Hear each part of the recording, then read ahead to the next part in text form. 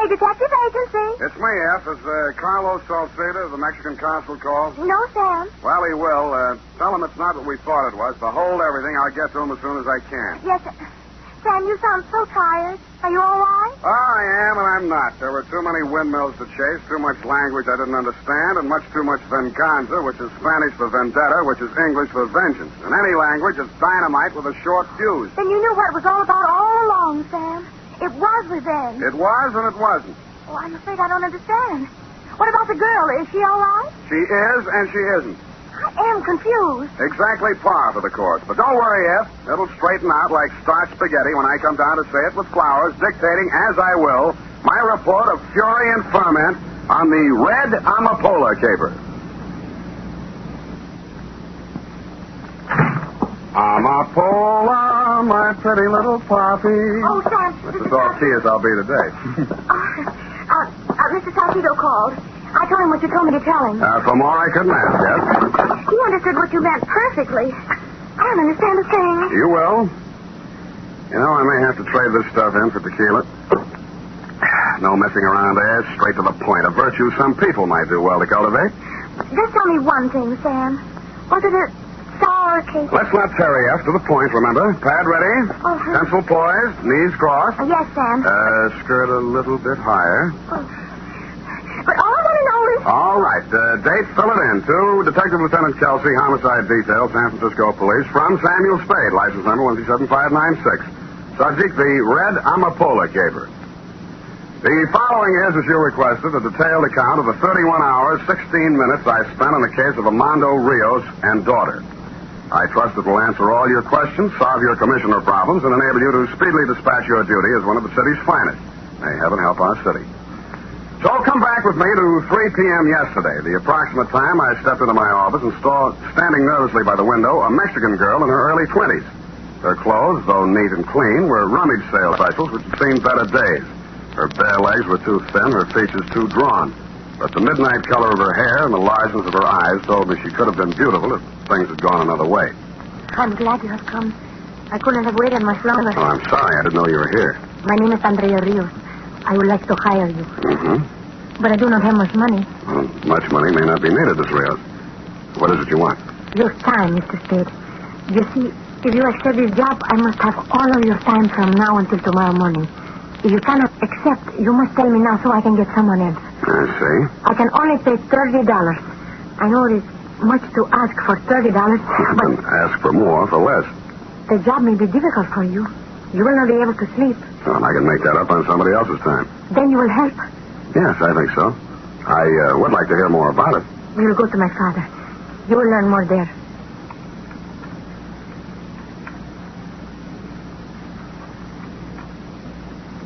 She led me to the nearest streetcar, headed for south of the slot, and paid the fare. 20 minutes later, we were walking through the San Francisco that's left over, where the liquor is cheap and one cigarette is property. The sounds of a jazzed-up Spanish song caught my ear, and the beer signs turned to cerveza. The building Andrea Rios picked to go into was old enough to give the termites indigestion.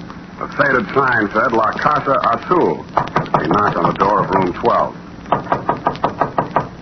Denny. Andrea, Papa.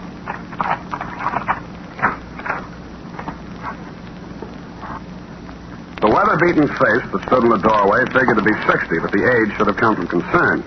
He wore a black sweatshirt, pants to match, and a dirty white sailor's cap. Inside on the table sat a bottle of high-octane joy juice, that witch hazel with a misnomer, tequila. The lemon and salt stood alongside. On the bed lay a duffel bag with the block letters Santa Susana. Está este el nombre, Papa. ¿Cómo se llama? Señor Spade, el detectivo. My father speaks no English. I see. ¿Tienes confianza en él? ¿Es honrado? He asks if you are an honest man. It's a question no man can answer with complete honesty. ¿Qué le has dicho, André? ¿Qué sabe? Nada, Papa. Siéntese, hombre. ¿Un traguito? My father says to sit down and have a drink. Tell Father I will, but I'd enjoy it more if I knew why I was hired. Yes, of course. To spend the night here, Mr. Spade, with my father. To keep an eye on him all the time. Protection? No. Well, there must be more to it. We want you to be able to testify to my father's whereabouts this night, if it should become necessary. Mm-hmm. What's going to happen this night? Something. And you want your father in the clear. Yes. Well, that sounds fair enough. That's all there is. I'll have that drink now. There'll be enough to last.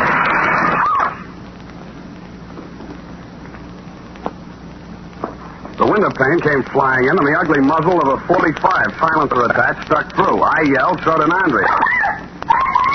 But the gun yelled louder and with more effect. The bullet hit Andrea in the side. She lurched crazily, then folded in her father's arms. She began to mumble her name and cry. I jumped to the window. Pulling away was a black Buick sedan with driver unidentifiable. So were the license plates. They were covered tightly with a cloth. It was a pro job from beginning to end, and a clean getaway.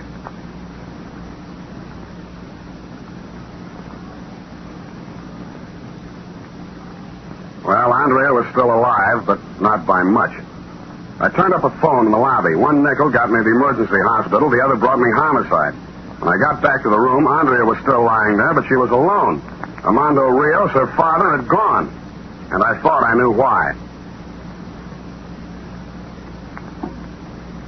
Revenge, huh? Exactly, Lieutenant. I think Rios knows who shot his daughter because I think the bullets were meant for him and she got him by mistake. Huh? I think, therefore, that Rios has got revenge on his mind. Now, let you have Rios picked up before he does something he can't get out of. I'll make a note of that. Also make a note as follows. I, Lieutenant Kelsey, will check the Mexican consul for background on Rios because I, Lieutenant Kelsey, believe Rios is a Mexican national. Not so fast, sir. Furthermore, I, Lieutenant Kelsey, will make a close check of all incoming police calls for the rest of the night because something is going to happen for which Rios wanted an alibi. When I find out what Sam is, I will graciously inform Sam Spade.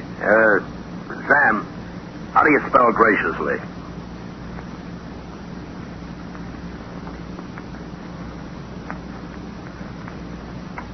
I went to the offices of several Mexican-language newspapers, told them the story, and asked them to give a place of prominence to the fact that Andrea was alive, asking Armando Rios to go directly to the nearest police station and wait until contacted.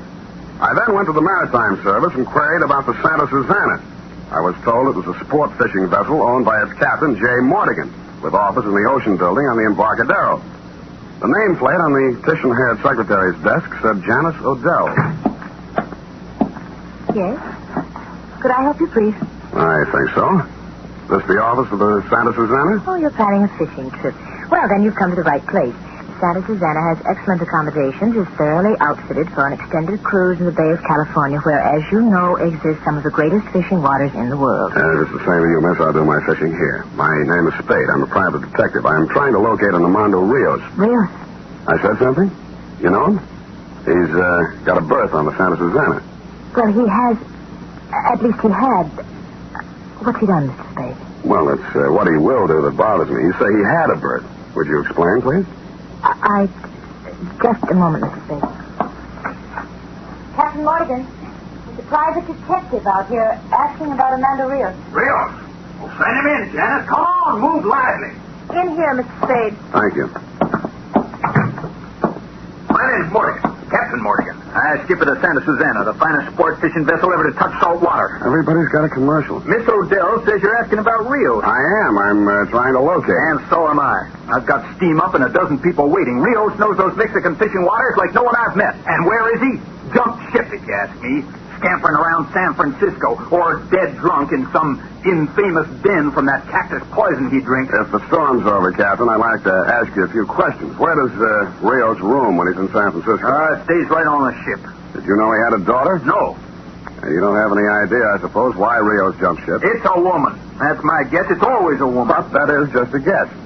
All right, Captain, I'll make a small-sized deal with you. If I find Rios, I'll notify you. If you find him first, notify me. I'll leave you my card.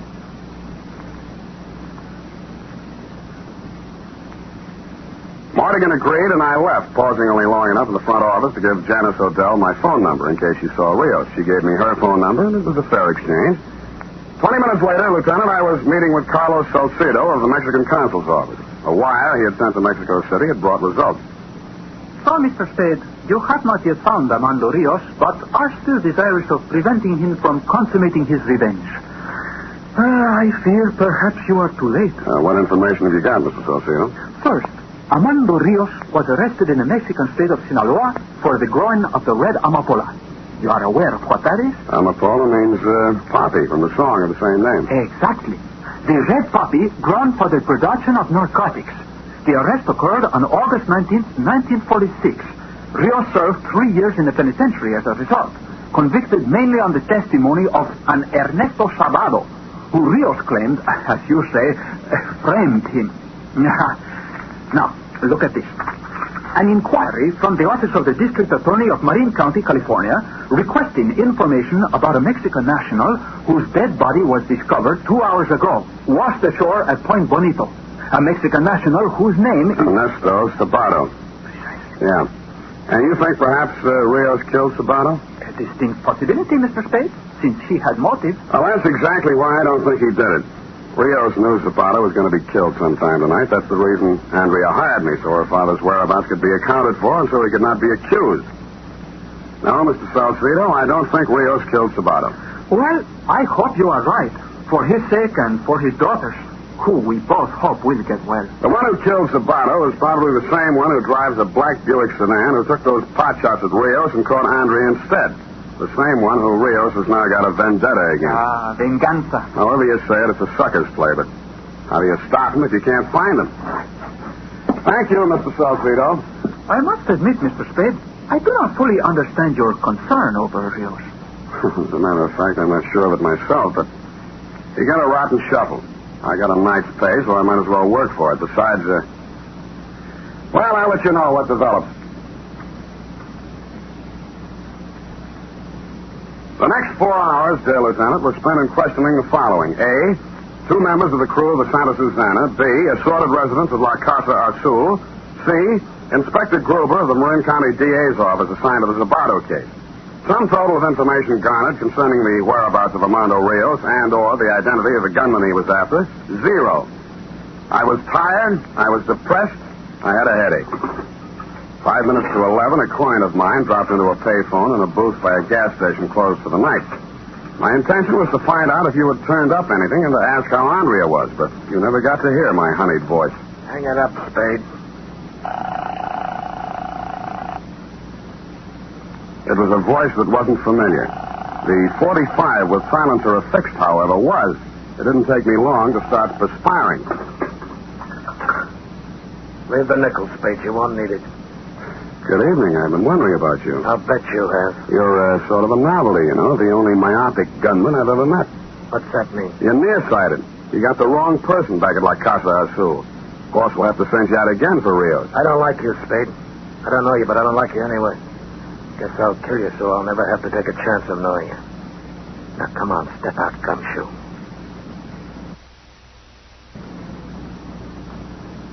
He urged me out of the phone booth up the street a few paces to the head of an alley with a blind end. There he parked himself in a fire plug. I wished him all sorts of bad luck, and he told me to start walking into the alley. Mine was small choice. But as I moved away from the gunzel toward the alley's end, my eyes searched for means of escape. All right, Spade. That's far enough. Now I'm going to pick your eyes out. Turn around. I stood frozen for a moment, then spun and looked. The gunzel had pitched onto the sidewalk, but the 45 was still in his hand. I moved up to him slowly with a maximum of caution and took a closer look. He was as dead as he could get. A knife in his back had done the job. That's when I looked up the street and saw a figure in fast retreat. It wore a black sweatshirt, pants to match, and a dirty white sailor cap. It looked very much like the venganza of Armando Rios was accomplished.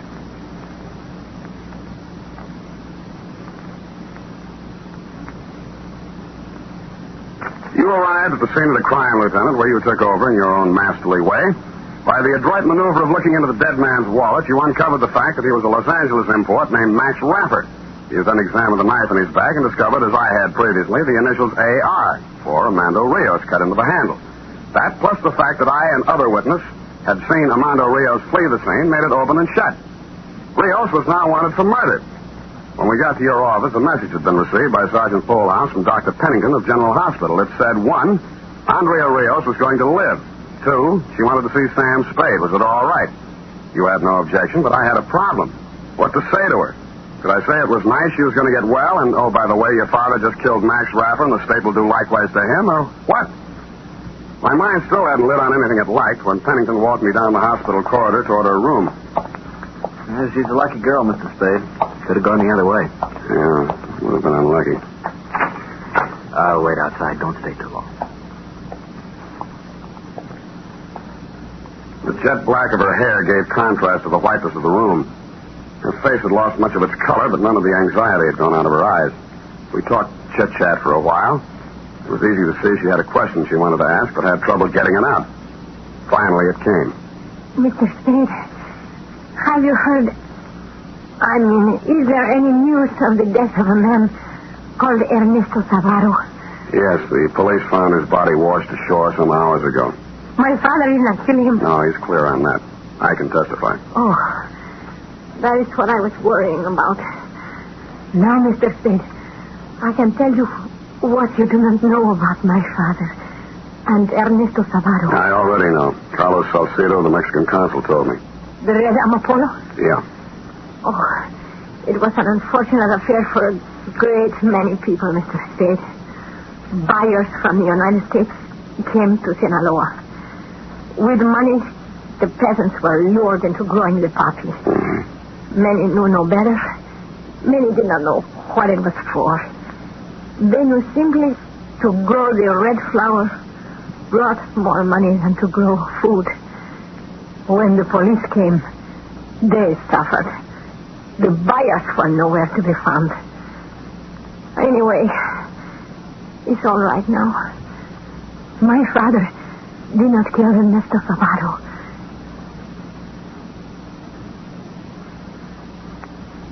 No, Lieutenant, she did not learn about Max Rather's killing from me, or that her father was now a fugitive wanted for murder. I also didn't ask her some questions I could have asked, like, how did she know Zabato was going to be killed? Did Rappa do it, and why? Somehow it didn't matter. It had turned sour all the way down the line. And besides, Zabato was Inspector Gruber's problem, not mine.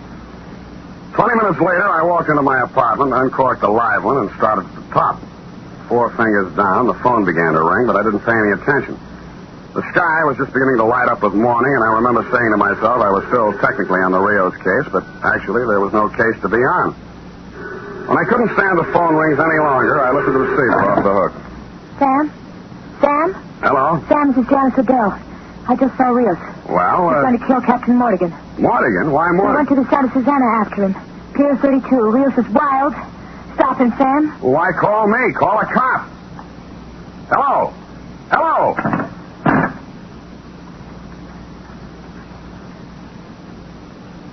12 minutes later, I was moving through the early fog of the waterfront looking for the Santa Susana.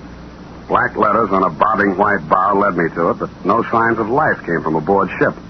A quick tour had me believing it was deserted and that either Rios had caught up with Mortigan someplace else, for what reason I didn't know but could guess, or that Janice had given me wrong information.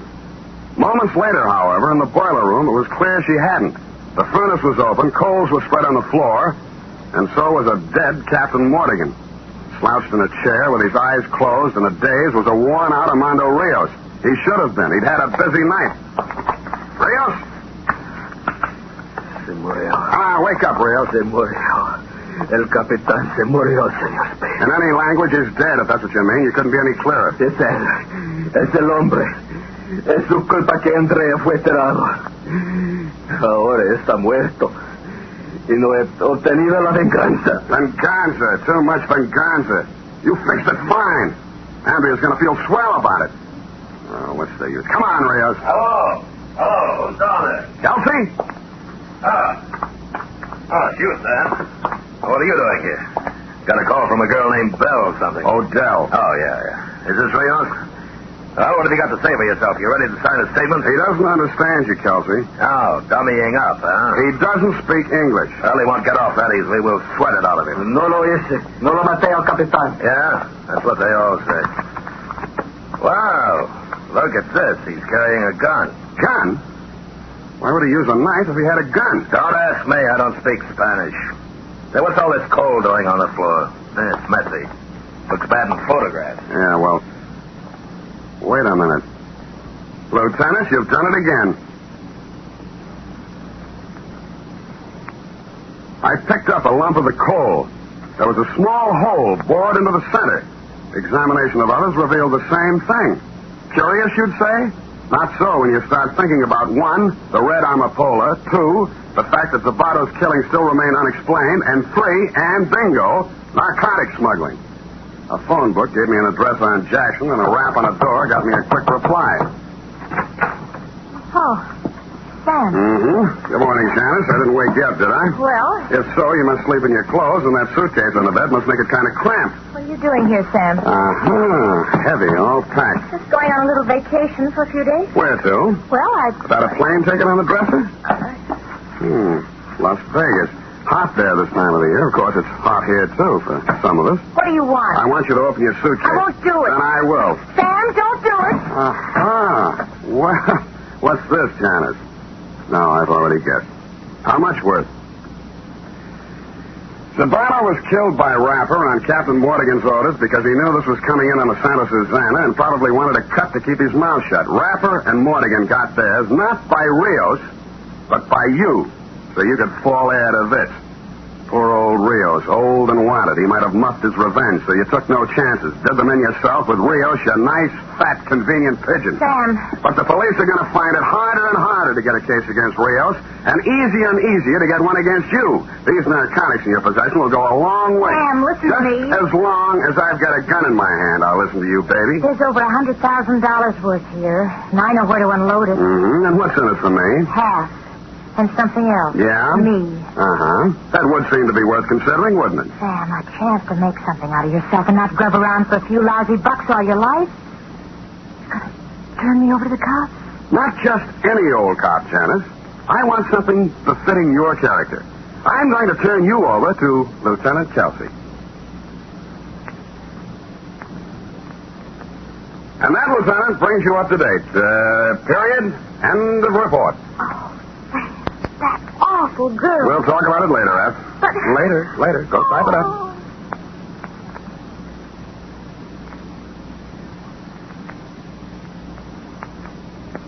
Here it is, Sam. Can we talk about it now? We can. How could that girl have thought for one single moment she could turn a man like you into her accomplice? Very poor judgment. To smell dope yet? Yes. Do I look the type? I should say not. You're upstanding and clean cut. Well, thank you. Maybe she was nearsighted, too. Anyway, I'm glad it's over and it had a happy ending. Well, I'm glad if you're glad. Now, rush that over to Kelsey so he can look good in the eyes of the commissioner, then phone Mr. Salcedo and tell him the lieutenant's got all the facts. And one thing more. Yes, sir? Have the florist send a bouquet of flowers to Andrea at the hospital. Oh, Sam, that's very nice of you. Think so? One thing still more. Close your eyes and have the florist send a bouquet of flowers to you, too. Sam! Easy, Ed. How do you know it's not coming out of your salary? That's true, too. Good night, Sam. Good night, sweetheart.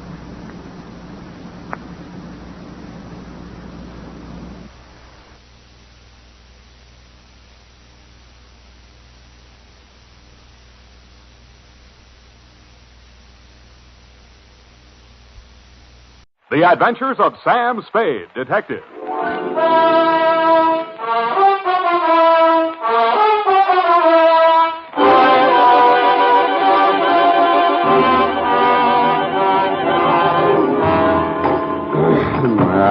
Date?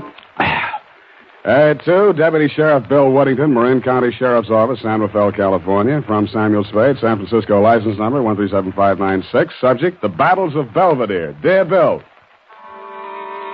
by this time, I should have known better, and I did. Per square mile, there are more screwballs in your stamping ground across the bay than should happen even to me. But Belvedere Island is very small, and I'd always been very curious about it. I can see it from my office window. A little green hump rising out of the water just around the corner from the Golden Gate Bridge and connected to the mainland by a narrow causeway. But I got there the stylish way.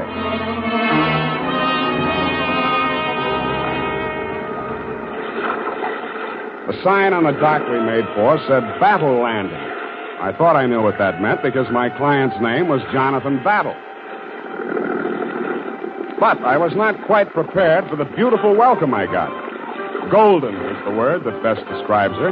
From the gold sheen of her complexion to the gold sandals on her delicate little feet and the heavy oriental-type gold jewelry gleaming from her ankles, arms, throat, and earlobes. Her jet black hair was partially covered with a gold-embroidered sari, and as she came nearer, I saw that her eyes, with their slight oriental cast, were not green, as they looked from a distance, but blue, with flecks of gold in them. I am Chandra Leslie, Mr. Spade. Welcome to Belvedere Island. Thanks. I think I'll like it here. If you will accompany me, I will take you up to the house. Thank you. I am sorry my foster father could not be here to greet you. But he is an artist, you know. Oh. You're Jonathan Battles' foster daughter? Yes. He was my father's closest friend. When I was left alone in the world, he came out to India after me and brought me here. I see. How do you like San Francisco? I've never crossed over to the city. I wish I could. Well, why can't you? I am only a woman. I must do as I am told. I see. I wasn't told not to go down to the landing to meet you, but perhaps it would be just as well if you did not mention it. Mum's the word. That is his studio down that path. I'd better not go any farther. Hey, wait. Will I see you again? That is for you to say.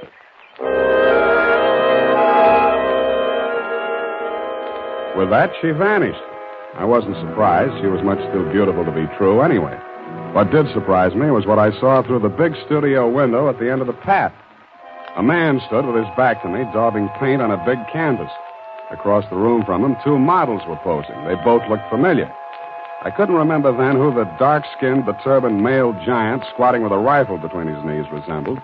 But the feminine one in the oriental dancing girl-type pose was a dead ringer for Chandra Leslie, the girl who had just left me going in the opposite direction. I couldn't figure how she could have gotten in there so quickly. And if she was too good to be true, how could she be too? The answer proved to be absurdly simple. Interruptions, nothing but interruptions. If I ever finish this picture, it will be a miracle, even if I live to finish it. Just look what I'm forced to use for models. Wax dummies. That one is a good likeness. That girl, where is she? I can never find her when I want her. Always out chasing birds somewhere. And that dark-skinned fellow just disappeared. Had to copy him from memory. He looks familiar, Mr. Battle. Who was he? I never asked him. Just came wandering out of the woods one day, soliciting odd jobs, and there he was, exactly what I needed for the figure of the Sikh soldier in my painting. Sikh soldier? You mean he wasn't well? Oh, no, Mr. Spade. Sikh, man. Sikh, S-I-K-H, as in India. Oh, foolish I me. can see you're interested in my work. Have a good look at it. See here? The figure of the dancing girl against the sweep of the desert in the setting sun. Mm. The weary soldier tries to submerge the horrors of war, in the contemplation of feminine beauty. But the sun's rays, refracted in that crystal, focus themselves upon the weapon in his hand. And he is reminded that he must revel while he can, for as surely as the sun rises on the morrow, he must answer the call to arms. Great conception, isn't it? My son's idea. Mm-hmm, yes. Well, exactly why did you ask me to come over, Mr. Battle? Mr. Spade, supposing you knew a man who had committed the crime of murder in order to realize a reward beyond the wildest imaginings of the Occidental mind. Well, Suppose, then, that just as he had that dream within his grasp, you had snatched it away from him. Me? Suppose, further, that your enemy had then devoted his life and his fortune to searching you out, and you suddenly learned that he had caught up with you at last and was actually living a stone's throw away from you. What would you think? I think I'd move. Where? To a crowded city where he or his hirelings could be lurking for you around any corner? Well? I think not, Mr. Spade. I think I would stay right here on this island and hire myself a detective. Bully for you. And I would send that detective to warn him that his presence is known and his designs anticipated. Who is this sinister character, and where is he ambushed? It's the property adjoining this one on the north. The name on the mailbox is Patterson, but don't you... Oh, good Lord! It's 12:47. It's time. Go. The sun is approaching the proper angle. I've only these few moments, you understand, each day. When the sun's rays fall directly on that crystal from the clerestory window up there, perhaps today I will capture it with brush and canvas.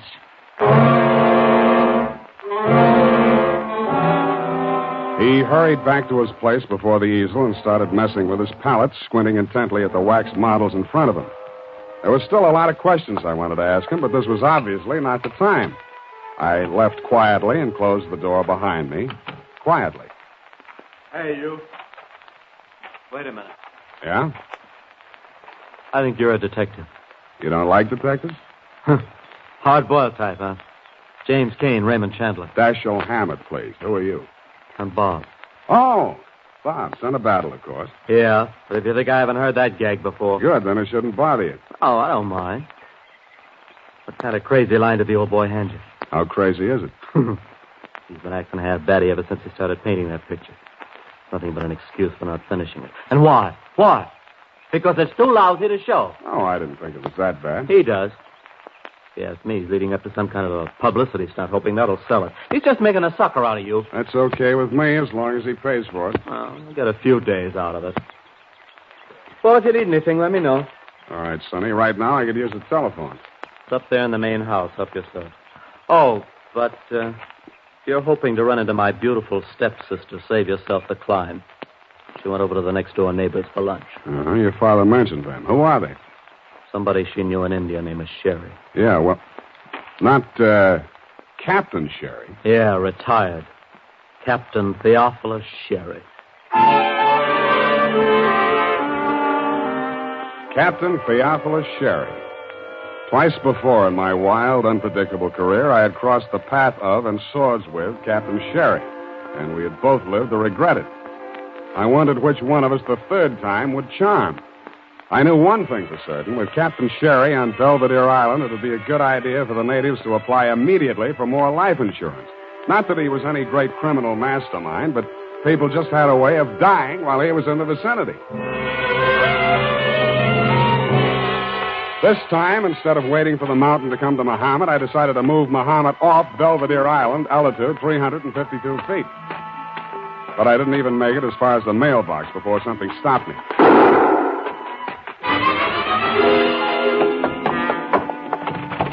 Hey, Battle! Battle! Anyone in there? Battle, can you hear me? Okay, I'm coming in.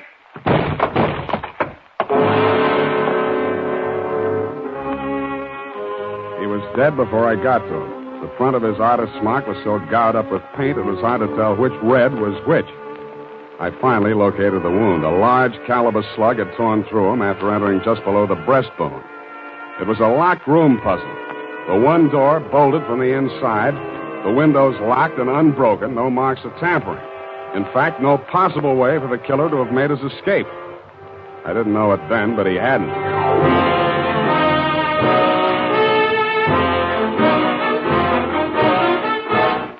The United States Armed Forces Radio Service is presenting the weekly adventure of Dashiell Hammett's famous private detective, Sam Spade.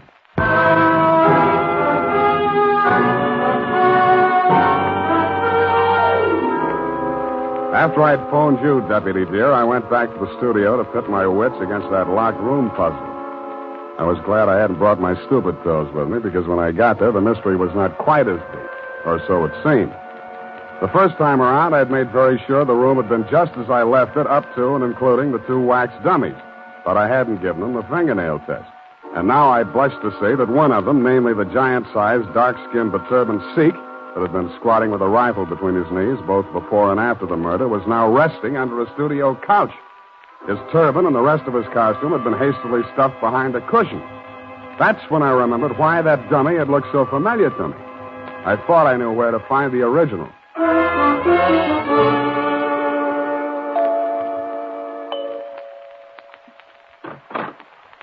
Hello, Marcus. Where's Captain Sherry? You go home.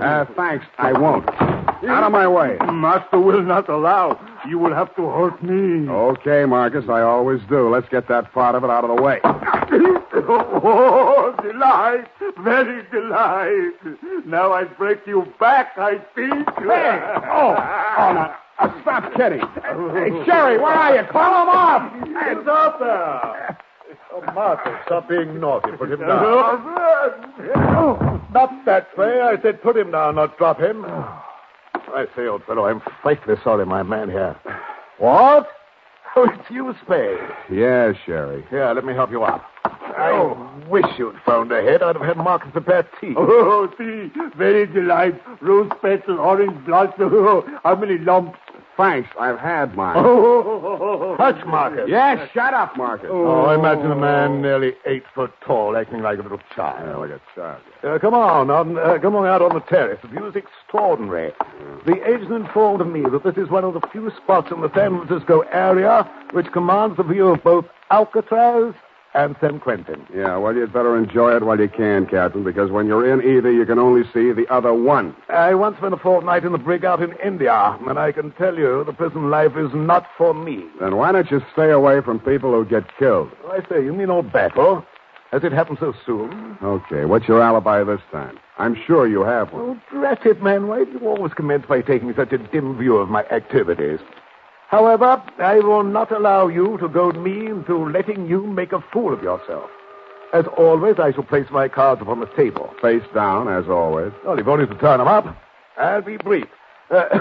20 years ago... Oh, here we go. Marcus and I were having a go at the east slope of Nanga Parbat in the Himalayas when our pack train encountered an avalanche which swept us bodily across the border into Tibet. I'll bet.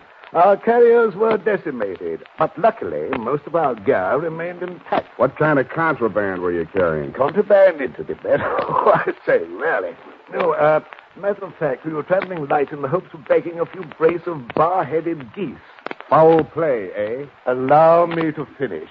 We arrived in Serra, a valley adjacent to Lhasa, to find the religious community in an uproar. It seemed that in their haste to create a new Tashi Lama, the native astrologers had misread their stars. In short, they had vested in the holy monastic robes an infant girl.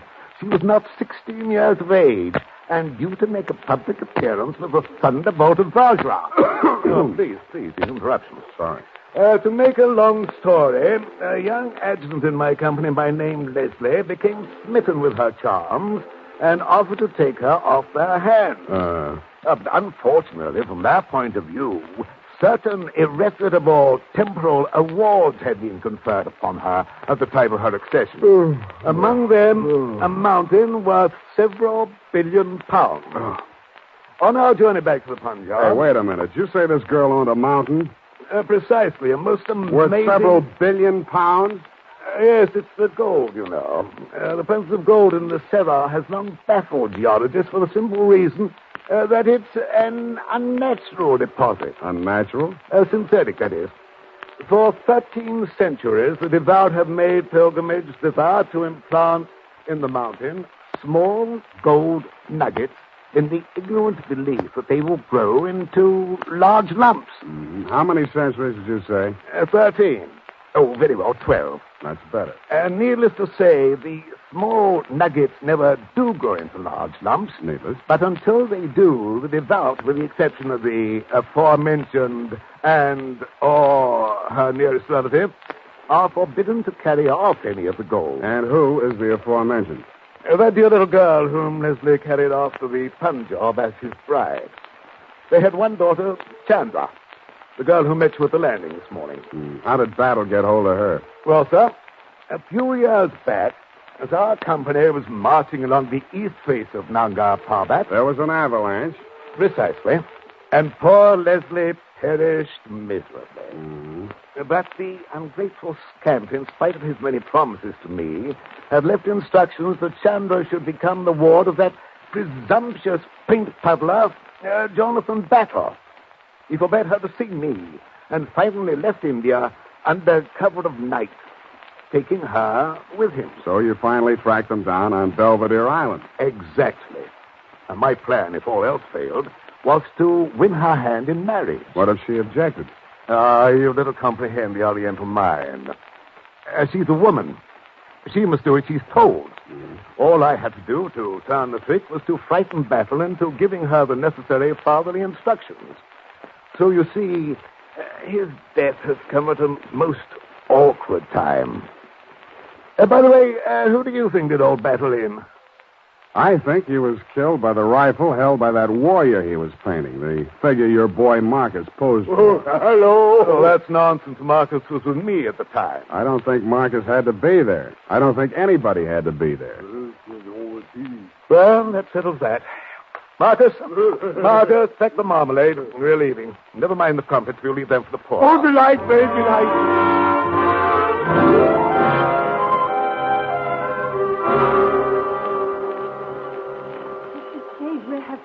Oh. The police are here, and I have been all alone in the house. Where did Bob go?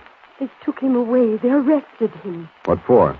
They found a pistol hidden in his room. They say it is the weapon that killed his father. Pistol?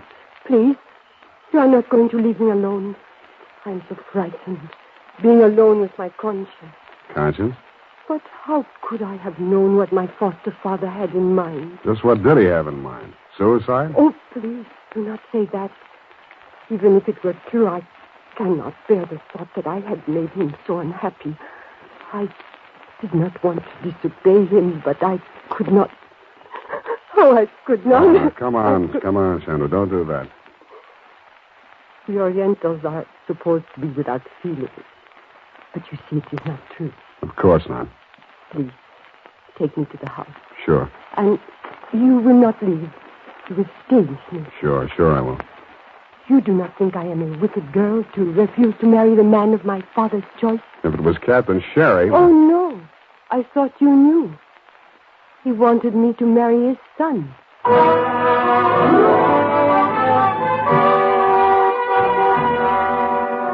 I spent the rest of the night keeping her insomnia company, and a very pretty one, too. I didn't get to you on the phone to ask you about that pistol of Bob Battles that you'd tagged as the murder weapon until just after sunrise. What I learned from you was that the rifle that had posed with a dummy warrior was an old-fashioned Belgian-made Browning with a smooth bore, which could use revolver ammunition. But the fatal slug did match the test slug from Bob's revolver. What I told you was that ballistics can lie, and that you should take another look at the metal clamp and the trigger guard of the rifle. You said you would, had the lab run tests on both guns, and by noon you had freed Bob Battle and released the exhibits into my custody. By 12:45, I had the stage set exactly as it had been set for Jonathan Battle's murder, except that the door was not locked. Chandra was standing at the easel as near as I could figure in the spot where Jonathan Battle had been standing when the slug tore through him, and Bob Battle was standing just close enough to her. You, Deputy dear, were lurking in the shrubbery outside, observing the whole colossal spectacle. Nevertheless, I plunged unblushingly ahead toward my Agatha Christie finish. But, Sam, I do not understand. What are we waiting for? You won't have long to wait, Chandra. You must be out there nut. I've been cleared. Nobody ever suspected Chandra. What do you hope to prove? Maybe that I'm wrong. Well, why isn't Sherry here? If I'm right, he will be. Okay, about 15 seconds. 15 seconds? 12 now. And if we're lucky, we'll find out how your foster father was killed. Chandra, he has no right. You don't have to do this. 5 seconds. Whatever happens, it'll mean your license, Spade. You have no right... 2 seconds. Chandra, get down! You can't, sir. Of all the high-handed, dishonest, reprehensible...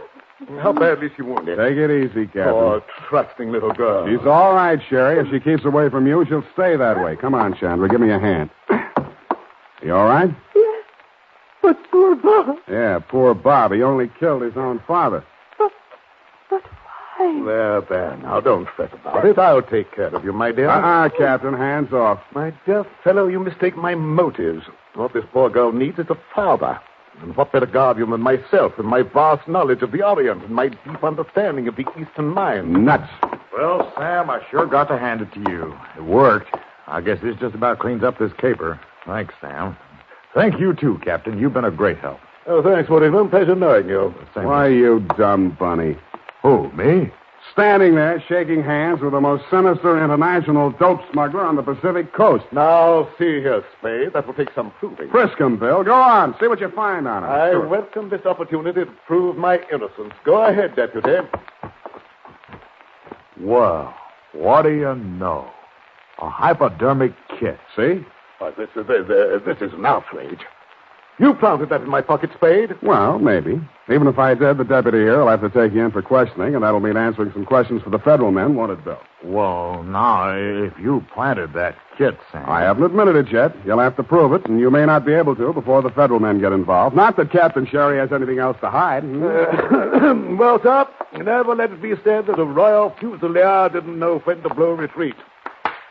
Marcus? Yes, master, yes. Pack the marmalade again. We're off, this time to Africa.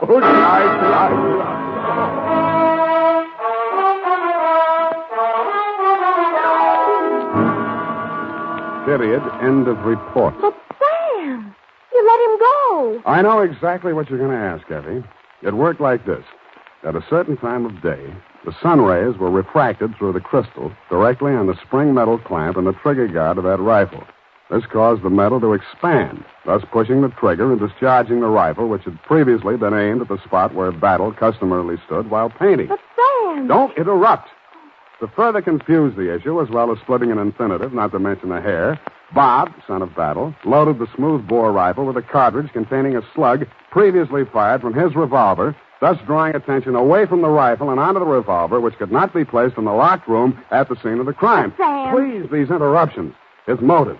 He thought his father was, in fact, going to force Chandra into marriage with Captain Sherry. Oh, that poor boy. He did love her. Perhaps, but don't forget the $1 billion mountain. But he leapt in at the crucial moment and interceded with the bullet meant for her. He died for her sake. He undoubtedly will have, but at the expense of the state and not of my conscience. In short, I loaded that rifle with a blank cartridge. He was not dead when he hit the floor, merely in a dead faint. Oh. No, please, no applause. Business as usual. Go type that up.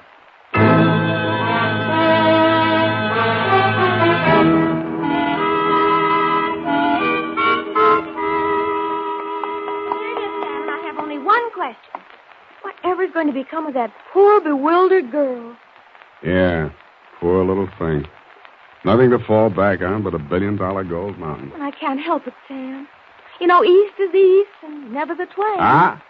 You're wrong. She's starting a twaining course tomorrow as a salesgirl in the jade department at Gump's.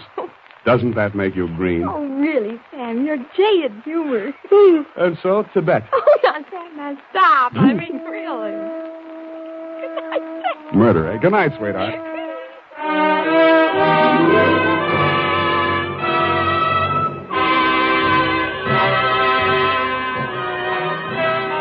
The Adventures of Sam Spade, Private Detective, is a presentation of the United States Armed Forces Radio Service, the voice of information and education.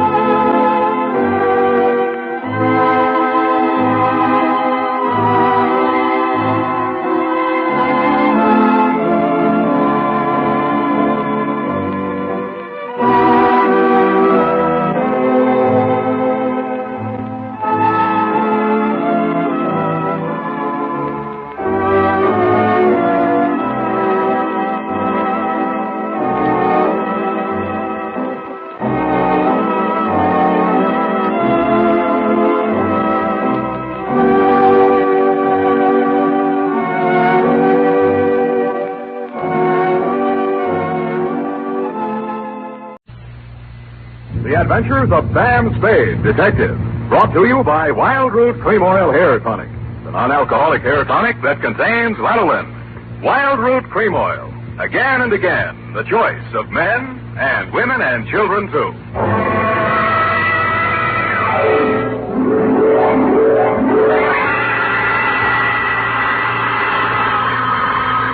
Sam Spade Detective Agency. Me, sweetheart. Oh, Sam! It must be telepathy. I was just thinking of you.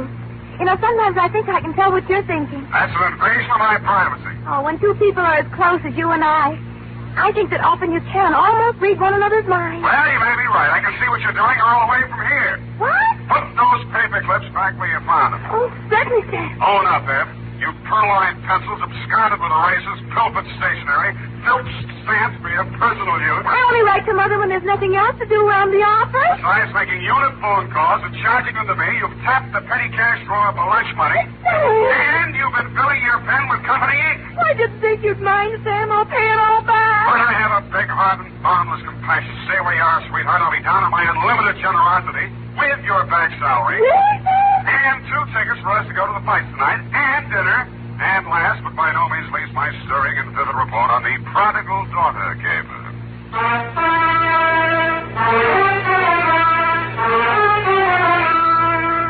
Dashiell Hammett, America's leading detective fiction writer and creator of Sam Spade, the hard-boiled private eye, and William Spear, radio's outstanding producer-director of mystery and crime drama, join their talents to make your hair stand on end with the adventures of Sam Spade. Presented by the makers of Wild Root Cream Oil for the hair. Here's a smart resolution to make. First day back on the job after your summer vacation. From now on, every single day, I'm going to pay special attention to the way I look. I'm going to use Wild Root Cream Oil Hair Tonic. Yes, folks, smart's the word for that resolution. For Wild Root Cream Oil grooms your hair neatly and naturally, relieves dryness, and removes loose dandruff. It helps give you that successful look that's so important to getting ahead.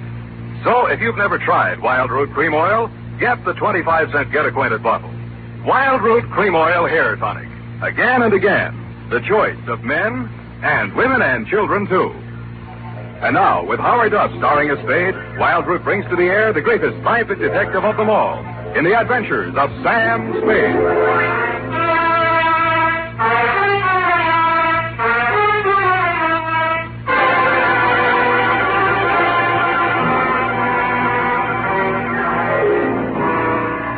Where are you now that I need you? Effie!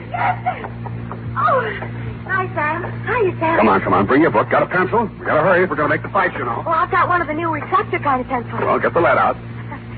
Are you really going off the post, Sam? It's Man McShelly versus Cluck-Faced Duffy in the main event. Ready? McDuffie. Sounds like an MP. McShelly. What? Aim and fire, Sam. PBX. F, you've been out with somebody else. A military man. Well, how did you ever know? Date, August 28-1949. I don't know whether we'll go out or not. You're clairvoyant. To Dr. Albert Kensington from Samuel Spade. I only had a cope with him, Sam. He was on Frillo, and we... And license number 137596, subject... And he was from Elkhart, Indiana.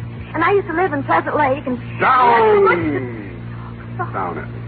Subject, Helen Scully of the Prodigal Daughter. A coke yet. Dear Doctor... Everyone in San Francisco knows the castle-type hill house that Casper Scully lived in, even if they didn't know him. When I got there was an all-black 49 convertible in the driveway, and slightly smaller, same color, a Russian wolfhound wearing a spiked collar and expression to match. He broke his chain when he saw me and ran in the back of the house. That should have told me something, but I plunged the doorbell and was admitted by a butler named Stanley, who left me standing in a draft in the library looking at a cold television set. I pulled up my coat collar, took a plant in front of the fireplace, and lit a cigarette.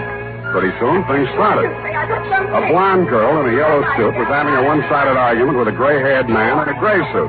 Nobody paid any attention to me. Stuff about how you forbid it and it can't go on. Well, let me tell you, it can go on just as long as I want it to. And there's nothing you can do about it, so don't, whatever you do, try to interfere. Oh, stop it. That hurt look again. Seen it too often, and I'm sick of it.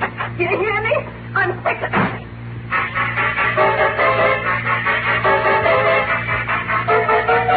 He looked mad, but he didn't say anything. I saw them walk around the garden once, shake fists at each other, and finally part. He disappeared up a narrow stairway, and she came storming back through the library. Who are you? How do you do? Who are you? Sam Spade. What are you doing here? Waiting to talk to Mr. Scully. Well, I just talked to him, and he isn't very nice. Let me tell you that. Yes, He's but a nasty, stubborn, bull-headed old man, and you won't like him. Yes, but nobody likes him. Go back where you came from, whatever your name is. I'm the nicest person you'll meet around this place. Yes, but... Don't wait around. Oh, goodbye. But I did wait around, Dr. Kensington, and I did talk to Mr. Scully when you came in the room with him, only Mr. Scully did not talk to me. He glared at me through black, smoldering eyes, sniffed the air, frowned at my cigarette. I frowned back. Mr. Spade, I'm Dr. Kensington. I wrote you the letter. This is Mr. Scully. Oh, please, this cigarette. Mr. Scully suffered a severe accident many years ago that affected his throat and his respiratory tract. He smoked. Of course, I understand, Doctor. Sorry, Mr. Scully, Yes, thank you, Spade.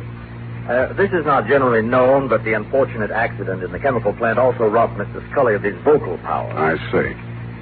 Yes, the modern doctor, the physician of today, is a far cry from the general practitioner of yesteryear. Today, we must know the mind, the psychological quirks, well, he must follow through completely on a case. Sometimes, as I am today, a confidant, an executive officer for his patients. He is a well, a friend, to say the least, eh? Oh, yes, to say the least. Eh? Oh, of course, Mr. Scully, to the point, of course. Sit down, Spade. Oh, thanks.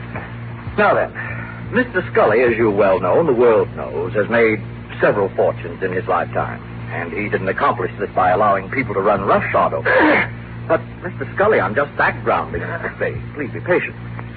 Mr. Scully intends leaving his daughter Helen his entire fortune. A great deal of money, to say the least. Say the least. But Helen doesn't care about the money. She's foolish, young, headstrong, and impetuous. Huh? I heard her arguing with Mr. Scully a bit. Now, Mr. Scully. We'll straighten all this out. Mr. Spade will help us. Well, then, Spade, you have half the problem right there. She is a headstrong, impetuous girl.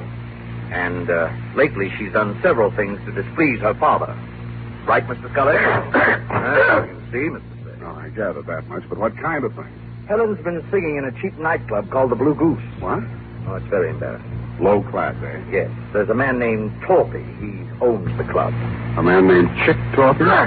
Ah, you know of him? I've heard of him. Contrary to all her father's wishes, Helen insists on seeing this man Torpy. How old is she? Well, that's beside the point, Mr. Spade. But a sordid affair now might rob her of a future of wealth and security. Mr. Scully's at the point of exasperation. He might well change his will over this matter. Correct, Mr. Scully? At best, this is an embarrassing situation, and most indiscreet of Helen to have brought it about. So, I'm supposed to go talk to Chick Torpy, is that it? In a word, yes. Well, you sound rather reluctant, Mr. Spade. Chick Torpy's a little too old for the Boy Scouts. Well, we want you to see him. Find out how much you'll take to stop seeing Helen. Tell me, what happens if Torpy isn't for sale? Oh, everyone has a price, Mr. Spade. Matter of character. You get paid for work like this, that's your price. Yeah, that reminds me. 50 a day and expenses. 5 days guaranteed, to say the least. Of course, to say the least. And, Mr. Scully, I happen to have a standard client's contract with me here. If you'll just sign on both pages, I'm sure... Never mind, Spade, not now. Mr. Scully will mail it to you later on today. Ah, dear, Mr. Scully's fatigued.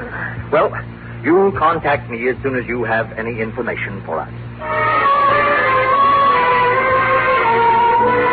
I said I would. Mr. Scully sounded a final cough, and I left the two of you in the library. It was interesting, meeting this voiceless tycoon who must have made and broken many a man with a nod of his head or a shrug of his shoulders. The same black dog with the same spiked collar was still outside the house doing the same thing. Ah, Spade. Spade? But something new had been added. A pair of well-tailored shoulders, diamond stick pin, and a gray felt hat with a snap brim. Hello, Spade. You don't know me. Now, wait a minute. There's something about a guy in a lineup. You're Dapper Danny Cavillo. When'd you get our frozen, Danny? A while back. They gave me a kind of rating check. Wouldn't that 38 make you a parole breaker? Oh, is that showing? Unless your ribs grow in different directions. Sam, I'm here to save you a lot of trouble. What trouble are you here to save me? You want to see Chick Torpy, don't you? You've got business to talk with him, no? News gets around fast, Danny. No.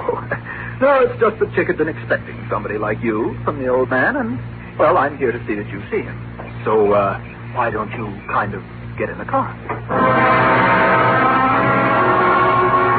And I kind of did. Danny smiled, lit a cigarette, shifted his shoulder holster so he could shift gears better, and drove me back across town to an apartment house on LaSalle, the Metropolitan. A good-looking guy who stood about 6'4", black hair, answered the knock. Hello, Chick. May I present Sam Spade? Sam Spade, meet Chick Torpy. That'll do it, Danny, thanks. Hello, Spade. Come on in. See you, gentlemen. Danny's Gabby. Hello, Chick. Your taxi service always free? Just when I'm in a hurry to get things settled, soldier. You saw the old man today, huh? I saw him and talked to his doctor, Kensington. All right. You're here to tell me how worried the old man is, right? If you're talking about Helen and you, yes. You're bad company. Yeah. What else? He wants you to stop seeing her. Well, suppose I don't want to stop seeing her. Suppose I told you I love her. Let's see. She comes in at $3 million when he kicks. You love her. I'd be crazy if I didn't. I wonder what she'd say if she heard you say that. Why don't you ask her, Spade? Helen? Hello, Mr. Spade. Told you to leave my house today, but you didn't listen. Vince Spade? Well, I'm wondering, anyway. Maybe this will help. When you get back to my father, tell him I think Chick would be a fool to brush me off. Tell him that someday I expect to inherit all of that wonderful money he spent a lifetime making. Tell him that Chick's tired of working. Got all that? Yep. How do you feel, Spade? Like I'm earning my fee. Oh, you've already earned it, Spade. There's no use trying. I've told her myself, now you can tell him. She's not for sale, and I'm not for sale. Got it? You got it. All right, then you're finished here. Hello. Oh, you. Well, I'm not sure I want to talk to him. Give him a pill. And it was on that happy note, Doctor, that I went downstairs, found a drugstore, and tried to phone you and tell you what Torpy had said. Your line was busy, and while I was waiting for it to get unbusy, I spotted Chick Torpy out in front. He looked madder than when I'd left him, and there was a bulge in his coat that hadn't been there before. He got into a black sedan near the curb, and I hailed a cab and followed him across town up to Nob Hill. A half a block from the Scully residence, I left my taxi and took the rest on foot.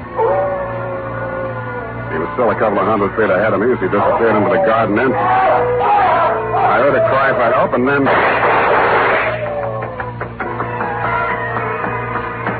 Chick was standing over something on the ground. When he saw me, he shrieked for a break in the hedge. I stopped long enough to have a look at the body he'd left. My client. He still had gray hair, and he was still wearing the gray suit, but half his face had been shot away.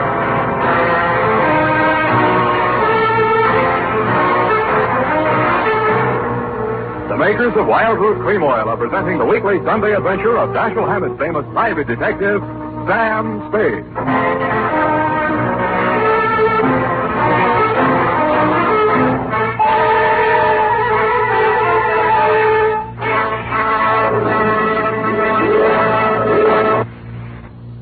Remember, non-alcoholic Wild Root Cream Oil contains lanolin. It grooms the hair naturally, relieves dryness, and removes loose, ugly dandruff. So if you want your hair to be more attractive than ever before, get the generous new 25-cent size of Wild Root Cream Oil, America's leading hair tonic, on sale at all drug and toilet goods counters. It's also available in larger economy bottles and the handy new tube. By the way, smart girls use Wild Root Cream Oil, too, and mothers say it's grand for training children's hair. Get Wild Root Cream Oil. Again and again, the choice of men and women and children, too.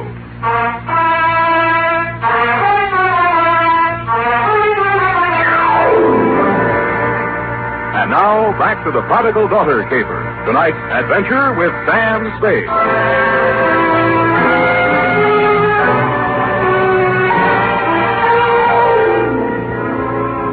My 5-day contract arrived in the morning mail signed by Casper Scully. The headlines were no surprise. Chick Torpy sought in shooting of multimillionaire.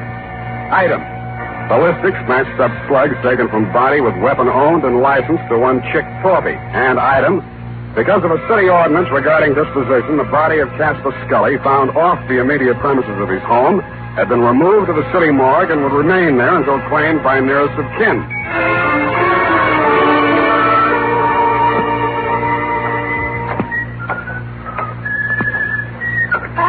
Hey, Sammy, my boy. It's good to look on you. Hello, Maxie. What brings you, Sam? Scully said. Oh, yeah. Check him back in. Autopsy. Were you in with this, Sam? Do you know Scully? I just met him yesterday. Like I say to you before, you do collect queer ones, eh, Sam? Oh, such a mess. Woo-hoo, such a mess. Yeah, I know. I found him. They tell me he has to be claimed. City ordinance, Sam. Nearest of kin. It'll be his daughter, Helen. She called or anything? No, not yet. But to get back to him, a real queer one. Maybe the tops this season. How so? Barbarianism, Sam. That's what it is. The world is moving backward. You can get deader than dead. Huh? You'd think the slugs in his chest would be enough, but no. 4 also in the head, too. Kill him twice. Say it again, Maxie. You mean that... Twice, Sammy. In the chest, maybe 20 to 30 hours ago. In the head, maybe 12 hours later. You see what I mean? I saw what he meant. I didn't like what I saw, but things did begin to make some sense. From the morgue, I phoned the Chronicle office, confirmed that Scully did suffer from a throat ailment, was publicity shy, was never interviewed or photographed for that reason. I asked them if they had a specimen of his handwriting by any chance, and they did. I had it sent to me by special messenger, and the signature, compared to the one on my 5-day contract with Mr. Scully, made interesting reading. But what was even more interesting was the DOA Maxie was ushering in. As I was saying, Sam, it's awful the way these homicides are turning up nowadays. In gray suits, it's fashionable now. Hey. What's the matter, Sam? You know him? Yeah, I know him. What's it say? The toe tag says unidentified, accidental drowning. Found off Pier 14, time 8:15 this a.m. Accidental drowning. You don't think so? Why do you think he's dead? I think he's dead because he didn't cough when the doctor asked him to. I left Maxie to his newest customer and looked up the police officer who had found the unidentified man. All they had on him was New York clothing labels and a silver identification bracelet with name Julio engraved on it between two small indentations of the comedy tragedy drama mask. It wasn't much, but it took me to a theater on Post Street featuring a special company of Spanish actors on tour. I am the manager of the company. What is it, please? I'm sorry to trouble you. I'm trying to locate a certain man. I have good reason to believe he's with your company. We are a small group. His name, please? One name might be Julio. Oh, Julio de Vaca. He's... Gray-haired, medium build? You are from the police? No. If you are looking for Julio de Vaca, why are you not from the police? 2 days ago, Julio, who does not speak any English, is asked of all things to appear on the television program. Here is his line. I am proud. But yesterday morning, a man on the telephone, they speak, and Julio goes out with no word. I, too, am looking for him. He missed his performance the afternoon. I see. He drinks too much sometimes, I know, and he missed the evening. Where he is, this I do not know. But if you find him... I have found him. You have found him? Does he have a wife? I am the Senora de Vaca. What is it, senor? What has happened to my husband? You better get your coat, Mrs. Saderbaka.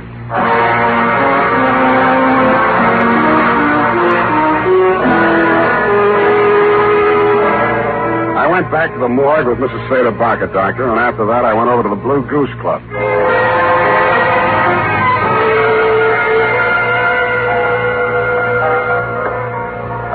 Oh, you Spade? Tired, Danny boy, tired. Well, come on in and relax. Nice place. You run it for Chick? When he's away. Seen Chick lately? 2 sets of cops, 3 reporters have been here asking the same question already this morning. What are you trying to prove? Chick's in trouble. You're his partner. No, he got himself into this one, Spade. Look, we make a nice dollar running this place. It's legitimate. And no cop's going to raid us or close us up. Chick started fooling around with that Scully woman. And I told him just once. It's dynamite, I said. You know how the old man is. Let bygones be bygones. But Chick didn't listen. Tell me about the bygones that should be bygones and why Chick should know how the old man is. Well, Scully sent him up 5 years ago. Did you know? No, I didn't. Oh, Chick owns some property south of Brazito, and Scully wanted it for oil drilling or something. Chick asked too much, and Scully figured a way to get it from him in court. Had it condemned or something. Well, Chick got kind of sorry. Met the old man on the street one day, and, well, they convicted Chick of attempted murder. 2.5 years. And Chick looked up Scully's daughter when he got out of prison and started making love to her to get even. Oh, yes, Spade, that's just the way it started. Only Chick was the sucker after all. He really went for the creature. He married her 3 weeks ago in Reno, the poor sap. Anybody else know about that part of it? Only me. I was best man. By the way, Danny, did you rap Julio Saderbaka over the head last night and toss him in the bay? Who's Julio, whatever his name? An actor who happened to look something like old man Scully. Enough like him to keep his mouth closed when I was there, but who might want to open it later. I don't know what you're talking about, Spade. Didn't think you would. But I don't like it. Yeah, boy. Timmy? Joe? Yeah? Blow this phone off. I'm sick of looking at it.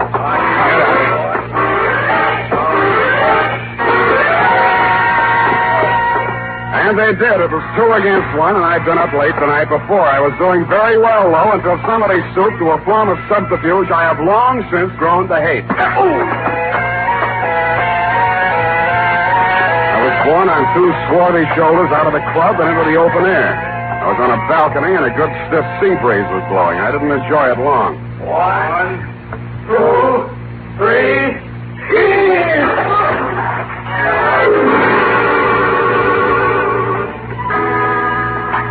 was cold but refreshing, and I managed to swim the 5 feet to shore. And that was my limit. I hung onto a slippery piling which supported the Blue Goose above me and partially hid the antechamber in front of me. It had been a wine cellar once and a loading dock, I suspected, during Prohibition. This time it was a hideout. Keep your hands up, Spade. Close the door. Nick, please. Keep out of this, Helen. You're crazy, Dorothy. You got this all wrong. Take right. There's probably a $5,000 reward out for me right now. They want me dead or alive, and you're here to tell me how wrong I am. Well, it'll be dead, Spade. They'll never take me, and you aren't going to. Listen to reason. I've listened to all the reason I'm going to listen to. From now on, I'm doing things my way. I got nothing to lose now. I'm getting out of here. So long, baby.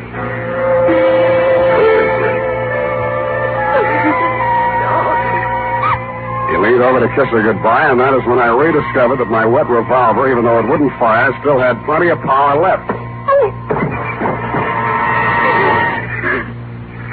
Mr. Spade, thanks for doing that.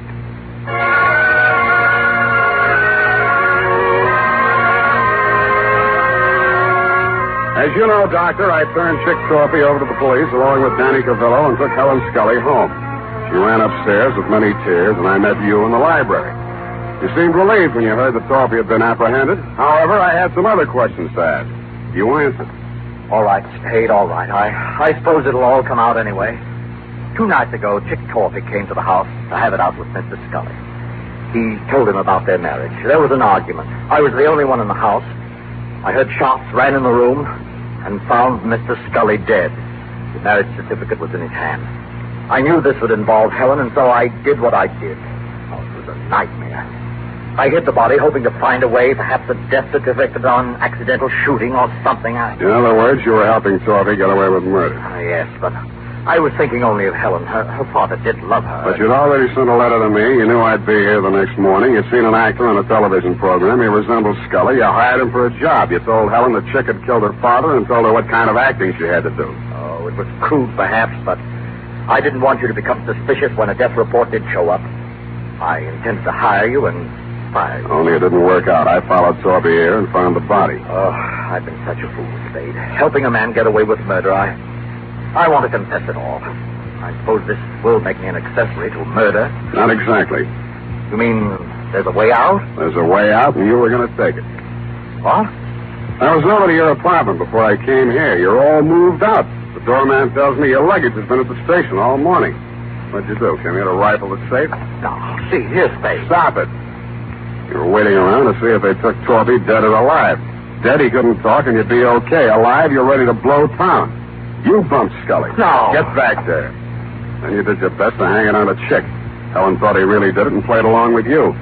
You're not an accessory to murder. You're a murderer on a double count.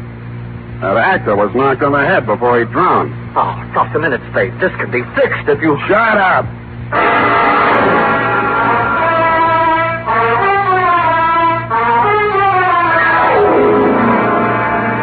Period. End of report. Sam, I don't understand. What, Angel? I don't understand, Sam. What? Well, you say you turned Chick Torpy over to the police, yet Dr. Kensington was the murderer. A formality, yes. He will be released and cleared in short order. Anything else? Well, yes. What about Danny Cavillo? An innocent bystander. But he had you beat up and knocked on the head. And he has already made amends with those tickets to the fight. But... No more questions, Ev. Pipe this up and I'll give you a happy ending.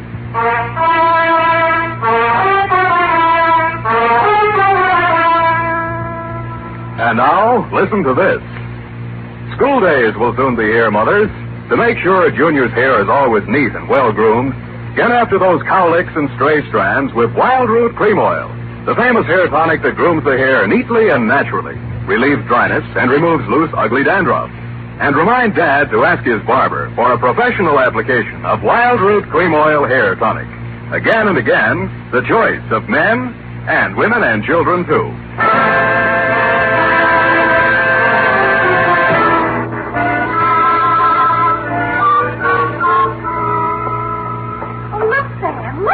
What is it? Look, Sam, look.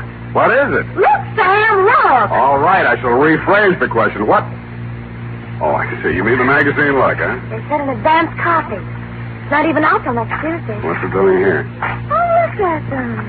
CDs. Who? Who are these people here? That's Sam Spade. What? On the radio. You know, Howard Duff. He plays you on the radio. Oh, it's Duff. Why do I play it on the radio? You're not the type, I guess.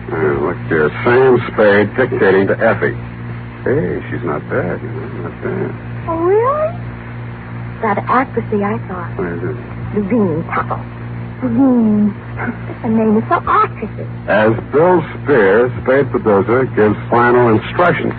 Look at him. He has 9 o'clock shadow. Well, come on, let's get out of here. Go to the fight. Oh, Sam. Then I can't say it. Say what? Well, if you're taking me to the fight, I can't very well leave and say goodnight, Sam, can I? Well, you can try. It's expected, you know. Aye. Good night, Sam. Then, good night, sweetheart.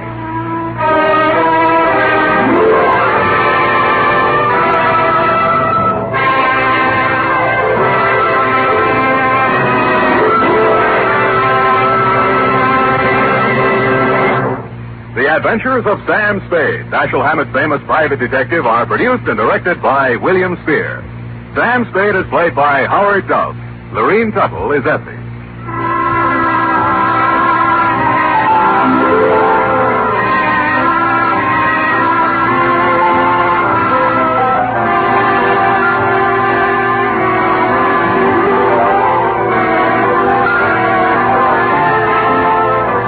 Tonight's adventure with Sam Spade was written for radio by E. Jack Newman. Musical direction by Lutz Ruskin, with score composed by Pierre and Renee Garrigang. Join us again next Sunday when author Dashiell Hammett and producer William Spear join forces for another adventure with Sam Spade. Brought to you by Wild Root Cream Oil. Again and again, the choice of men and women and children, too. This is Dick Joy reminding you to get Wild Root Cream Oil, Charlie. It keeps your hair in trim. You see, it's non-alcoholic, Charlie. It's made with soothing lanolin. You better get Wild Root Cream Oil, Charlie. Start using it today. You'll find that you will have a tough time, Charlie. Keeping all the gals away. Hiya, Charlie. Get Wild Root right away.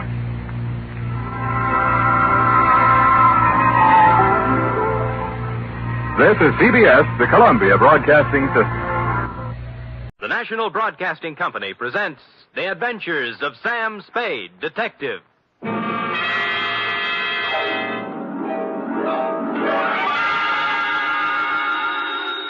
Sam Spade Detective Agency. Me, sweetheart. Was it awful, Sam? Excruciating, F. I suffered, girl. How I suffered. But there's no other way, Sam. When fate turns against a man. True, dear one, true. But from somewhere I must find strength. You must. To pick up the shattered fragments of my life. To raise my eyes once again to the horizon and piece by piece put them together again. Sam! And the two of us, dear one, hand in hand, shall go marching down the years together. Oh, yes. Brace yourself, sweetheart. I'll try, Sam. Gather together the homely, humble tools of your trade. Find 6 dry handkerchiefs and prepare to greet me with a smile behind the tears. I'll be down before you can change stations with a report entitled The Soap Opera Caper.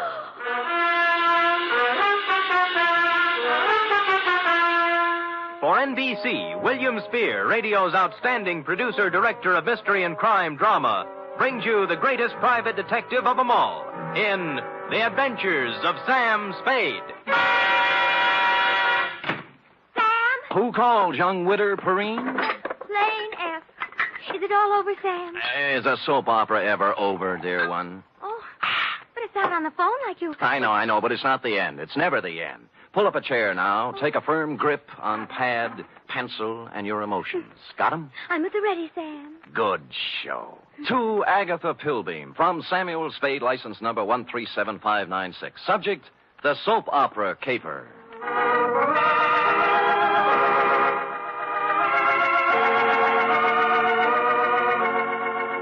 How was I to know what was on her mind? This strange woman, this mysterious Agatha Pilbeam, this voice on the telephone, directing me to the big, sprawling house in Hillsborough. Is that clear, Mr. Spade? How urgent is it, Miss Pilbeam? Very, very urgent, Mr. Spade. I don't know which way to turn. So I went to the big, sprawling house in Hillsboro, pulled up behind an ancient Model A parked at the curb, and was walking past it toward the gate when... Spade. Huh? Oh, Croc Morton, isn't it? Good old Sammy, you remember. Yeah. When'd you get out? Last month. But I'm a good boy now. Here, take one of my cards. There, if you know anyone who needs a first-class private eye, Croc's available. What are you doing here, Sam? The lady wants to see me. The soap opera queen?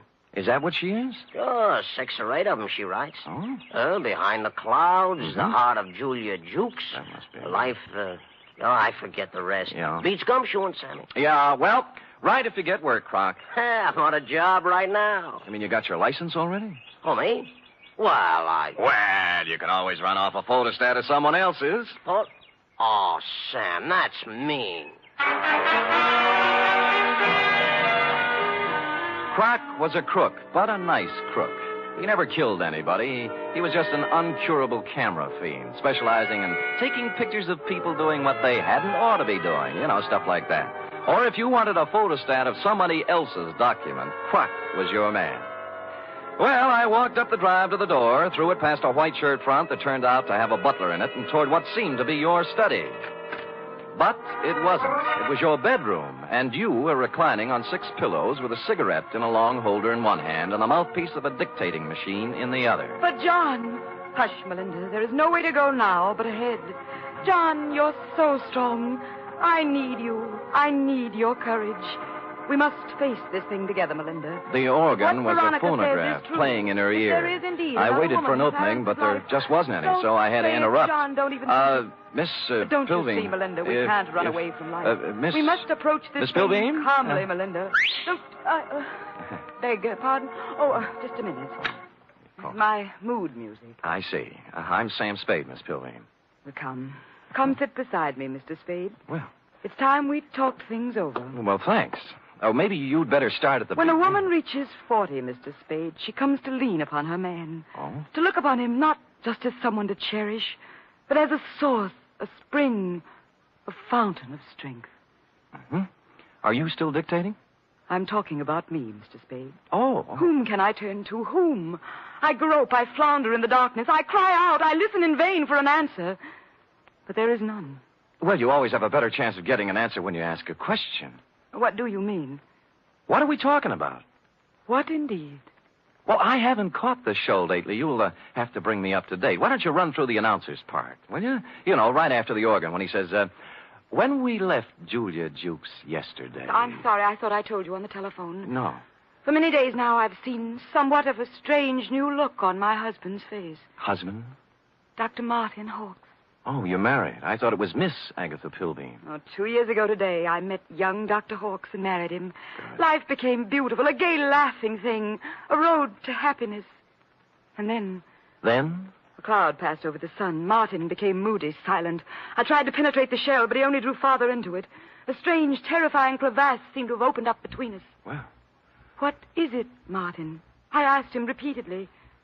But he'd only stare silently out the window. And finally walked silently from the room. Well, how long did this go on? How long a series did you get out of it? For weeks, until a few days ago when the final blow fell. It was evening, and Agatha and Martin were at dinner. Let's look in on them as... Oh, sorry. We were at dinner when the doorbell rang, and I answered it. It was a telegram from Martin. From Mexico. I gave it to him and watched the blood drain from his handsome features as he read it. His hand trembled, his jaw clenched. But you forced yourself to speak. Yes. What is it, Martin, I asked. Tell me, please, for the sake of our love. And he... Looked down at me as if I were a stranger. Well. And then he crumpled the telegram, threw it savagely into the fireplace, and strode silently from the room. Here, I rescued it from the flames. Read it. Thank you. Regret must confirm your worst fears, Cardoza. What is the terrible secret of Martin Hawkes? Yes. Why did he act so strangely when the mysterious telegram arrived from Mexico? And above all, where is he? You mean he didn't come back? He's been gone for 4 days, Mr. Spade. I must find him. Now, of all times, I need his love. When a woman reaches 40... I know. What do you mean now of all times? It's been just a week now since the report came back from the laboratory after my physical examination. Oh. The doctor from Vienna. Mm-hmm. You see, Mr. Spade, I, too, have a terrible secret. Well, don't you want to tell me about it? Yes. I have a very rare, incurable disease.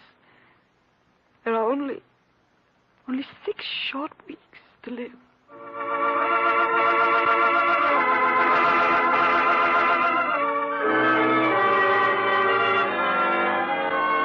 Well, less than an hour after his distressing interview with Agatha, our boy Sammy walked into the beautifully appointed office of young Dr. Hawkes at 450 Sutter to find his nurse, pretty young Nora Sheldrake, a new character, working at her desk in the reception room. In response to a question from Sammy, we hear Nora saying, I have no idea where Martin has gone, Mr. Spade, but I can tell you why. Tell me, Nora. Please feel free to tell me everything. It's that woman, Mr. Spade. Agatha? Yes, Agatha. Mm-hmm. She never understood Martin. She doesn't understand Martin. She never has tried to understand Martin. Do you hear me? She never has tried. I take it you don't care for Agatha Pilby. I hate her. Nora? I do. I hate her. She thinks her money can buy everything, even Martin.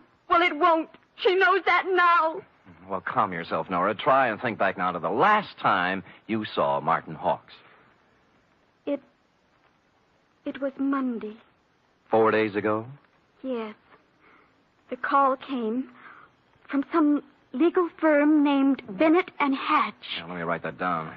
I switched the call into Martin. I was worried for him. I was concerned. I have to admit now I did a terrible thing. Ah, you listened in. I did.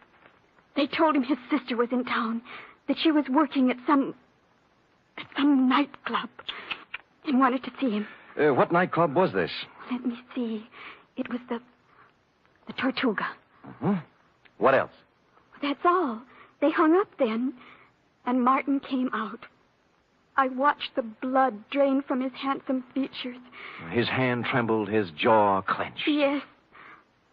I'm going out, Nora, he said. If I'm not back, don't worry. That's all. It was so like Martin.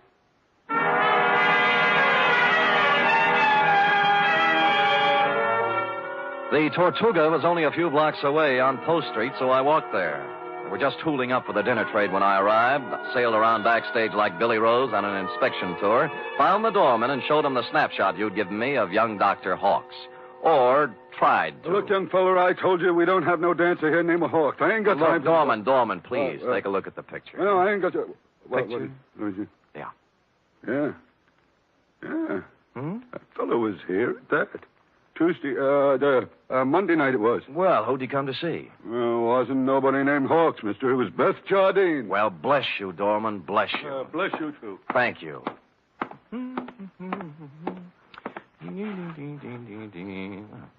Beth Jardine. Well, Come in. Close the door, will you? Yeah. Drafty. Yeah. Is there anything I can... There sure is. Zip me up, Jack. I'm Sam. I don't care if you're Boris Karloff. You got hands, haven't you? Well... Zip me up. Okay. You say when.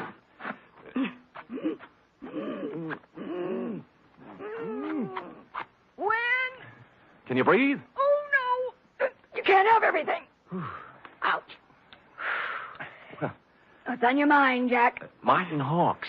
Sorry, never heard of him. Look, we're getting along beautifully up to now, honey. Let's not spoil it. You not only know Martin Hawkes, you're his sister. What makes you think What's I that know? card stuck over there in the mirror? Bennett and Hatch, attorneys at law. Aha! The same Bennett and or Hatch who called Martin Monday afternoon and told him his sister wanted to see him here. Now, what's this all about? I can't tell you. He got a telegram from Mexico. Mexico? Yeah, it upset him. Something awful. What'd it say? Regret must confirm your worst fears. You're dead, huh? Yeah. Oh, that's great. Great. Pretty hilarious, huh? Jack, you just ain't got no idea. I got a piece of advice for you, Jack. Oh? Forget about Marty Hawkes and live a long and useful life. Mm-hmm. I got a tip for you, too. You're in a tight spot. Watch that zipper, Jack.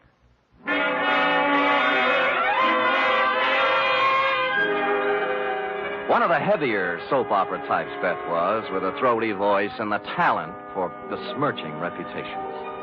What was the mysterious influence she wielded over young Dr. Hawks? How much did she know about his strange disappearance? What about the cryptic telegram from Mexico City? And what about dinner?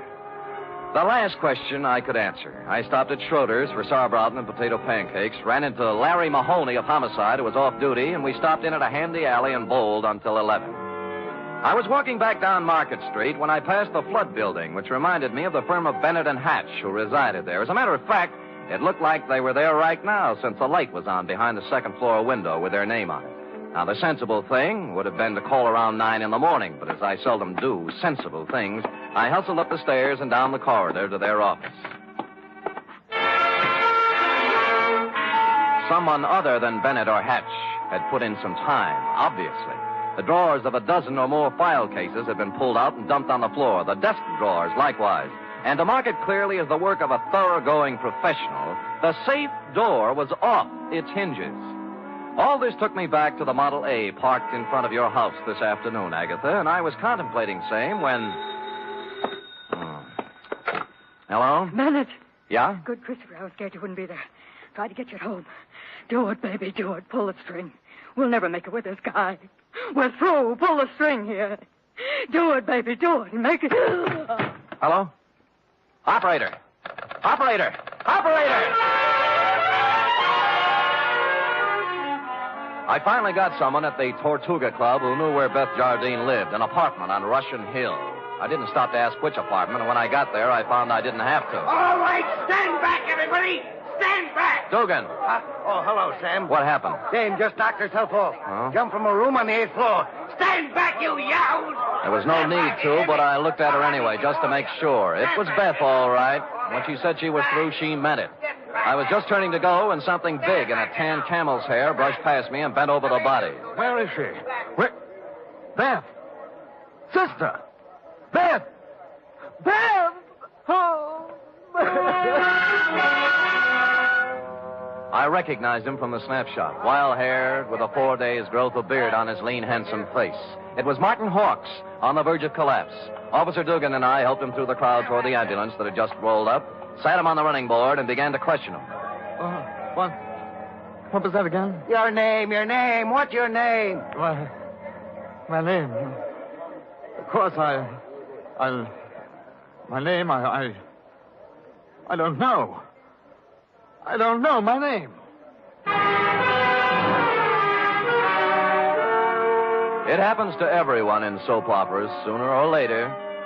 When he filled out the forms on poor Beth Jardine, old Doc Peterson gave Martin a double O, blew his nose, and announced with a twinkle in his eye, "Appears to me like young Dr. Hawks has got himself a case of amnesia."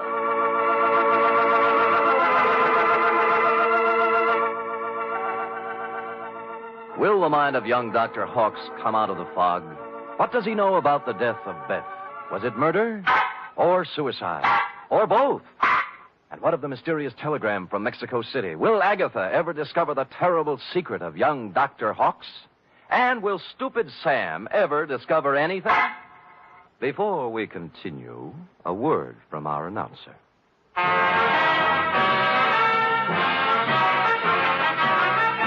You are listening to the weekly adventure of radio's most famous detective, Sam Spade.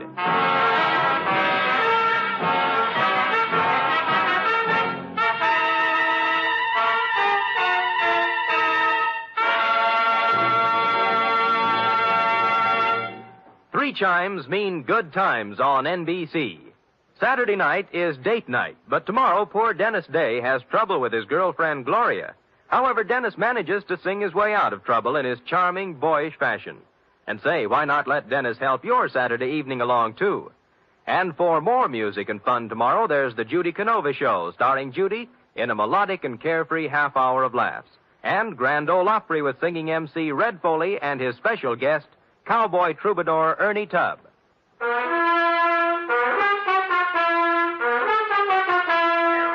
And now back to the soap opera caper, tonight's adventure with Sam Spade.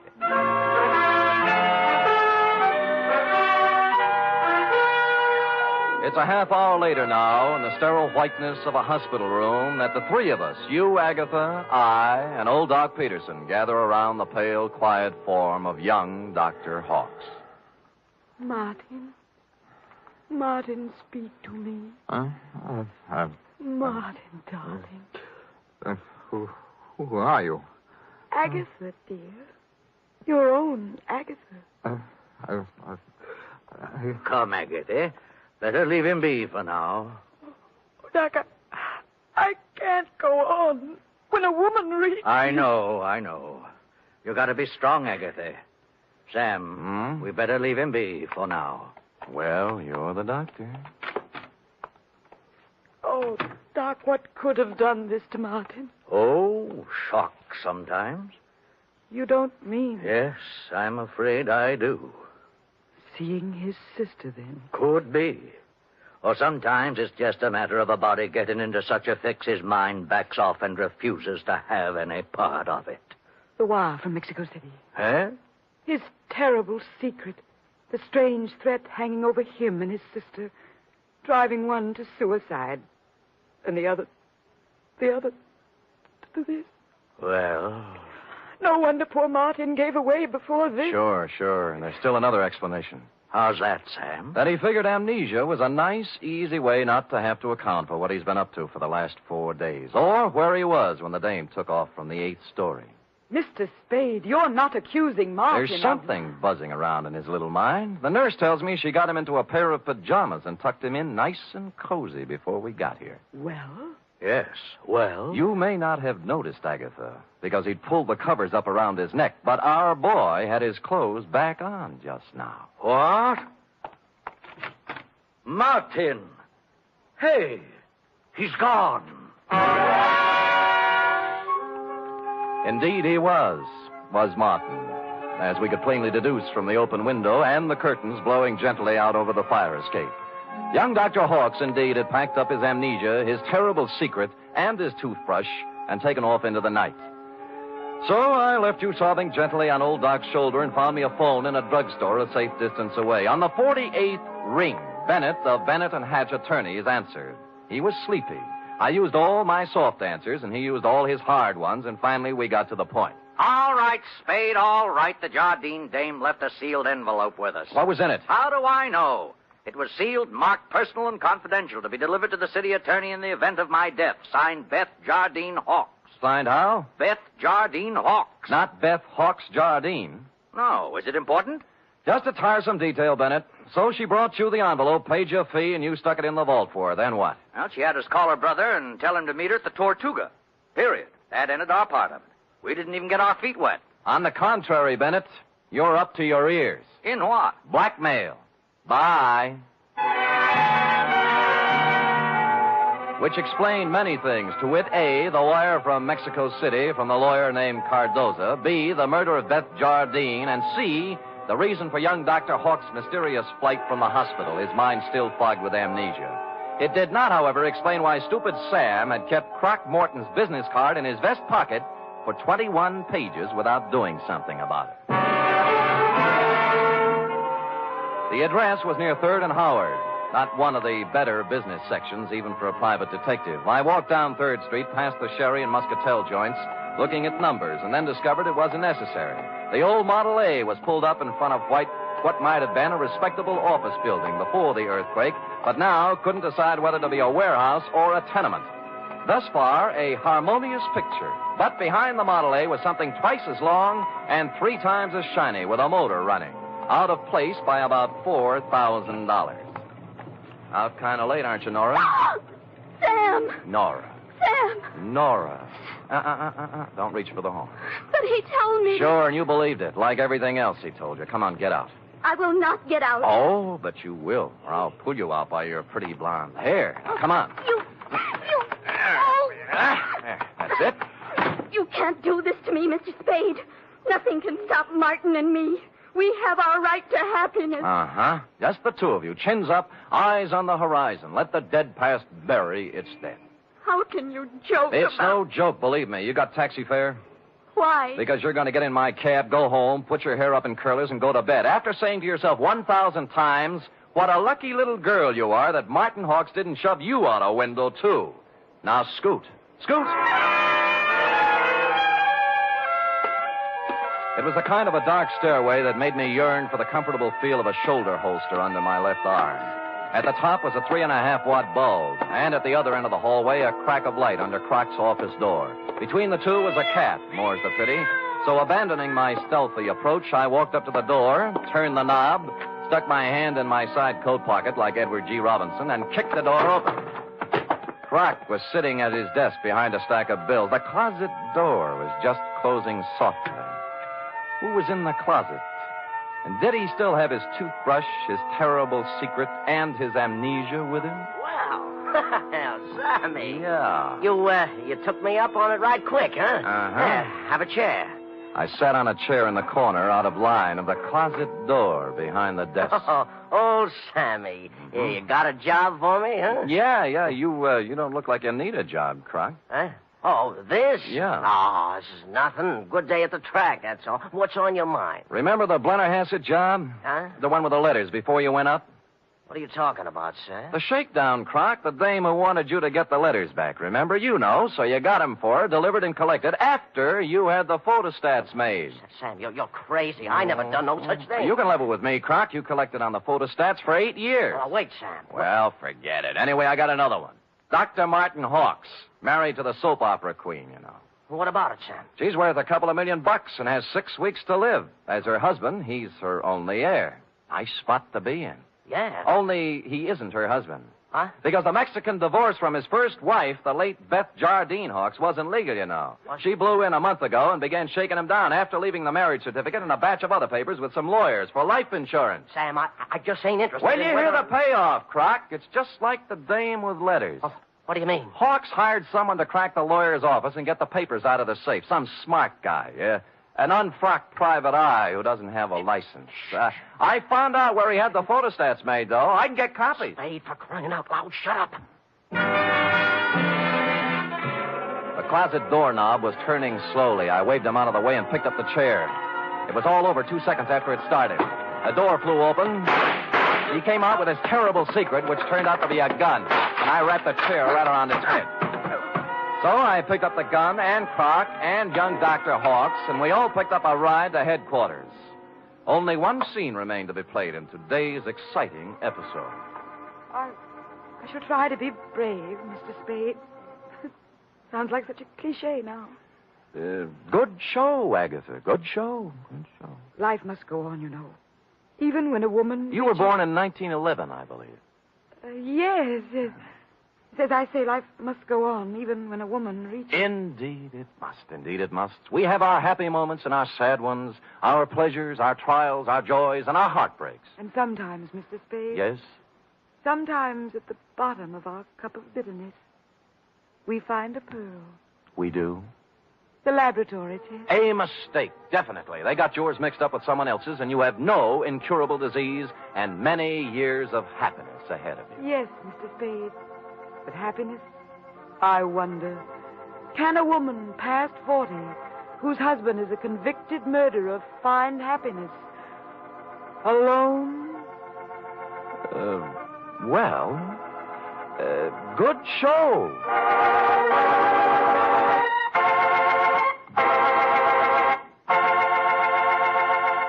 Period. End of opera. Oh, say. Uh-huh.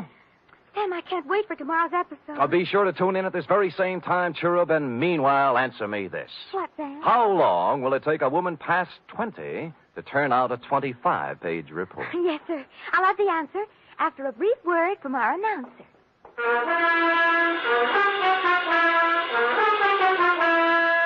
3 chimes mean good times on NBC. Tomorrow, Arturo Toscanini will conduct the renowned NBC Symphony in the 4th of a Saturday concert series. For tomorrow's 1-hour performance, celebrated Maestro Toscanini has chosen works by Debussy, Respighi, and Edward Elgar. You're invited tomorrow to the NBC Symphony and Toscanini.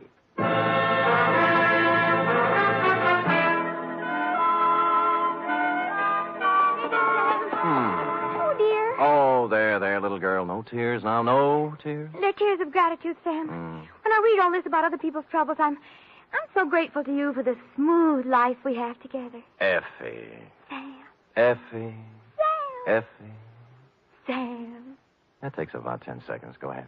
I'm only merely a secretary, but... It's over now. Matter of fact, we're 10 seconds over. Oh, well, Sam, I haven't even your wife to be versus... Nothing but peace and quiet. And fairly regular paycheck. With only a corpse now and then to produce a ripple on the mirror smoothness of our bliss. Oh, that's beautiful, Sam. I thought so. You don't have a single terrible secret either. No, but just to keep you interested, dear one, from time to time I shall pick up a piece of paper, read it, let the blood drain slowly from my face, then clasp you to me thusly, Sam. holding you close, and just before striding silently from the room, mutter in your shell-pink ear. I know. Good night, Sam. Good night, sweetheart.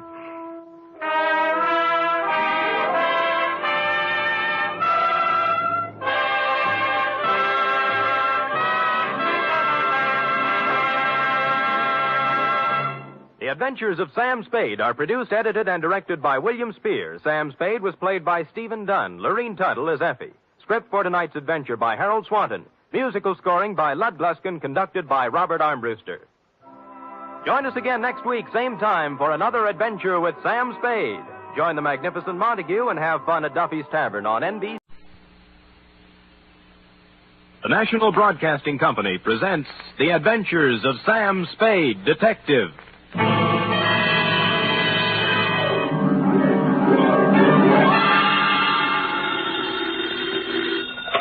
Sam Spade Detective Agency. Me, sweetheart. Merry 29th of December. You too, Sam. Did you take the little boy home? Yep. Straight home? Well, not exactly, F. Had to make a couple of emergency stops, but we got there. What do you mean, Sam? Well, I got my weekly knot on the head, for one thing. Sam, just taking the little boy home? Like I said, F, we were derailed. There was a dash of poison, for instance. A couple of pounds of $1,000 notes.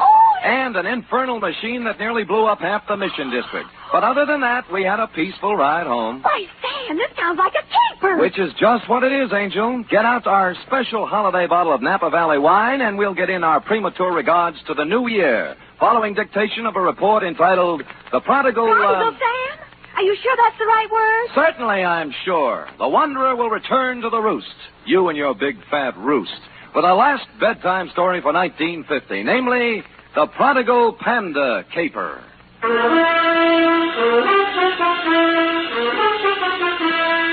For NBC, William Spear, radio's outstanding producer-director of mystery and crime drama, brings you the greatest private detective of them all in The Adventures of Sam Spade. Effie? Miss Perrine? Coming, Sam, coming. I've been looking in the dictionary. Huh? Sam, you've fallen into the trap. Again? Prodigal. Here, now, see? Prodigal. Given to reckless extravagance. It doesn't mean wandering at all, see? Now, people think just because the prodigal son wandered that you... What are we talking about? Oh, the prodigal panda caper. How can a panda be given to reckless extravagance? Well, let me see. Oh, here. Definition 3, prodigal. Yielding abundantly, luxuriant. A panda? You mean one of those black and white? Oh, right. See note below, it says. You ready for the note below? Where's my pencil? Oh, all right, Sam, now, date. Fill in it. 2. Master Roebuck Dozier, 2318 Delaney Street, City. From Samuel Spade, license number 137596. Subject, the prodigal panda caper. Right. Dear Roby, I'd spent a relatively pleasant day running down a case of slow pay in North Beach and, flushed with success, had returned to my office for a final check of the file. Underwood Helen, Usher Roderick, Varden Dolly, where the... Oh, Spirits Holiday.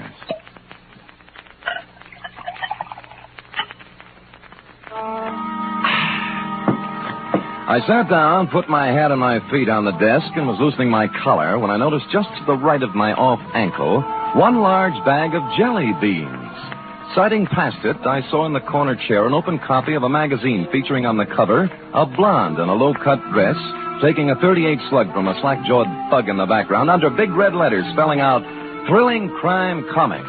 And behind all this, sound asleep, was you. Hey, Sonny. Hey, wake up, will you? Come on, Revelie's blowing. Huh? Oh. Hi. How long you been here? Oh, a long time, I guess. What's your name? Roby, short for Roebuck. Well, what can I do for you, Roby? I've been to the police. They wouldn't do anything. They said I should come to you. You mean you got a job for me? Yeah. Dangerous? Yeah. A hoist. You mean a heist? What was it? Panda bear. Oh, someone stole it? Yeah. It's not mine, really. I bought it for my little brother, Barney. Mm-hmm. He's 5, and he's always wanted one. So when I got the junk money, I went... money? Oh, bottles and papers and stuff. Oh. I collected it from the neighbors and earned $6.15. And Barney wanted the panda bear, so I bought it at Lacey's department store today, and they stole it. Who stole it? Well, there was this man in the checkered coat and the lady in the red silk dress, just like the story in the comic here. Oh. The man looked like that, but the lady looked different. Mm-hmm. She had black hair and a red dress, and her eyebrows went up this way instead of sideways. Bravo. I was walking down the street with my panda bear, and the lady called me over to a car she was sitting in and started to talk to me. Mm-hmm. And right away, the man in the checkered coat ran up and grabbed at my panda bear, and they chased me up a fire escape. And the man pulled out a big black gun and said if I didn't come down and give him the panda, he'd shoot me and Barney and Mom. So I came down and gave him the panda. Well, that's quite a mouthful. Oh, excuse me, Roby. Hello? Sam? Yeah, Dundee. This is Dundee. Oh. Sam, there's a little fella about 8 years old on his way over there. No, he's here now, Lieutenant. What's the deal? He gave us quite a story. Well, how'd it go? Now, we took it down. I got it right here Good. somewhere. Let me see. It's about a man in a checkered coat and a lady in a red silk dress. Yeah. Oh, here it is. Quote, I was walking down the street with my panda bear, and the lady called me over to her car. Okay, Dundee. He hasn't changed it any. Yeah, we got hold of his mother. Runs an elevator in the Russ building. Good. She says he reads too many comic books. You better send him home. Okay, Lieutenant, thanks. Come on, Roby. You're going to send me home? Lieutenant Dundee called your mother, old man, and You don't believe me either. Oh, it's not that, Roby. It's just But I can't go home without the panda bear. What do I tell Barney? I promised him. My own brother. Oh, he's home now, waiting? Yeah. Well, tell you what I'll do, Roby. You let me put you in a taxi and send you home, and I'll take the case. You'll get my panda back? It wouldn't be at all surprised. So if Barney's face hits the floor, just tell him Samuel Spade Incorporated's working on it. Only one thing. Huh? I haven't any money left. Oh, you got jelly beans, haven't you? Yeah? Okay, you can pay me off in jelly beans. Now, come on now, let's find a taxi. Which we did, Roby. Like the psychology books said, I didn't discourage the child imagination, but I did try to tout you off thrilling crime comics and onto Alice in Wonderland. This, I could see, would take some doing. It was almost closing time when I got to Lacey's, but I talked my way past the man at the door and hustled up to the 6th floor and the toy department. The clerks were doing whatever clerks do at 5:30, but I found a handy floor walker. Dear me, Mr. Spade, I just don't know. I just don't know. You mean you counted your cash and everything, but you can't... It's not that, Mr. Spade. Oh. I am perfectly willing to stretch a point to please the little fellow. Uh-huh.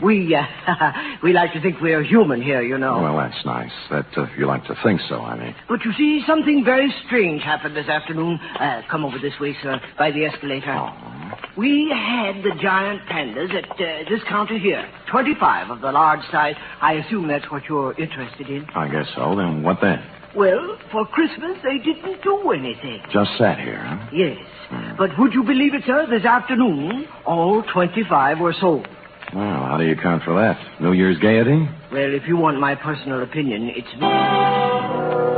An impressive panda bear, Roby. It was hard to figure out how you could lose anything that big, and harder still to figure out how I'd explain this kind of thing to people who stopped me on Market Street.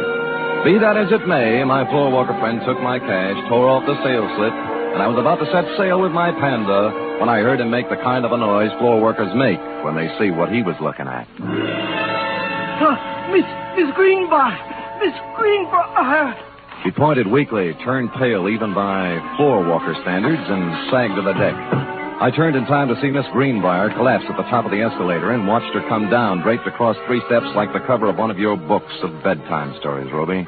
She was the last passenger of the day, or so I thought.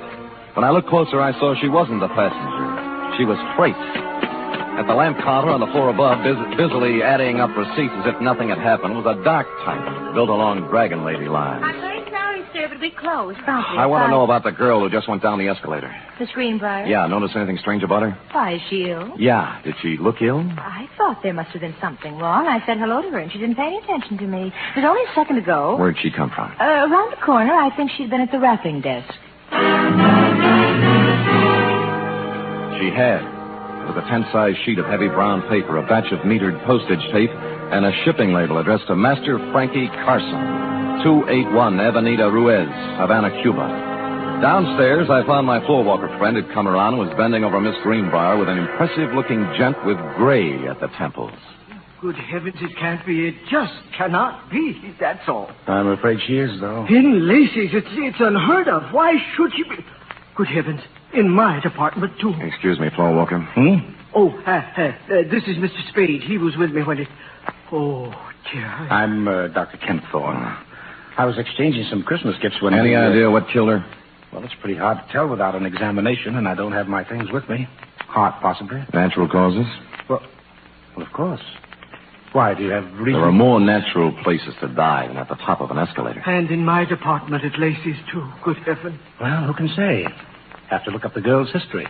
If she had a heart condition, well... Sure. Meanwhile, I'll call homicide. They've nothing better to do. For a minute, I thought I'd been reading too many comic books, Roby, but things settled down when they pulled out the records and found Miss Greenbrier had a heart condition of long standing, and the medical examiner wrote it off as natural causes. So, hoping you would consider a jelly bean bonus for promptness, I picked up my Panda and went. Outside, I'd gone about 10 steps when... Hi, Humphrey. It was Larry Healy, the cop who drives for Lieutenant Dunday, sitting in a patrol car. Oh, you and Bogart. Who's it for? A little kid in the mission. How come? What do you mean, how come? I'm buying a panda bear for a little kid in the mission who likes panda bears. Does that have to be explained? Okay, Sam, okay. It just hit me. The bear ain't turned out quite right. He needs a necktie. Oh? I just happen to have one here my brother-in-law got me for Christmas. Here, gimme. There. Now, see. Sure. Here. Ooh. Larry, how long has there been bad blood between you and your brother-in-law? Bad blood? Listen, even when we were friends, he gave me ties like this. There you are. On your way, Sam. Thanks. Taxi!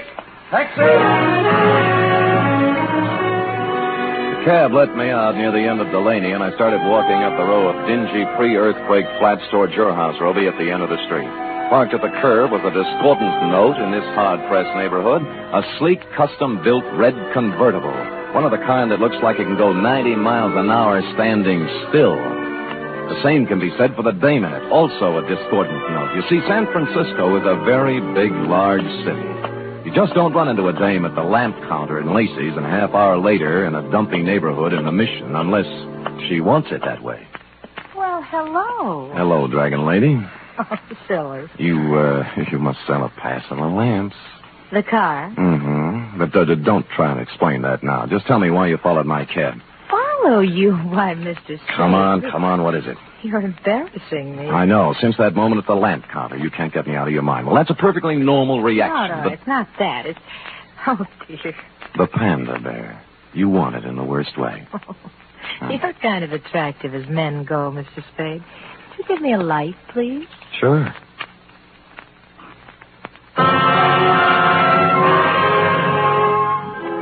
Holding the match up to her cigarette, three things hit me. The black hair, the red dress, and eyebrows that went up instead of sideways. At that point, the sleeve of a checkered overcoat with a big arm inside it came around under my chin from the rear, and the fourth thing hit me.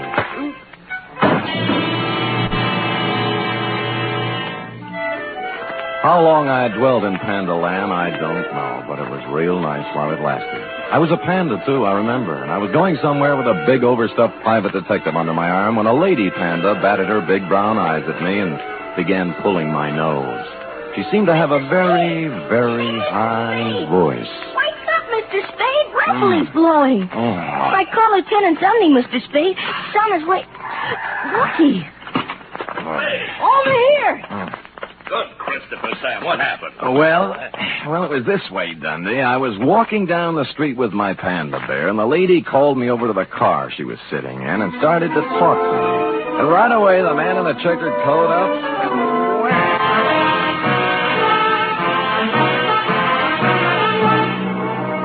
listening to the weekly adventure of radio's most famous detective, Sam Spade.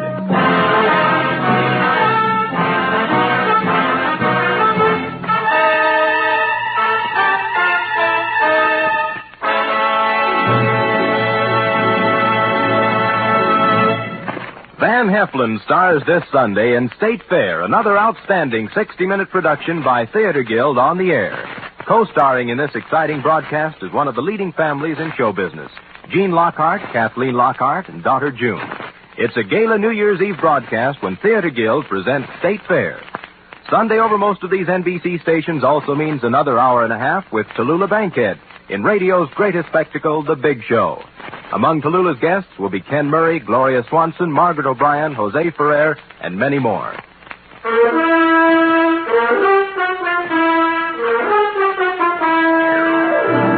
Now back to the Prodigal Panda Caper, tonight's adventure with Sam Spade.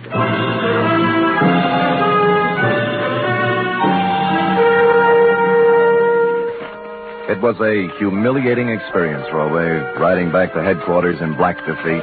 But dear, good Lieutenant Dundee, however, was the soul of patience and understanding. What do you take me for, Spade, an idiot? Look, Dundee, all I want you to understand is that this dame in the hopped-up convertible... I've had 3 rides on that merry-go-round now, and I'm sick of it. The dame in a red dress and the guy in the checkered coat. They take your wallet? No. Your watch? Other valuables? No. Just my Panda. Sam, are you trying to tell me there's a hot Panda racket going on? Dundee, boy. Look closely now as I take off my hat. What? There. See? Now, as you know, my head ordinarily does not come to a point. But this protuberance was made by a gun butt, not by imagination. Oh, someone slugged you. I believe that, Sam, but this Panda bear... Dundee. Yeah. What? Yeah. Yeah. You were saying something about my Panda bear, Dundee. Yeah, maybe I ought to take it back. That dame at the store this afternoon, the one who sold him? Miss Greenbrier. Yeah. I just finished the post-mortem. No heart attack. She was poisoned.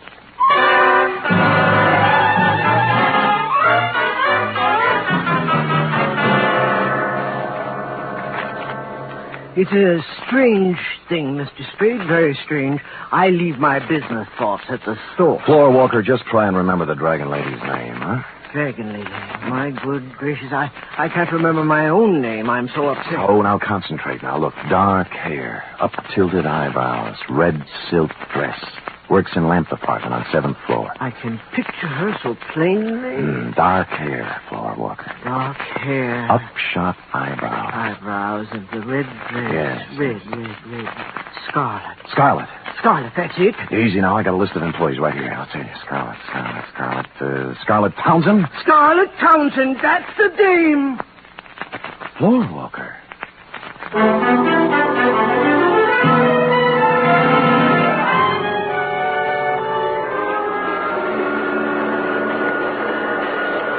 Scarlet Townsend. Yeah, she lives here, right in this room. Move out. Today. Well, how come? I said, how come, landlady? Why'd she move? Me. Oh. I tried to keep her on the right track, but at her age, you can't tell them nothing. Now, when she framed that no good dame around here, I put my foot down. I said, Scarlet, you're What out. no good dame? What no good dame, landlady? Crystal McCall. Oh. Here, I found this just now as I was cleaning the room. Picture of Crystal McCall. Now, ain't that a swell way to have your picture taken? The name rang a bell, and so did the picture. Crystal herself and me all together. When I got around to the place, I made a startling discovery. Crystal was also the late Miss Greenbrier. Well, don't look at it all day, young man. When'd you see this girl last, landlady? This morning, she and a fella in a checkered coat come around to pick up Scarlet in a big red open car. Know the fella? Nope, never saw him before. But I'd sure know that car. Oh, you ought to see it. You're not telling me a thing, landlady. I have.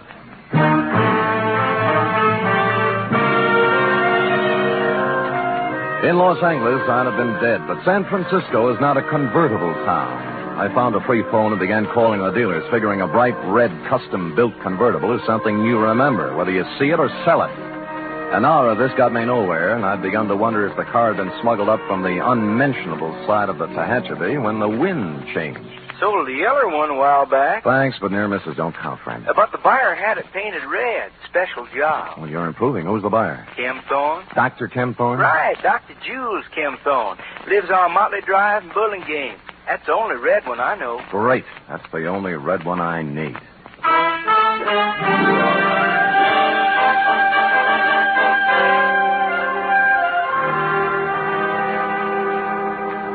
Mr. Spade, this is utterly unbelievable.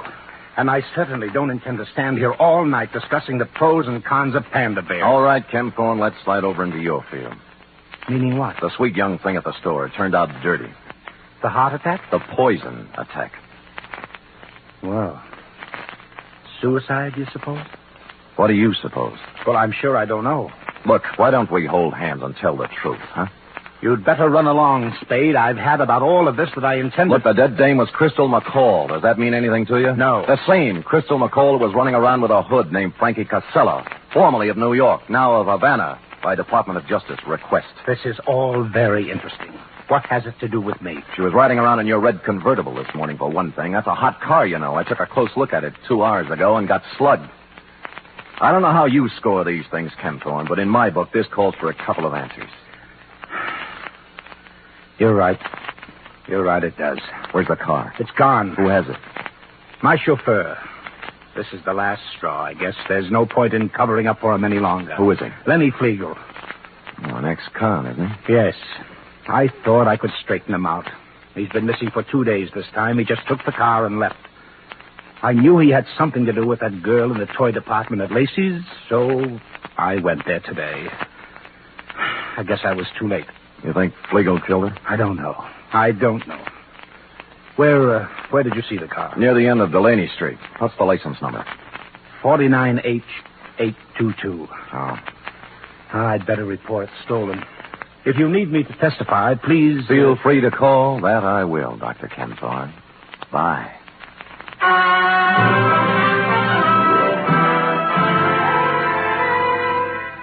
What I had in mind, of course, was to call Lieutenant Dundee and have him slap a 24-hour tail on the good doctor, but something intervened. Halfway down the walk to the street, my eye fell on a round plastic object about the size of a nickel lying in the grass. Clearly, the eye of a giant panda. Since 2 other eyes were obviously watching me through Dr. Ken Thorne's front curtains, I continued gaily on to my cab, drove up a half block, got out, and walked back. Just in time to see Ken Thorne pull away from the curb in his other car, heading towards El Camino and points north. Well, this left me free to prowl at will, and 4 matchbooks later, I had found 2 more eyes, a pocket full of panda skin, and a goodly scoop of panda upholstery. The trail led to the garage. No wonder his car was stolen. He must have had to leave it on the street all night because there was no room for it in the garage, which had been turned into a kind of panda abattoir, crammed to the rafters with panda bears, all the giant size, too, in various stages of dishabille. Legs, arms, eyes, and innards. A sight to chill the heart of any but the sturdiest private detective, Ruby. But I braced myself and carried on.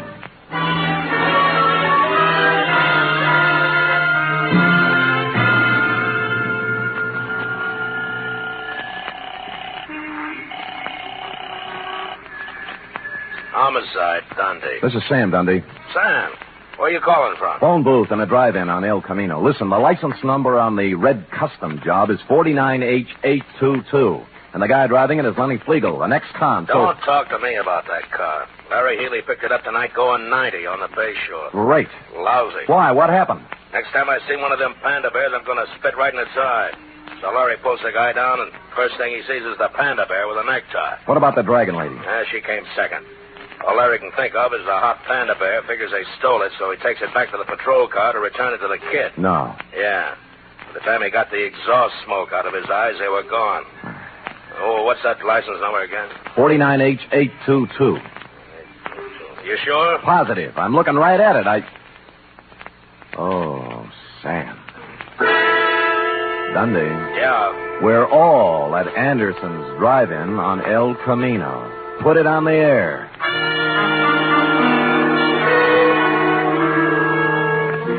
Which just shows you how slow I can think, Roby. The red job was staring at me with its big chrome eyes outside the plate glass window. Fleagle and the Dragon Lady, bless them, were having a Saturday night blue plate displayed attractively on the tray racks hung from the car doors.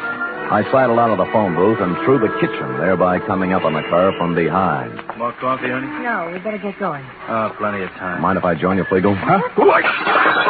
He reached and I pushed, and instead of his gun, he came up with half a hamburger. It was too harsh a light for the Dragon Lady to operate effectively, and by the time Larry Healy and the Powell car pulled up, they decided to do it the easy way. You all comfy back there? Lovely, Larry. Fleagle? Dragon Lady? Shut up. What about the red job? What are you going to do with it? Larry? Oh, impound it till the lawyers are through talking. Sam, you want to go by way of Delaney Street? Yeah. Okay. Why Delaney Street? Larry delivered the Panda. Huh? Sure, to the kid, Roby Dozier. We'll have to go and pick it up. Lenny. Yeah. What's it worth, Fleagle? 50,000? 100? The little kid's got it? Yeah. Oh, Carcel will be disappointed, Fleagle. With the tax force watching both him and Crystal, it looked like a safe way to get some of his dough out of the country club. Wasn't my idea. I hated him. I did 8 years for him, Spade. I could have killed him. Shut up, Lenny. I don't care anymore. The heck with it. Look, it wasn't me. The guy who's running things for him here is Dr. Kempthorne, but Crystal had the dough. He killed her. He took her to lunch today, and he... Go ahead, Lenny. So he poisoned her. Then what? She fixed up one of the Pandas. He didn't know which. Stuffed it with bills, 80, 100,000, I don't know. Anyway, you'll find the money in the red car under the back seat. Under the seat? What are you talking about? It's in the Panda. The kid's got it. Look, why do you think I'm telling you this, you stupid flatfoot? I fixed that thing for Carcel myself after we took the dough out. What, kid? It's got a bomb in it.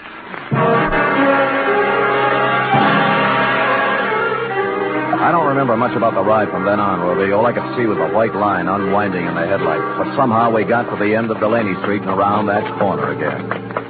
Roby! Roby! Over here, in the alley. Roby, you hurt? No, just resting. Where's the Panda? Well, I'm through with pandas, and so is Barney. Next junk money, I'm going to buy him an elephant. What happened? Well, a policeman brought it. Yeah? I started home with it when a car drove up, and a man with gray hair got out. Kempthorne. What then? Same thing. He grabbed it and got in his car and drove off. He's around the corner there playing with it. Go ask him. I don't care anymore. Around the corner? You mean he...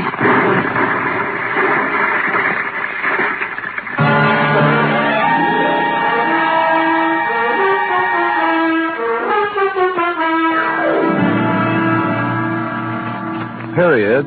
End of report. What a A highly inconsiderate thing to do to a panda. But I'll give him one thing. What thing? He had the good grace to park in front of a vacant lot before starting to tear it apart. Oh. And, of course, to coin a phrase, he saved the people some money. And now, if you're a good, efficient girl and run that through your infernal machine, who knows what I'll have in store for you when you're through. No, Jelly Bean still work is done. Now, scoot, scoot, scoot.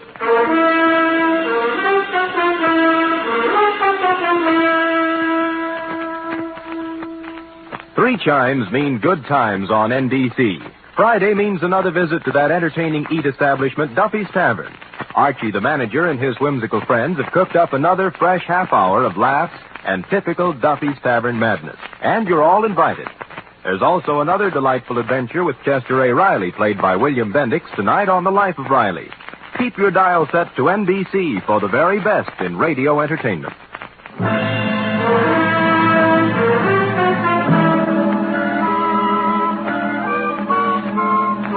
Here it is, Sam. Mm-hmm. All official? Yeah. I like the black one. Lay off, lay off. We ain't no favoriting all the black ones. They're my favorites too now. Master Robot Dozier. Very well. Sam, No?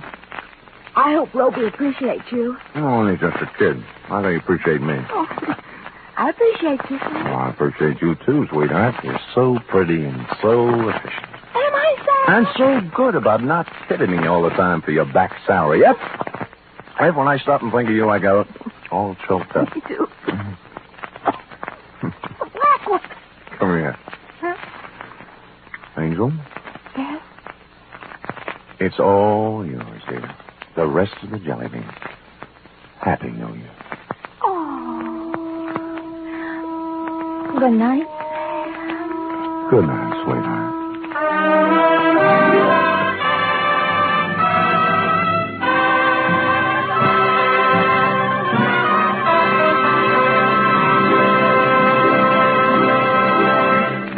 The Adventures of Sam Spade are produced, edited, and directed by William Spears. Sam Spade was played by Stephen Dunn. Doreen Tuttle is Effie.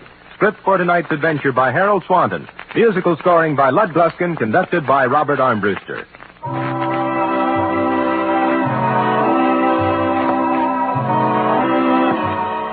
Join us again next week, same time, for another adventure with Sam Spade. Enjoy The Magnificent Montague, then Duffy's Tavern on NBC.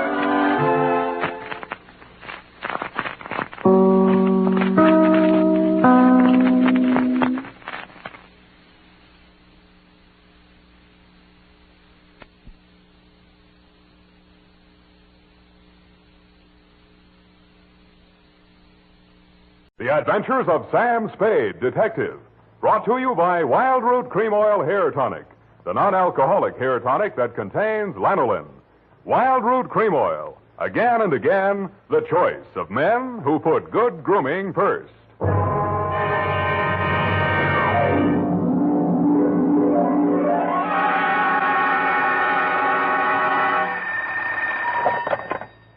Office of Samuel Spade, Private Investigations. Good morning. Evening. Effie? Miss Perrine is on a vacation. Perhaps I may be of assistance, no doubt. I don't know. To whom am I speaking to?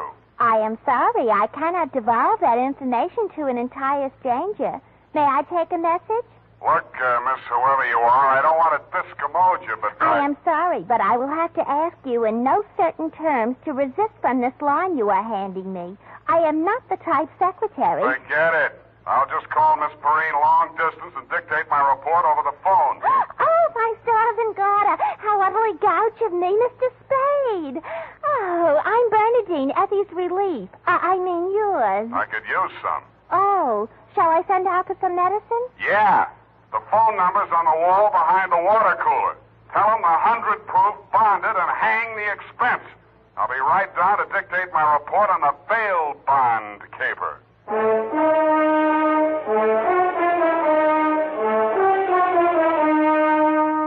Dashiell Hammett, America's leading detective fiction writer and creator of Sam Spade, the hard-boiled private eye, and William Spear, radio's outstanding producer-director of mystery and crime drama, join their talents to make your hair stand on end with the adventures of Sam Spade. Presented by the makers of Wild Root Cream Oil for the hair. Only 3 days left, gals, and June, the month of weddings, will be over. But don't worry, there are still 187 days left in leap year, still time to snag the man of your dreams. You know, the one who uses Wild Root Cream Oil on his hair. He and millions of other men use Wild Root Cream Oil daily, because Wild Root Cream Oil grooms the hair so neatly and naturally, relieves dryness, and removes loose dandruff. Any smart man who wants to look smart always insists on Wild Root Cream Oil Hair Tonic. Again and again, the choice of men who put good grooming first. And now, with Howard Duff starring as Spade, Wild Root brings to the air the greatest private detective of them all, in the adventures of Sam Spade.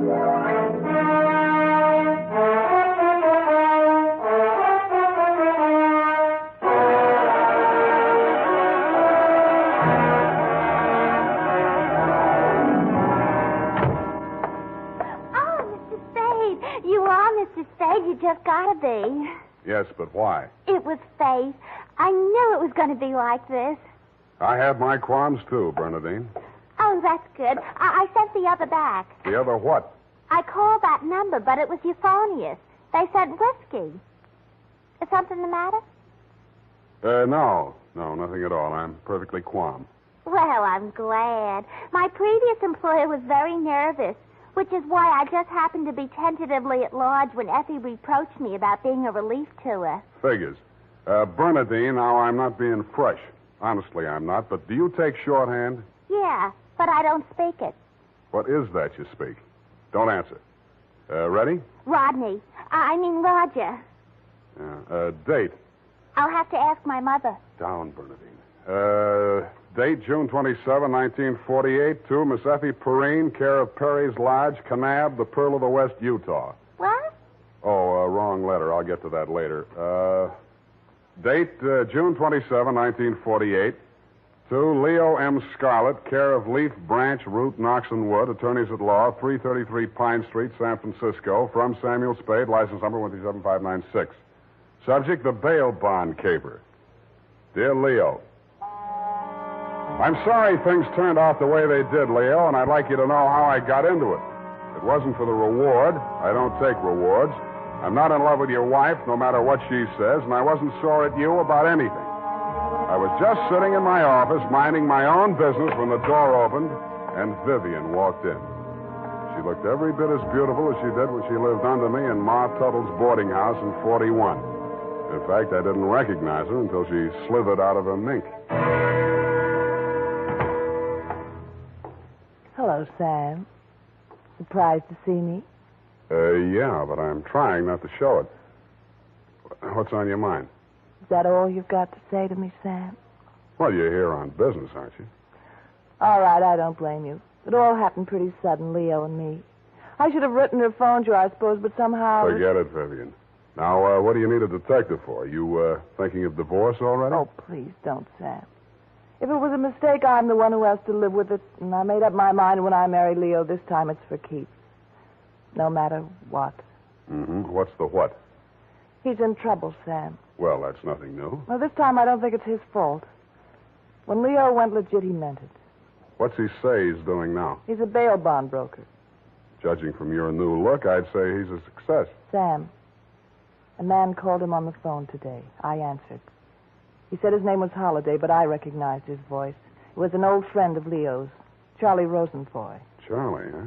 When did he get out? A couple weeks back. He was paroled.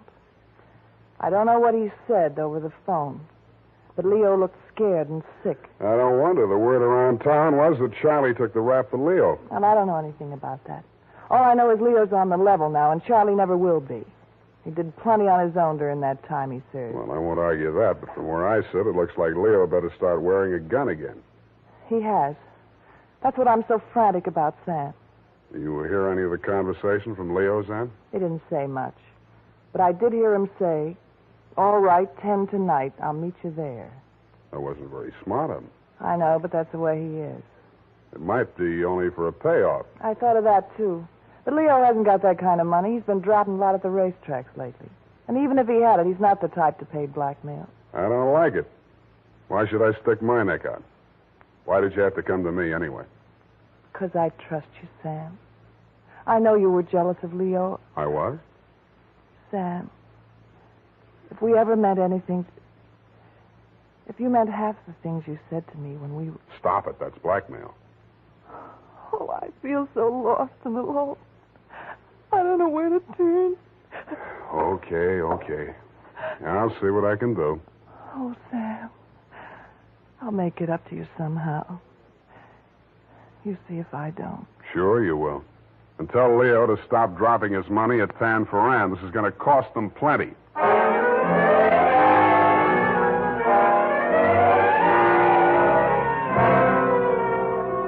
Vivian had said that your rendezvous with Charlie was scheduled for 10 in the p.m. and that you were too upset to go to work that day, so you'd be at home, 1246 Dunbar. I took a plant in your apartment building from a Sleepy Lagoon-type cocktail bar across the street called, you guessed it, the Sweet Leilani. Your wife joined me, and after a while, we got around to talking. At least she did. I bet you can't guess what I'm thinking about. Huh? Listen, Sam. You remember that night we drove to Half Moon? Bay. Oh, you do remember. Oh, we used to do the craziest things. I should have married you, Sam. Please, not while I'm drinking. You know what? The trouble with crooks, they have to work day and night. Yeah. Hey, you're not listening. No, but everybody else in the place is. Let's talk about you, Sam. Did I ever tell you how I met Leo? No, and please don't. And then he opened a bucket shop. You know what a bucket shop is? Yeah. It's stockbrokerage. Yeah, that's right. Only it's crooked. That was the first business Leo started when he went legit. Mm-hmm. He had to shut it down on account of those securities somebody was always stealing out of the safe. Were they insured? Yeah, but they wouldn't renew his policy. So So after the second nightclub burned down and he couldn't get any insurance at all, even on his own life. That's why I'm so frantic, Sam. Hey, give me a nickel. I want to play Sweet Little Annie.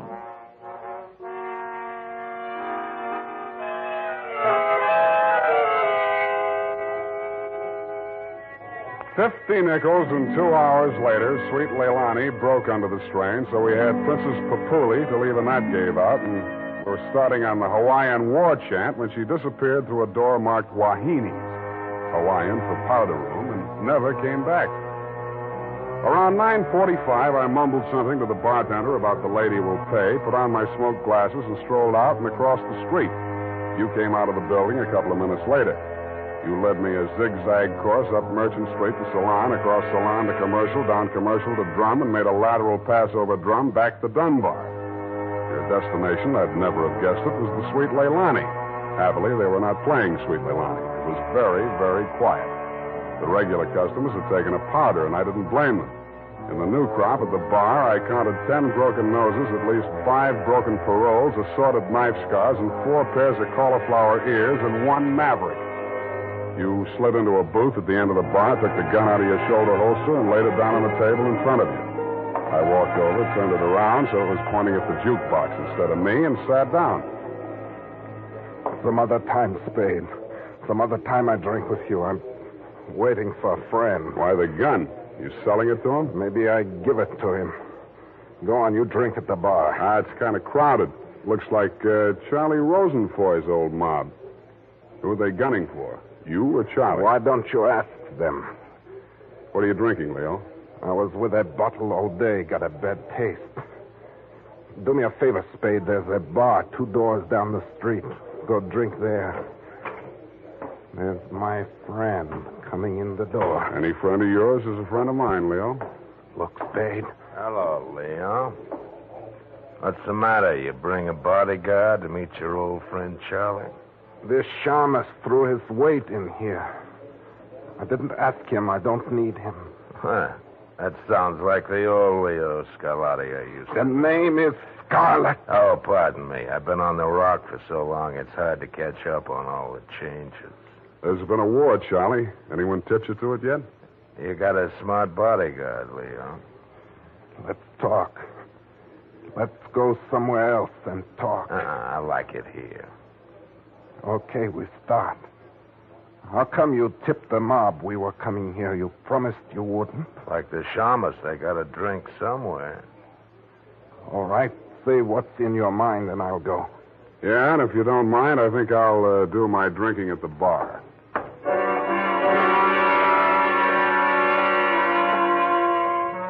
Both of your guns were on the table. It didn't look as though you were going to use them on one another, and I figured that neither of you was going to do much talking in front of me anyway, so I strolled back to the end of the bar to look at the television.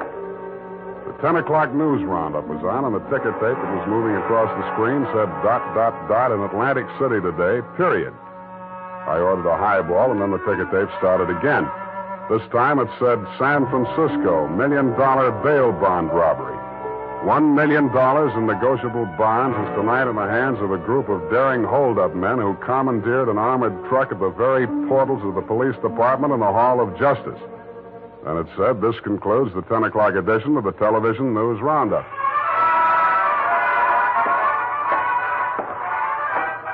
I had a slight hunch that if the television boys had had their cameras on the big bail bond robbery, that at least some of the characters would have been played by at least some of the bad actors that were foregathered in the Sweet Leilani. In fact, what you and Charlie were saying and doing when I walked back to your booth was almost too much to the point. You let me see the bulky portfolio Charlie shoved across the table at you. It looked like a carrying case for bonds, bank messenger type. But it was sealed with wax blobs bearing the imprint of the Great Seal of the state of California. I was impressed. Where'd you get this? You can read about it in the papers, and if I was you, I'd get this out of sight before them papers hit the street. One thing more. Don't try to clip none of them coupons. And one thing more in addition. Don't open it at all. Sure. Spade? Yeah, Leon? I think I hire you after all.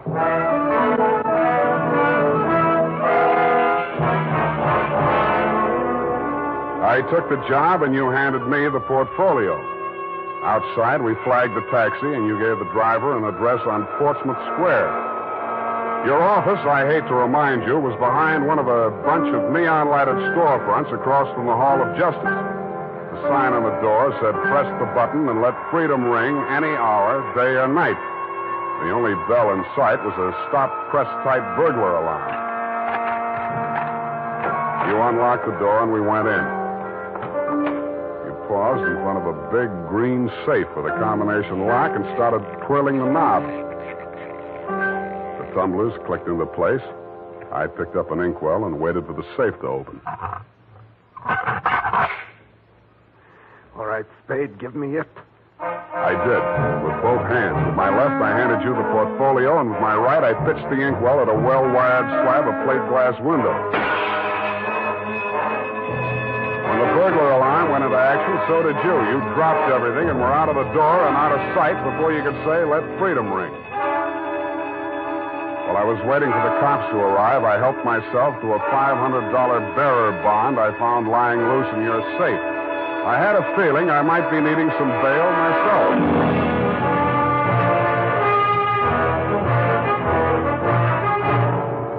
The makers of Wild Root Cream Oil are presenting the weekly Sunday adventure of Dashiell Hammett's famous private detective, Sam Spade.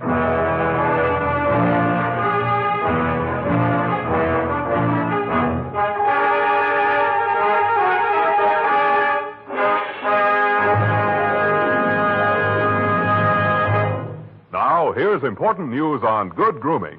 If you want the well-groomed look that helps you get ahead, socially and on the job, listen.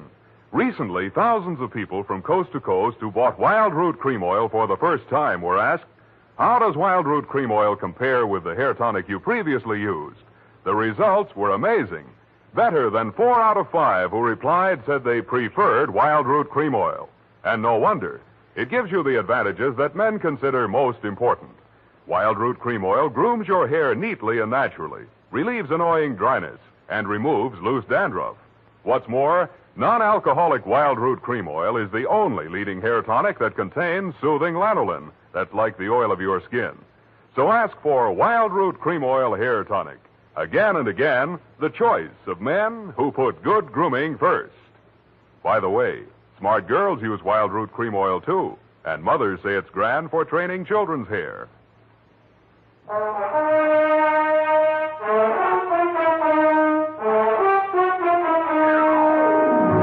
And now, back to the bail bond caper. Tonight's adventure with Sam Spade.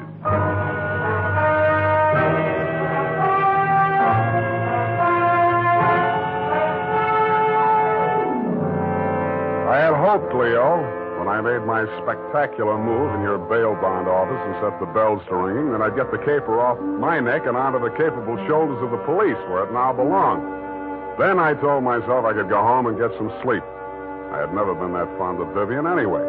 I was holding the $1 million portfolio, complete with its big official seal still unbroken, ready to hand it over with a flourish to the first boy in blue that rushed in. But then I saw something that dashed my hopes.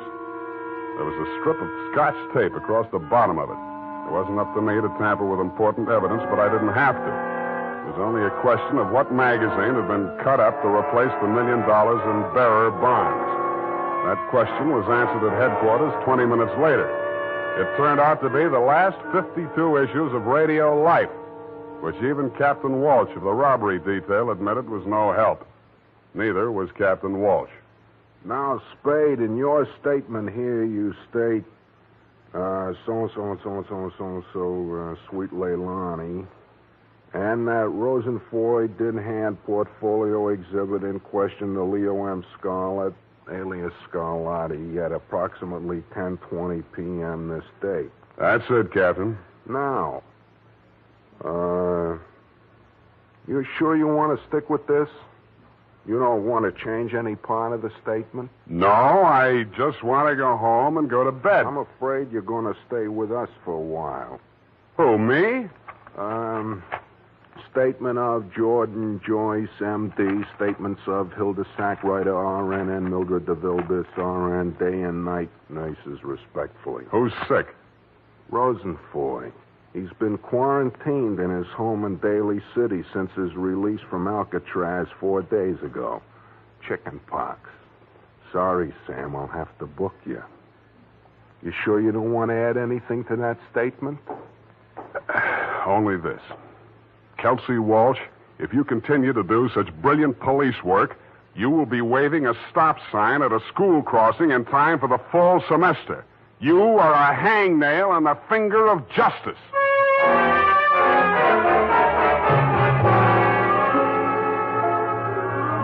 I thought I had been courteous and cooperative, but even so, it was the middle of the afternoon by the time they set my bail. $1,500. That made it light. But I hadn't had time to hang the curtains in my cell when I got even worse news. My bail had been posted by who? Vivian, a banana peel in the steps of progress. She met me outside. Well, aren't you going to thank me? What for? Getting me in jail or getting me out? Getting you out, of course. It was all the money I had in all the world. Leo's money was impounded, you know.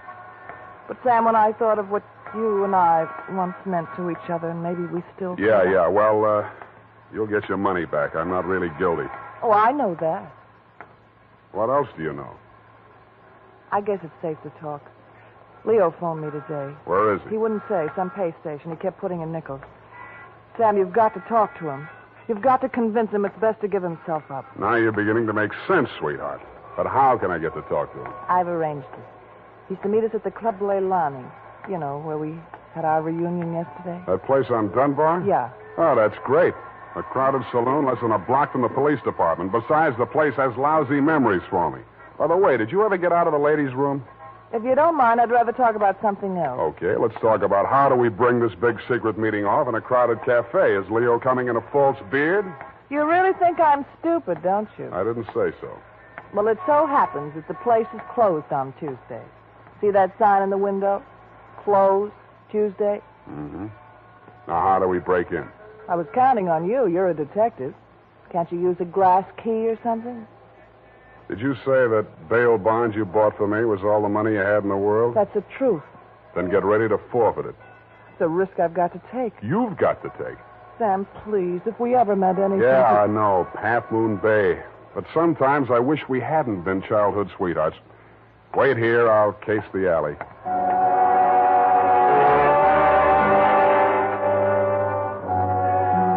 The alley wasn't much better. There were 2 windows, washroom type, all glass brick except the 2 small ventilators big enough to put your hand through. The only hope was the kitchen skylight. I didn't have any trouble getting up to it, but once I was there, things didn't look so good. The view from the roof was a garage door with 2 green lights flanking it. Then it struck me where I was and why I was there. The Club Leilani backed directly on the Hall of Justice where the big bail bond robbery had taken place at 5 p.m. the night before. Without further ado, I put my foot through a pane of the skylight, reached in, unlatched it, and dropped. Hurry up. Let me in, Sam. Up at the front of the building, I could hear Vivian clamoring for admittance. I decided to let her clamor for another minute or two. It isn't a thing I often do, but I walked resolutely into the ladies' powder room. It was very well equipped. It had furniture, a telephone, and more clues than I needed. The magazines were there, the razor blades were there, the Scotch tape was there. There was even a scraping of red sealing wax on the steel frame of the window slot. But best of all was what I found in the paper towel dispenser. I lifted it out and moved it next door to the men's washroom. Then I let her in. What kept you so long? You'll spoil everything. I was afraid you'd... Here comes your husband. Oh. Come on, let me in. What happened, Leo? You're early. Any objections? I just got itchy, that's all. How are you, baby? Don't, Leo. I'm so nervous. Straining. What are we going to do, baby? What's Spade going to do for us? Tell him, Sam. I'll leave you 2 alone to talk it out. I'll freshen up a little. Haven't had my face on all day. Poor kid. Well, Spade, let's have it. Yeah, she's right, Leo. I can do a lot for you. But you've got to do something for me. Spade, this is level. I never saw those bonds. I know that. Then what are you after? The truth. It's the only thing that can save you, and if you take this rap, I take it too. I'm in clear up to my neck. Okay. Charlie Rosenfoy came around to Vivian and made her this proposition. He was going to pull this bail bond job and plant the goods on me to get even for the rap he thought he'd taken for me. Vivian pretended to play along with him, only she got hold of the package long enough to take the bonds out and put the old magazines in instead. Yeah. The idea was the mob would think Charlie had double-crossed them, taken the goods for himself, and delivered a phony packet to their banker, which was supposed to be me. Sure. Only you had to get smart and set off that burglar alarm. Now I'm getting the squeeze on all sides. The mob, the law, Charlie are all gunning for me at once. Don't worry about the mob and the law, and don't worry too much about Charlie. What are you driving at? That'll be him now. Who tipped him I was here? Get back in the corner. It's dark in here. He'll never see you. I'll take care of him. All right. Hello, Charlie. Oh. Come on in. Oh! Good boy, Spade. Get his gun. You're my friend. Sure, I'm your friend. Come here. Yeah, sure, Spade. Pleasant dreams, fellas. Now I act. Hey, Charlie! No, Leo!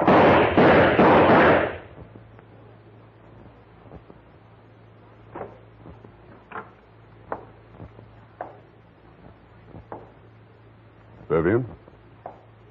Sam? That you? Yeah. The last of your boyfriends. You mean Leo? Charlie? Yeah. They just knocked each other off. Oh, Sam. I can't see. It's dark.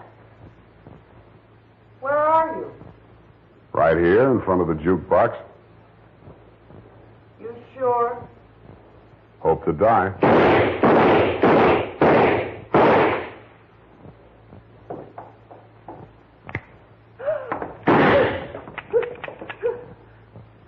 Drop it, Vivian. It's empty. Sam,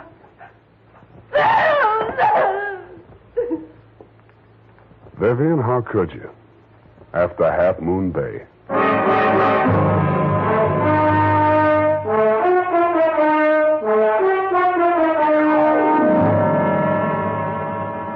I'm sorry I had to knock you boys out, Leo, but better lumps than bullet holes, eh?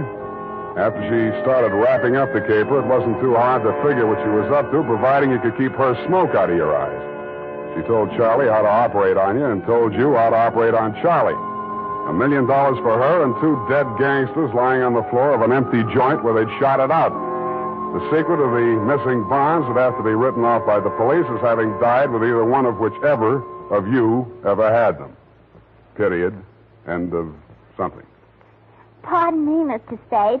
I know you're tired, and if you're too brushed, please feel free to elude the whole matter. But Yes, okay, let's do that. thank you. Effie said that you were always glad to qualify any little points that she didn't understand. She said that, did she? Yeah, but she also said that quite accidentally that you sometimes leave things out that should be left in. Bernadine, times are very bad. They're cutting salaries everywhere. But where were they during the whole nefarious affair, if you'll pardon the expression? The bonds? In the paper towel dispenser, didn't I say so? Oh, that's what you moved to the men's. But how did they get there? In the Walreenies, if you'll pardon the expression. Simple. When the thieves whizzed through the alley after the heist, Vivian had her well-manicured little lunch hook thrust through the window slot to receive them. Oh, that's how the red sailing wax got there. Bernadine, you're spectacular. Now go and type this up. You're making me nervous.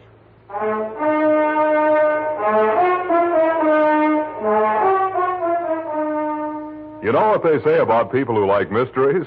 Once a mystery fan, always a mystery fan. And that goes for hair tonics, too. Once a Wild Root Cream Oil fan, always a Wild Root Cream Oil fan. Just try it and you'll see what I mean. Wild Root Cream Oil grooms the hair neatly and naturally, relieves annoying dryness, and removes loose, ugly dandruff.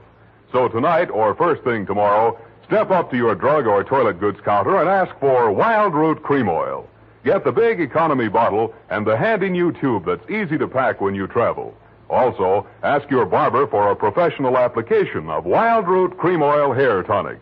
Again and again, the choice of men who put good grooming first. Well, here it is, Mr. Spade. I hope it's not too erroneous. Oh, I'm sure it's quite offensive. Don't you mean inoffensive, Mr. Spade? Have it your way. I don't want to sound imprudent, Mr. Spade, but I must say that your conduct through the whole thing was very brave and outrageous. Don't you mean courageous?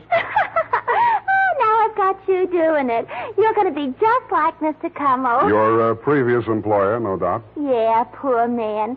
You know, he finally became completely erasable. They had to take him away. Mm-hmm. What were his symptoms? Well, when he ordered the puppy biscuits, I thought he was just being concentric. But after a while, he wouldn't answer to anything but Rover. I had to sprinkle his flea powder in the morning, you know? And then he had his little tricks. He always wanted to show off, you know, sitting up and rolling over. He could shake hands, too. What's so great about that? Any dog can shake hands. Yeah, but can you scratch your ear with your foot? If I set my mind to it. Now go home, Bernadine, or I'll report you to the SPCA.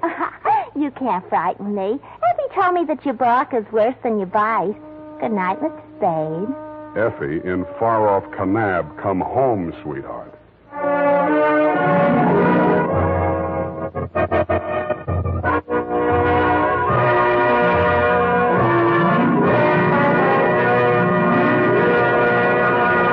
The Adventures of Sam Spade, Dashiell Hammett's famous private detective, are produced and directed by William Spear.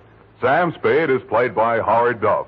The Adventures of Sam Spade are written for radio by Bob Tolman and Gil Dowd, with musical direction by Lud Gluskin. Gil Dowd directed tonight's broadcast in William Spear's absence. Join us again next Sunday for another adventure with Sam Spade, brought to you by Wild Root Cream Oil.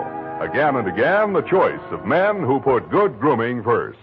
This is Dick Joy reminding you to get Wild Root Cream Oil, Charlie. It keeps your hair in trim. You see, it's non-alcoholic, Charlie. It's made with soothing lanolin. You better get Wild Root Cream Oil, Charlie. Start using it today. You'll find that you will have a tough time, Charlie. Keeping all the gals away. Hiya, Baldy. Get Wild Root right away. This is CBS, the Columbia Broadcasting System.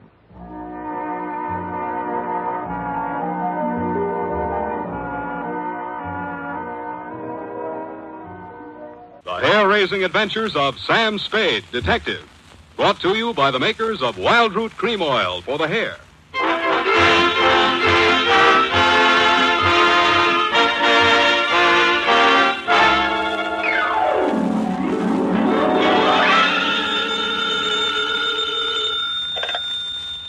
Sam Spade, Detective Agency. Hello, sweetheart. Sam, are you all right? Oh, I thought this time I'm for okay, sure. sweetheart. Be right down to dictate my report. Stinker. Getting me all upset. I told you I'm all right, baby. But I gotta admit, it's been another hair raiser for Sam Spade.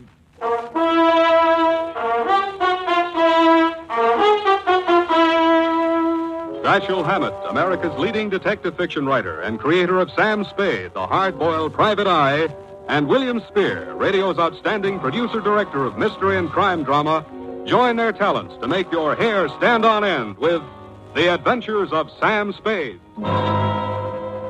Presented each week by Wild Root Cream Oil, the non-alcoholic hair tonic that will put your hair back in place again, grooming it neatly, naturally, the way you want it. Wild Root Cream Oil, the non-alcoholic hair tonic that contains lanolin. Everyday life is full of mysteries, and one of the men is how to make a hit with a girl. So give a listen while I give you a clue in the form of a recent survey. 97 out of 100 girls said they turn thumbs down on a man whose hair is either unkempt or too slicked down. So don't look that way. Spruce up with Wild Root Cream Oil. It grooms your hair neatly and naturally. And as our survey shows, that's exactly how girls like to see it. Besides, non-alcoholic Wild Root Cream Oil relieves dryness and removes loose dandruff. It contains lanolin. So ask for Wild Root Cream Oil. And now, Wild Root brings to the air for the first time the greatest private detective of them all in The Adventures of Sam Spade.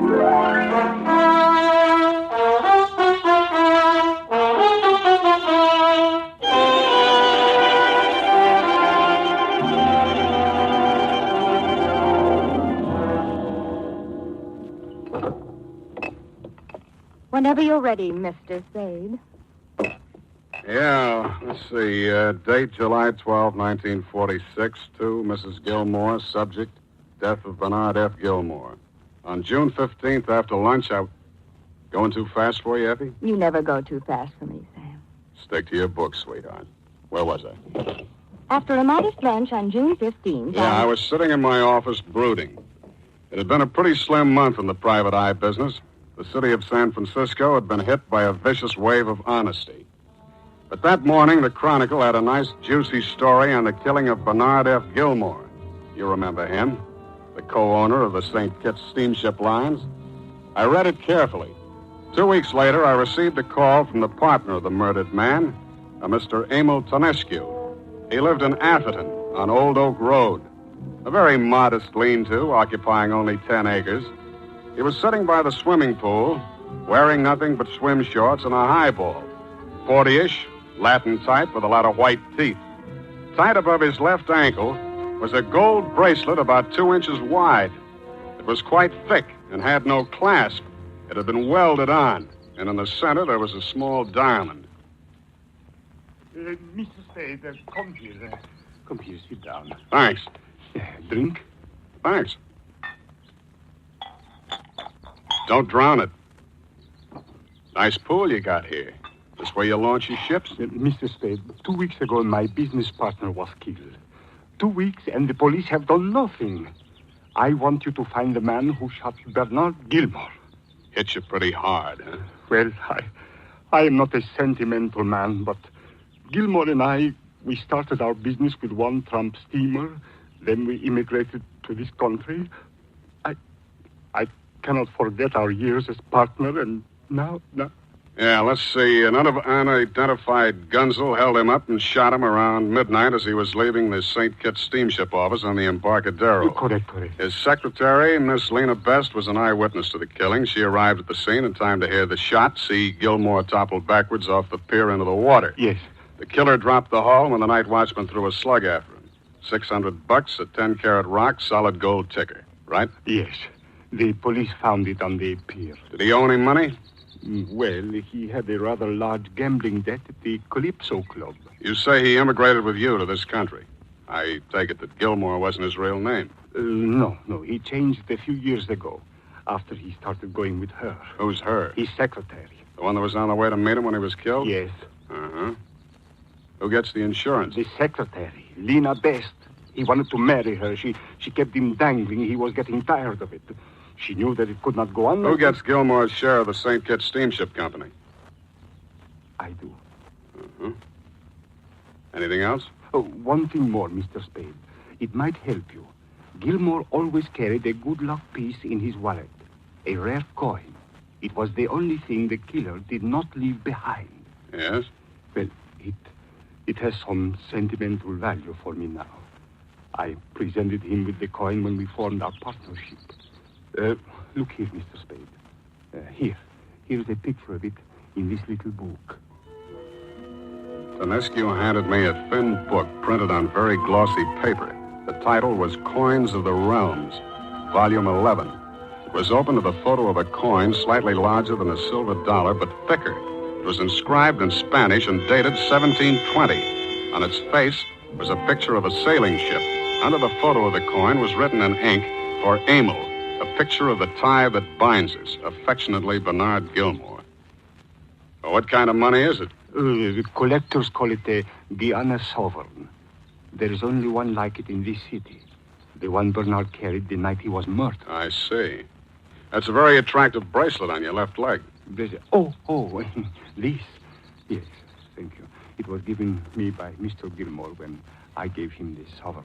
Tell me, Mr. Tonescu, do you want to find the Gunzel who killed your partner, or do you want to find the Guiana sovereign? Mr. Spade, if you find one, you will find the other.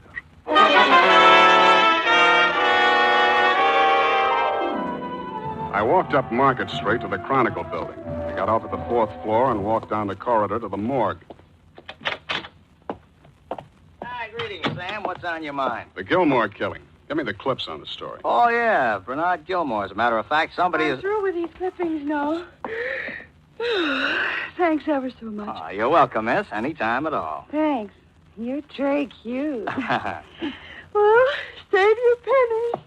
Who's the sleeping beauty? I don't know. She spent all morning going over the Gilmore clips. Here they are. What? Yeah, she was making notes on the... Hey, don't...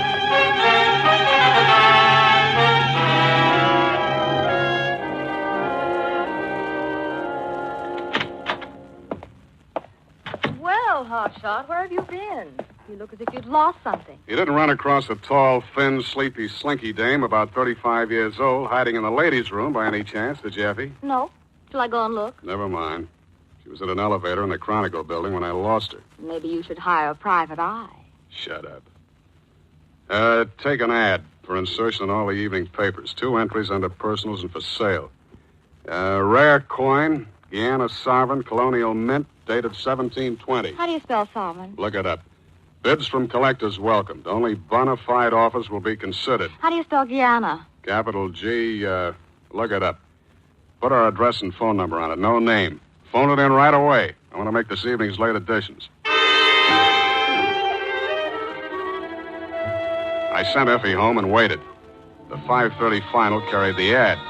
At 7, the phone still hadn't rung. I began to wonder if the service hadn't been shut off. At 7:30, come in. The door opened, and in walked a redhead who was anything but sleepy. Anything. Are you the party that advertised a rare coin for sale in this evening's bulletin? Come right in. Sit down. I want that coin, Mr. Spade. I have every right to it. Yeah? You're Gilmore's secretary, Lena Best, aren't you? Yes, and... I'm also Bernard Gilmore's widow. Well, you're a surprise in more ways than one, Mrs. Gilmore. Please, I'd rather you didn't call me Mrs. Gilmore. Okay, Lena. You see, Mr. Gilmore and I were secretly married. Not even his partner, Emil Tenescu, knew about it. What do you know about the Guiana sovereign? Well, all I know is that Mr. Gilmore told me that if anything ever happened to him, that I was to let Mr. Tenescu know that I have the coin. Did he say why? No, he didn't. It was a symbol of something to them. They were both superstitious about it. Yeah? How about you? You superstitious, too? All I know is long as Bernard kept that coin locked up in a safe, he stayed alive. The only time he ever took it out, he was killed. Tenescu said he always carried it with him. Tenescu's a liar. Excuse me. Yeah? Are you the gentleman who advertised a rare coin for sale? Right. My name is Joshua Gainsborough. I'm a numismatist. A what? Numismatist, a dealer in rare coins. Oh, yeah. I should like to examine that coin you advertised. If it's a genuine Guiana sovereign, I'd like to make you an offer for it. Come to my office. We'll talk it over. Well, unfortunately, I can't. Would it be too convenient for you to bring it to me? Where's your place? The Garford Apartments on Bush Street. Garford Apartments on Bush Street. Yeah, I know the place. Don't bother to ring the bell. I'll leave the front door on the latch. Come directly up the stairs to apartment 3A. Apartment 3A. I got it. Be there in 10 minutes. Sorry, Lena, we'll have to talk some other time. What are you going to see her for? See who? I can't risk it, Mr. Spade. Give me that sovereign. It's bad manners to point guns at people so early in the evening. Besides, your hand's shaking. Here, let me help you. You're laughing at me. You've been laughing at me all the time. Look, sweetheart, I'm sorry.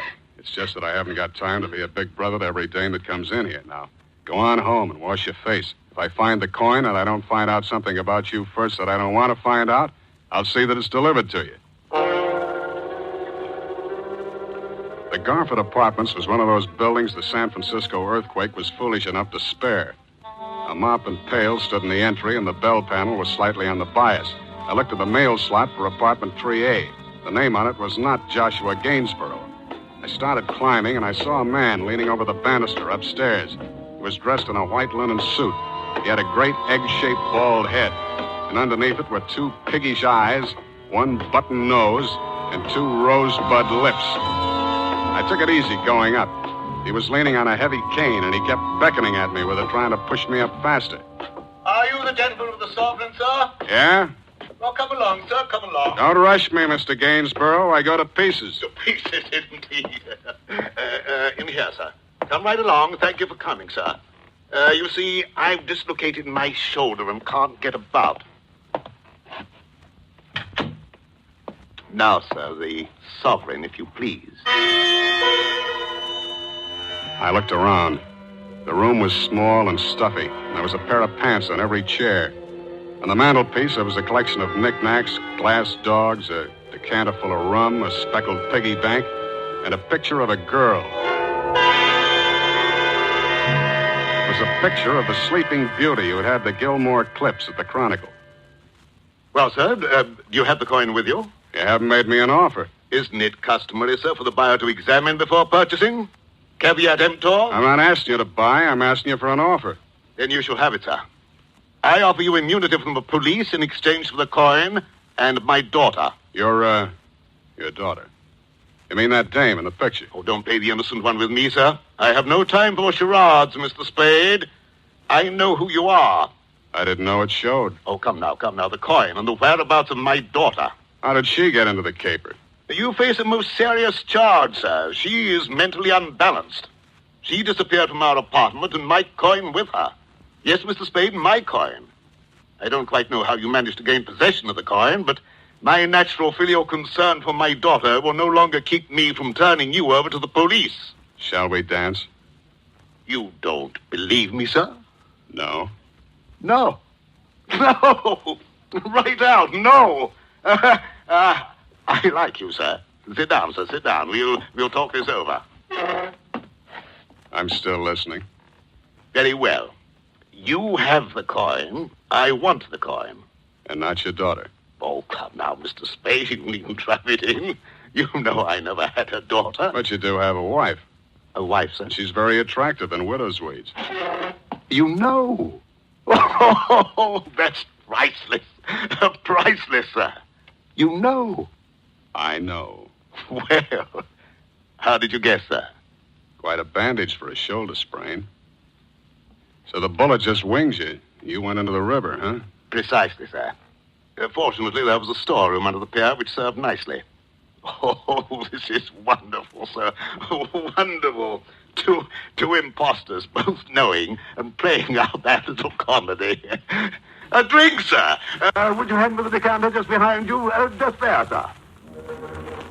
I turned around to get it, and I got it. I got just a glimpse of him in the mirror, and that heavy cane caught me full on the top of the head. I staggered and tried to get my arms over his, but I got it again right across the face, and then it was all the way down, and he gave it to me at will.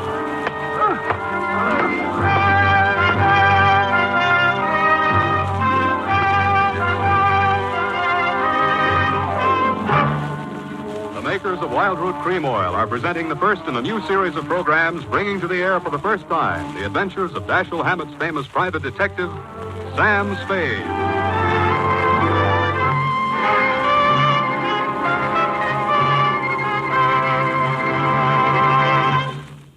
Every man has some detective ability, certainly enough to detect this fact, that people are naturally attracted to the man who is handsomely groomed. Most men realize this. And that's why they're so particular about what they put on their hair. Recently, hundreds of men in metropolitan New York were asked, what 5 advantages do you consider most important in a hair tonic? And tonight, for the first time, we announce the results from this investigation. They show that one hair tonic, Wild Root Cream Oil, has all 5 advantages voted most important by this impartial consumer jury of men. 1, Wild Root Cream Oil grooms your hair neatly and naturally, never leaves it sticky or greasy. 2, it relieves annoying dryness.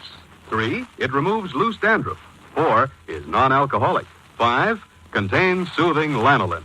And remember, no other leading hair tonic gives you all 5 of these important advantages. So next time you visit your barber, ask for Wild Root Cream Oil and get the big economy-size bottle of Wild Root Cream Oil at your drug or toilet goods counter.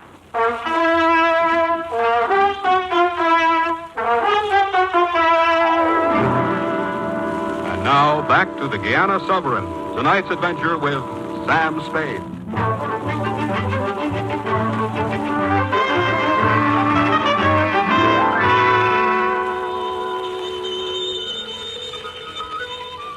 There was a clanging inside of my head like all the fire trucks in San Francisco gone berserk. I opened my eyes. I was still lying on the floor where I'd been when Mr. Gainsborough let me have it. There was still someone sitting in the chair across from me, but it wasn't him. It was Emil Tonescu, looking very thin, very dark, and very dead. The phone was right under his elbow. I half crawled over to it and was reaching for it when I saw a wad of paper lying on the floor under Tonescu's feet. I straightened it out and strained my eyes into focus. It was a telegram addressed to the dead man. Have found party who will exchange coin for ankle bracelet. It was signed Calypso. I rammed it into my pocket. Yeah? Hello? Who is this? Who'd you want? Oh, why, Sam. It's Lena Best. What are you doing there at this hour? Why didn't you call? I've been half out of my mind. Hold tight, you'd be all the way out. You're no longer a widow. What? Bernard Gilmore's alive. Bernard? Alive? Now that I've seen him, I can understand you're identifying any bloated stiff that comes out of the bay. But, Harold, please, I wish you'd explain. I need some answers myself, Lena. I need them bad. You know the dame that lives in this flat? Yes. Don't trust her. The bell says it's Kara Kenbrook. That her? Yes. Who is she? Well, she and Mr. Gilmore were in business together in Trinidad. Trinidad. Okay, sweetheart. Oh, be careful, Sam. Save it, sweetheart. If we're lucky, you'll be a widow all over again. I pushed the late Mr. Tonescu into the closet and cleaned the place up a little. Then I took another gander at the telegram. I walked out of the building, grabbed a cab, and told the hacky to drive me to the Calypso Club. It was a third-rate night spot with a gambling hell upstairs. I spotted her at the bar and walked over. She was still wearing slacks, and she was the same sleeping beauty I'd seen in the Chronicle office and in the picture in the apartment on Bush Street. Hello, Clara. Who are you? Tonescu sent me. Buy me a drink? Sure, what'll it be? Rum and Coke. Rum and Coke and a shot. You, bartender. Now you bring the change in pennies. Huh? Oh, yeah, pennies. Well, come on, Clara. You said you'd trade it for the bracelet. What do you know about the bracelet? Tonescu showed me the wire. You know, you and I could make a good thing out of this. Why sell it to him, Clara? I want to get out of this town tonight. Okay, we can still do business. I'm staying. You're bluffing. You don't even know what the sovereign is. A guy like Tonescu ought to be willing to pay for a long time. It wouldn't be good for the steamship business if it got out that he'd been a con on Devil's Island. How'd you find that out? Using my brains. First time I saw him, I knew he was covering up a scar from a stretch on a chain gang. Cute gag, that ankle bracelet. Oh, you're pretty cute yourself. Smart, too. But I haven't got the sovereign with me. Where is it? In my apartment. I'm scared to go back there. Maybe Gilmore found it. Here's your change. Thanks. Look at me. Huh? The pennies. My hobby. Save them for my piggy bank. You'd be surprised how they mount up. Say, am I keeping you up, sweetheart? Oh, no. All right, drink your drink and let's get back to your apartment. I told you I'm scared to go there. All right. Tell me where you stash it and I'll go No, you don't know. I'm smarter than you think I am. Well, make up your mind. Okay. I'll take a change. Let's go. Okay. Now you got me doing it, too.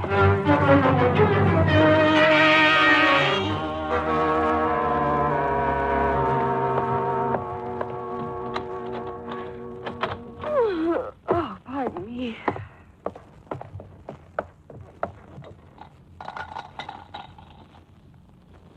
You got any more pennies for my piggy bank? You really play for the big dough, don't you, sweetheart? Yeah. Oh, give me. Ouch! I was giving it to you. Hey, there's a dime in there. Too late now. Save the pennies and the dollars will take care of themselves, I always say. Okay, let's get going. Come on. Where is it? I see now. I want to take my darling little portable radio, 3 pairs of slacks. Always wear slacks, don't you? Even when shooting at your most intimate friends. Wasn't that a riot? The paper said that it was a man that shot him. Yeah, I guess they couldn't tell from the back. I don't know how I could have missed Mr. Gilmore. He wasn't any further from me than that. Yes, Clara, darling. I wasn't much farther than this, was I? Sit down, Clara. You look sleepy. Interesting malady, isn't it, Mr. Spade? Poor Clara was unfortunate enough to contract sleeping sickness on one of her tropical excursions. Well, now, let's get down to business. This is a most fortuitous meeting, Mr. Spade. The last time I met you, I got a headache, Gilmore. I'm getting another. So come to the point. Let's get this over. An excellent suggestion, sir. Now, which one of you is going to tell me where the sovereign is? Let's not waste any time, please. I've already killed one man because he would not or could not answer that question. Killed him with this very weapon. It must be obvious by now that I mean business. Well, Mr. Spade? Kara?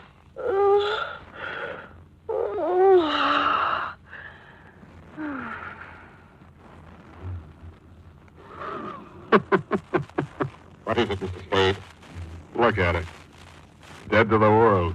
She's pretending. Kara. Kara! Well, bless me, she is asleep. That's most unfortunate. She's been known to sleep for days, weeks, when she drops off like that. The excitement, you know. Well, Baldy, that went your last chance. I don't know where it is, and she can't tell you. Mm-hmm. What do you want it for, anyhow? Danescu got tired of being blackmailed by you because you had the sovereign.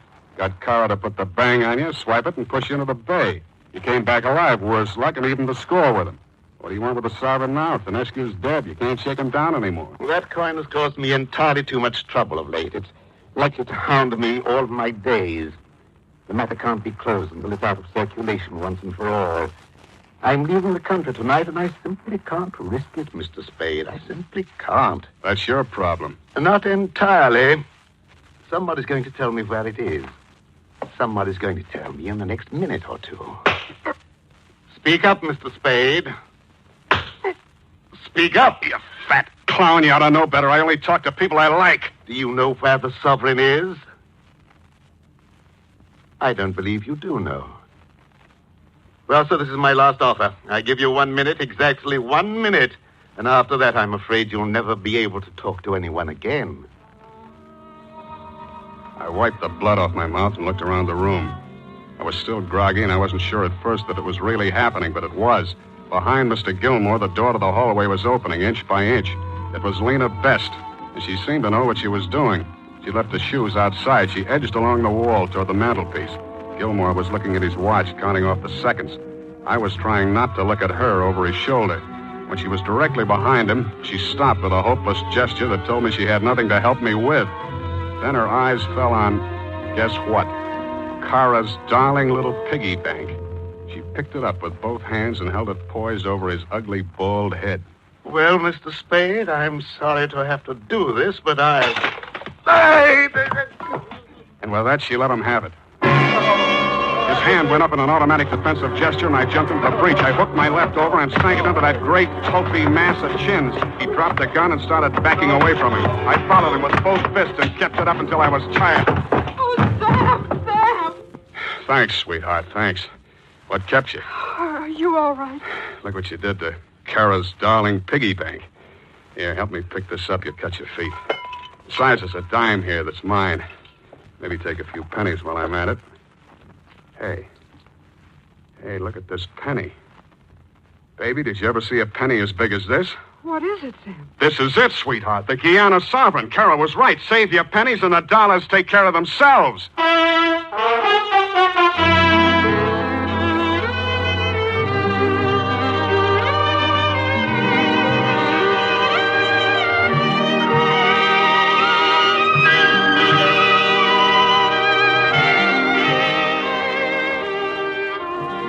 Well, that's about it, Mrs. Gilmore. The whole caper. When I got back to the office, I pried the top off of the sovereign with a nail file kindly furnished by Miss Effie Perrine and found inside just about what I'd expected. It was a dog tag with some French words on it and a number. The kind you wear on your ankle when you're a prisoner on Devil's Island. Had another name on it, but it was Tanescu's, all right, and it was the blackmail weapon that had put Gilmore in the dough and had made him half owner of a big steamship company. As you've no doubt been informed, your late husband, Mr. Gilmore, is expected once again to become your late husband, this time in the gas chamber. Goody, goody. Kara Kenbrook will by now be yawning away into the hospital ward at the Hatchapee prison. If you're thinking of making me a present, please make it something to wear, as I don't go in for jewelry. Period. End of report. Okay, Sam, I'll type it up. Anything else? Yeah. Got 10 until tomorrow? Are you kidding? No, I need it. I promised I'd take Lena for a little square dancing at the top of the mark. There's no dancing at the top of the mark. I know. Good night, Sam. Good night, sweetheart.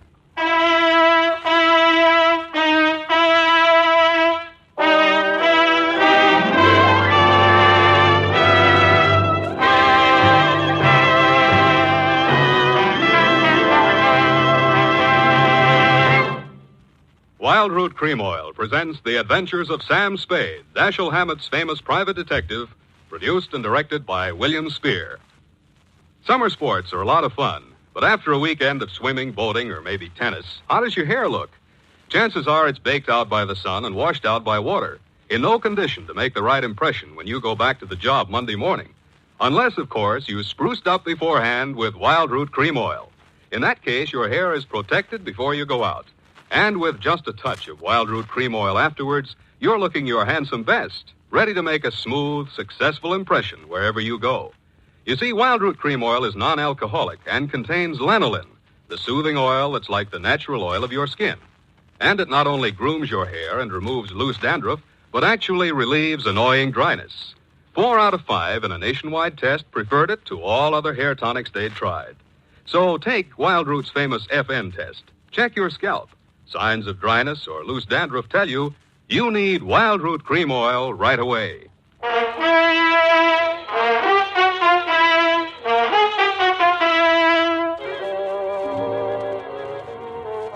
Sam Spade is played by Howard Duff.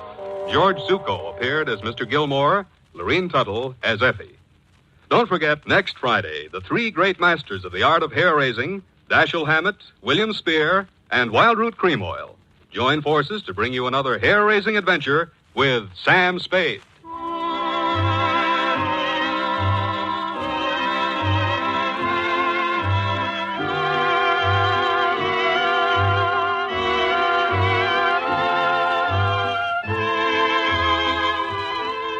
Smart girls use Wild Root Cream Oil, too, for quick, good grooming and to relieve dryness between permanents.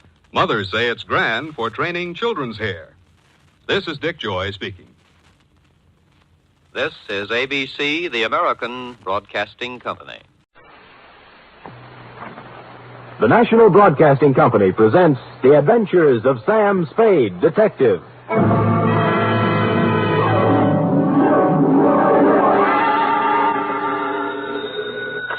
Sam Spade Detective Agency. Me, sweetheart. What was that, Lars? Nothing. That was my teeth chattering. Oh, is it cold out? Out where I was, Effie, I've been swimming. In December? Oh, Sam, you caught a chill. That's true, Eff. I caught a real Russian chill. They're not keeping San Francisco Bay as well heated as they might. The bay? Sam, you were swimming in the... Where else, Eff? But...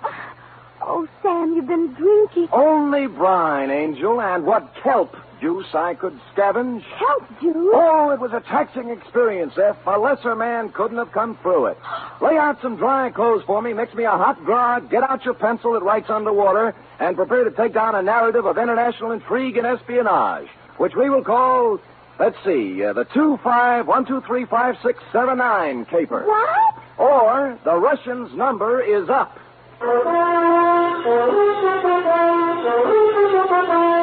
NBC invites you to listen to the greatest private detective of them all, as William Spear, radio's outstanding producer-director of mystery and crime drama, brings you The Adventures of Sam Spade. Effie! Here I am, Sam. I was just calling the janitor to see if he could turn on some more heat so you could... Oh, you're not so very well. Well, I had a dry martini on the way over. Dr. Ames called you a few hours ago. Dr. Oscar Ames. Did he? That was nice. He was worried about you. Wanted to know if you'd been found yet.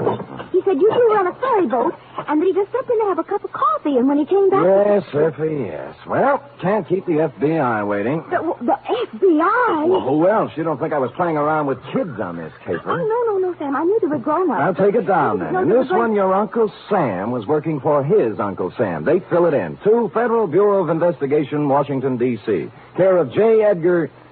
Oh, no, that'd be too much. Well, why not? From Samuel Spade, license number 137596. Subject, Boris Kargamensky. How do you spell that, Sam? Kargamensky, K-A-R-G... No, I don't mean that. I mean Boris. Oh, I should have known. B-O-R-I-S. Dear Sir, last night I let my secretary off at 5:30 so that she could go and do some Christmas shopping, although I've told her repeatedly that all I want this year is money. The fog was rolling in off the bay, and it was bitter cold as I came out onto the street, pulling my overcoat collar up around my ears. Seemed like the night for spaghetti, a wonderful spaghetti dinner, and some pleasant Italian hospitality down at Mama Pizza's restaurant on the Embarcadero opposite the ferry building. So that's where I went. But Mama Pizza had more than hospitality on her mind when she met me at the door. Sam, oh, I'm so glad to find you. I'm just calling you out. Well, what's the trouble, Mama? Someone been stealing ravioli? Please. It's my cousin Tony. They tried to kill him. Oh, what happened, Mama? Come on, Sam. You eat with us, our table. I'll make Tony tell you. This one I feel so good, but he can talk all right. You're going to see. She led me to the back of the restaurant to the table where the family generally sits. Her daughters, Angelina and Patty, were there with plates of food in front of them. But they weren't eating any of it. They were staring in awe at the man who sat next to him. He was small to start with, but he was even smaller, hunched down in his chair miserably, staring, unseeing, into a glass of wine. On the table in front of him was a battered old concertina. The top of his head was swathed in a clean, new bandage. Sit down, Sam. Sit down. This is my cousin, Tony Calucci. Tony, my good friend, Mr. Spade. Hello, Tony. Hello. Go on, Tony. You tell Sam what's happened on you. Sam, you have your dinner at the same time. Yeah. Don't forget. Tonight you're going to be my guest. What do you like to eat? Well, Galatini, cacciatore? Well, I don't care, Mama. What's that on your plate, Angelina? You going to eat that? Well, pass it over. And waste not, want not. That's what I always say. Now, what happened on you, Tony? Well, I'm on the boat, see. Yeah, what boat? The ferry boat, Auckland ferry boat. Don't you never hear my music on the boat? Ah, you play the concertina on the ferry ride. Sure, but no more. Huh? Tonight on the 6 o'clock boat. Oh, boy. Tonight on the 6 o'clock boat, what? I'm a play inside the first by the sandwich place, and everybody say, "Oh boy, Tony, you good, you play good, play some more." 10 cents a year, 5 cents, 2 quarters even. Then I go up the stairs. Oh boy. Oh, boy. And? Then I go out on the deck. It's a very misty, foggy, black. I can't see nothing. Now, I'm very happy. I feel like I play some more. So I'm a walk away back and up and down at the deck and I make a music, see. And then all of a sudden, I hear somebody say something to me. I can't see nobody. Now I hear him. What do you think he said to me? What? What? Cospedor. Cospedor? As in bar? Cospedor. Well. So I'm said back to him, Cospedor. I still can't see nobody. Then I hear him say, "Is that you play Boris?" So I get mad. I say, "No, I don't play Boris. I play Pagliacci, Tosca, Trovatore. But I don't play Boris." That's a foreign stuff. I see. Then I'm sorry I say that because this fellow, he sounds like he's foreign. So I'm just going to say, "Look, Mr. Oh, boy. What, Tony? What? Patton! I get a hit on the head, smash a patton. I fall down. I'm bleeding. I drop on my concertina. My head's got a big hole on the top. I let out a big yell. Then I'm a blackout. Oh, boy. People come running around and good luck. There's a doctor on the board. They carry me down the stairs and he fixes me up. Otherwise, I'm a die for sure. Well, what did it feel like? What did he hit you with? Well, it feels like a baseball bat. But the doctor, look, here's the doctor now, just to come in. Hey, Doc. The doctor looked in our direction when Tony called and strode over to the table, a big 6'3" blonde guy in the Joel McCrae, Gary Cooper tradition. You had to like him right away. No bedside manner to this doctor, although he could have had as much of it as he liked. He was all business and no kidding. I thought I told you to go to bed and stay there. Well, Doc, I just You want may to... have a concussion, Tony. I'll be back here in an hour, and then we'll take some x-rays. My name is Sam Spade, Doctor. I'm a friend of the family. Oh, Ames. Dr. Oscar Ames. How are you? Dr. Ames, can I get you something to eat? No, thanks, Mama. Smells wonderful, but I haven't time. Oh, I'll have a cup of coffee, maybe. Sure. You want time to make a Tony go to bed? Yeah. Go on now, Tony. Go lie down. I'll be back, and we'll check you over. Get some rest in the meantime. All right, Dr. Ames, I don't know. X-rays, the whole thing. I don't know how I'm going to pay you. Never mind that. That's why we charge our Nob Hill patients a little extra, so we're able to do something like this once in a while. This will be on me, Tony. You're good kind of man, Doctor. I don't know what to say. You go on and lie down, Tony. You're embarrassing the doctor. All right. Screwy thing, this one, isn't it, Doctor? Sure is. Here's your coffee. Oh, thanks, Mama. Yeah, sure is. Homicidal maniac, looks like, Mr. Spade. Oh. Spade? Sam? Are you the detective? Yeah, that's right. Well, I know about you. You did something for a colleague of mine. Murphy? Dr. Raoul Murphy? Murphy? Yeah, I did a job for him last summer. Yeah, he gave you a great send-off. Said, what is all this tonight down here? Detectives? Police? Police? How do you mean? Well, I think they were police. 5 or 6 plainclothes guys. They were waiting here on this side when the ferry pulled into the slip. They're still there holding the boat. I just left them. Oh, what were they doing? Talked to all the passengers as they came off. Asked us for identification. Mm-hmm. Hey, what do they think about Tony's little experience getting knocked on the head? Oh, they were mighty interested, naturally. Especially when I told them how I thought the wound had been inflicted. Which was? Gun butt. Gun butt, eh? Wow. I'd say so. Lord knows I saw enough of those in the war. The Russians used to club prisoners over the head that way to save ammunition. And then fling the guys into the river. Oh, hey, I've got to go. Take that dreary ride again. What, the ferry? Yeah, I've got a patient over in Oakland. Had to come back over here to pick up some serum. Phoned my nurse, and she met me just out here. Well, nice to see you, Sam. Oh, tell, what's his name, Tony. Hey, wait a minute, Doc. I've got nothing to do. I'll ride over with you. A little air won't do this dinner any harm. We crossed the street, went into the ferry building. Everything was normal enough for the main waiting room where I stopped to buy cigarettes and a pocket flashlight. But outside on the dock where the Oakland boat was waiting to take off, there were a number of extra characters whom you wouldn't think would have chosen a dismal, chilly night like this for waterfront lounging. There wasn't anybody I knew, and in any gathering of plainclothesmen, local variety, I generally spot 1 or 2 familiar faces. Dr. Ames and I got aboard, followed by 3 of these gentlemen. The broadest one, who was built for endurance, exchanged pleasantries with us as the boat moved out into the water. Hello, Dr. Ames. I see you didn't miss the boat, like the old saying. No.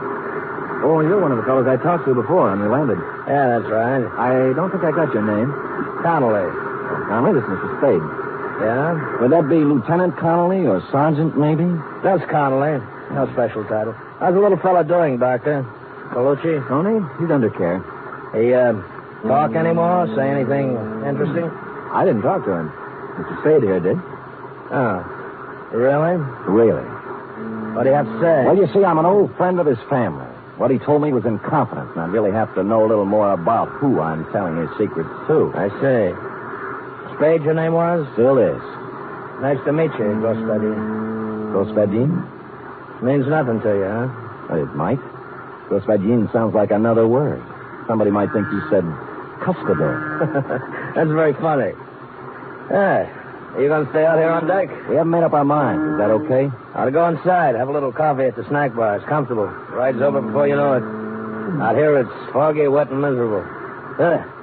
Well, I'm going in. I'll see you later. Goodbye, Doc. Well, maybe he's right, although I must say he's not my favorite man in the world, Mr. Connolly. It is strictly pneumonia weather out here on deck. Shall we go in? Not just yet for me, Doctor. I think I'll stretch my legs a little. Doc, tell me, where was it that Tony got caught? On the upper deck, I know, but which side? We're turned around now. Starboard. Just about directly above where we're standing. Yeah, right. Don't point, Doc. Our friend Connolly and his boys are on their way out to sea. No, they went back in. Do you think they're as mysterious as they seem? Oh, definitely that. You know what made them turn back just now? Decided it wasn't necessary to check whether we were still here? No, what? They can't make us out here. It's too dark. But they can see 2 lighted cigarettes. Sam Spade, detective. Mm-hmm. Look, even in the face of pneumonia, you want to get up there and look around where Tony was, don't you? I do. Well, then hand me your cigarette, and I'll smoke them both a yard apart, and we'll both be here. Except you. Oscar Ames, M.D. Masterful thinking, Doc. Go ahead, I'll be here.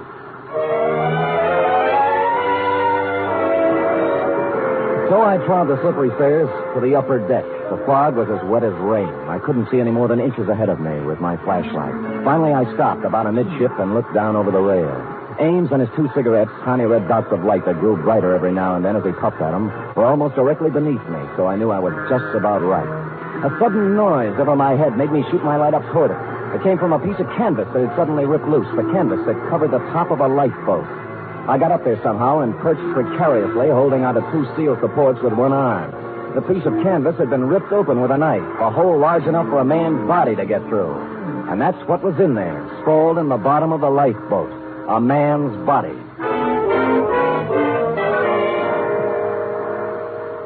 He'd been stabbed in the neck. This was the man who had slugged Tony. Or so it seemed, because the gun was still clenched in his right hand, barrel reversed. There was nothing in his pockets, just a handkerchief and $2 in change. But my flash caught a speck of something white in one of his shoes. It was a bit of paper with 2 typewritten lines on it. I let myself down to the deck, rubbed the circulation back into my arm where I'd been holding on, and prepared to read the note. And that's when my flashlight went dead. I groped about, cursing them for not checking their batteries, until I found a faint, ghostly glimmer of light overhead, out over the edge of the ship on the outside of the rail. I climbed over, steadied myself against lurching, and lit a couple of matches. It said, International Postcard Shop, Geary Street, SF. Greeting card for Boris. I put the bit of paper in my pocket and turned to climb back over the rail. And then something came at me from the flash. It caught me full in the center of the forehead. And as I staggered, came again like a block of wood right on the top of my head. It made it burn with sudden fire. Tiny points of light glittered in the blackness, came rushing toward me and grew larger, and I fell crashing over the side.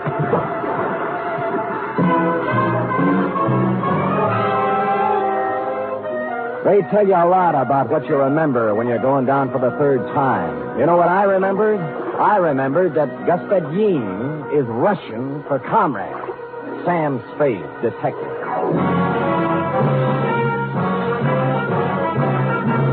You are listening to the weekly adventure of radio's most famous detective, Sam Spade.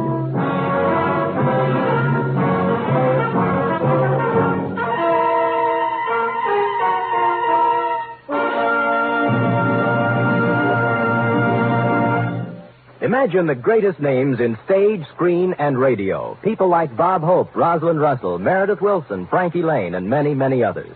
Imagine an hour and a half of the very finest in comedy, music, and drama. Imagine all this rolled into one wonderful program, presided over by the distaff dynamo, Tallulah Bankhead. Well, NBC has the program. It's The Big Show, heard every Sunday night over most of these stations. All this and Tallulah, too. No wonder it's The Big Show. And Sunday evening also means Theater Guild on the air. This Sunday, Theater Guild presents Boomerang, starring Kirk Douglas.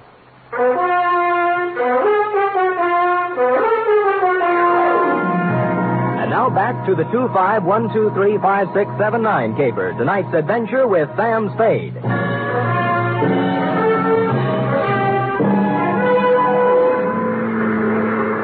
I found myself mechanically keeping afloat somehow and trying to get out of my overcoat. My eyes burned. I felt heavy and lodged, as if I'd swallowed gallons of water. My head began to clear a little, but with returning consciousness came increased pain, pretty bad, too. From out of the misty blanket, from every direction, in a dozen different keys, from near and far, foghorns sounded. I knew that by now the current had swept me out of the path of the Oakland ferries. The water was chilling me, and I turned over and began swimming, just hard enough to keep the blood circulating. The lights of a boat came into sight suddenly, and I threw back my head and yelled.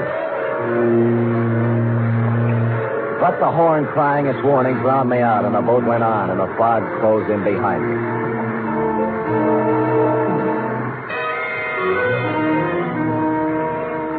And then I found myself full of a strange and wonderful weariness.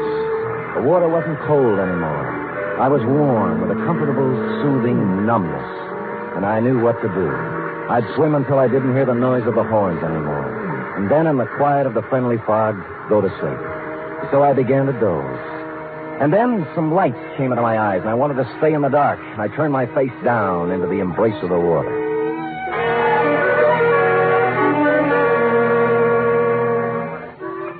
And then I wasn't where you'd expect at all. I was lying on a baggage truck that was moving. People were crowding around, walking beside the truck, staring at me.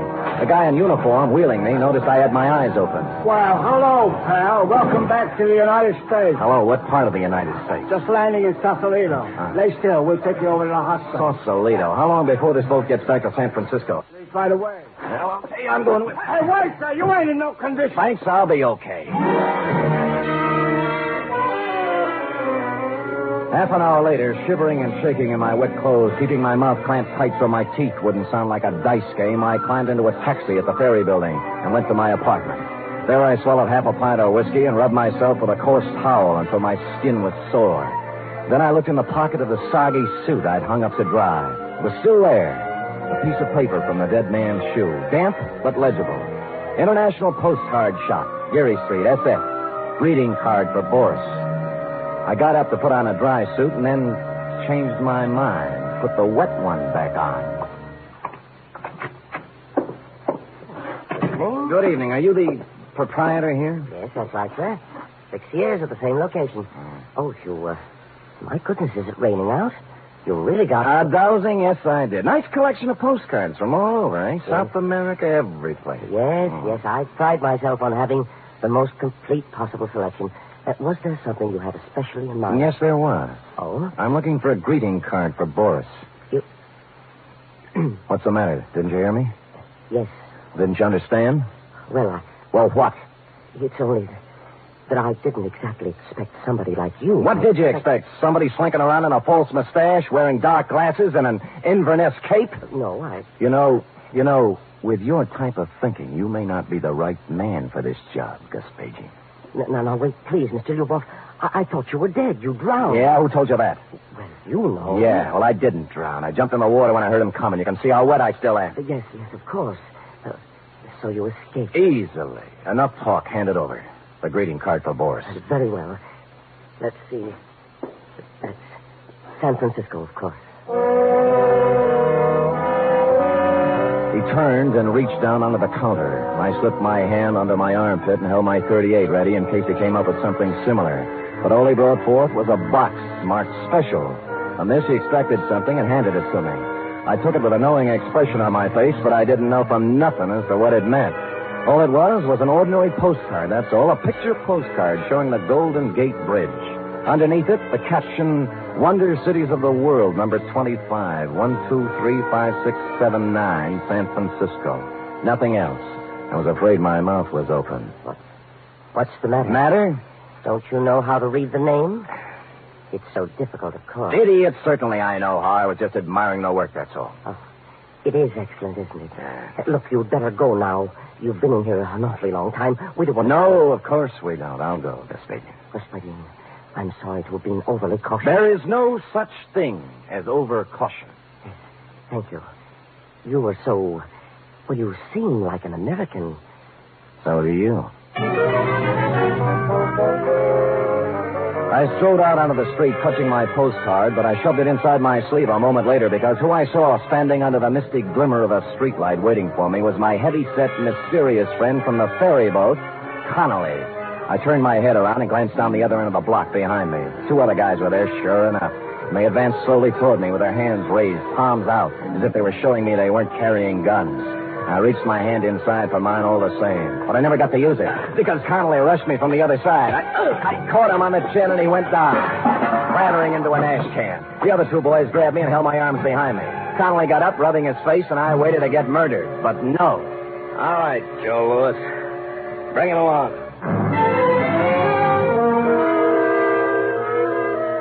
And so they did.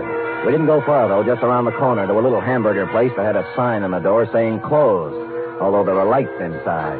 Connolly knocked on the door, and a fellow with an apron came and opened it and locked it after us. Connolly gave him a nod, and we sat down at a table while he brought us coffee.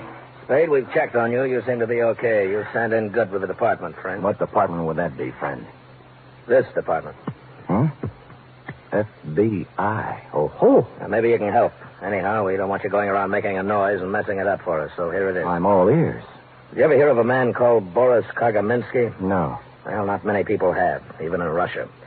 Boris Kagaminsky is the top Soviet agent in America. He's the head man. He organizes and runs everything for them here. I see. Now, he came to this country 7 years ago and vanished. We've been trying to find him ever since. False passport, of course. That didn't help. There's nothing anywhere on Kagaminsky. No pictures, not even in Russia. No fingerprints, nothing. Every lead we had, dead end. And then we got word last week... Go ahead, drink your coffee. Oh, I'm too interested. We got word last week that another agent, an unimportant little guy named Lyubov, was on his way to San Francisco and that he would definitely have to contact the big gun. Something to do with the Chinese war business that only Kagaminsky is big enough to handle. Well, our man tailed Lyubov all the way out here, and then he lost him. The Oakland ferry. Well, that didn't bother us very much. He called us, and we were waiting on this end. But in pulls the ferry, and no Lyubov. Lyubov was a dead man on the lifeboat. Right. He must have been up there waiting to be contacted. Yeah, then he heard Tony and his concertina, thought this might be it. Then when he realized he'd made a mistake and uncovered himself, he conked Tony on the head. Right. Yeah. And his Soviet contact got scared of investigations on the boat following Tony's hue and cry and stabbed Lyubov. So, now we're back where we started. Every passenger on that ferry was okay. What's that you're looking at? Picture postcard. Found a message on Luboff about the International Postcard Shop and a greeting for... Hey, a greeting for Boris. Boris Kargamensky. Now, let me see that. I bulldozed the guy in the shop to let me have it. Looks like nothing. It's just a picture, but he said He said I could read the name. Give me it. Golden Gate. No. Oh, these numbers. Wonder Cities of the World. Number 251235679. Hey, wait a minute. What? Print out the guy's name, Boris. All right. B-O-R-I-S. Leave a space. K-A-R-G-A-M-E-N-S-K-Y. Now put numbers, wait a minute. The top number is 9. Yeah.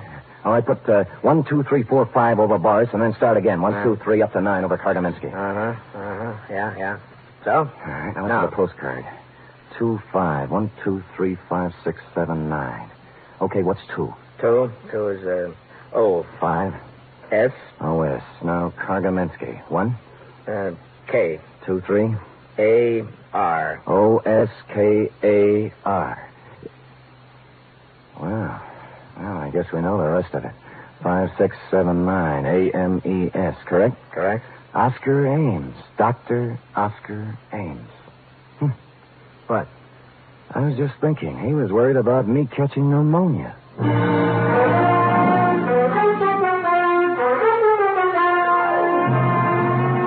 I called Mama Pizza, and from what she said, we knew where to go. We picked him up at the emergency hospital. He was just finishing the operation on Tony's head. We watched him through the glass, and the other young doctor standing alongside us said he was one of the greatest surgeons they'd ever seen. When he unrolled his gloves and took off his operating mask, he looked up and saw me, alive, and the other boys with me. His scalp tightened for just a second, and then he smiled. It was when he reached into his bag that we rushed him, before he could get the little red bottle to his lips. Period. End of report. Oh, Sam. A spy story. Yes, it was, F. Everything. A chase and being thrown in the water and mysterious people and a code message. Well, that had kept you awake, Angel. Sam, what is it like not to want to be in America? Not to want to live the way we do in America? Yeah, I can't imagine, sweetheart. I can't either. Sam, about Dr. Ames. Yeah? Do you think that, the way you described him and all, do you think you made him sound too sympathetic? Well, I described him as he was, that's all. But will anybody think that, he was attractive? But you missed the whole point, didn't you? Spies don't go around wearing monocles and talking with heavy accents and acting like spies, not the good ones. It's the attractive, lovable, trustworthy strangers that are dangerous. Now, if you'd met Dr. Ames at a party somewhere, you'd be out with him in a nightclub right now, cooing over a drink and giving him the plans for the Brooklyn Navy Yard. Sometimes I can't... Get mad, Sam. I don't even know where Brooklyn is. Lucky for our side. You don't hate me, do you, Sam? Oh, come here. Oh.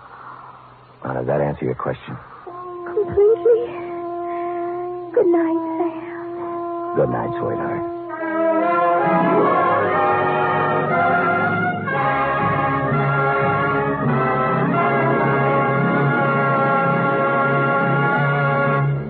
The Adventures of Sam Spade are produced, edited, and directed by William Spear. Sam Spade was played by Stephen Dunn. Lorene Tuttle is Effie.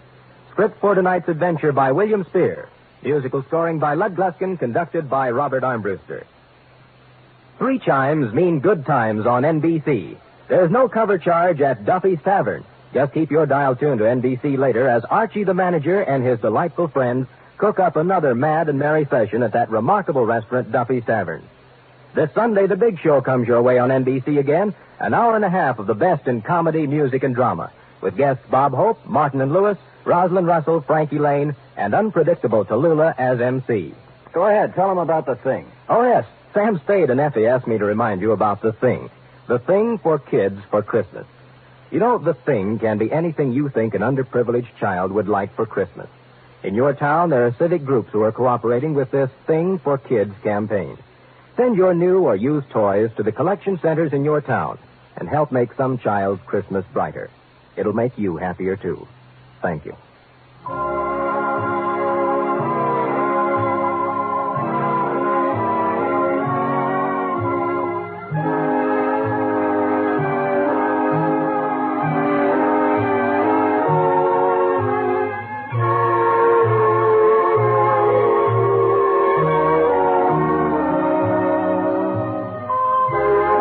Join us again next week same time for another adventure with Sam Spade.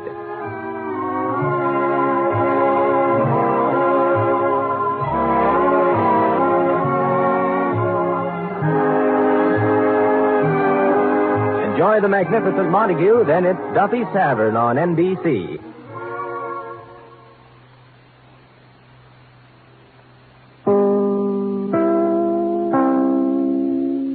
The National Broadcasting Company presents The Adventures of Sam Spade, Detective.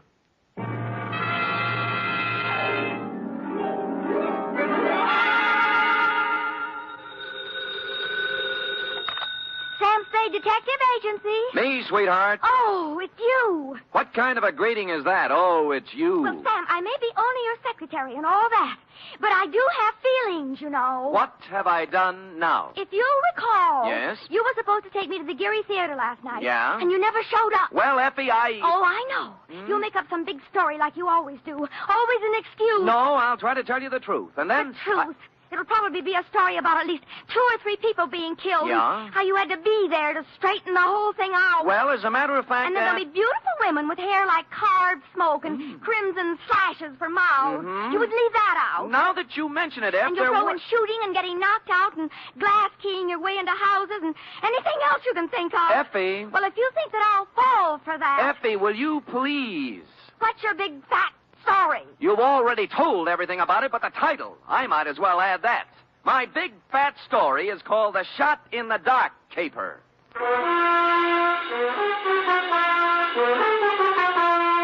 Transcribed for NBC, William Spear, radio's outstanding producer-director of mystery and crime drama, brings you the greatest private detective of them all in The Adventures of Sam Spade.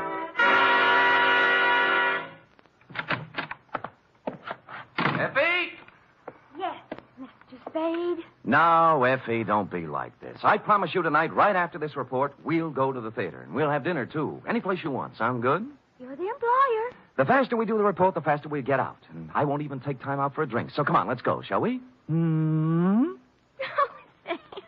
see? I can't stay mad at you. Date, fill it in. To Managing Editor, San Francisco Evening Gazette. City, from Samuel Spade, license number 137596. Subject, The Shot in the Dark Caper. Or, Stop the Presses. Spade has his pants caught in them. Caught? Dear News Hawk, the next time you have a bright idea about a story, count me out. There's too much work for the money it pays, and the glory just doesn't exist. I don't mind being knocked on the head, shot at, lied to, double-crossed, and otherwise treated cruelly by circumstance, but to do it all in one night, just so you can have a scoop, and then be referred to in your columns as a Gazette staff member, well, my professional pride was severely injured. I am a detective, sir, and nobody's staff member. Well, now that that's off my chest, here in journalistic prose is what happened starting yesterday afternoon. Sam Spade Detective Agency? Yes, he is. It's for you, Sam. I'll take it in here, Ed. Spade. This is Woodrow Wilson. Really? Well, I'm sorry. I have Teddy Roosevelt on the other phone. It might take some time. You better try me later. Bye. Spade. Huh? Somehow I thought you were above that sort of corny repartee. I am above nothing, sir, as long as it's ethical. Now, which Woodrow Wilson is this? I'm the new managing editor of the Evening Gazette. Well, welcome to town. What can I do for you? I have a job you might like, an interesting job and interesting money. How interesting? If you find out what I want, you can almost name your own price. Can you get over here in 3 minutes? With any sort of a tailwind, I'll make it in 2. A new track record.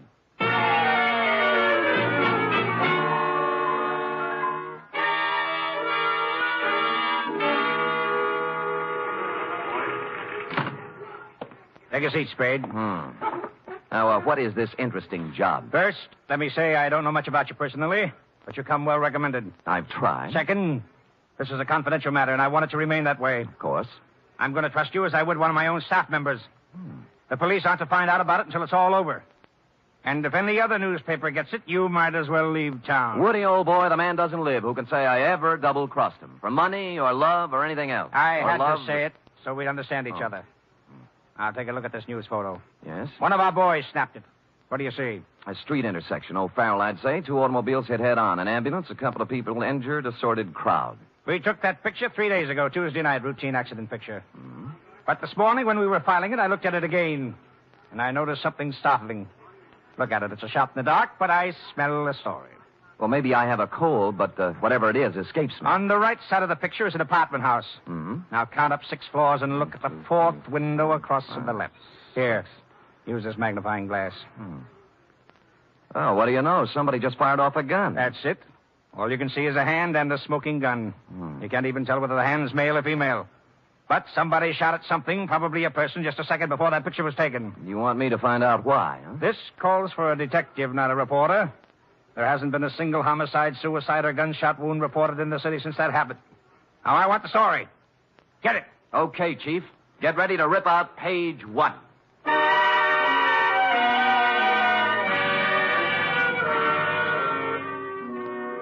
The apartment house was the Greystone. It was actually an apartment hotel and a little shabby. I entered an hour later with a suitcase and an out-of-town look. The nameplates on the mailboxes showed about 5 vacancies, including one on the 6th floor. I rang the manager's door buzzer. Good afternoon. I'd like to rent an apartment if I could. Come in. Just drop your suitcase anyplace. My name's Ed Barry. How are you? Your suitcase is leaking. Oh? We charge one price, $175 per night. Well, I don't have that kind of cash with me or my checkbook. Could I pay you tomorrow? Well, sure thing. Your name? Mark Humboldt. Mark Humboldt. B-O-L-T? Yes, that's it. Where you from, Mr. Humboldt? New York, boy, New York. 48 East 51st Street. Near Broadway. Next to kin? Huh? Any family, relatives? No. Oh, you own a car? Look, I'm just renting an apartment, not taking out life insurance. Well, you see, there's a state law here requires us to get this sort of information. I'm sorry, but there's nothing I can do. No car. A bank account? Corn Exchange Bank. You own any property? Yes, I do. Albany, New York. Just how much, would you say? 6 feet in a cemetery. I expect to be buried there. Yeah, well, I guess that about takes care of it. Anything on the 6th floor? Well, why the 6th particularly? My lucky number. Oh, well, I'm sorry. Maybe later. Right now, we got nothing on the 6th. Come on, I'll show you around.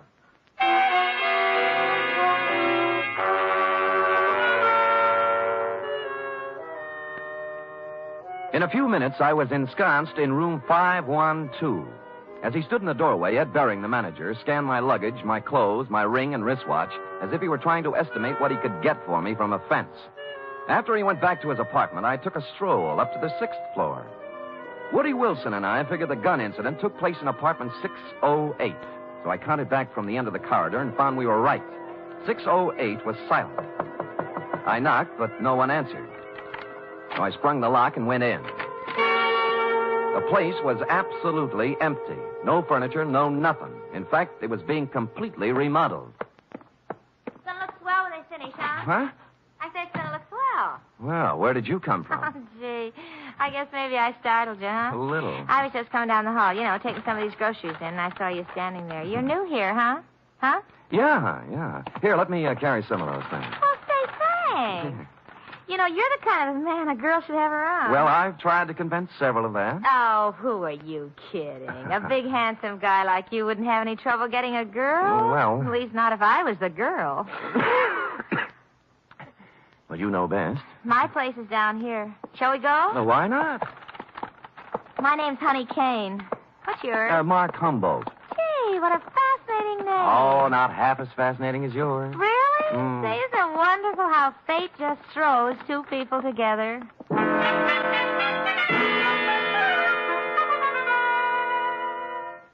The bags of groceries we were carrying had a layer of dust on them, and the bags looked as if they'd made 50 trips to the grocery store. No one had to hit me on the head. Sam Spade, detective. She was small in peroxide, and if you like 'em stupid, small in peroxide. She lived in apartment 620 with a roommate who was quite a bit different. Prettier, smarter, and quieter. Sandra, I want you to meet this very nice gentleman, Mr. Mark Humboldt. Humboldt. Oh, sure, I remember the Mark part, but this is Sandra Lynn. How do you do, Miss Lynn? Hello. Yes, well, nice day. Great. Well, Just put the groceries down here, huh? Oh? There. Now, let's have some fun. Like fun, Mr. Humboldt? Wouldn't be without it. You're priceless. Well, come on, let's start with a drink. How about you, Sandra? No, you kids have your fun. I'm going out for a walk. Well, tumble. You're supposed to be looking at me.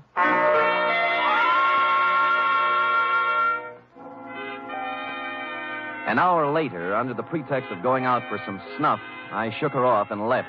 The next half hour went to giving the apartment house a thorough casing. I looked at all the names on the mailboxes, and the only one that rang a bell was one Max Barstow, a former heavyweight who never got past club fighting. I inquired about him of charming Ed Bering, the manager. Max Barstow? Yeah, I tried his apartment. He isn't home. Yeah, well, you see, he won't be home for some time. You see, he took a vacation. Went to visit his family in Portland. Well, when did he leave? Last Tuesday night. I remember him saying, Ed, I won't be back for a while. Look after things, will you? Well, you have a good memory. Yeah. Hey, can you tell me something about those two girls in 620? Why? One of them made a pass at me. Well, mister, I feel this way. I rent apartments to responsible adults. What they do is their business.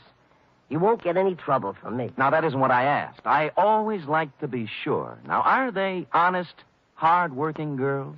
I don't know nothing about them, but let me tell you something confidential, mister. Why look a gift horse in the mouth?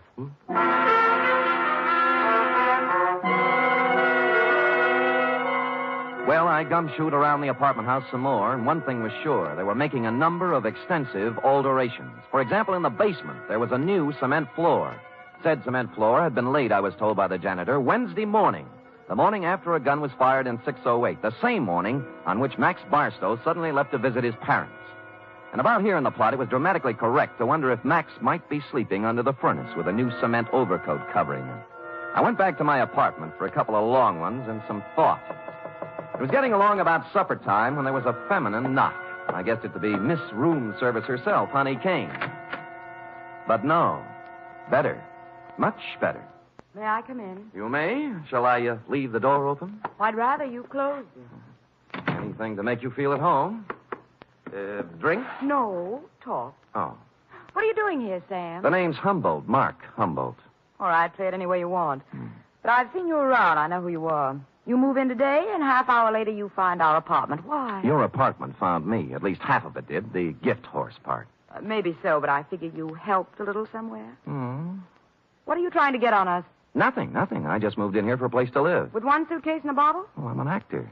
Look, whatever it is, lay off, will you? I've had enough trouble in my life. Things are just starting to go right. Sandra, I don't know what's on your mind, but as far as I'm concerned, you're clean.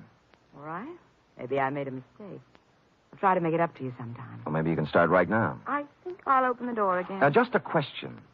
Seen anything of Max Barstow lately? I knew it was something. I knew it. No, I haven't seen Max Barstow lately. He went somewhere to visit his family, and I'm telling you, either leave me alone or something's going to happen to you. You won't write.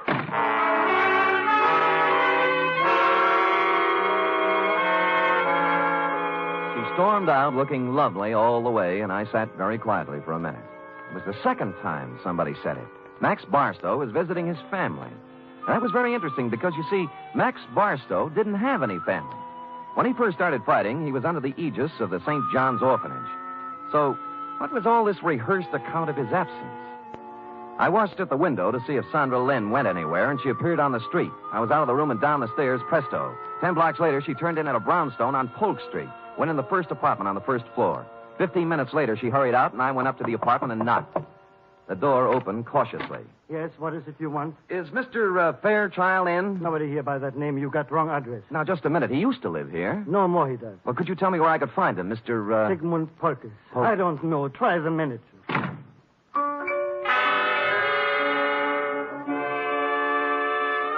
On the way out, I looked at the card on his door buzzer. It listed his apartment as belonging to a Mr. Rothschild. At the moment, there was nothing to be made out of it, so I went back to the Greystone. And when I got to my room, it was very obvious that I'd been visited during my absence. Yeah? Oh, it's you. What happened to my suitcase? I'm sorry, Mr. Humble, but I didn't realize it before. You see, that apartment was already rented, so I guess you'll have to find one someplace else. Look, you have 4 other vacant ones in this apartment house. Give me one of those. Sorry, no vacancy. Well, then give me my suitcase. Yeah, that's the one that leaked. Just a minute, I'll bring it out, Mr. Humble. I'll go in and get it myself, Mr. Barry. I said stay out. I said I'll go in and get it. Right, you will.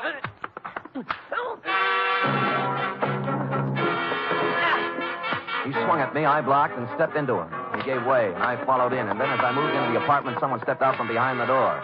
I turned, but it was too late. I would sandbag. The face behind the arm that swung it looked an awful lot like that of Max Barstow. I remember asking myself as I went down, if Max Barstow wasn't shot in room 608, who was?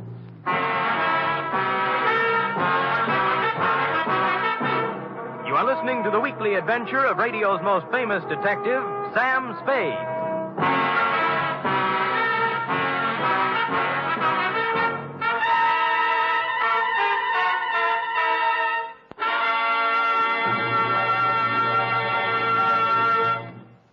Three chimes mean good times on NBC. On Sunday, March 4th, that's 1 week from this Sunday, Theater Guild on the Air will present radio's most exciting dramatic event. It's a full hour-and-a-half presentation of Shakespeare's immortal Hamlet. John Gielgud will portray Hamlet, Pamela Brown, the Queen, and Dorothy McGuire will appear as Ophelia. The intrigue, beauty, and romance of Hamlet come to life Sunday, March 4th, on Theater Guild on the Air.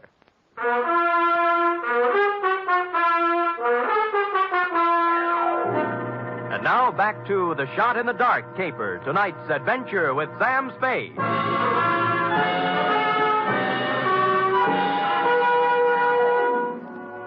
I wasn't out for long, but it was long enough to have been carried out of the apartment manager's place and dumped in an alley. I sat up and rubbed the back of my head and discovered the boys had a sense of humor. Pinned on my chest was a note that said, "Beat it." This time, when I went back, I had my gun handy to hand. Nobody was home at Mr. Bering's apartment, so for something to do, I looked in on Max Barstow's diggings, 413. I glass keyed in and turned on the lights. And a search revealed items, a rent receipt showing Max was paid up for 2 months and intended to stay put.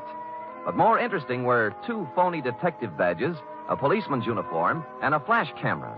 Couple these with a dossier on a man named Sigmund Pulkus, and I knew just what Max had been doing since the fight game stopped paying his bills. It read, Sigmund Pulkus, 60 years old, Minneapolis. Just sold 2 restaurants for $175,000. Intends to retire and settle down in San Francisco. That's as far as I got when Honey poured herself on me again. Oh, Mr. Humboldt. Yeah. What are you doing in Mr. Barstow's apartment? Come in. Thanks. You shouldn't be here. Mr. Barstow ever found out. Honey, you can drop the act. Thanks. You know who I am, and I know who you are. You're part of the bait for one of the oldest rackets in the world. World? The Badger Game. Who, me? You. All right, Sam. I didn't know who you were at first until Sandra told me. Now, you tell me, what are you doing in Max's room? A number of things. First of all, getting enough evidence on him to give him a free vacation on the state. Second, I wanted to see who would show up and why. Now, what's your story? I just dropped in to see if Max was here. Try again. Sam, if I tell you anything, will you leave me alone? If I can bear it. I came over to get some things from Max. You know. Where's he staying? Right across the street in the Arlington, 314. Mm-hmm. Ed Bering manages both apartment houses. Why doesn't Max stay here? Who are you working for, Sam? I'm just asking. A client. Not the police? No. Sam, I don't have a thing to do with the mark Max is working on now. Sigmund Pulkus.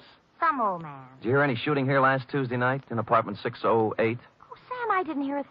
Not a single thing. All right, get whatever you came for, but remember this. You tell Max I was here, and I'll tie you into something that'll get you Tehachapi if it's the last thing I do. Oh, sure.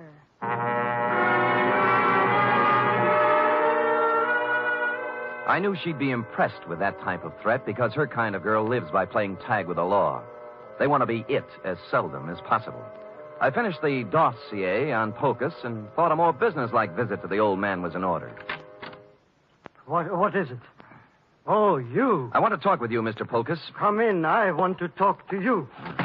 Now, stand right where you are. He was pointing a gun in one shaking hand right at my chest, and as close as I could tell, it looked very much like the gun I'd seen in your picture, Wilson, and the hand that held it was the very same hand. I tried to think of something clever to say. At this stage of my life, it would be very easy to shoot you, mister. Look, I came here maybe to help save you a lot of trouble. Now, if you listen to me, I know why you came here, because I killed Max Barstow. I'll give you a choice. Will you take money, or will I shoot you right here? I'd take the money, but you didn't kill Max Barstow. Don't tell me what I did when I know what I did. Sandra told me one of his gang members was looking for me. But she doesn't understand the power of money. How much will you take to leave us alone to our happiness? What is much faster to you now that he's dead? Look, I don't want any money. I just want it. I felt like a ghost. The gun was pointed directly at me, but nothing hit me. I was surprised, albeit gratified. The little man must have thought I was wearing a bulletproof vest. He didn't look surprised, though. He just folded. I disarmed him and pushed him down into a chair. I had to do it. I had to. I couldn't let you spoil the only bit of happiness I had left in my life. Mr. Polkus, you tried to shoot me, and I'm grateful. It told both of us something. To begin with, you can't kill anybody with blanks in your gun. Blanks? I don't know blanks. Where did you get the gun? I always have guns. Always? And you don't know the difference between real bullets and blanks? You got it from Sandra, and she loaded it, right? Maybe you should know, gangster. Look, I'm a private detective named Sam Spade. Now, if you'll help me, I'll help you. When did Sandra give you this gun? Last Tuesday? Yes. Did you use it to shoot Barstow? Yes. Then he couldn't be dead, could he? This gun wouldn't kill a fly, and besides, I met Max Barstow tonight, alive. I saw him fall to the floor, and blood came out of his coat with my own eyes. Mr. Polkus, you just came from Minneapolis with $175,000. You walked into a shakedown gang. They're after your money. That girl Sandra's just bait. Oh, don't speak about Sandra that way. Sure, she tried to shake me up for money, but only because that man, that Barstow maker. She was a slave. She couldn't get away from him. Why did she stage a phony murder with you killing Barstow? Oh, I don't know. I'm so confused. Tell me how it happened. Oh, Barstow posed as a policeman. He found me in Sandra's apartment. I was supposed to pay him $5,000, but Sandra told me she loved me, and Barstow was a racketeer. We were to meet in apartment 608 for to pay him. She gave me a gun to frighten him with, but instead I killed. Nuts, $5,000. They knew how much money you had, and they wanted to get all of it away from you on a phony murder scare. Sandra doesn't want my money away from me. She loves me. Mr. Polkus, I'm sorry disillusionment should come to you so late in life. But... I say she loved me, and I can prove it. How? This morning, she became Mrs. Sigmund Polkus.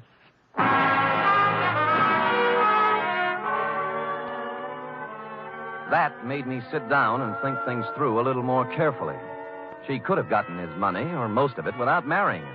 Maybe she did love him. Or maybe they felt he was too dumb to pay off. Or maybe she married him so she could murder him. And maybe a dozen other things. His suitcases were packed, and he said that he and Sandra planned to leave town tonight. He'd been waiting for her when I came in, but she was already 2 hours late. I could think of only one place she could be. So I left poor Mr. Polkus and went to the Arlington. 314, the address Honey Kane had given me. And she was there. Oh, Sam, I'm glad you came. I was scared. I didn't know what to do. I'm scared. Now, honey, quiet down and tell me what you're scared about. In the bedroom, Max, he's dead. A knife job. When'd you find him? 5 minutes ago. I was with him before, and then I went out for some Chinese food when I came back. All right. Who else was here tonight? I didn't see anybody, But what? he was awful mad at Sandra. Said she was double-crossing him, and he wouldn't let her get away with it.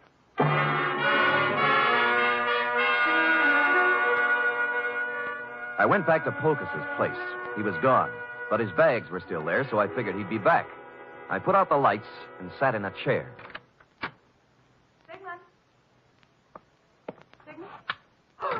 Go ahead. Ask me what I'm doing here. Where's Polkus? Well, if he's smart, he's on a train back to Minneapolis. I'm going to look for him. You're not going anywhere. Sit down. Oh, yes, I am. I said you're not going anywhere unless it's to jail. What are you playing Mr. District Attorney for? Because you killed Max Barstow. Now tell me why. Oh, don't be a joker. Max Barstow's as alive as you are. I'm not talking about the phony murder staged for the benefit of Polkus. Barstow was stabbed to death a half hour ago. He wasn't. He was. I saw him. Who? You. Sam, I didn't. I saw him earlier today, but he was all right. You married Polkus to double-cross him, didn't you? You were going to skip town with him, Mark. Well, sure I was, so why would I kill Max? Because he knew what you were going to do, that's why. I tell you, I didn't.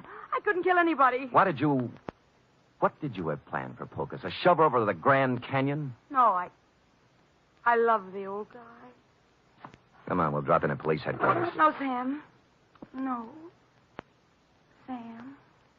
Nothing. I wouldn't take you with a U.S. Mint thrown in. Will you let me go if I tell you what happened? If I tell you who killed Barstow? Well, if you didn't do it, nobody could hold you. For murder, anyway. Bering. Ed Bering did it. We planned the whole thing together. It was a freeze-out on Barstow. Somehow he found out. It had to take care of him. I didn't have anything to do with it. I tried to tell him not to. Tried to tell him not to what? I've got a gun in my hand, Bering. So have I. Which one of us is going to shoot first? You wouldn't shoot.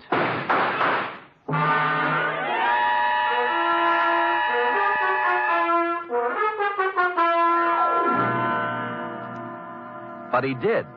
Period. End of report. Sam! Is that all? Well, what do you want? An echo? No. But he shot you and you're all right. Mm-hmm. Were they blanks like the other guns? They were not. They were genuine steel-jacketed bullets. But, You didn't listen carefully enough, Effie. I figured he'd shoot right away. He did, once. Just as I jumped sideways and fired 2 shots back. Did you kill him? No, but he's down with a little case of lead poisoning, though, under police guard. You're wonderful. It's true. All right, go type it up. Off with him.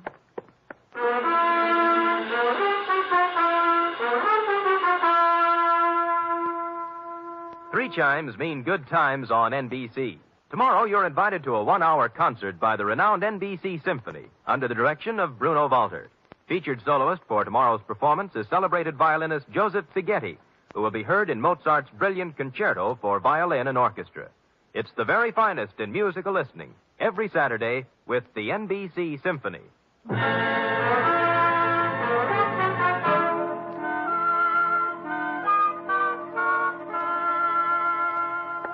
Here it is, Sam, but there's something I don't understand. To wit. Well, what happened to nice old Mr. Pocus? Why wasn't he in his apartment waiting for Sandra? Well, he did just what I thought he should have done. He walked down to the railroad depot and got on the first train for Minneapolis. Who knows? Maybe he's opened a new restaurant. Yes. And, what happened to Sandra? Well, she's being held as an accessory to murder, among other things. Well, if they were married... That's enough, Effie. That's enough. Do you want me to make everything so simple that everybody will be able to figure it out? No, but But you what? I get so confused sometimes. That's most of your charm, Effie. You know, if you were brisk and efficient and cold, we'd never have any fun, would we? I guess not, Sam. We do have a good time at times, don't we? Yes, we do indeed. Like right now. Come here. Oh, Fire in a man's veins. Maddening, that's what. don't say any more, Sam. I don't know what I might do. I'd love it, whatever it was. I better say good night, Sam. Good night, Sam. Good night, sweetheart.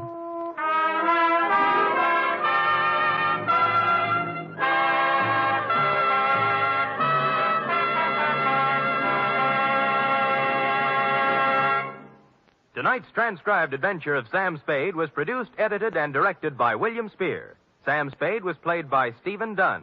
Lorene Tuttle is Effie. Script for tonight's adventure by John Michael Hayes. Musical scoring by Lud Gluskin, conducted by Robert Armbruster.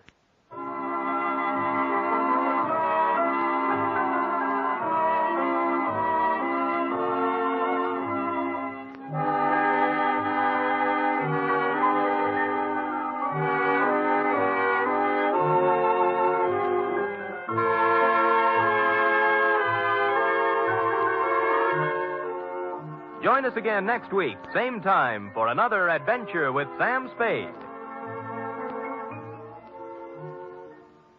Sam Spade lives a life of peril. Well, in these days, we all live in a time of peril. Each of us is contributing something to help meet the emergencies that we face as a nation.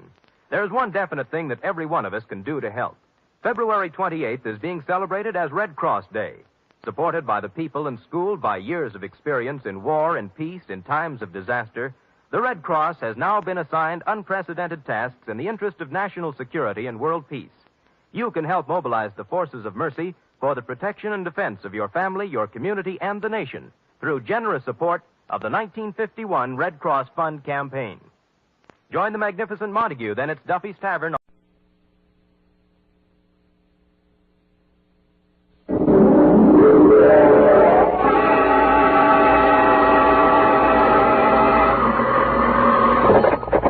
Detective Agency. Me, sweetheart. Sam, how opportune.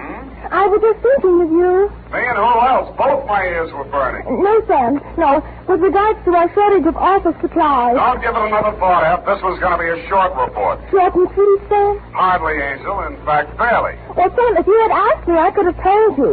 That girl was merely trying to stir up a tempest in her boyfriend's teapot. Again? It was perfectly observant to me, Sam, that But she had sour grapes written all over her. Sour apples, Effie, but you're warm, and that's why I'm so fond of you. Oh, thank you, Sam.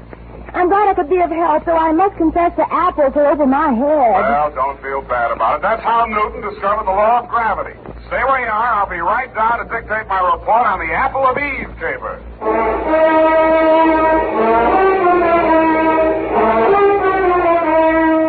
Dashiell Hammett, America's leading detective fiction writer and creator of Sam Spade, the hard-boiled private eye, and William Spear, radio's outstanding producer-director of mystery and crime drama, join their talents to make your hair stand on end with the adventures of Sam Spade. Presented by the makers of Wildroot Cream Oil for the hair. And now, with Howard Duff starring as Spade, Wildroot brings to the air the greatest private detective of them all in the adventures of Sam Spade.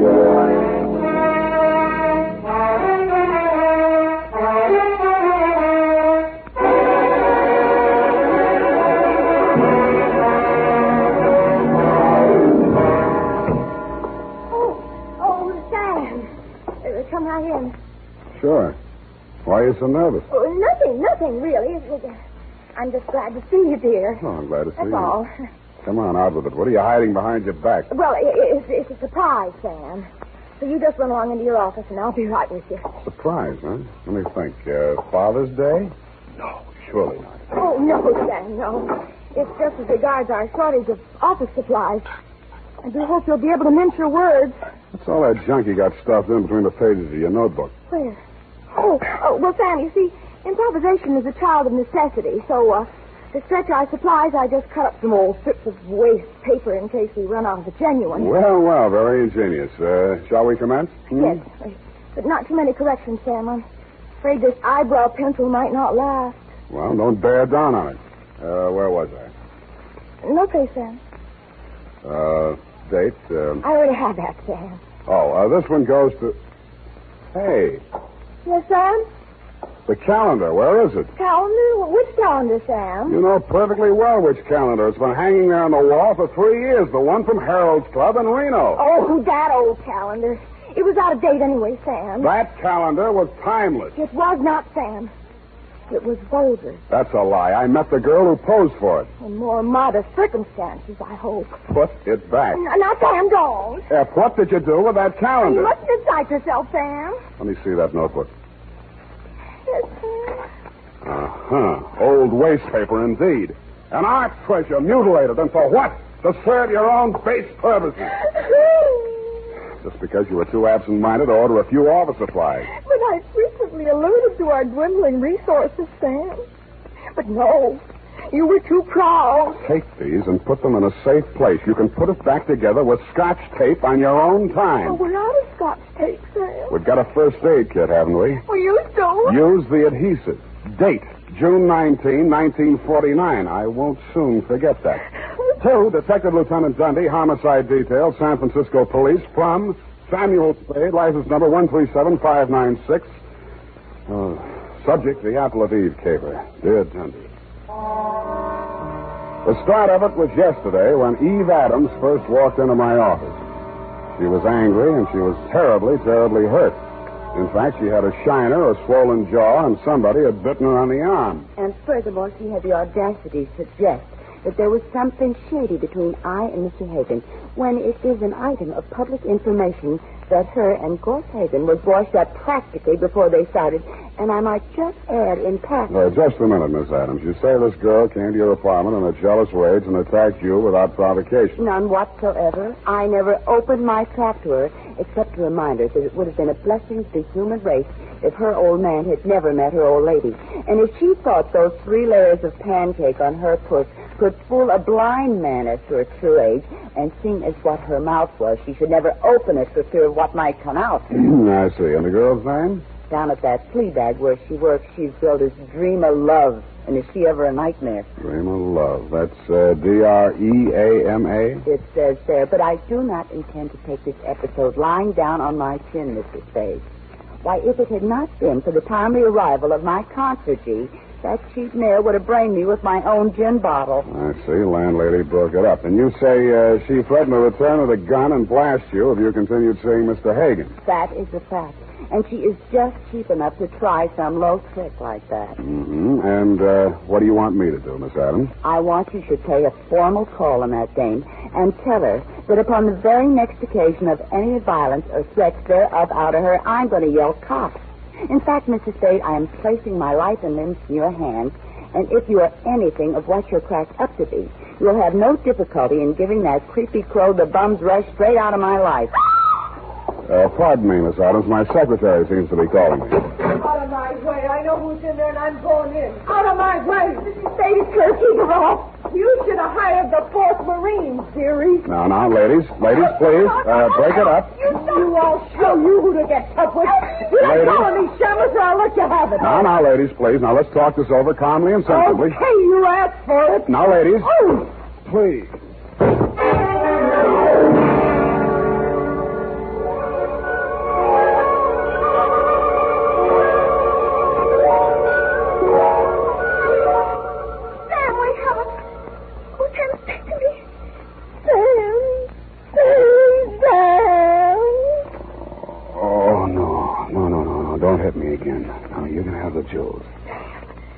Oh, Sam, you poor darling. Here, let me there.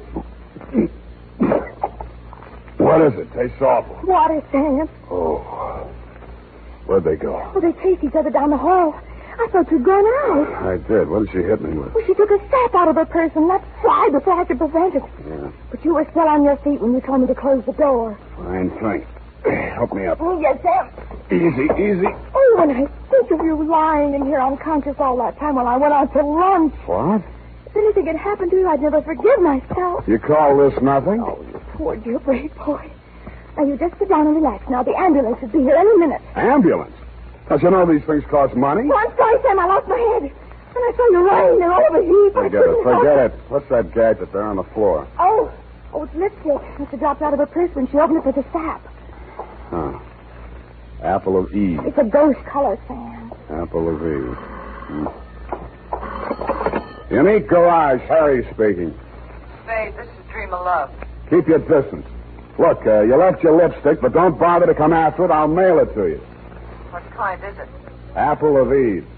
Sorry, I've never used it. Good, then I won't give you another thought. Oh, but you got to. She's dead. Eve Adams? Yeah. She jumped into a taxi in front of your building. I went straight after her. But I got caught in traffic where they're tearing up Market Street. That could be anywhere between the Embarcadero and Twin Peaks. Fine alibi. What comes next? Well, I'm at her apartment now, and she's dead. Sam! Hold on. Yeah, Effie? There's your ambulance. Shall I send them away? What shall I do Well, with them? it's $10 now anyhow. I'll use it for a taxi. Hello, Miss Love. Yeah? Stay there and don't touch a thing. I'll be right over.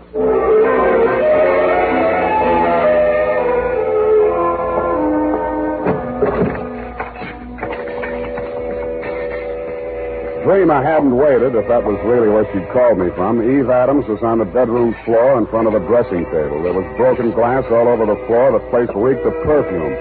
The front of her negligee was splashed with red. I looked for the wound, but I didn't find any. Then I looked at her hands.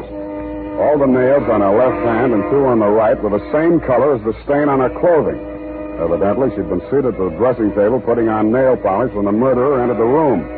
The back of her head had been creased by the well-known blunt instrument, such as a heavy sap. I felt the bumps on my head and looked at the overturned nail polish bottle on the dressing table. It was called Apple of Eve.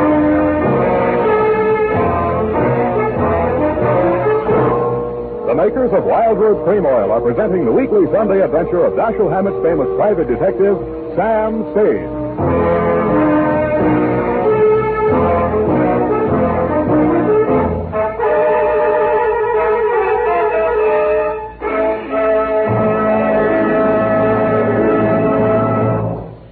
Now, important news on good grooming.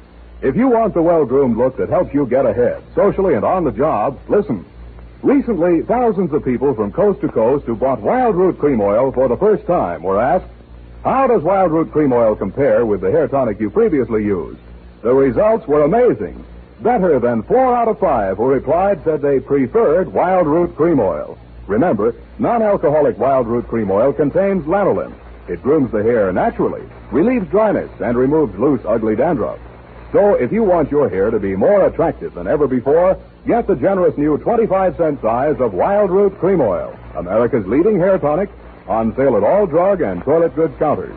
It's also available in larger economy bottles and the handy new tube. By the way, smart girls use Wild Root Cream Oil, too, and mothers say it's grand for training children's hair. Get Wild Root Cream Oil. Again and again, the choice of men and women and children, too.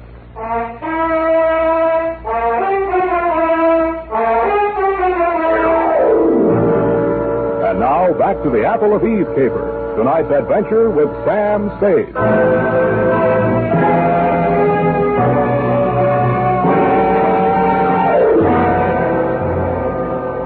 Second time around the murder apartment, I noticed something I hadn't caught the first time. Some smears of Apple of Eve nail polish that didn't show very distinctly against the rust-colored carpeting, but left a clear trail across the kitchen linoleum. When I opened the back door, I smelled burning cloth. There was an incinerator just outside, and from it I fished a man's shirt, partially burned. The initials in the pocket were still intact, so were the red stains under them. The initials were G.H. The stains were, you guessed it, Lieutenant dear, Apple of Eve.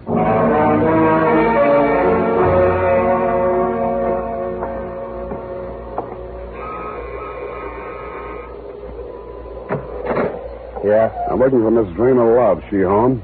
No, she isn't. Thanks. I'll come in and wait. Wait a minute. Okay, you're in. What do you want with her? She's in a little trouble. You a cop? When do you expect her back? I don't know. What's this trouble? She threatened to kill a woman, and now she's dead. Who? A girl named Eve Adams. Why would she want to kill Evie? The way I got it, they were locking horns over a guy named Gorse Hagen. You know him? Yeah, and I wish I didn't. Who is he? He used to run a gambling ship down at Malibu's, and the law turned it into a bait barge. Now he calls himself a yachtsman. But if you're trying to connect him up with my sister, it's a bad connection. She hasn't seen him in years. His idea or hers? Hers? And mine. And what was the beef? And who are you? I'm her brother. Eddie's my name. And why would there be any beef between those two? Evie was my sister's best friend, and she was engaged to me. Then this news must be quite a shock to you. You're taking it like a little soldier. She was asking for it. I warned her. I begged her to leave town with me. But no, she couldn't sneak off like that without letting Gorse know the score. I told her he'd kill her before he'd let her go. Mm-hmm. You live here, Eddie? Yeah, what of it? Where do you keep your shoes? In a closet, kidder. Where do you keep yours? Under the bed? Which closet? In here? Wait a minute, Get your hands off of me. Let me see your warrant. That better be good or you're going out of here on your head. Take your hands off me, Eddie. Let's see that warrant. All right, I got a warrant, Eddie. Here.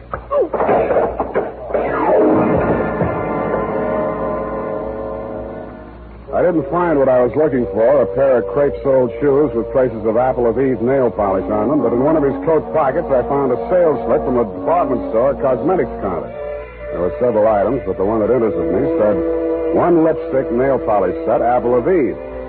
About then, I smelled brandy, and a voice behind me said, What happened to the kid? Huh? Oh, he asked for my warrant. Well, when you come to see me, I'll know better. Your name is Gorse Hagen. I'm headed for your place right now. What are you looking for? A pair of shoes with crepe soles. What do you want with my deck shoes?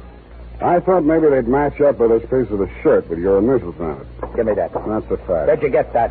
In the incinerator at Eve Adams' place. Well, that don't prove anything. Lots of people got the same initials. Have you talked to, George Howard? He's alibied. He's out of town. That proves it's a frame. I don't know any George Howard. I thought so. Okay, let's cut out the monkey business. Give it to me. It's evidence. Give it to me. Oh, I don't give it to you. I did. But he gave it right back to me. I was only losing on points until I tripped over poor old Eddie and lost my balance. That's when he gave me the coup de grace.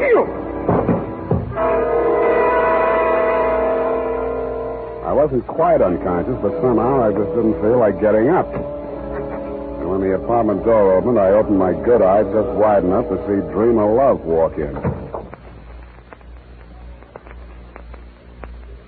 Gorse, what are you doing here? I come to help you, Dreamer. I don't need any help from you, Gorse. I told you that 3 years ago. Why did you kill her? I don't know what you're talking about. You killed Eve Adams. Why? You're wrong, Gorse. I haven't seen Evie in ages. Why did you kill her? All right, I did it. Yeah? Why? I was jealous. Seeing the two of you together after all we'd been to each other. Go on, laugh at me. I committed murder out of love for you. It's very funny, isn't it? I'm very fond of you, Dreamer. My poor little Dreamer love. I'd give you anything, honey. The shirt from my back. Here's a piece of it on account. I see you're impressed. Me, too. Come on, we'll go someplace where we can be alone and talk things over. Oh, no, Ghost, please. I can explain everything. Explain in the car on the way down to the boat. Come on. You're hurting me. Oh! Come on, out the door.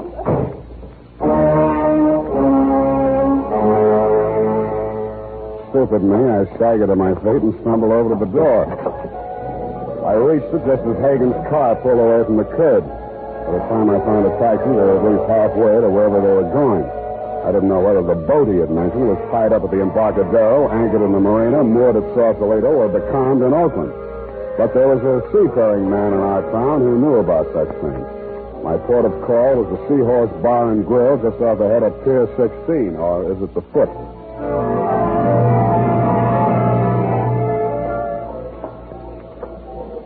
Captain Pasoldi? T is silent, son, as in Passab. My mistake. Salty by name, salty by nature. Only one salty thing I can't abide. Saltwater toffee and my teeth, you know. Here, have a lifesaver. Well, thank you, sir. You're very generous. No, it ain't money maker, but it's straight from the mint. A joke, wasn't it? What's up, Sonny? You in the hole again? You catch my drift? Yeah. What do you know about a yachtsman named Gorse Hagen? Oh, nicely put, matey. If there's anything lower than a yachtsman, he's it. Mm-hmm. Where's he keep his boat? Well, now, she's still afloat. She'd be dragging her hook summers off Sausalito. She's a converted PT, you know. Because of the Sea Queen. Mm-hmm. He had her bottom planks ripped out in the battle of the Coral Sea, and he patched her up with plywood. Well, she's got 2 diesels, she has, and twin screws, 2-to-1 reduction gear. Yeah. What's the quickest way of getting out to her? Well, now, there's not much craft for trout to hear about this time of night, you know. There's that Novak fella, but just at present he's sleeping 1 hour. Figures. Might not be worth your while anyways. Why not? Well, Hagen stopped by here 20 minutes ago looking for his engineer. Said he was casting off on-side engineer or no engineer. And what about your boat? My boat? Well, now, matey, on a plotted course, you'll stand up to any double-ender Monterey Dory in the class. Yeah. Without a head sea, that is. Then on the other hand, you put her in the bottom race, and buck and a quarter swell. Yeah. How much? $5 an hour. And that's with you, man, and the bilge pump. Okay, let's go. This, you're Hagen fella now. You onto the trim of his sails?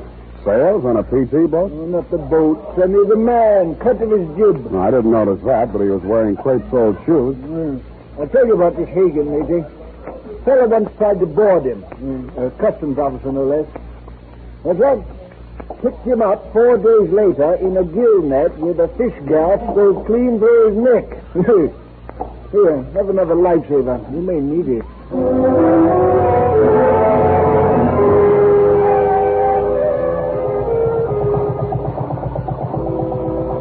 After he'd lashed me to my station at the bilge pump, Captain Pasoldi got his double-ended Monterey Dory on a plotted course to Sausalito, he hoped, and we plunged recklessly into the fog. As nearly as I could catch a strip, there was a 50-50 chance that A, Hagen had found his engineer and would be halfway to the Farallone Islands before we could make it past Alcatraz, if we stayed afloat that long, or B, that he hadn't found his engineer and might be having trouble starting up those 2 diesels with the twin screws and the 2-to-1 reduction gears, whatever they are.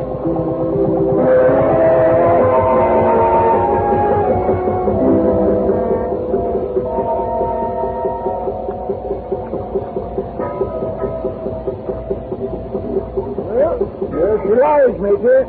Which one? Oh, about 5 points to port. The gray one with the high freeboard.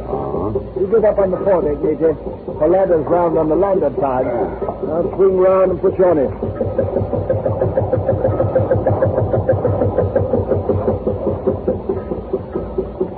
Hey! Anybody home? He's likely below, messing them diesels. You got to rear back and holler, mate. You like this? Ahoy! The Sea Queen! know there isn't.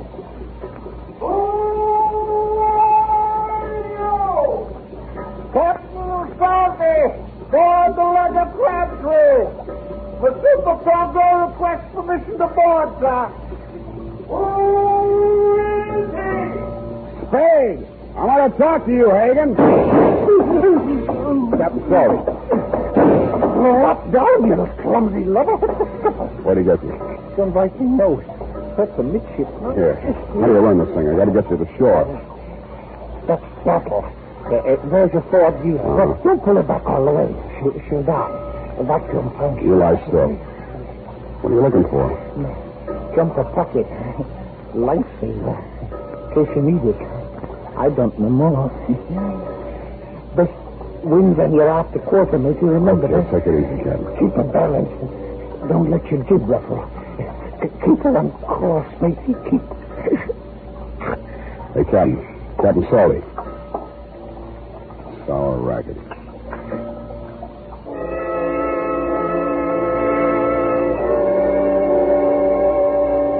I crawled over the rail and tried to make out Hagen's silhouette on the other boat. I could just barely make out the shape of the hull against the faint glow of light from the Sausalito shore.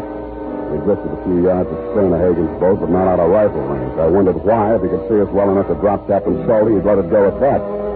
And I got it. He was listening.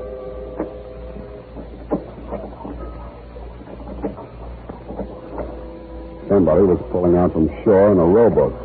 I didn't waste any more time listening. I dug into Captain Salty's jumper pocket, fished out a waterproof pouch. I took the seaman's savers out of it. He didn't need them anymore. Wrapped it around my gun. And I took off some clothes and eased myself over the side. I didn't swim for speed, but for distance. Stopping now and then to make sure the man in the boat was still covering for me. I felt my way around the hull till I found the anchor rope. Just as I grabbed it, I heard him rest his oars. Hagen, who's that? Eddie Love. What do you want? I've come after my sister. Go on home, Eddie. She's sailing with me. That's the way she wants it. No lying. Wait a second. Come on out there, Dreamer. What's happened? Your brother's down there in the boat. Talk to him. Well, what am I doing? Talk to him. All right. Eddie. What's he done to you, sis? I'm all right, Eddie. Everything's all right. Ghost and I have decided... Go on home, Eddie. He's lying to you. He knows you framed him. If you stay out with him, you won't come back. No, Eddie. I'm coming aboard. Eddie, no. Don't please. No, Eddie. Drop it, Hagen. Oh, drop the rifle. Oh, go up. You lousy, shameless. Stop. What's yours? Sam, did he hurt you? No, I've been kicked in the stomach before. It takes a woman to kick you in the teeth. I'm sorry. I don't care what you did. What burns me up, you didn't do it right. I hate a bungler, especially a female bungler. I'm a bungler. You're the one. It would have worked if you hadn't gone poking in the incinerator. I should have called the police. They'd have known what to do with evidence like that. They've been wanting to get something on Gorse ever since repeal. Listen, Angel, any flatfoot could have seen through that setup. Eve Adams was sitting in front of a mirror when she was maced.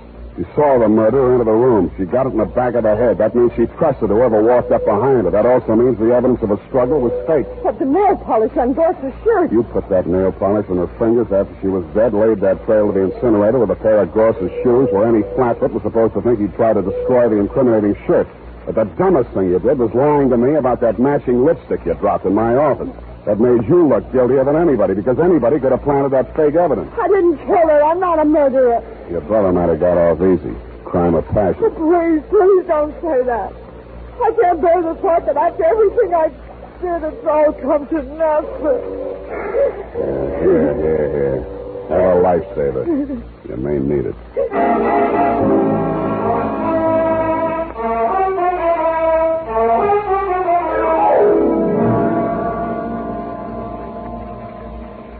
Period. End of report. Oh, Sam. Poor Captain Salty. He is silent, as is in the psalm. Go type that up. All right, Sam. Last one on the package.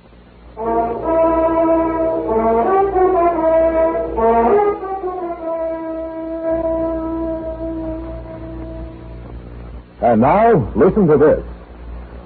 There's nothing like it, friends. There's nothing like Wild Root Cream Oil to groom your hair neatly and naturally. To it. As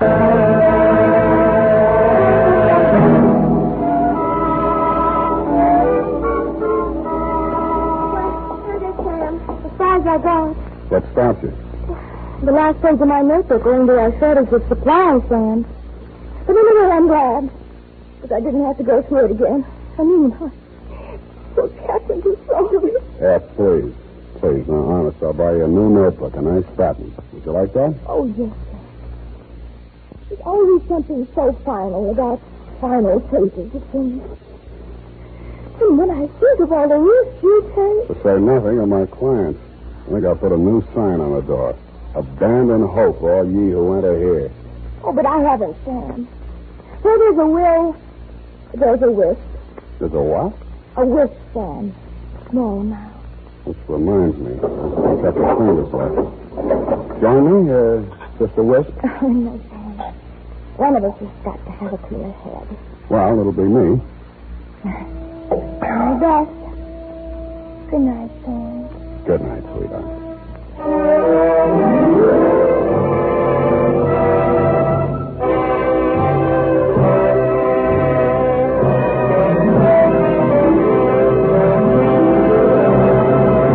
The Adventures of Sam Spade, Dashiell Hammett's famous private detective, are produced and directed by William Spear. Sam Spade is played by Howard Duff. Lorene Tuttle is Effie. The Adventures of Sam Spade are written for radio by Bob Tallman and Gil Dowd, with musical direction by Lud Gluskin. This is Dick Joy, reminding you that next Sunday, author Dashiell Hammett and producer William Spear join forces for another adventure with Sam Spade, brought to you by Wild Root Cream Oil. Again and again, the choice of men who put good grooming first.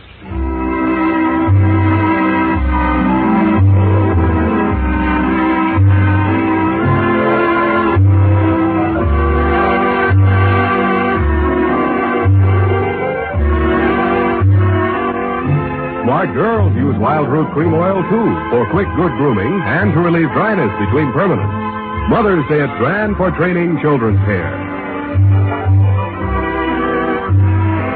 This is CBS, the Columbia Broadcasting System.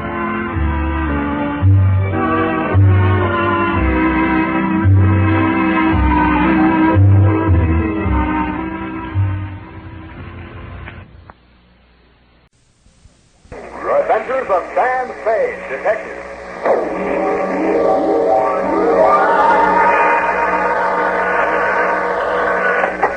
Sam Spade Detective Agency. Spade, sweetheart. Oh, hello, Sam. What are you doing? Having breakfast, Effie. Breakfast? But it's 7:30 in the p.m. Well, it's a topsy-turvy world, sweetheart. What was the problem, Sam? A gold key to the door of her apartment. She gets to figure out what it unlocks. Very complex case, Effie. Greed, passion, twisted ambition, hate, love, vengeance, and murder. The whole gamut. It was ghastly every now and then. Well, Sam, maybe we ought to put off the report till morning when you're feeling fresher. Oh, it's very considerate of you, sweetheart, but I'd like to get it off my chest now tonight. If you want to help, just be at your desk. Now, don't say anything when I come in. Just be there. Sam, you sound so serious. Could be, sweetheart. We'll see. I'll be right down to dictate my report on the gold key caper.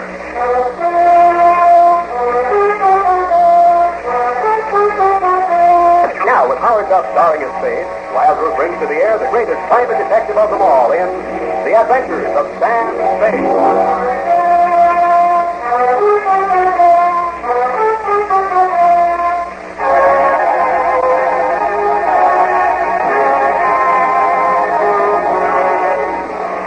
Date, January 25, 1948. New homicide detail, San Francisco Police. Attention Detective Lieutenant Denny from Samuel Spade, license on the 17596. Subject, the gold key caper. Dear Denny, it started as these things usually do in my office when Effie Lorene, a doll of my other drawer, eased in, closed the door behind her, and leaned against it. There's a girl outside. A client or a client? Name is Wanda Farr. Has she come a long way to see me? I don't think she's sitting, sir. I know, sweetheart. You never do. Sure. Okay.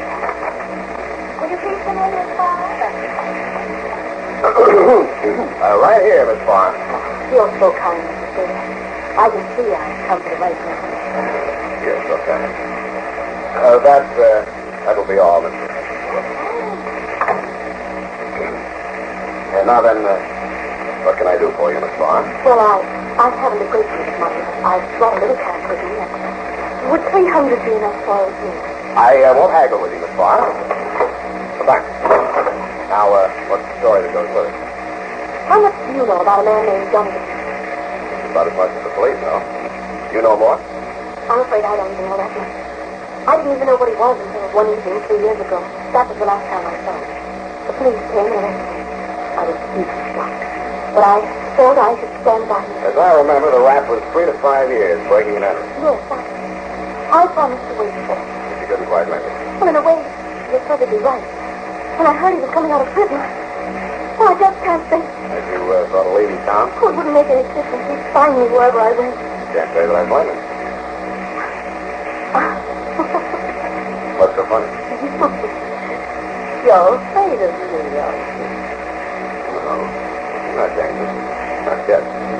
Are you always dangerous or never? That depends. Oh. Yeah. On how many other stats you handle, like this county police, and how many other stats have helped you get out from under. Really? There must be some other type of detective. Okay, here's your money. Well, I won't go. You can't turn me away like this. After all those things I told you.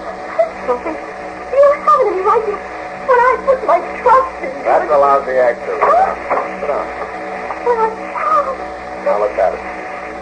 What do you want me to do? Well, he's arriving in San Francisco this afternoon. He'll come to my apartment pretty soon. He said he would. I haven't been seeing or even answering yet. That by itself is enough to make him killing mad. Oh, you knew, Johnny. Well, I don't. You said you didn't until the cops came in. But I didn't. I didn't know he was in with a mob. I just thought he was a gambler like anybody. And then about his violence. Whenever he is angry, he just goes crazy. I wanted to see him long before I set him up out of the prison. Then I was going to write and then tell him in prison. But then I was afraid he'd break out and make things worse for himself. But now... Now you've really got to think. Yes, but I can't. I'm afraid. And you want me to hold a gun on him while you give him the air. Oh, you say it like that. Making me think. But I just can't go back. I can't. I just knew that you were by and okay. And I feel safe. For how long? Look. Look, let's say something first. After dinner, shall we? I was wrong. You're not afraid. You're not afraid of anything. What's the address? 1234 Van Ness, apartment 21. What time do you do it? If folks get dinner, I'll see you. I'll be there at quarter up. Budget 4 times. Long, short, long, short. No, don't use it then. I don't want to make any mistakes. Here, take this. Set yourself in. Gold key. Johnny. Forever. Now, don't worry, Angel. Don't worry. You can put a new name on there. This one's not engraved very deep.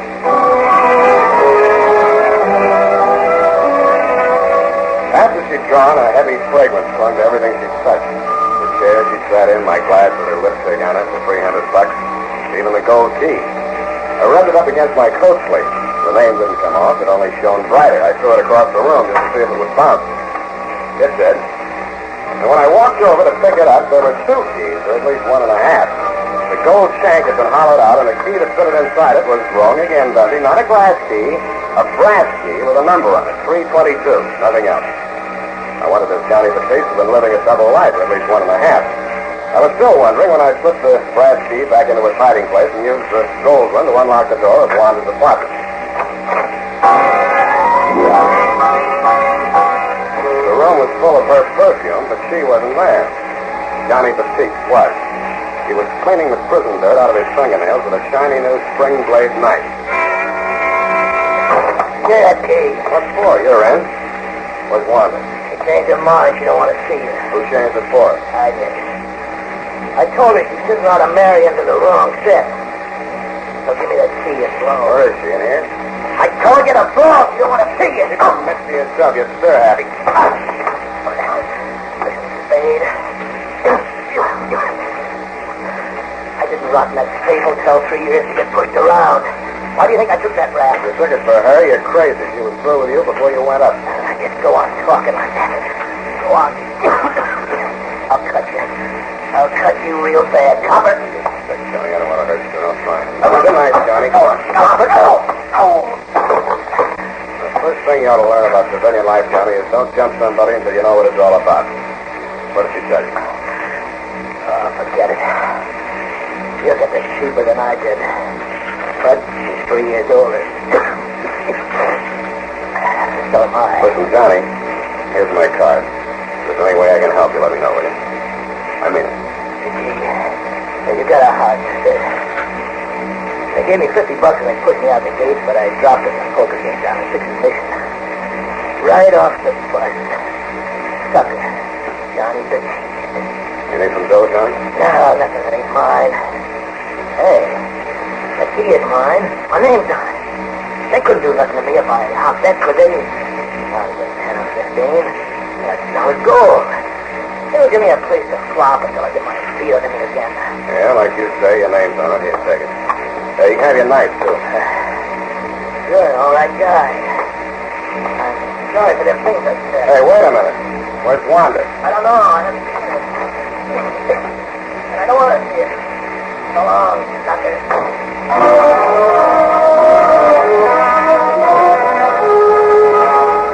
I went to the window and watched him leave the building. He didn't cough when the cold air hit him. Instead, he took a deep breath and strode briskly across the street and into a neon-lighted bar and grill. Something about his swagger bothered me. Giving him the gold key might or might not have been as smart a move as I thought it was, but I was sorry I'd given him back his knife. Sam Spade, sucker.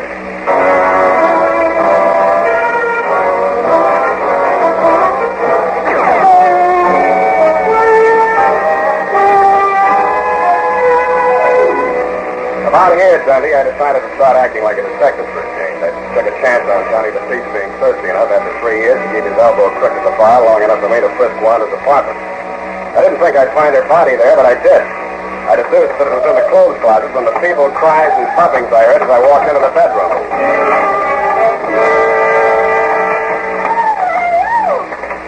Oh, Sam, you're all right. Oh, I'd never forgiven myself for anything happened to you. What happened to you, Amy? Anything, honest. Where were you, Sam? You pushed in the closet. He did. When he heard you coming up the steps. Why? Well, you were coming any minute, and I had to say something, so I told him you were going to marry me. Oh, that's fine. Well, here we are. Oh, but that's not all I said. Oh, you'll never forgive me for this. I know I... Oh, how can I tell you? I told him you forced me. Thanks a lot. How did I force you? By threatening to go to parole board so they wouldn't let Johnny out. I must have a lot of influence. Yes, and that way he thought I was protecting him, so he didn't hurt me. Only just scared me when he pushed me across. Well, it's nothing. We're all a little discovered. Oh, but if you only knew what it's been like standing there in that dark, not knowing what he was doing to you. Oh, darling. Don't you think any more about it? Oh, listen. Oh, you do forgive me, don't you? About that gold key, Angel, I think you better change the lock on your door. What? I gave it to Johnny. You? Oh, no, you fool. Oh, he was broke. He made it. Oh, where did you get a crazy idea like that? Where did you get those great, big, beautiful lies? Sam, be serious. But I am. We're engaged, aren't we? Oh, stop that. Listen. If I don't have that key back by midnight... Oh, nothing. It's him. He's come back to kill me. Get out of sight. Get out of sight. I'll take care of it.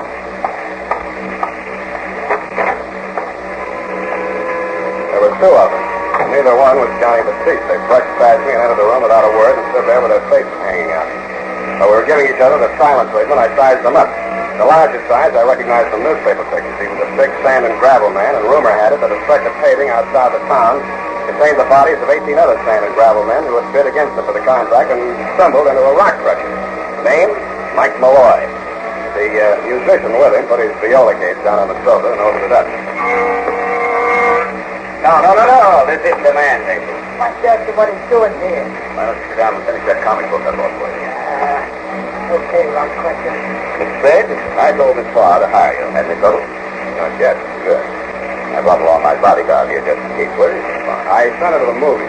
Why, because you see Johnny Batiste? Yeah, he dropped in. And he didn't make any trouble? No. Was he supposed to?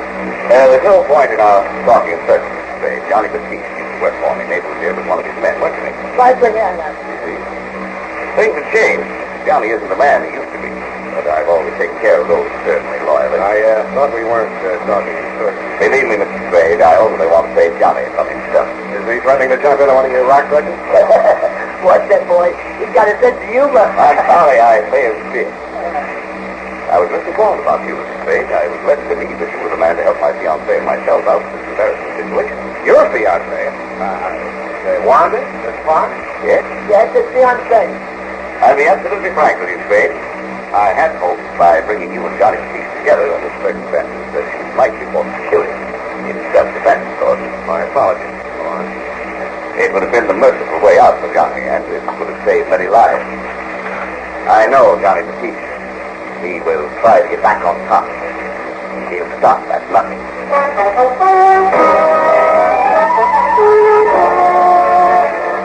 I believed them, and it was no mistake. That's why I almost hoped they didn't know where Johnny was, but they did. After they left Wanda's apartment, they crossed the street and went into the neon-lighted bar and grill. By the time I got downstairs, they were on their way out again with Johnny in the middle. He didn't look like he wanted to go, but they dragged him into Malloy's limousine, and he went. I did, too.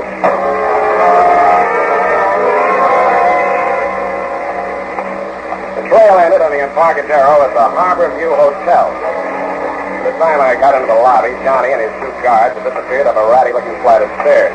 I started up after them, but then I stopped cold.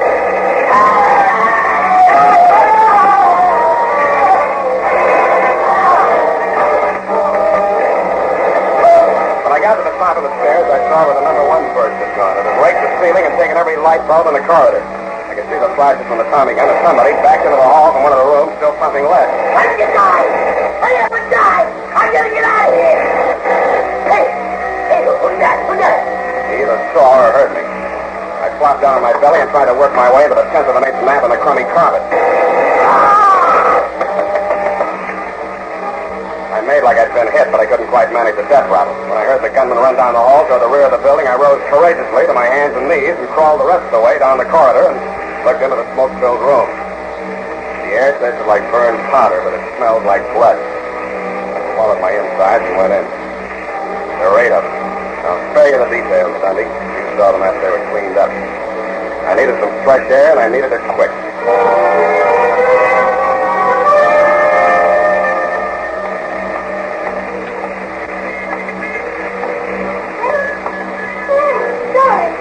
Huh? Over here in the hall.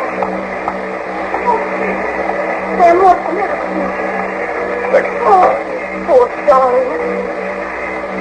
What was that place, Sam? Why were you there? Why were you? Oh, you poor baby. I came after you. Shut up. I want some answers. I don't want explanations. I don't want excuses. And if I catch you using what you know you do to me to snake your way out of this one, I'll... What have I done to you like this? First Johnny, then Mike, and now you. You're starting again. It's the last time. Sam, I'm sorry. What do you want to know? Are you in love with Johnny? But I told you no. Mike Malloy? No. You gonna marry Malloy? What was in that room? 8 dead men. What else? A lot of blood and powder smoke. Now I'll see if I'm going to marry Malloy. Okay, that's all I wanted to know. I'll see you later, Angel.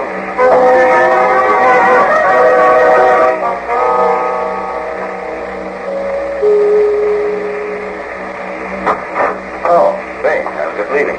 Come back later. You're not leaving, and I'm not coming back later. Get back in the room.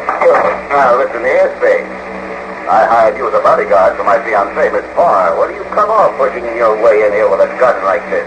I can have your license revoked so fast to make your head swim. Help yourself. I'm a little sick of this business. Spade, I warn you, stay out of this. What's that? You know, Johnny the Geek.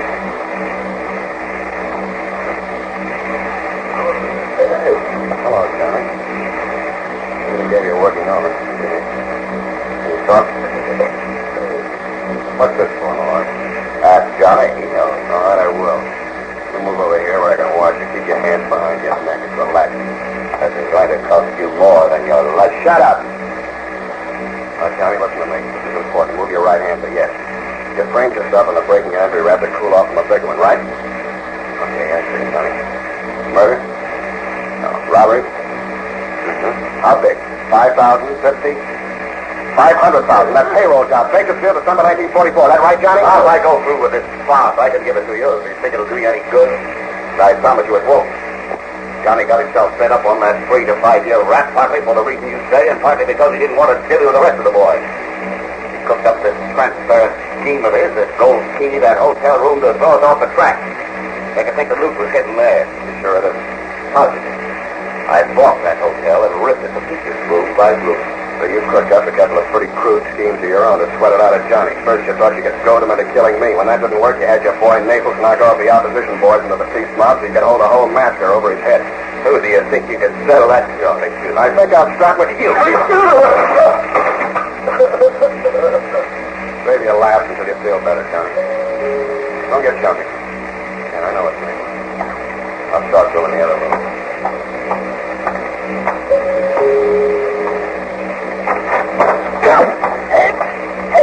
What do you think you're trying to do? All right, leave it there, Naples. Yeah. What are you doing here? Where's the boy? Out. What do you want? I want to talk to you, pigeon. Who's the pigeon? Nobody but you, Naples. If you think somebody else is going up for that slaughter in room 322. Johnny got them guys. That's the boy. I asked the boss. He said you did. You're bluffing. Johnny bargained for a written statement by Malloy alibying Johnny. The cops have got it now. They'll believe it. Malloy's a big citizen, so you're the only pigeon left. But refuse me. Where is he? Wait here. I'll bring him to you.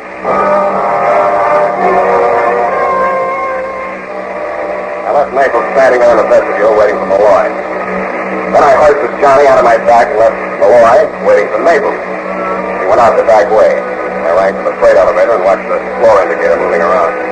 I believe it was between 6 and 7 when I heard a familiar sound from the Malloy apartment.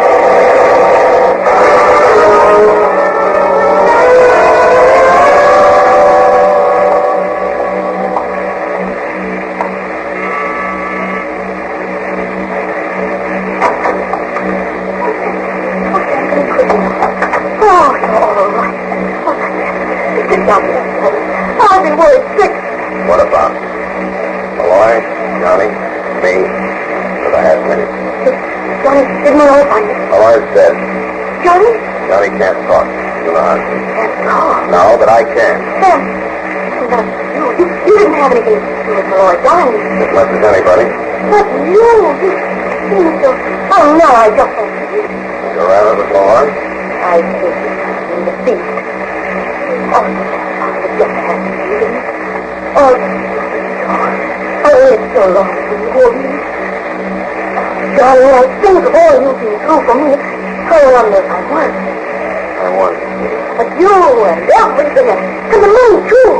Oh, I've never dreamed there'd be anything as perfect as this. It just seems good to be true.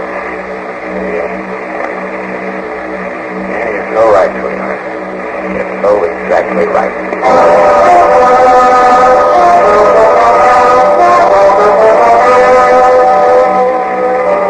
I didn't tell her I didn't have the heart. We talked some more and toasted some marshmallows. Well, anyway, what I'm getting at, Tundy, is this. Some jerk from the DA's office informs me that you want her for questioning as an accessory before the fact. In my opinion, this angle of the case requires more personal research, and with all modesty, I think that I am the man for the job and will be as long as she thinks I have the $500 grand. And if I do have it, Lieutenant, watch out for your bag. Curious? And it will go. Oh. What? Well, yes, sir. Well, have you? Have I what, Eddie? The $500,000? Oh, heavens to Betsy, how can you be so calm about it? Pipe that up, sweetheart. Search every nook and cranny for treasury hawkshots, and I'll give you a full account. Private, of course.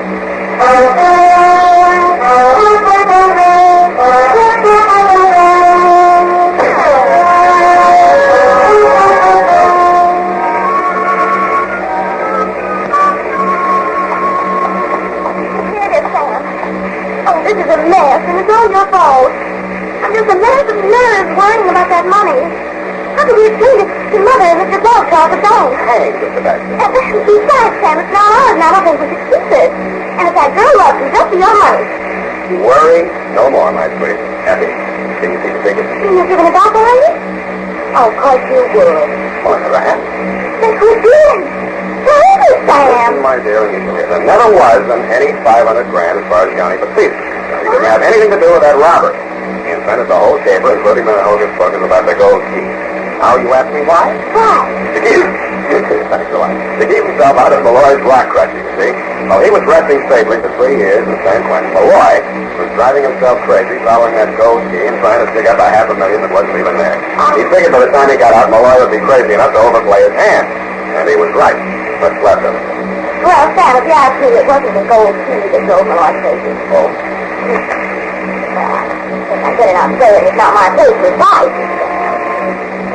You know what I mean. Good night, sir. Good night, Mother.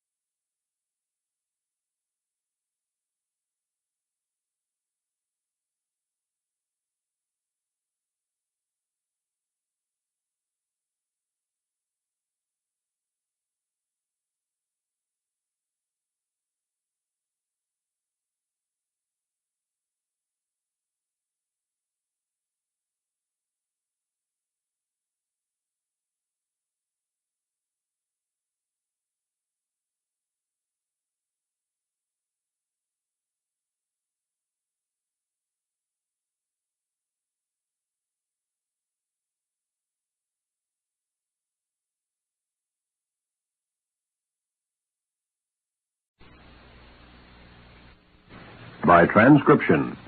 The Adventures of Sam Spade, Detective, brought to you by Wild Root Cream Oil Hair Tonic, the non-alcoholic hair tonic that contains lanolin. Wild Root Cream Oil. Again and again, the choice of men and women and children, too.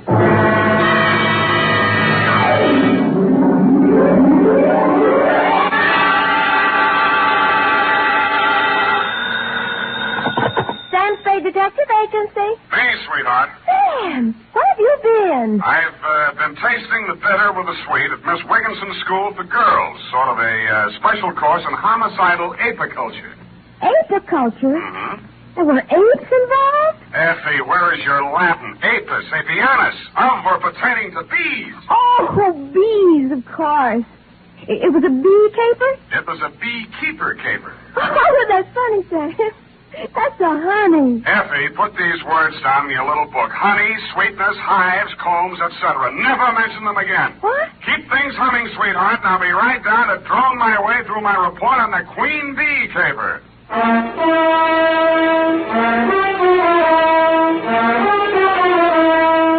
Dashiell Hammett, America's leading detective fiction writer and creator of Sam Spade, the hard-boiled private eye, and William Spear, radio's outstanding producer-director of mystery and crime drama, join their talents to make your hair stand on end with the adventures of Sam Spade. Presented by the makers of Wild Root Cream Oil for the hair. You know, during the summer, when you spend so much of your time out of doors, it's important to pay special attention to the care of your hair. To keep it right in place, to help keep it from getting dry, use America's favorite hair tonic, Wild Root Cream Oil. Wild Root Cream Oil grooms your hair neatly and naturally, relieves dryness, and removes loose, ugly dandruff. Use it every day. If you've never tried it, ask for it in the 25-cent Get Acquainted bottle, and ask for it by name. Wild Root Cream Oil Hair Tonic. Again and again, the choice of men and women and children, too. And now, with Howard Duff starring as Spade, Wild Root brings to the air the greatest private detective of them all, in the adventures of Sam Spade.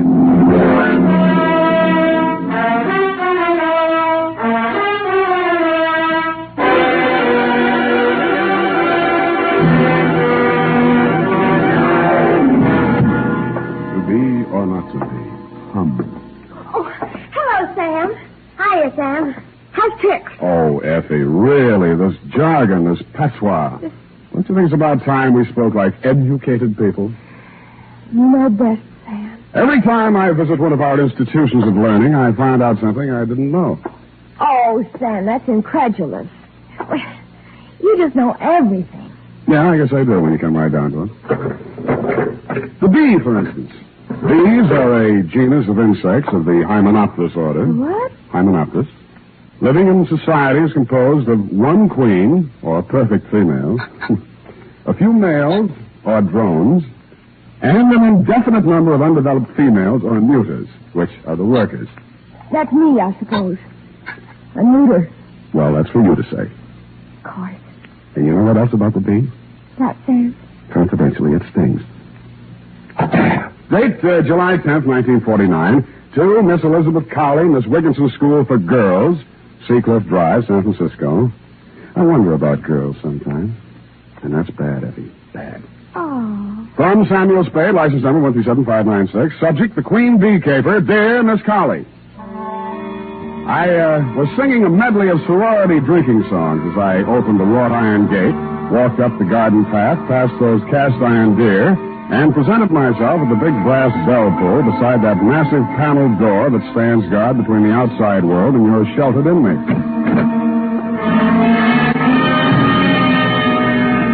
A little housemaid wearing dimity let me in and led me to your office. I sat on your chintz-covered sofa and looked at your drapes with their thriving beehive motif and waited for you with my back half turned to the open door. Hello, how are you?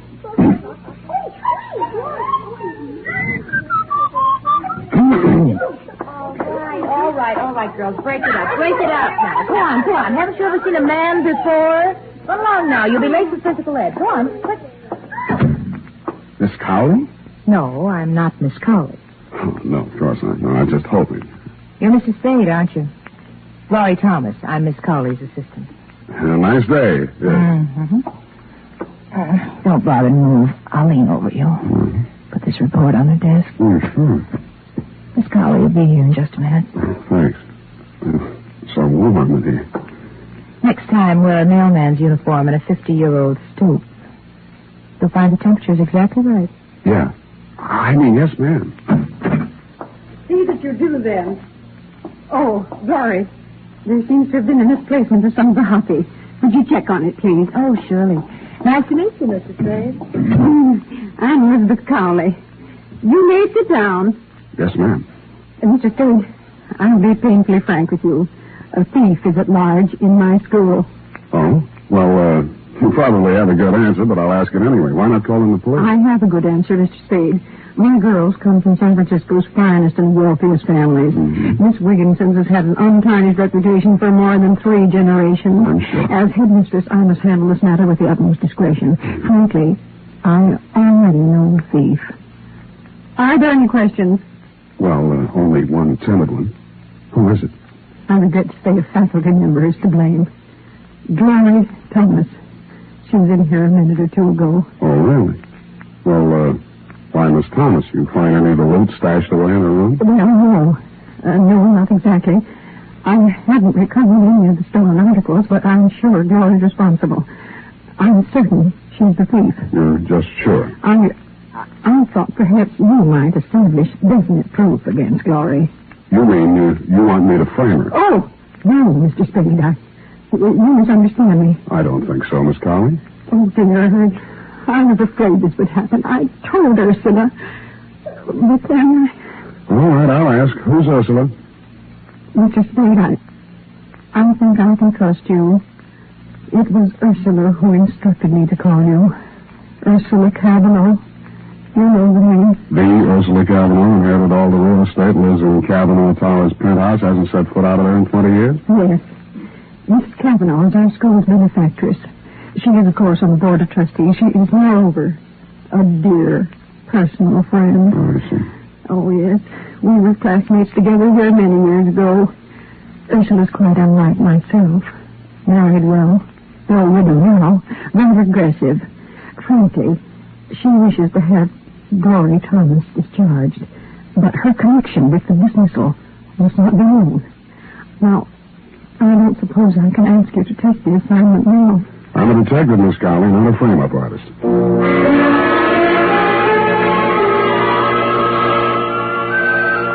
I had to have my name called up in the lobby, and then 2 elevator trips later, I faced her on her penthouse terrace. Ursula Cavanaugh looked like a 1910 stock company lead out of Charlie's Aunt, smoking a black Italian stogie and gripping a cane like a shillelagh. 2 men were on the receiving end of her black snake whip of a tongue.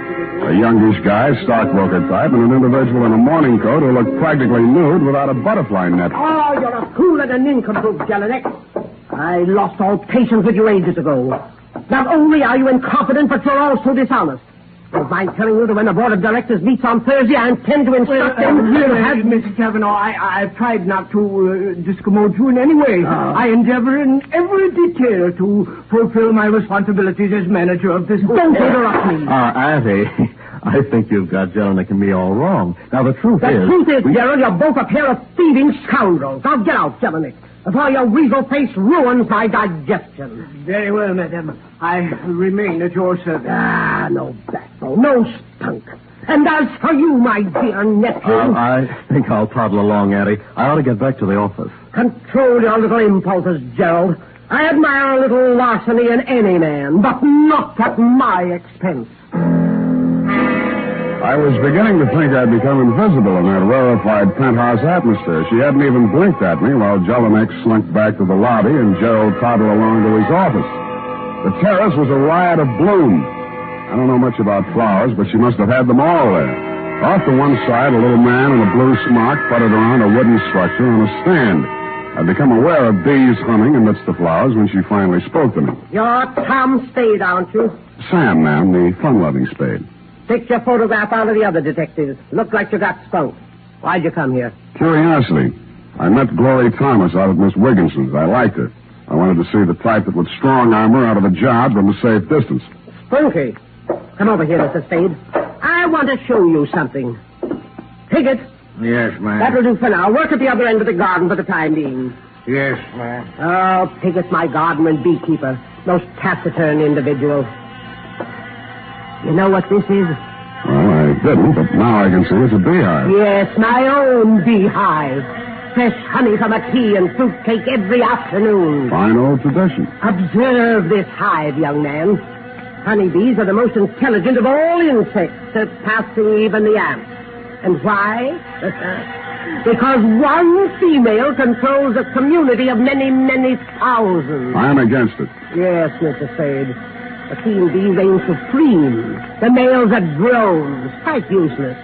The female workers perform all necessary labor, no waste motion, no dissension. Well, some of my best friends are drones, and I just can't stand them. I think you understand me, Mr. Spade. I wish Gloria Thomas removed from San Francisco for an excellent reason. My nephew, Gerald Long, the young man who just left here, has developed absurd romantic notions about her. Yeah, so you want the romance busted up, but if you try to break it up openly, your nephew might get stubborn and even marry her. On the other hand, by framing her as a thief, you ward off the affair until you can figure out some other dirty trick. I knew you'd understand me, Mr. Spade. I admire bluntness in moderation. Well, what do you say to joining forces with me? Just one thing, Mrs. Cavanaugh. Nuts.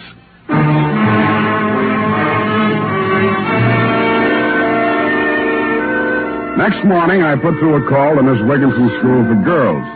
It had been my intent to talk to you, Miss Colley, to tell you I'd left my hat in your office, but somehow I found myself talking to Glory Thomas. And somehow our talk resulted in a cocktail date at the 10 o'clock Scholar Bar and Lounge.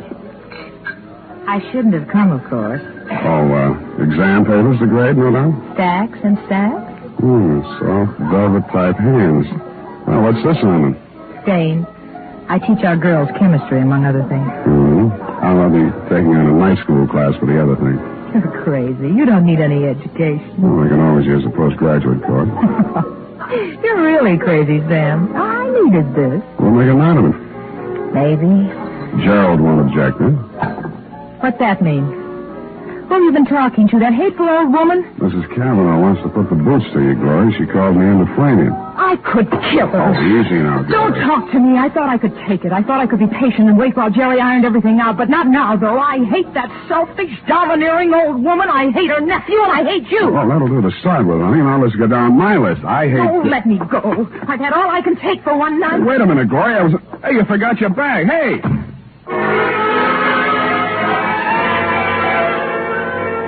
She disappeared around the corner as I came out into the street. It was starting to rain. As I stepped off the curb, I slipped and turned my ankle. As I limped onto Montgomery Street, I saw her disappearing into one of the tall buildings on my side of the street. It could have been the Cavanaugh Towers. I step and a half into the lobby thereof a few minutes later. As I came in, Jelinek, the manager, was getting off the elevator. He swatted himself several times in the neck and then went into a door marked private. No traces of Glory in the lobby. I looked in the bar. She wasn't there, but Albert Pigott, the beekeeper, was having a stinger. Oop. Now I'm beginning to feel good. Hey, who's this? I know that. Why, it's Mr. Spade. Sit down, Mr. I don't have time just now, Mr. Pigott. Tell me... Sit down. Sit down. Easy. I'm fired. Have you heard? I'm fired. Just a worker out of work. Turned out by the queen bee. Well, I'm sorry, Mr. Pigott. I imagine Mrs. Cavanaugh wasn't too easy to work for. I told her to keep away from the bees when I wasn't there. Well, she's gone and disobeyed me. One of the workers must have stung her. She's got a temper, you know. Ooh, my. Must have smashed the eye with her stick. Bees were everywhere, all over. And then she fired me. When was this, and why did she fire you? Just now, maybe half an hour ago. I knocked, and then there wasn't any answer, and then I let myself in. It was all dark. I couldn't even see her. Heard the bees, of course, but couldn't... Ooh, sorry. And I said, Mrs. Cavanaugh, you disobeyed me. And in this voice, this awful voice, she says, Mr. Pigott, you're fired. Get out. This awful voice from the dark. And Mr. Pigott, mind you. Never before, just Pigott this and Pigott that. And hey, where are you going? Hey! I didn't bother to stop at the desk to get myself announced. I took the passenger elevator and then operated the penthouse over there to myself. No hands. Nobody answered my ring. The door was unlocked. I went inside. Crossed through the empty apartment to the terrace. The rain had just stopped, and the sunset cut a sudden shaft.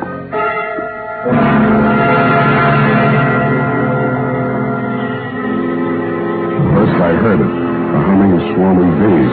Then I saw the overturned beehive. Then I saw Ursula Cavanaugh sprawled back in her chair, her sick and Italian stogie on the floor, while the bees clustered greedily over the fruit cake and honey set out on the table.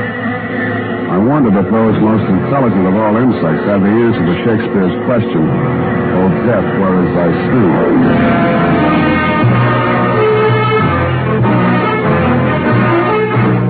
The makers of Wild Root Cream Oil are presenting the weekly Sunday adventure of Dashiell Hammett's famous private detective, Sam Spade.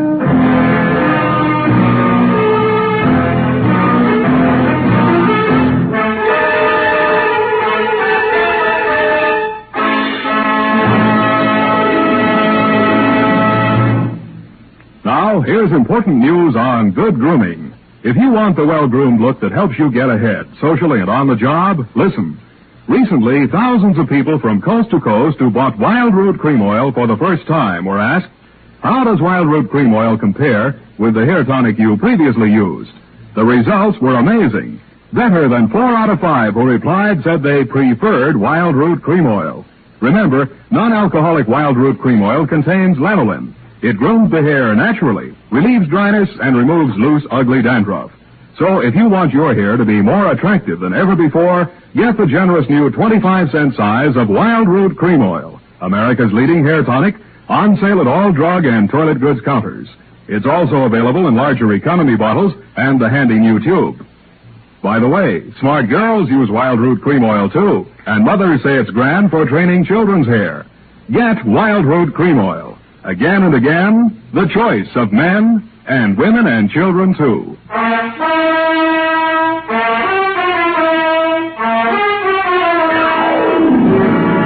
And now back to the Queen Bee Caper. Tonight's adventure with Sam Spade.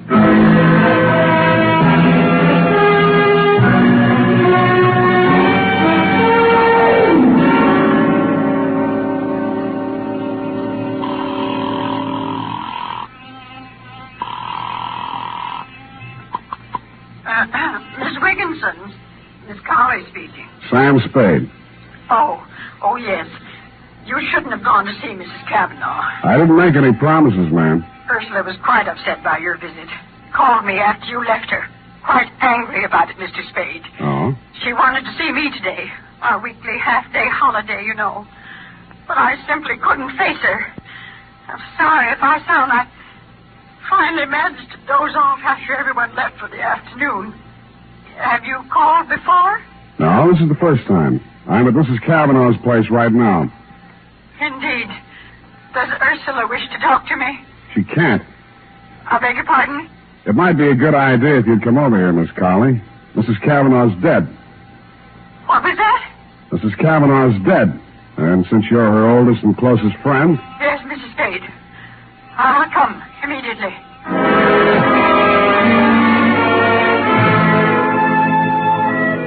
Well, you came on over, Miss Cowley, but meanwhile nephew Gerald Long arrived, also Piggott, whom I called down at the bar, and who sobered up with remarkable rapidity on hearing the news. Gerald was shaken up by his great aunt's demise. We waited for the family doctor to arrive and watched Piggott entice the bees back into the hive. You turned up soon after and tried to soothe Gerald's nerves. The hotel manager, Jelinek, also flooded in. The doctor diagnosed cause of death as shock from formic acid, the secretion bees inject into the bloodstream with their stingers. We all stood around thinking our various thoughts as the doc voiced this verdict. Piggott was the one who voiced an epitaph. She really knew nothing about bees, you know. The queen bee was all important, she thought. But there's always a rebel in every hive. The queen bee is always deposed sooner or later. The worker bees go on and on, but the queen bee can't reign forever. After that, we all left and went our various ways. Poor old Piggott shouldn't have said that, and he must have been a lot drunker than he seemed, because he was found next morning in his garden in Marin County beside his overturned beehive, a victim like his late employer of fatal bee stings. fool if you think you'll get away with this. Don't threaten me, Mr. Long. I've been bullied long enough. I don't intend to lose my position here now Mrs. Kavanaugh's gone. I've taken all I could stand from her, and I don't intend to let you walk all over me. I'll do whatever I think needs to be done, Jelinek. Well, if you're trying to insinuate... I can cause you as much trouble as you cause me, maybe more. With what I found out about you now... Now, dear. Go on, beat it before I break... How did you get in here, Spade? Door was open. Well, if you're here to collect any kind of bill, I want to know what services you rendered. Nothing's rendered yet. But I figured you might like to know that Aunt Ursula was murdered. Murdered? Oh, you can't say that. Not my hotel. Shut up, Jelinek. You need proof to back that up, Spade. I've got it. Piggott. What? Piggott's dead. How do you know? His doctor just called me. Yeah. Well, that's why I know your aunt was murdered. I've just been out to Marin, had quite a session with that doctor. Well, where's your proof, man? Who'd want to kill her? Well, oh, stop it. Practically everybody who knew her. Really, now, I must protest this disrespect to the memory of the... Go on, Spade. Go on. Start getting specific. Well, specifically, Piggott's doctor, because of what I suggested, examined the dead man again, found the mark of a hypodermic, plus the fact that a concentrated solution of formic acid killed Pigott. Piggott's next-door neighbor said he'd been stung as often as 10 and 12 times a day. That meant he'd built up a certain immunization to bee sting. Are you suggesting that someone murdered him with an injection of commercial formic acid? I thought I'd made that fairly clear. And what would the motive be? To keep him from talking about his employer's murder. I see. Well, is that all? Yeah, except that his neighbor told me somebody answering your description called on him this afternoon. Oh. Well, yes, but Spade, look here, I can explain that. Oh, me.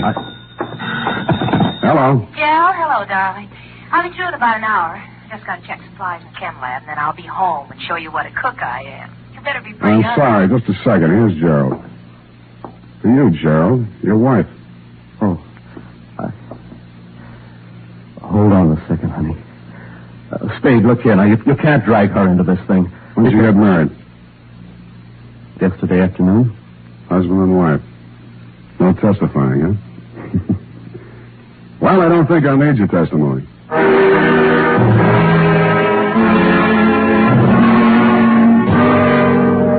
Jelinek's face fell 4 inches into his ascot tie as he heard himself lose exclusive hush money rights to the above information. Pausing only to enjoy a hearty laugh at his discomfiture, I went on to my next and final port of call, Miss Wigginson's School for Girls. This time, there was no girlish tittering as I entered Miss Colley. No dewy young Amazons clutching hockey sticks in their grubby little hands. For a very good reason, as you told me. My girls are dismissed for the day, Mr. Spade. Because of poor Ursula, of course. Really disrupts our routine. First our weekly half-day holiday yesterday, and now today. Yeah, I'd like to talk to Miss Thomas in the chemistry lab she is, I think. Very well. I'll take you to her. She knows nothing about first meeting. I've talked to her. Oh, well, in here. Yes? Oh. What do you want? Thought we might talk. There's nothing to talk about. Well, we could talk about this hypodermic needle. Put that down. I'm using it for an experiment. Or, how about a formula, HCOOH or CH2O2? What? It's formic acid. Mm-hmm. Miss Conley, you said yesterday was a half-day holiday. Did Miss Thomas stay here in school? Why, no. She rarely does on Wednesday afternoon. That's why Mrs. Kavanaugh had a visitor, didn't she, Glory? Did she? After you ran away from me? All right. I did go up to see her. I was so mad about what you told me. I intended to hand in my resignation and give her a piece of my mind, and but she was dead when I got there. Oh, Glory, no. And I just got panic-stricken and ran. Yeah, murder's a pretty scary thing. Murder? What do you mean, Mr. Spade? Mrs. Kavanaugh died from a hypodose of formic acid. Somebody familiar with chemistry would use that method. Then that could mean... Mm-hmm. The acid could be made up in this lab. The hypodermic could be this one here. I didn't kill her. I didn't. You say you were scared. You were so scared you ran all the way to City Hall and married her nephew. So you found out? Jelinek found out first. He intended to squeal the old lady, but she was dead when he got back. He knew her will disinherited Gerald to be married without her auntie's approval while she was still alive. We married after she was dead. But that didn't matter. After I saw you, I told Jerry if he was any sort of man, he'd marry me, will or no will. He did. And yet this morning he drove over to Marin County to see old Piggott. You think he was trying to shield me? I tell you, she was dead when I got into that room. I don't know anything about Piggott. One moment. I believe I recall that Mr. Piggott said Ursula spoke to him when she discharged him. Glory, you must be mistaken about the time you entered that room. She couldn't have already been dead because... Yes, she could have and was. The killer was almost caught by Piggott. She hid behind the curtain in the dark and spoke to him. Miss Cavanaugh was already dead, but... I see. Mr. Piggott thought it was Ursula's voice, but it was yours, Glory. No, it was yours, Miss Colley. What? You committed both murders. You had access to the murder weapon. You had the half-day holiday to do it in. Mr. Spade. Even at that moment, the finishing school schoolmarm had to say Mr. Piggott. And I'm not sorry for it. Ursula misused her power shamefully. And now the queen bee's deposed again. You're brighter than most men, Mr. Spade. You, too, understood the significance of Mr. Piggott's remarks last night. Yeah, I could have been a little brighter, a little sooner. You helped give yourself away when you asked me if I'd called you earlier yesterday afternoon. Why, Sam? How could she? Well, Cavanaugh bullied her since childhood. Then you came on the staff and your ability scared her. The queen bee being deposed and whatnot. When Cavanaugh wanted you framed, she saw a chance to get rid of both of you. She hoped her murder would look like an accident, but if it was recognized as murder, you'd be the logical suspect. Oh, you're much too clever, Mr. Spade. Let's get it over with. Yeah, let's. It's up to those drones at homicide from here on in.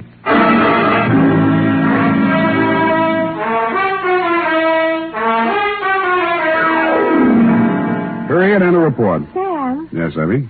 How come Gerald went out to see Mr. Piggott? Well, Gerald didn't care about the will, but he didn't want to boot a fortune out the window either. Glory hadn't told him she'd seen his aunt, so he called on Piggott to find out when Piggott last saw Auntie alive.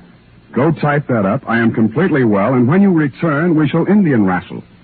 Certainly, Sam. And now, listen to this. Shopping note.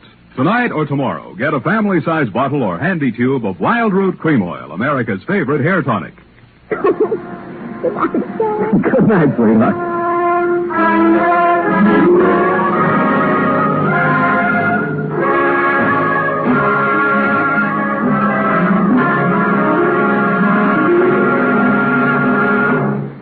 The Adventures of Sam Spade, Dashiell Hammett's famous private detective, are produced and directed by William Spear. Sam Spade is played by Howard Duff. Lorene Tuttle is Effie. The Adventures of Sam Spade are written for radio by Bob Tallman and Gil Dowd. Musical direction by Lud Gluskin, with score composed by Renee and Pierre Garrigank. Join us again next Sunday when author Dashiell Hammett and producer William Spear join forces for another adventure with Sam Spade. Brought to you transcribed by Wild Root Cream Oil. Again and again, the choice of men and women and children, too. This is Dick Joy.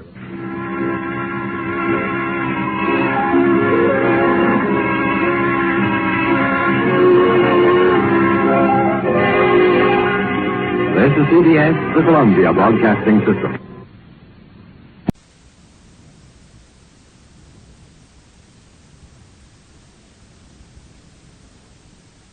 The Adventures of Sam Spade, Detective, brought to you by Wild Root Cream Oil Hair Tonic, the non-alcoholic hair tonic that contains lanolin. Wild Root Cream Oil, again and again, the choice of men who put good grooming.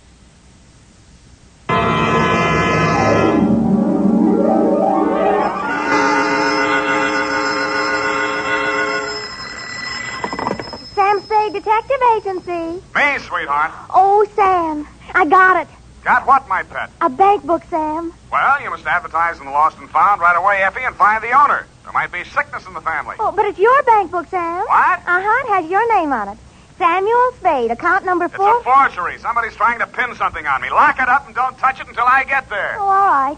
Did you make a lot of money on this one, too? Got the check right in my pocket, $500. Oh, Sam, we're making more money than a movie star. Well, almost. And all honestly, too.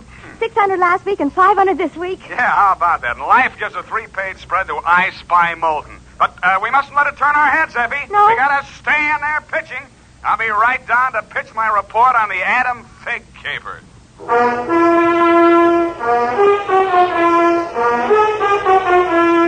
Dashiell Hammett, America's leading detective fiction writer and creator of Sam Spade, the hard-boiled private eye, and William Spear, radio's outstanding producer-director of mystery and crime drama, join their talents to make your hair stand on end with the adventures of Sam Spade. Presented by the makers of Wild Root Cream Oil for the hair. You've heard the saying, you never know until you try. Well, you'll never know how handsome your hair can look until you try Wild Root Cream Oil. See for yourself how neatly and naturally Wild Root Cream Oil grooms your hair. Note how effectively it relieves annoying dryness and removes loose, ugly dandruff. You can get Wild Root Cream Oil Hair Tonic in either the big economy-size bottle or the handy tube. Or you can ask your barber to use it on your hair. But by all means, try it. Don't delay. Get it today. Wild Root Cream Oil. Again and again, the choice of men who put good grooming first. And now, with Howard Duff starring as Spade, Wild Root brings to the air the greatest private detective of them all in The Adventures of Sam Spade.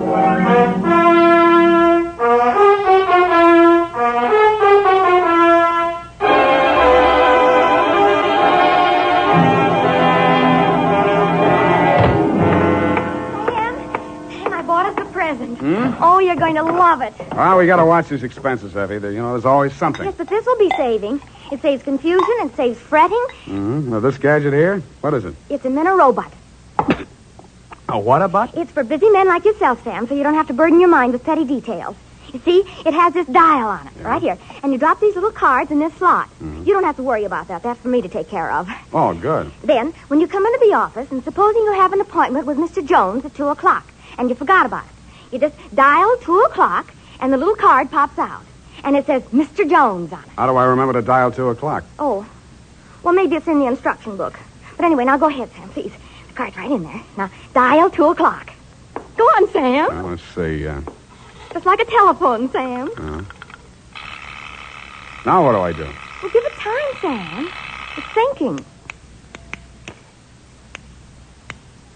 You must have forgotten. Jones. Mr. Jones. Effie, do you think it's dead? Oh, Sam, I don't understand it. It was working perfectly. Well, I'll take it straight back first thing in the morning. You'll have to. It'll never find the way itself. You got your book, sweetheart? Yes, Sam. I don't understand. It was working perfectly. Well, it's all right, honey. It doesn't matter. Date October 5, 1947, to Hillary Exxon Esquire from Samuel Spade, license number 137596. Oh, honey, it's only a memo robot. Subject, the Adam Figg Caper. Dear Mr. Exxon, October 2nd in San Francisco was one of those days that you see blown off the calendar by a gust of wind in the movies to denote the time is passing. It was a day for scraping off the minutes with a fingernail file and wondering whether the display ad I'd paid for in the classified section of the phone book wasn't just a waste of money. It certainly wasn't the day I'd expect a leprechaun to walk into my office. He said his name was Adam Figg. He said he was the butler at Exxon Manor in Los Nidos. The limousine, Mr. Spade, is waiting to take you away. We mustn't keep them waiting, must we? Of course we mustn't. Who mustn't we? Why, Mr. Hillary, of course, sir. Oh, Mr. Hillary. And old Mr. Exxon. The old gentleman is very ill. Dr. Feig's office is down the hall. Turn to your right, second door. Well, I assure you, sir, that Mr. Exxon is the best of medical care. Your duty will be simple, to prevent his death. Do I donate blood or just frighten away the evil spirits? Oh, it isn't quite that, sir. Someone is trying to kill Mr. Exxon. He's a very sick man, and I'm sure he'd prefer dying from natural causes. Uh-huh. I get $25 a day in expenses. Here is an ample amount in advance. But you should know, sir, that the old man is a nasty, cantankerous, villainous, crooked, intimidating... $500? Please, Figg, you're talking about the man I love. Los Nidos was at least an overnight caper, so on my way out, my lovely and charming secretary, Miss Perrine, handed me a brown paper bag which contained A, one pair of socks, darned, B, one shirt, ironed, and C, the apple which she always polishes for me the night before. We arrived at your large Southern-style mansion 2 hours later. Figg! Oh, Figg, where the devil have you been? To the city, sir. I can't find the keys to the liquor closet. Where are all the maids? What happened to that cook we hired yesterday? Who is this man, and why is he wearing that necktie? This is Mr. Spade, sir, the detective. I'm Hillary Exxon. Come in, please. Go on upstairs, Figg. See what that girl is doing to my father. I don't believe she's in this at all. Very good, sir. In here, Mr. Spade. Pardon the condition of the house. The old man has been firing the servants again. Your father, you mean? Yes. Every time he gets shot at, he fires all the servants. He gets shot at pretty often? About once a year. In the fall. You always hire a detective? No. Oh, dear. I'm not keeping you up, am I? No, excuse me, please. It's much worse this time. I can't get any sleep. Guns going off in the middle of the night. The whole household disturbed. When and where was he last shot at? Yesterday morning at about 1:30. I dug the bullet out of the woodwork myself, a .38 caliber, embedded in the door frame that leads to Miss Kaywood's room. That's his nurse. Was she with him at the time? No, Dad sleeps like a baby, full of sedatives. She sees to that. Shot come from outside? Yes, but we found nobody on the grounds. No traces of anybody. I don't know whether Dad knows who shot at him or not. He's such a closed-mouthed old devil. You don't care very much for your father, do you? To be frank, Mr. Spade, if hating weren't such an effort, I would despise him. He is without a doubt... Well, listen. Get out of here! There, that's just a sample. Well, come on, let's see what's eating him now. All right, now get out! Talk to me like that. I tell you, I won't stand for it. Well, you don't have to stand for it. Take that silly painted face out of my sight. Don't you dare! Get out! I'm quitting. I'm quitting, Mr. Exile. I can't stand it another minute. Yelling, screaming, throwing things at You must have done something to set him off. But I didn't, I tell you, I didn't. This is Mr. Spade, Miss Kaywood. A detective? Will it make you happier to know that I'm a private detective, Miss Kaywood? Well, Mr. Spade, I only hope you can prevent a murder. If there's any way at all that I can help, Thanks. I'll see you downstairs after I've talked to the old man. You'd better go in alone, Spade. Oh, Miss Kaywood, do you have a throat spray downstairs? I seem to be congested. Oh, go away. Go away! Go away! Oh, well, wasting ammunition. Who are you? If you're a total stranger, come on in. Well, don't be afraid, son. Come on over where I can look at you. It's hard to keep my eyes open. Oh, I mustn't do that. Oh, so you're the detective, eh? That's right, Pop. If you want to take a little nap or something, I'll come back later. What did I say just now? Come back later? No. There's no reason for you to come back later. I'll say everything I have to say right now. The shot woke me. I didn't see anything. I don't know anything. I've got a million enemies. I can't remember the names of any of them. Why don't you try to remember? I could have them checked. You're wasting your time, Sonny. In my day, I've wiped out 100 men, and I'll outlive anybody who's gunning for me now. You must be proud of your past, huh? Proud? Sonny, a past like mine is the finest thing an old man can have. I've swindled my partners and betrayed my friends. I've turned state's evidence just to see my associate get sent up for 20 years. And they say my wife died under peculiar circumstances, and I got rich off her insurance. Now I'm done talking. Do me a favor, son, please. I've got to get a half hour, 20 minutes sleep alone. You'll keep them out, everybody. Please, will you? Sure, Pop. Go ahead. Go on, sleep. Oh, thank you.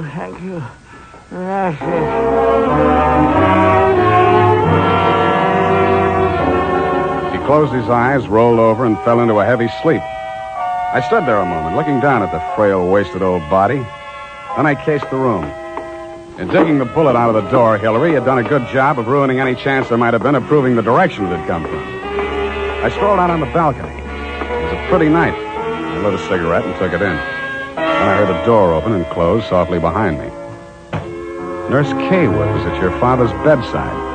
She was filling a hypodermic from a small vial of bluish liquid. He didn't awaken when she jabbed it into his arm. Then she saw me standing in the doorway. She hastily dropped the medicine vial into her uniform pocket and came around the bed to meet me. Oh, Mr. Spade, thank heaven. Why, when I saw you standing there in the half night, I thought you might be... Thought I was who? Why, the man who fired the shot. There was a man? I don't know. I didn't see it happen. I just assumed that... You shouldn't have done it. I warned you, Eleanor. Oh, we're disturbing him. Let's talk outside. Okay. Oh, it's good to breathe something besides sick room air. I thought you got used to things like that in your profession. Why are you so unfriendly, Mr. Spade? Nurses are humans, aren't detectives. Try me, sweetheart. Oh, I know what you're thinking of me. But after a week in this horrible house, that poor old man, he's frightened. He's really frightened. What of? Why, the shots. 38 caliber or hypodermic? Surely you don't think that He's supposed to be under sedatives. The doctor's orders. Sorry, sweetheart. It's my job to suspect everybody. Oh. Can't you forget your job, even for a moment? Sure. If you don't mind the fact that I know you're a liar, that I'd make book you didn't come here primarily as a nurse, and what's worse, your act's not even convincing. Oh. Is it that bad, Sam? Yeah. Almost bad enough to be good. Come here. Oh, I hate you.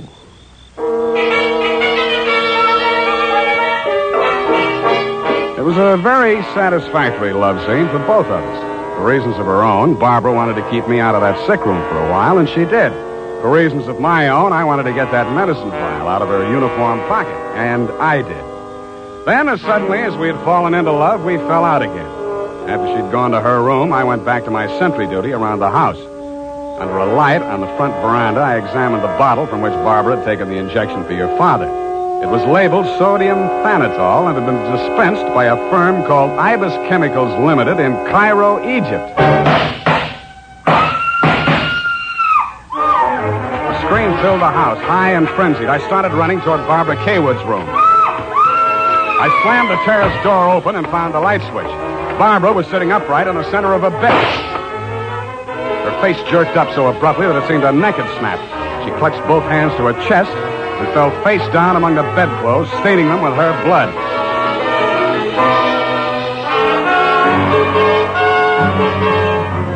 I don't know whether I went through, over, or around the screen that stood between her room and the old man's. I circled Exxon's bed. He lay on the floor on his side facing the window. I went outside. A .38 automatic lay on the ground a few yards away from the building. I put that into my pocket and listened. No shadows moving. Nothing. Then he was on me before I could be sure he wasn't a medium-sized tree. Break your back, see the light. The warm stuff in my cheek might have been the thing's blood or mine. It gathered me up and bent me back and tore at my throat.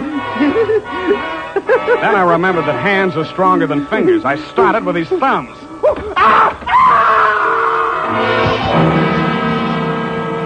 He lay there for a moment, then his huge body began to twitch. He was holding his fingers and sobbing like a baby. I pulled him up to his feet, poked him in the back with the flat of my hand. I followed him through an opening in the hedges and down a long, pitch-dark lane toward the lights of a squat brick house set on the top of a slight rise. As we approached it, a door opened and light streamed out onto the porch. The tall man framed in the doorway was the last person in the world I expected to see. Ah, Marcus, you brought it. Oh, master, very delightful service, but have much pain in fingers. Always complaining, Marcus. Welcome, Mr. Spade. Come in, my dear fellow. Come in. I've been expecting you. The lost family fortune by blackmailing me. And if you don't remit, Exxon could have you booked for forgery, blackmail, definition of character. Oh, my dear fellow, please. This is most painful. But if I had but the original letter, I could destroy it and go back to the felt. Ah, the felt. What happened to it? That Figg, that stinker stole it. He burgled my home. Are you taking pot shots at old Exxon? Well, don't be a fool, man. I want Exxon to stay alive. I must find out some part of his life which will have an exchange value that will cancel out what he has on me.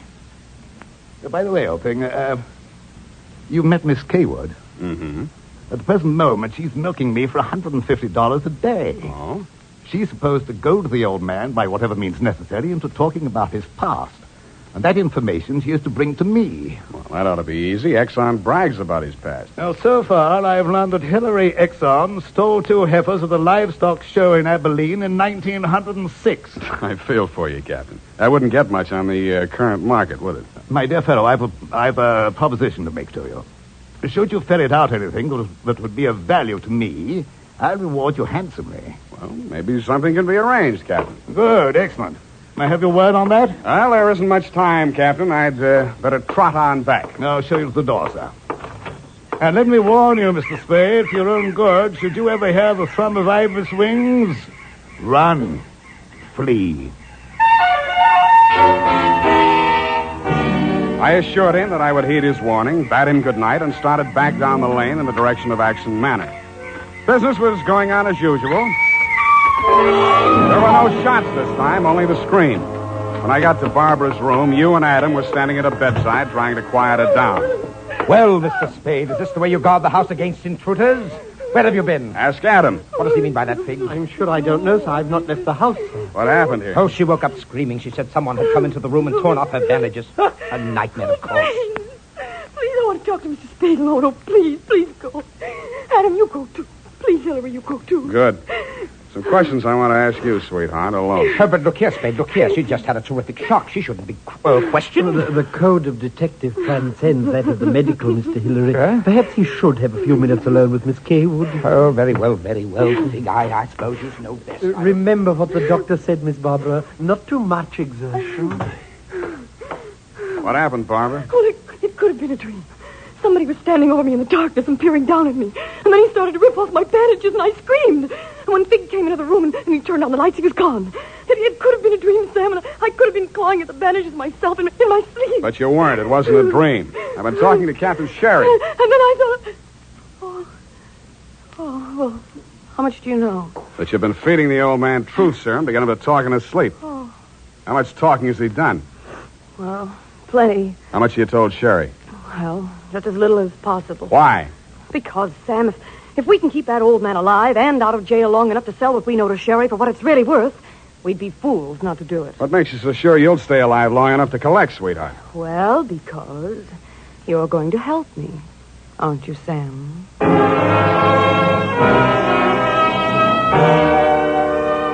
So I helped her, but not for the reason she thought. I made a lot of noise leaving her room and going to mine. Going back, I didn't wear any shoes. I slipped into a clothes press in her room so quietly that even she didn't hear me. I left the door slightly ajar and waited. Time passed, and I was stiff from standing still. It happened at about 3 a.m.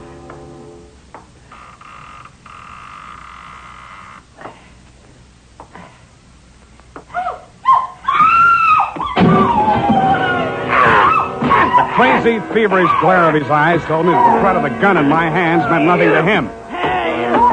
I jumped to his side, twisted the knife away from him, picked him up in my arms, and carried him, kicking, clawing, and swearing, back to his bed. He lay there, breathing hard. Then he smiled. You're a smart one, Sonny. You had me figured out the first time you came in here, didn't you? Not quite, Mr. Exxon. The gun under your window was the clincher. That gun? Sure. I had it under my pillow all the time. I got tired of shooting into door frames. Look, you're dying, Mr. Exxon. There's no use trying to make up stories now. You're right, Sonny.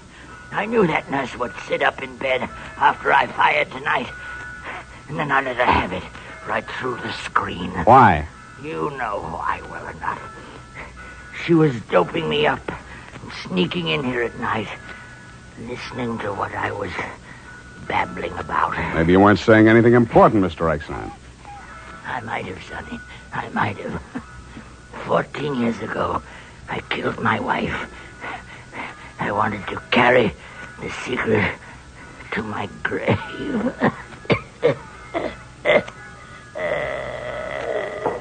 You nearly made it at that. Spade! What's happened? Is he dead? He's dead. Did he say anything, sir? Did he confess anything? You must tell me if he said anything. I didn't hear him say a word. Well. Yeah, Mr. Spade. Charged with a certain texture, a significant quality. There's a certain smell, yes. Ah, and omen. You can inhale it, sir. Journey thou to Nairobi on the veldt. Tarry 7 days, and you will collect the fabulous golden skull of Wizami, king of the Bojamas. Aha! Marcus! Yes, master. Unhook the hooker. Pack the marmalade. We are off to the veldt.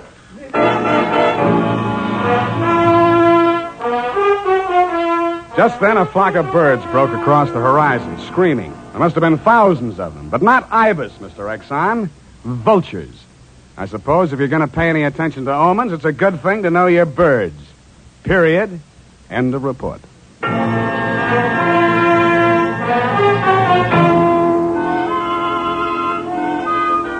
Right now, I have something to say to every man who doesn't use a hair tonic, to every man who says I don't believe in it or I don't need it. That all depends on what you mean when you say hair tonic. If you mean the old-fashioned greasy kind that leaves your hair smelling like a perfume factory, you're absolutely right. But remember, Wild Root Cream Oil Hair Tonic is nothing like that. Wild Root Cream Oil is an entirely new kind of hair grooming preparation. There's not a drop of alcohol in Wild Root Cream Oil, and it contains soothing lanolin that's like the oil of your skin. Most important, Wild Root Cream Oil grooms your hair the right way, neatly and naturally, never leaves your hair sticky or greasy. Get the big economy-size bottle and the handy new tube that's economical, easy to pack when you travel, and grand for the bathroom cabinet.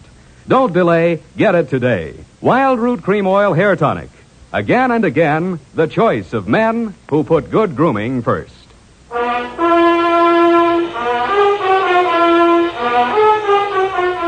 Well, Effie, we, Sam! The memo robot worked after all. I told you it would. Yeah, it just takes a little time, sweetheart. Oh, read the card, Sam. Now, you see? You'd know you were supposed to see Mr. Jones at 2 o'clock. Isn't it wonderful? Well, this card doesn't even mention Jones. Huh? What does it say, Sam? Well, it says, journey thou to Friskin's drugstore, wager $5 on Ira W. in the third at Belmont Park. Oh, Sam and Psyche. Tarry but a moment. Yes? Thou wilt lose $5. Oh, good night, Sam. Good night, sweetheart.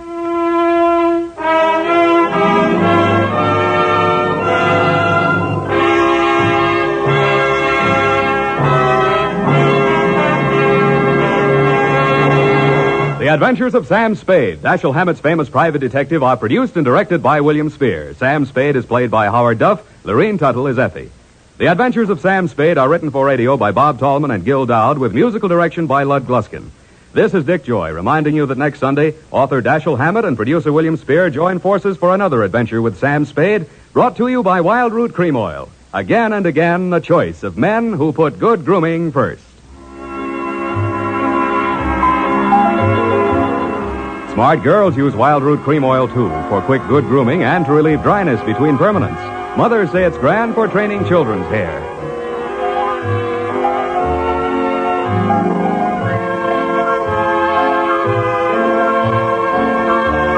This is CBS, the Columbia Broadcasting System.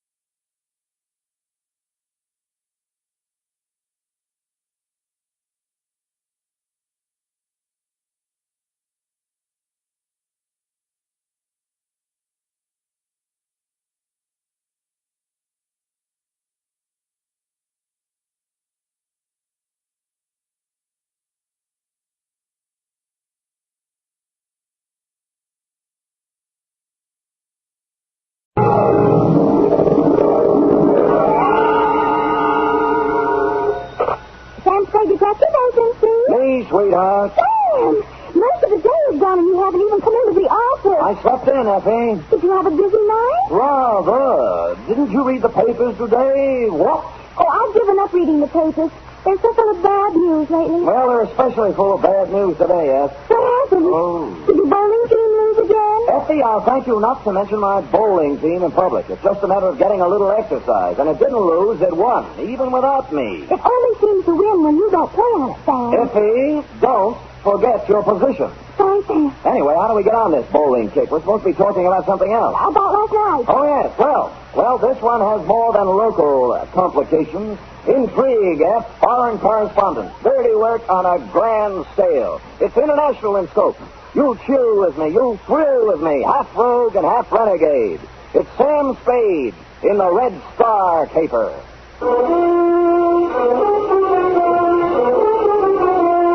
For NBC, William Spears. Effie? Yes, Sam. Yeah, I'm here. It's about time. Well, I'm here. It's about time. Effie, you sound more like a shrew every day. Thank you, Sam. I'm just being practical, you know. How can we make money if you don't show up? Well, I had to turn away 3 clients today. Well, that's right. I'm thinking of quitting private detecting anyway. You are? Really? What would you do? Well, I know a reporter's job that's open. Now, how would that sound? Scoop Spade. My beat is the universe. Oh, that sounds terrible, Sam. You make a silly reporter. You can't even type. Sometimes, Effie, you hit the nail right on the point, where it hurts. Now, let's get down to business. Oh, if I didn't offend you, Sam. Well, watch it. Date January 12th, 1951. To Lieutenant R.C. Kelsey, Homicide Detail, San Francisco Police. From Samuel Spade, license number 1375596. Subject, the Red Caper. Dear Kelsey, it had been some time since I had attended a lecture. In fact, the last one I can remember is when Margaret Sanger passed through town. But last night at 8 o'clock, I filed into the Central Municipal Auditorium along with several hundred other people, including college students, newspapermen, professors of political science, the usual curious complement, and a goodly sprinkling of snuffling indigents who welcomed any easy means of escaping the cold winds that whoop through the Mission District at this time of the year. Ladies and gentlemen, it's a pleasure to see so many politically minded faces gathered in this auditorium tonight.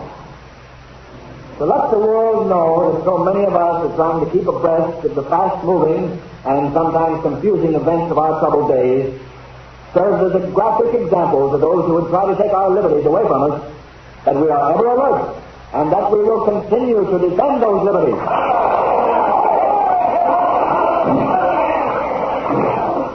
Only by taking every opportunity to display our willingness to understand and act on the problems that face us can we serve notice to the world that we are ever ready to pick up the gauntlet of international challenge whenever or wherever it may be thrown down. The subject for tonight is, are we helping our enemies? And our speaker scarcely needs introduction, but just in case there are a few hermits in our audience who have never owned a radio set nor seen a newspaper in the past 10 years, well, just in case there are, let me introduce a man who really needs no introduction, the most distinguished foreign correspondent, Cyrus Manning. Thank you, Mr. Chairman. And good evening, ladies and gentlemen. Are we helping our enemies? That is the question. My answer in a word is yes. And that answer is not hasty or ill-advised. I have just returned from a thorough coverage of the Orient. I have visited the tragic blood-soaked battlefields of Korea. I've talked with the military leaders of the armed camp of Bumpus. I've trod the nervous defenseless soil of the Philippines and Japan. And I have even made 2 secret trips, incognito, right into the bastion of the communist stronghold on the China mainland. And this is my report. This materially from this very city, shipments are being made regularly to Red China.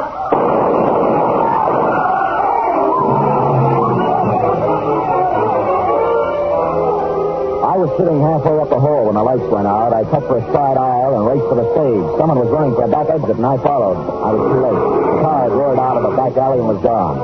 On the stage, someone had rung down the curtain. Cyrus Manning was on the floor, and the chairman was bending over him. He's dead. They almost shot me, too. Let me see. Yeah, you're right. There's nothing anybody can do for him right now. The lights went out, and then the shots. Oh, this is the most terrible thing that ever happened to me. To you? Shall I ask him to get up and call the police, or do you think that with one last dying effort you might do it? I'll call him. I guess he did get the worst of it. I guess he did. And that's how the news reached you, Kelsey. Now, suppose you want to know how I happened to be at a lecture where the lecturer happened to be shot. Well, I'll tell you. I don't think it makes me happy. You see, I was supposed to be his bodyguard. Now, let's start at the beginning, shall we? It's early afternoon. Our stupid hero is sitting around trying to break the code on a scratch sheet.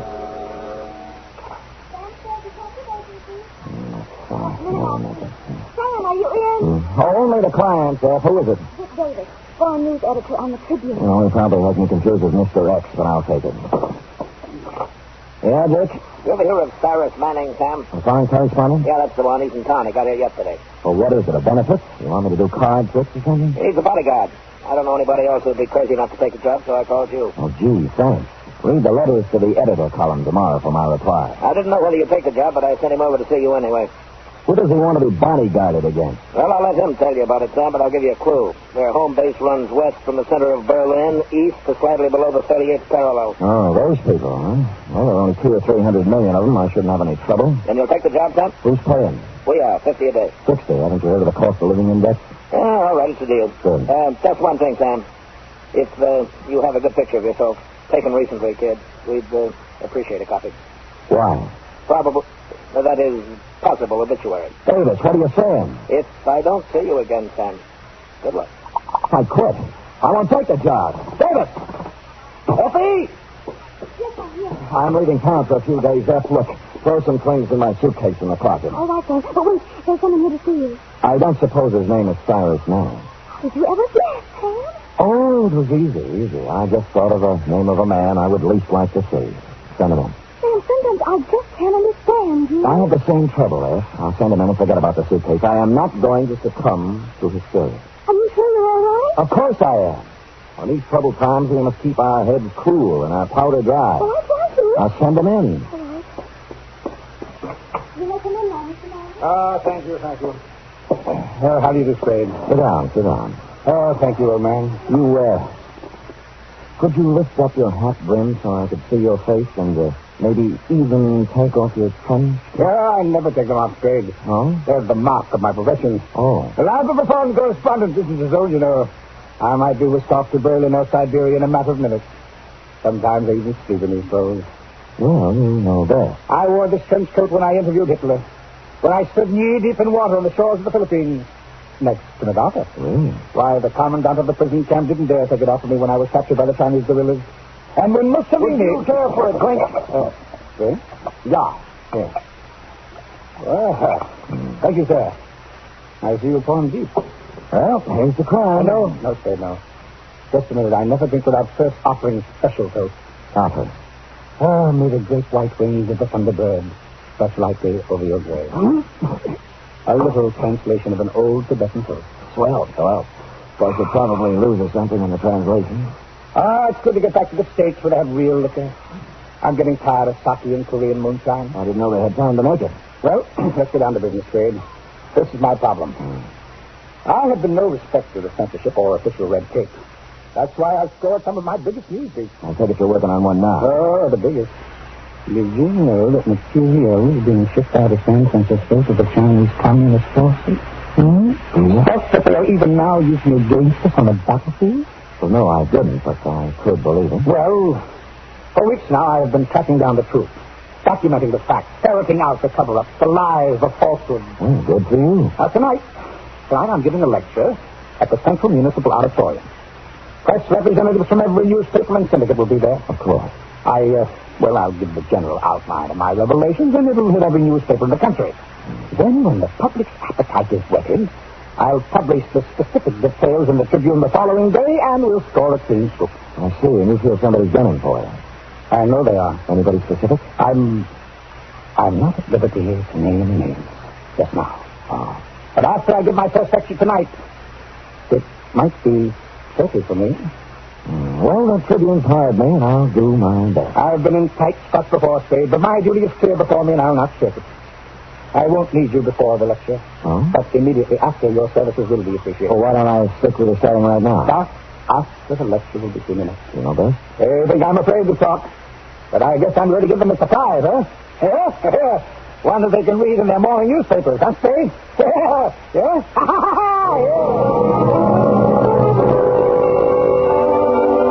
Well, he was half right, Kelsey. Might not have been a surprise, but they were able to read it in the morning papers. And at least Manny got a laugh out of it, which was more than I did. You arrived at the murder scene 3 minutes after you were called. He was shot, Sam. I would say so, Kelsey. I would say so. Well, then it's easy. We'll search everybody in the audience before we let them go. Kelsey, I was in the audience. Manny was shot from backstage, and Overdid it ran out the back door. Oh, that's right, Sam. You already told me that. That makes it a little harder. Now, look, Kelsey, the doorman is sitting right over there. See, the killer knocked him down coming into the stage. Now, why don't you question him? You're not kidding me, Sam. Kelsey, so help me, it's straight. All right, let's question him. You the doorman? Yeah.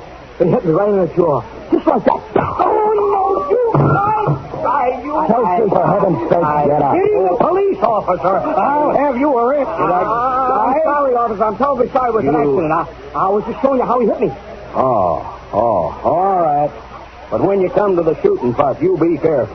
Well, the door opened and a big man barked through, see? Before I could open my mouth, he hit me.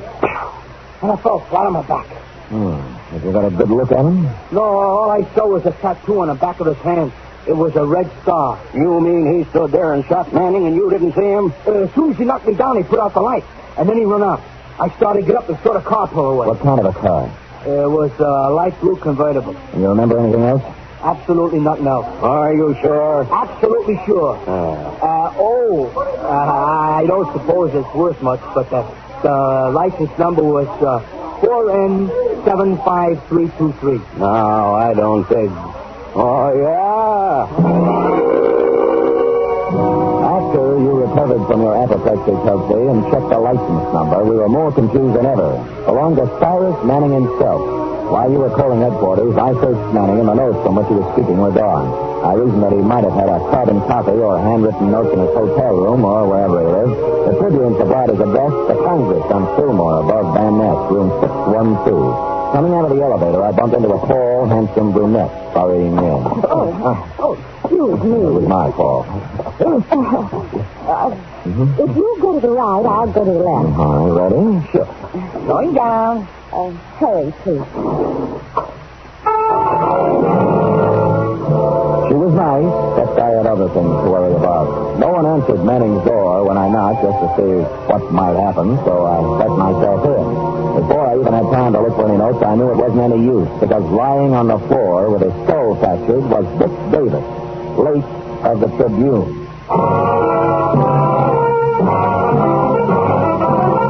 You're listening to the weekly event. Cyrus Manning's room had been worked over thoroughly. There were no notes lying around which described the activities of anyone sending war material to the Chinese communists. The only pertinent piece of evidence was the corpse of Dick Davis. I didn't call your office right away, Kelsey, because I wanted to get out of there and begin asking some questions before the tale was told. Strangely enough, in a man's hotel room, there were many items that belonged to a woman. Clothes, makeup, and so on. And they recalled to mind the girl I bumped into getting out of the elevator. And this recalled to me the elevator operator. I've seen her coming up and down a few times. I know who she is. You know Manning when you saw him? Yeah, I knew him, the celebrities. But I can't remember like everybody. Was the girl ever with him, if you remember? Well, not that I remember. Do you recall a short, dark, thin man coming up, name of Davis? They don't pay me to remember the people. I just get paid to take them up and down. And not very much, either. Will this help you remember anything? What $10 will do for your memory.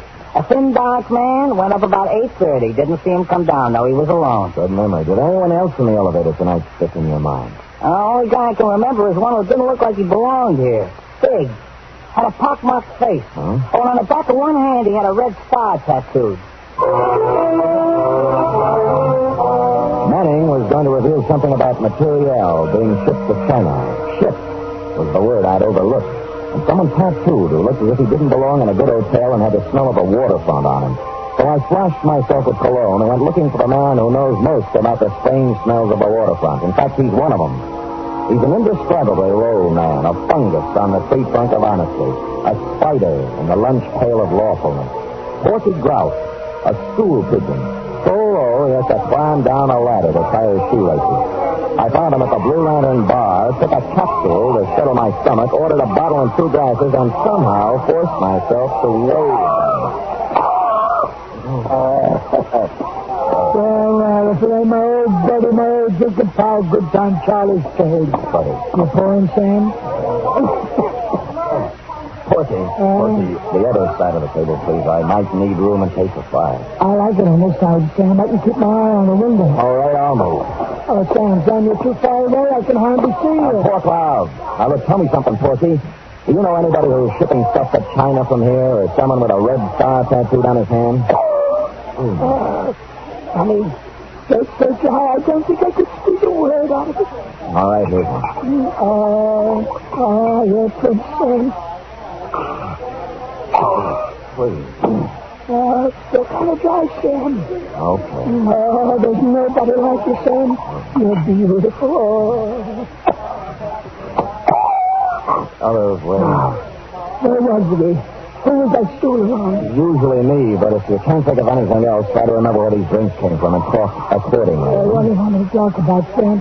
You better get me quick before my throat dries up now. Have you ever heard of anyone shipping war goods to China, Porky, or a man with a red star in his hand? Ask me something else, Sam. I'd rather not answer that. I'll see if this changes your effort.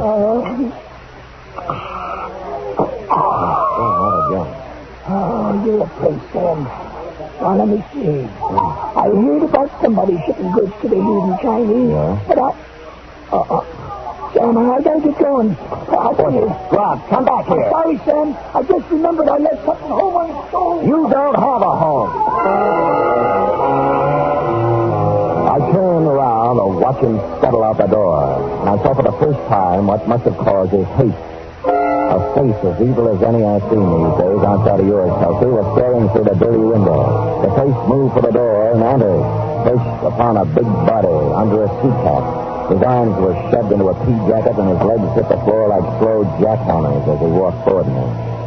You trying to pump information out of Grouse, pal? Why else would anyone in his right mind give Porky Grouse free drink? Or stand that close to him? Who are you? What are you trying to find out? Frankly, it's none of your business. Look, pal, I grew up on the waterfront the hard way.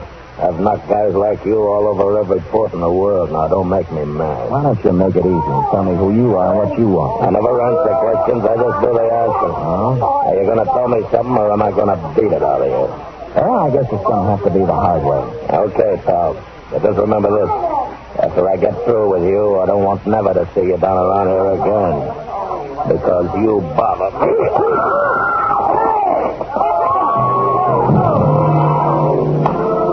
Now we come to the embarrassing part of my report, Kelsey. I did everything I usually do, but this time it didn't work. And now I know how those other puppies I batted around for the past few years feel. But all was not lost. There was a flashing right hand coming in from the side that did the damage. And it hit me right under my good eye. And on the back of that hand was tattooed a big red star. When I got up from the floor, he was gone. So was everyone else in the place but the bartender. You feel better now, mister? I told you not to have that last drink. What drink?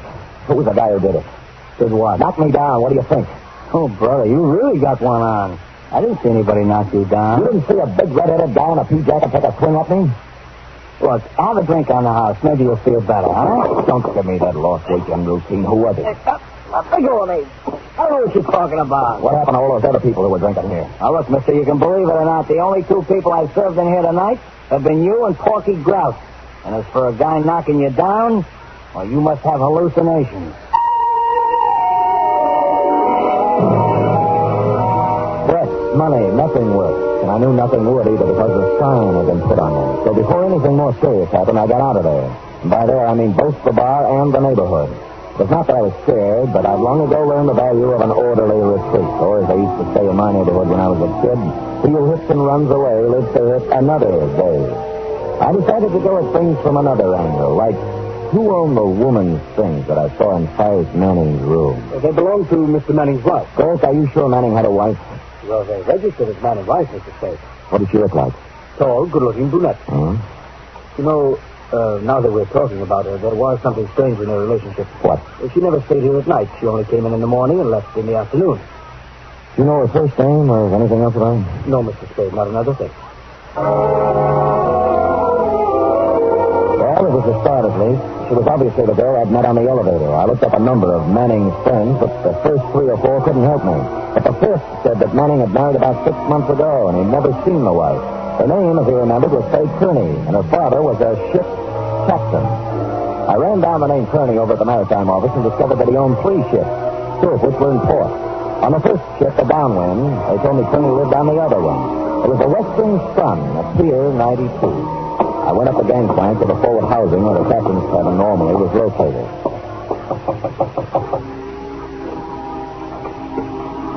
Yes? Hey, Kearney. Yes, who are you? Remember me from the Congress Hotel? Elevator, 6th floor? I'm not sure. Well, perhaps I should have told you Mrs. Cyrus Manning. Why didn't you come in? Who's Sam Spade? I was hired as a bodyguard for your husband, but I got there too late. Yes. Everybody did. Mostly me. Oh, please don't cry just yet. Why do you say mostly me? I might have done something about it. Why were you running out of the hotel? I found Mr. Davis. Yes. Have you any idea who did it? Yes. Who? The same person who killed Star. Who was that? Me, I suppose. Yeah, I'm really responsible. I caused the whole thing. The whole thing. She poured her misery out over my shoulder, and then she told me the whole story. She had met and married Cyrus Manning secretly against her father's will. When he found out, he took her aboard one of his ships and kept her prisoner. While she was aboard the ship, she found out what her father was doing, carrying essential war material to communist China. So somehow, smuggled the information to Manning. She did, and the arrangement was that they were going to trade the information for her father's blessing on their marriage.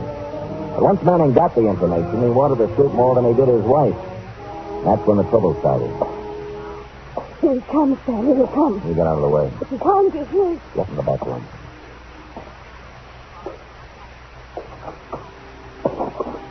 What are you doing here? Just came to pay you a visit. You should have learned your lesson the first time. This time it's for keeps, Denny. That's the way I feel.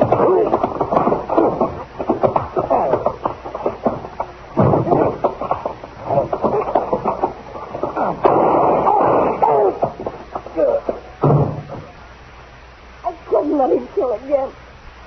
I just couldn't.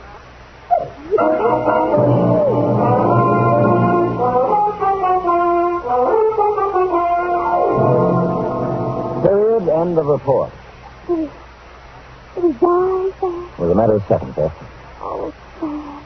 All that poor girl wanted was love. Oh. And look what happened to her. Her father. Yeah. You were the only witness, Sam. You think tonight that of course the evidence should self-defense. I'm tempted, Effie. I'll say that much. Now, go fight that out. Oh, Sam, I will.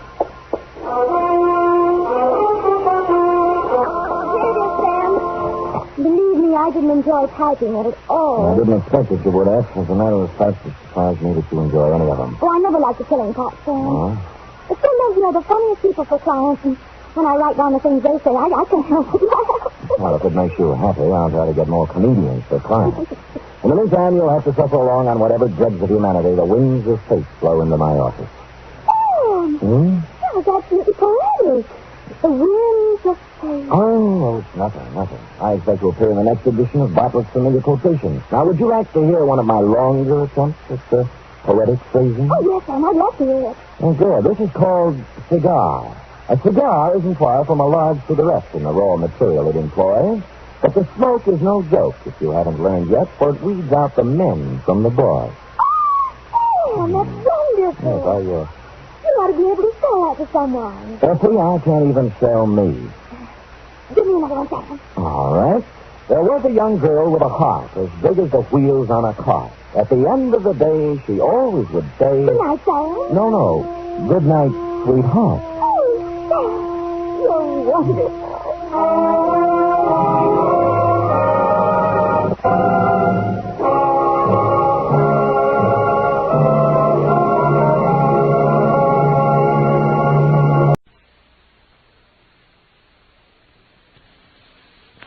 amazing adventures of Sam Spade, Detective. Brought to you by the makers of Wild Root Cream Oil for the hair.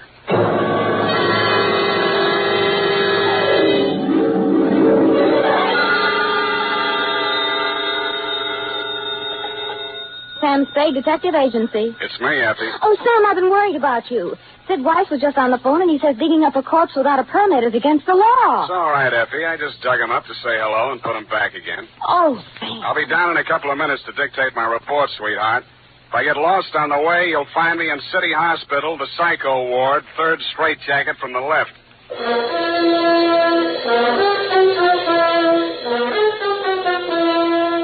Dashiell Hammett, America's leading detective fiction writer and creator of Sam Spade, the hard-boiled private eye, and William Spear, radio's outstanding producer-director of mystery and crime drama, join their talents to make your hair stand on end with the adventures of Sam Spade. Presented each week by Wild Root Cream Oil, the non-alcoholic hair tonic that will put your hair back in place again, grooming it neatly, naturally, the way you want it. Fellows, if a girl can spend half an hour under a hot dryer in a beauty parlor to look her best for you, certainly you can spend half a minute sprucing up with Wild Root Cream Oil hair tonic to look your best for her. That's all it takes, and Wild Root Cream Oil grooms your hair neatly and naturally, the way girls like to see it. Besides, it relieves dryness and removes loose dandruff. There's not a drop of alcohol in Wild Root Cream Oil. It contains lanolin. So get the big economy-size bottle at your drug or toilet goods counter. And now, Wild Root brings to the air the greatest private detective of them all in The Adventures of Sam Spade.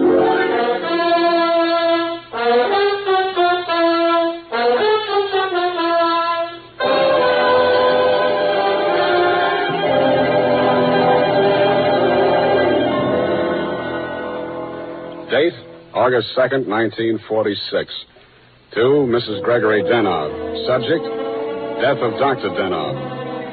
I was sitting in my office with nothing to think about except a horse named Corkscrew Jr.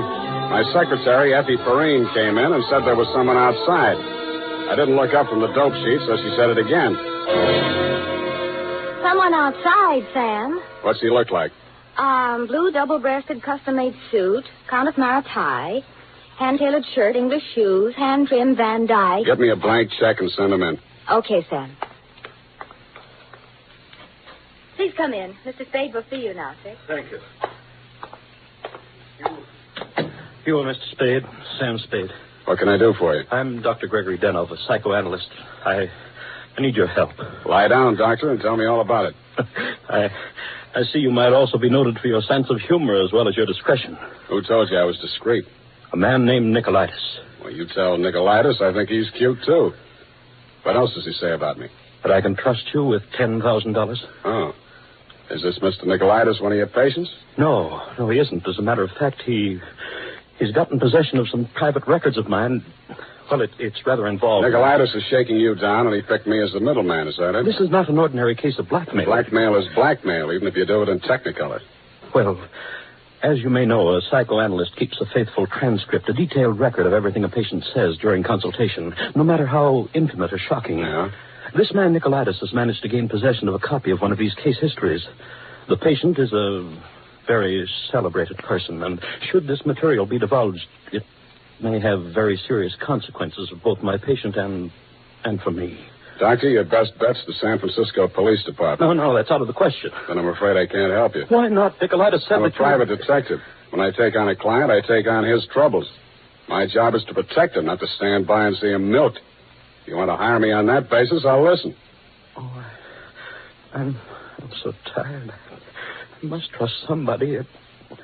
What can you do for me, Mr. Spade? Write me out a check for $1,000. Got a pen? Yeah. All right.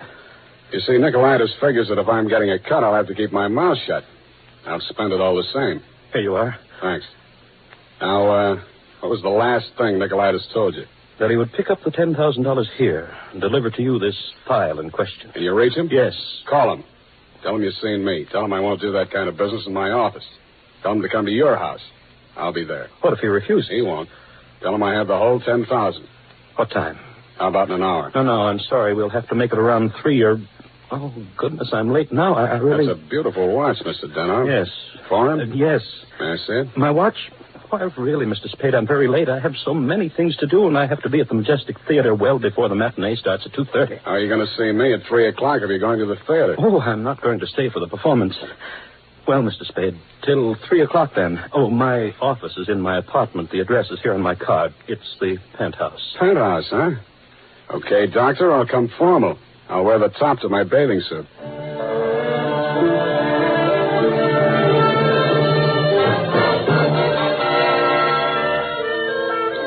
I left my office around 2:30 and started walking up Nob Hill. The Versailles Apartments, where Denov's place was, took up the whole 300 block, so I didn't have any trouble finding it. I stopped across the street for a minute to get my breath after the uphill climb, mopped my face, and started across. Just as I got to the middle of the street...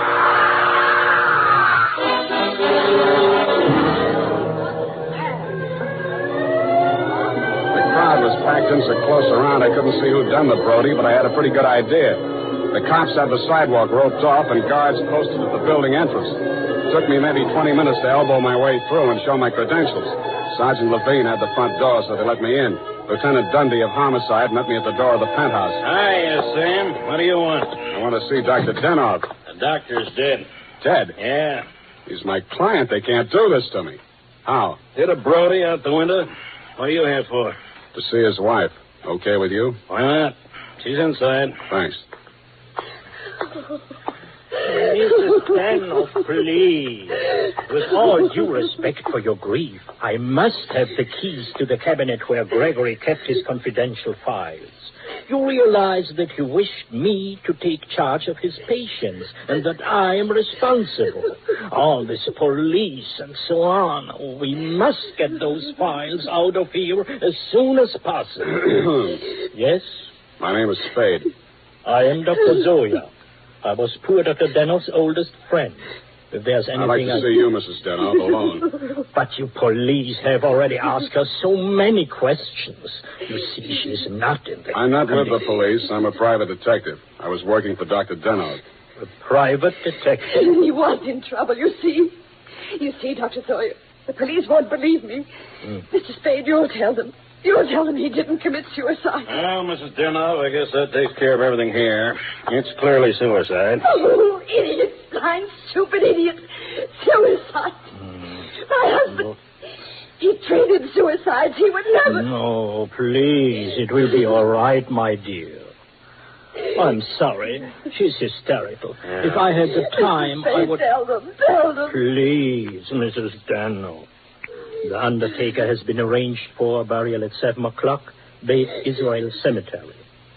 Now, please, the key to Gregory's files.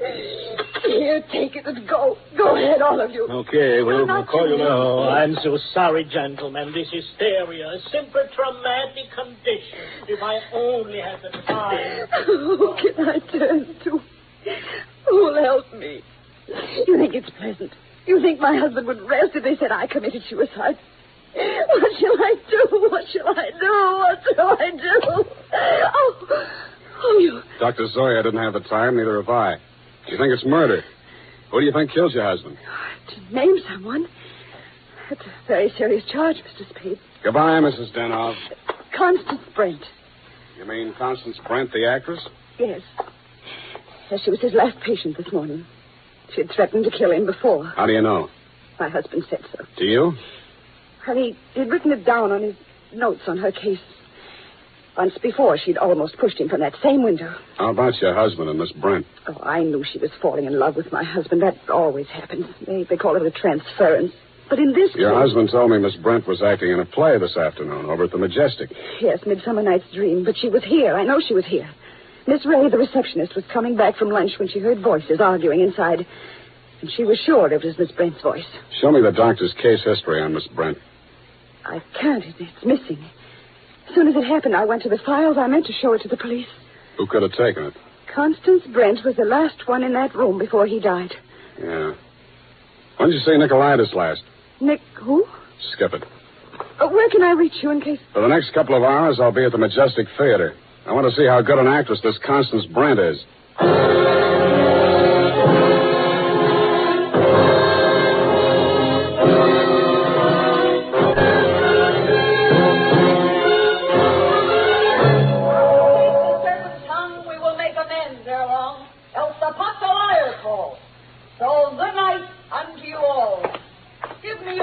friends if we be friends, and Robin shall restore a man.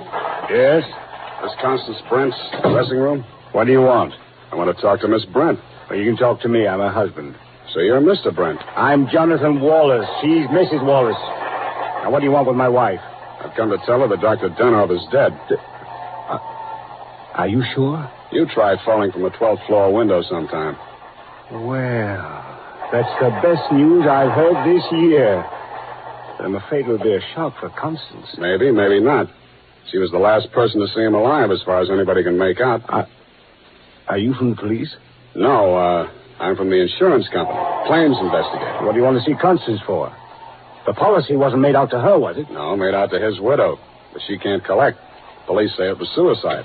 Oh, that settles it. This is the last time I take Titania. Stand around while Puck talks his head off. Who is this person? Darling, I'm afraid this is going to be a shock. This man is from an insurance company. Dr. Denov is dead. Oh, what a pity. What happened? The police say he jumped. His wife says he was pushed. She also says that you, Miss Brent, might have been the pusher. Oh, now, really, it's too absurd. How like a wife. What time did your play start this afternoon, Miss Brent? Matinee at 2:30, always.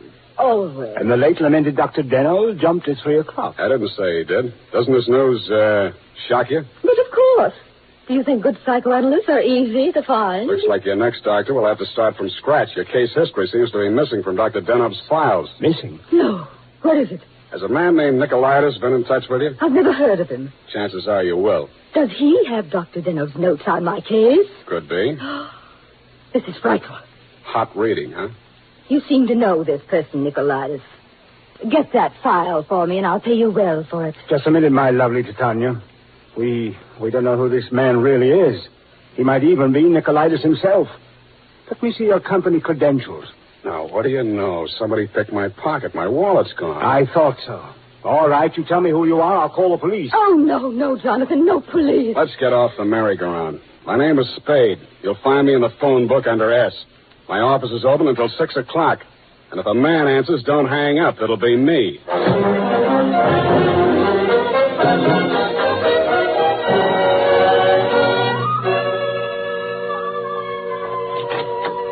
Hello, Effie. You found a Nicolaitis yet? Not one. I even tried spelling it backwards. Nobody ever heard of a man named Nicolaitis. I'm beginning to think there ain't no such person. Pardon me. Do I hear my name mentioned? I'm Nicolaitis. Sam, I still think you're right. Come all the way in, Mr. Nicolaitis. Sit down. Oh, thank you. If you need me, Sam, just scream.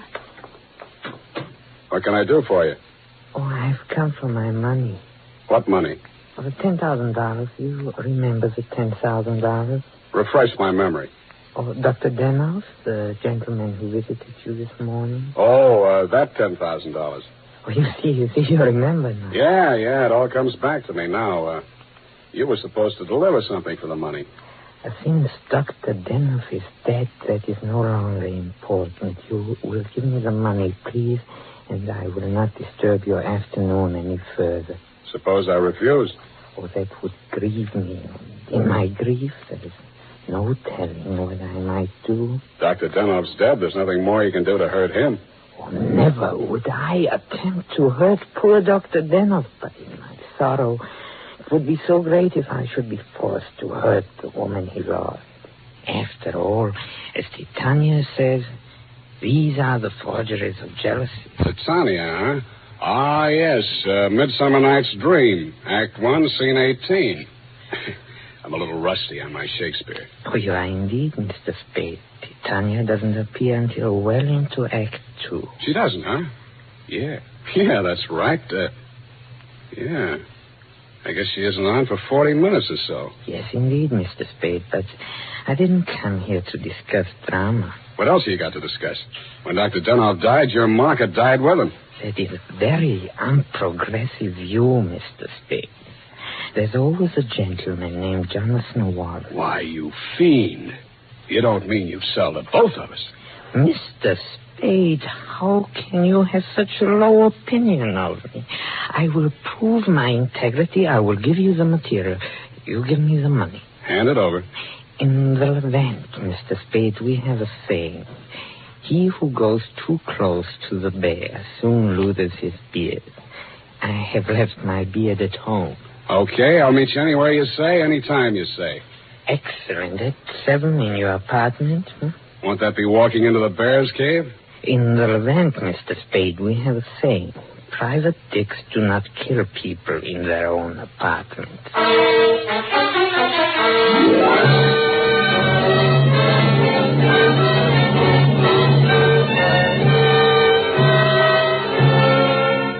It was then 6 p.m. I called Effie for messages.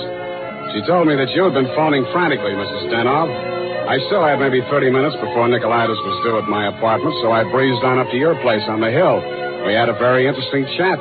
Remember, Mrs. Stenov? Looking back on it, that was probably the most interesting conversation we had. Funny, I can't remember much of anything you said, but it was so cozy there in your place. And what with your clock being about 20 minutes slow, it must have been something like 7:30 before I left you. I grabbed a cab and told the hacky to step on it. I hoped Nicolaitis was still waiting at my apartment. He was.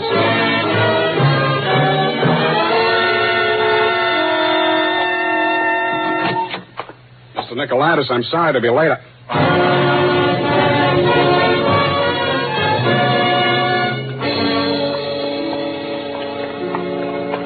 He was lying on my bathroom floor. The little guy was looking just about as natty as when he'd been in my office, except that the beautiful silk scarf he'd been wearing was twisted into a tight noose around his neck. Mr. Nicolaitis was a very dead blackmailer.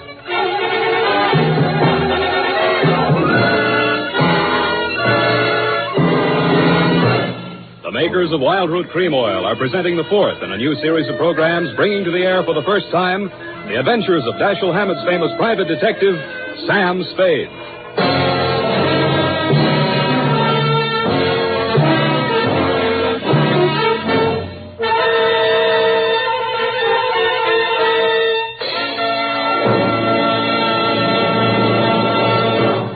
Men, at the racetrack, the man who has something better than a mere hunch is said to have it straight from the horse. Of course, that's a humorous expression, but it shows how to get facts. Go straight to the real source of information. And that's why we went straight to hundreds of men in metropolitan New York to find out what men really want in a hair tonic. And their answers show that Wild Root Cream Oil has all 5 advantages chosen by this impartial consumer jury of men. 1, Wild Root Cream Oil grooms your hair neatly and naturally, never leaves it sticky or greasy. 2, Wild Root Cream Oil relieves annoying dryness. 3, it removes loose dandruff. 4, it's non-alcoholic. And 5, it contains soothing lanolin. Remember, no other leading hair tonic gives you all 5 of these important advantages. Is it any wonder that 4 out of 5 users in a nationwide test preferred Wild Root Cream Oil to all other hair tonics they'd tried?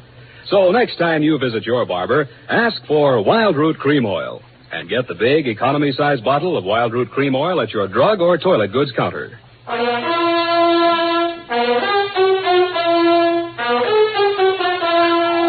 And now back to Sam and Psyche. Tonight's adventure with Sam Spade.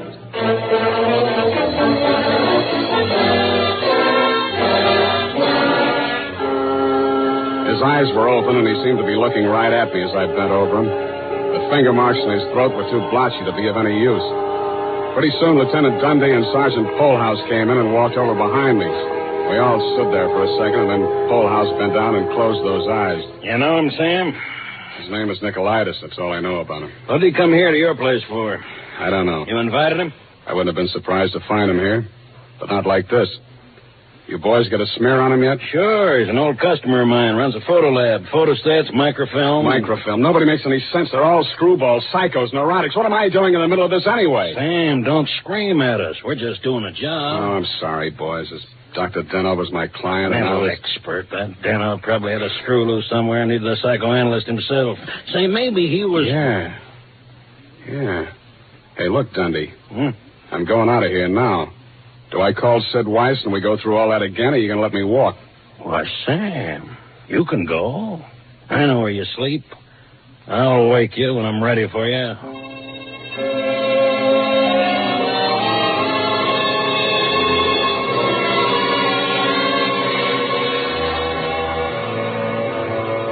Well, Mr. Spade? I want some answers, Dr. Zoya, and you're the guy who can give them to me. I'm listening. Just let the questions flow into your mind and do not try to repress any of them. Speak instantly, whatever... Okay, question number 1, without thinking. Do you think Dr. Denoff was a suicide? Well, I had not seen Dr. Denoff for many years. He had been my student in Vienna. I was his analyst, in fact. That's all very interesting, Doctor, but my question... Yes. Did poor Dr. Denoff commit suicide? I have reviewed all the material, manifest and hypothetical, and I came to the conclusion... No, it was quite impossible. You see, these paranoid... Okay, question number 2. Was Dr. Denoff in love with Constance Brent? I suppose I can now answer that question. When I arrived in San Francisco, I found him in great distress.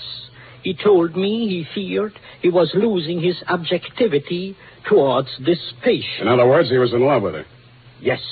You think she might have murdered him? All psychoanalytical subjects develop aggressive feelings toward the doctor. Nearly all of my patients have threatened me at one time or another. You don't say. Tell me, Dr. Zoya, you know anything about Jonathan Wallace, Miss Brent's husband? A violent type, almost psychotic. Yeah? How about you, Dr. Zoya? Could you have done it? That is a most interesting question, Mr. Spade. When I arrived here from Vienna without funds, dependent on the kindness of my former students, I must confess that I felt a certain antagonism. It disturbed me to realize that a man of my standing in the profession should be dependent on the goodwill of a younger and, I sincerely believe, less gifted man. However, I overcame this, and I didn't kill him. Yeah. Well, Doctor, thanks a lot. Oh, people. Truly a life study. There is no accounting. For instance, Dr. Denoff. He came to me only this afternoon with the strangest requests. Yeah? He gave me the gold watch which I had presented to him many years ago upon his graduation in Vienna. He had a patient waiting and so had not much time to explain. Where is this watch? Please, I'm coming to that. He asked me to promise that I would have the watch buried with him if something should happen. That has been done. But Dr. Denoff just died at 3 o'clock. It is a Mosaic law that the deceased be buried before sundown. Uh-huh. Thanks, Doctor. Thanks a lot. I hope I've been of some help. Doctor, you'll never know how much you've helped me.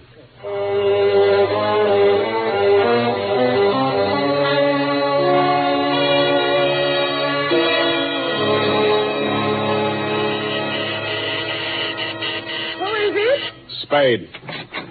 Oh, what's happened? I think I got the answers, Mrs. Denoff. That file on Constance Brent. Your husband knew that you'd been going through it. Mr. Spade. Shut up and listen to me. He took it out of the files, had it microfilmed for his own private records, and destroyed the original. Really? The man who did the microfilming was Nicolaitis. He delivered one print to your husband and kept another for himself. He was murdered in my apartment for the copy he used to shake down your husband. The killer now has that copy, if it hasn't already been destroyed. But we can still put our hands on the first strip of microfilm, which you delivered to your husband. This is astonishing. How? It's in the gold watch, which was buried with him. Oh, the watch that Dr. Zoya... That's right. Denoff made up his mind that whatever he knew about Constance Brent was going to go to the grave with him. What are you doing tonight? Nothing. And we got a date, sweetheart, you and I. I'll be back toward the wee hours. All paths lead to the grave. Ophelia, Act 6. Gregory's grave? But shouldn't we get a court order and have it done properly? The courts don't open until 10 in the morning, sweetheart, and Lieutenant Dundee's going to start asking me some questions about that stiff in my apartment before then. You see, baby, I can't wait.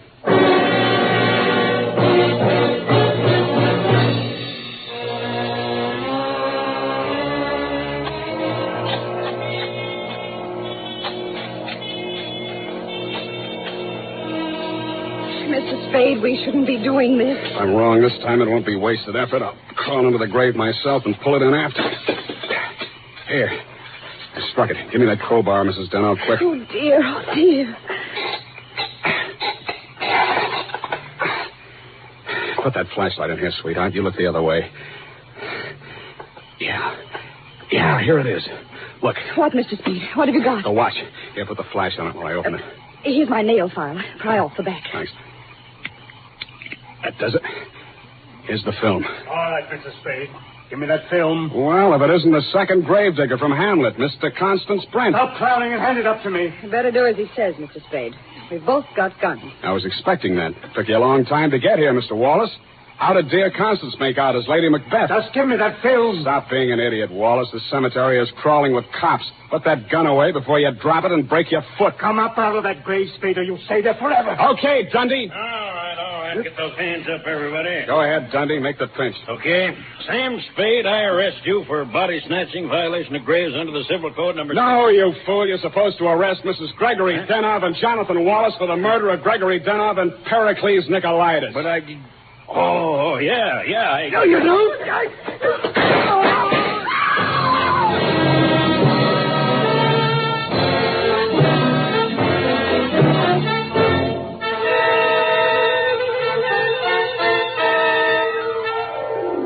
It was smart of you, Mrs. Denov, to make me late for my appointment with Nicolaitis. You did that so that Wallace could nail him in my apartment for the microfilm.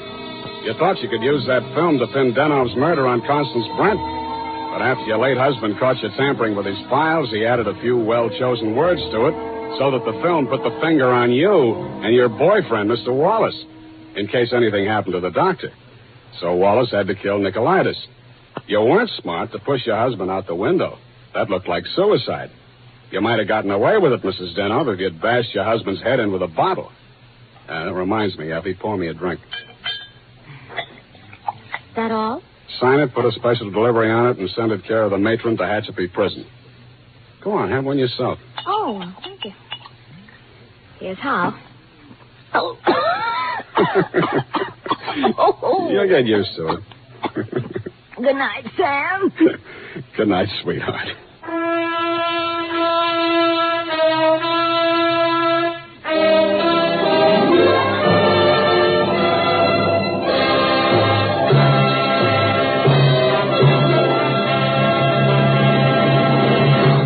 Wild Root Cream Oil presents The Adventures of Sam Spade, Dashiell Hammett's famous private detective, produced and directed by William Spear. Then, on these warm August days, the sun beats down on your hair, may leave it looking dry and brittle. That's why, now especially, you need Wild Root Cream Oil. This grand non-alcoholic hair tonic has just what it takes for summer grooming. It contains lanolin, the soothing oil that's so much like the oil of your skin. Wild Root Cream Oil keeps your hair neatly in place, gives it the handsome, successful look that helps you get ahead on the job. And Wild Root Cream Oil removes loose, ugly dandruff and actually relieves annoying dryness. So tonight, take the famous FN test. Check your scalp. Signs of dryness or loose dandruff tell you need Wild Root Cream Oil right away. Sam Spade is played by Howard Duff. Fred Essler was Dr. Zoya. Lorene Tuttle is Effie. Don't forget, next Friday, the three masters of the art of hair-raising, Dashiell Hammett, William Spear, and Wild Root Cream Oil, join forces to bring you another hair-raising adventure with Sam Spade. Smart girls use Wild Root Cream Oil, too, for quick, good grooming and to relieve dryness between permanents. Mothers say it's grand for training children's hair. Dick Joy speaking. This is ABC, the American Broadcasting Company.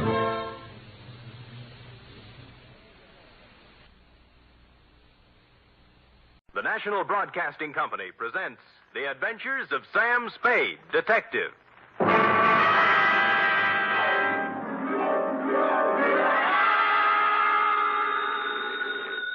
Sam Spade Detective Agency. Hi. Sam? Who else? Did you wind it up, Sam? Is it all over? If you're talking about the usual happy ending with the villains dead and buried and the lovers joining hands while the camera does a slow fade, it is not all over, sweetheart. What do you mean, Sam? The villains in this piece are for real, still doing business at the same old stand from one end of the country to the other. Oh, Sam, you sound so grim. Only because I have a grim tale to tell, little one. So warn all within earshot that if they seek bluebirds of happiness, sweetness, and light, and love conquers all, to try another detective. Because even now I am on my way with something that might butt into your sleep for the next few days. To wit, my report on the Denny Shane Caper.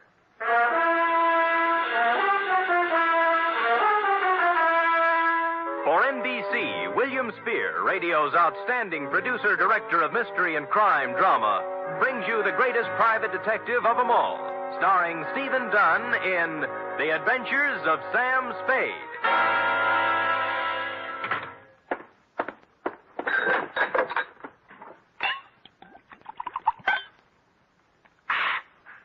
Effie! Sam? Yeah. Oh, I'm sorry, Sam. I didn't hear you come in. Ooh. Oh, tired, Sam? Yeah. You look pale. I guess maybe I'm a little sick, too. Now, Sam, I warned you about heavy lunches when you're on a case. Not that kind of sick, Angel.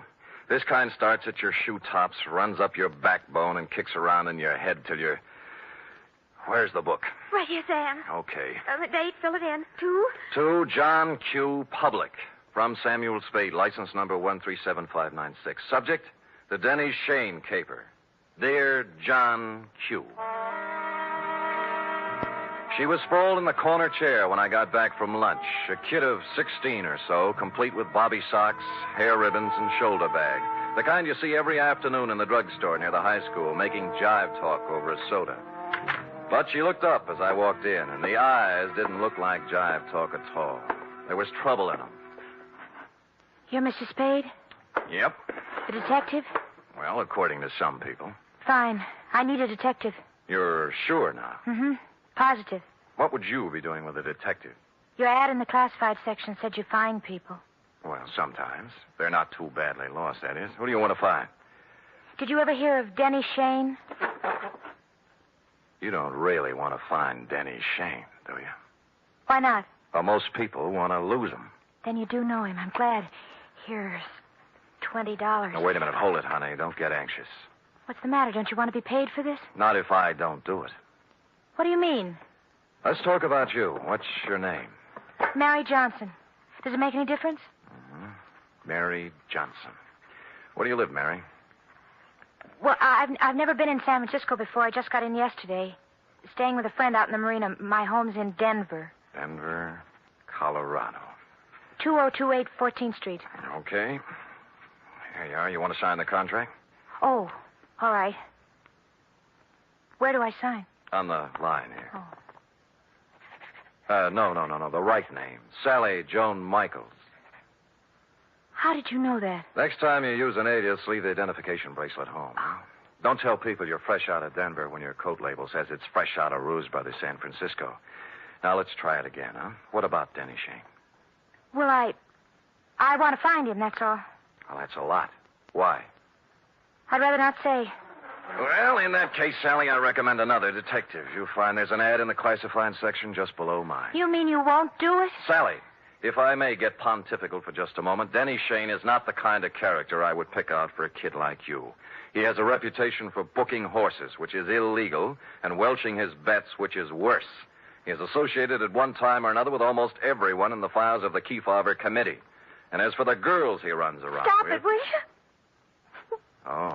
Oh, so that's it. No, that isn't it. I've never seen Denny Shane in my life. If we do find him, you'll have to point him out to me.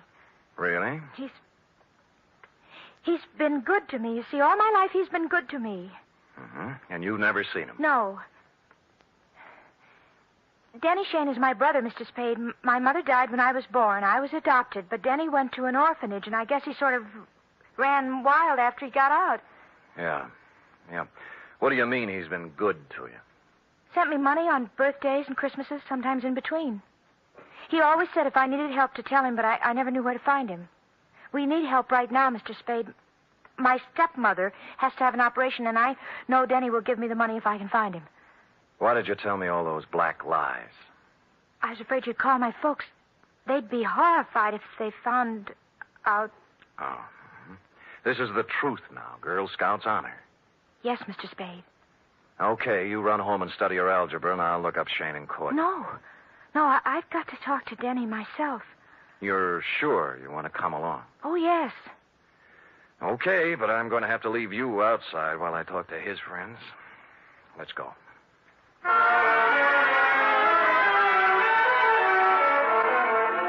I hadn't seen Shane since 3 years ago when he conned a client of mine out of $3,000 on a phony mining stock deal.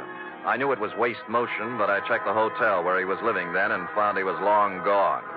Came next in the following order, one gambling joint in South City, one saloon in the Mission, and one very dubious apartment on Turk Street, run by a charming wench wearing wedgies, culottes, and peach brandy. She gave me a peachy smile. Oh, Denny Shane? Don't step on your laughs. You seen him lately? Funny you asking about Denny. I saw him yesterday. First time in 2 years coming out of Augie Dano's. Oh, who's Augie Dano? Runs a gym exercise studio, reducing setup on Sutter Street. You know, work a little, lose the middle. Give it? Yeah, I got it. But anyway, thanks.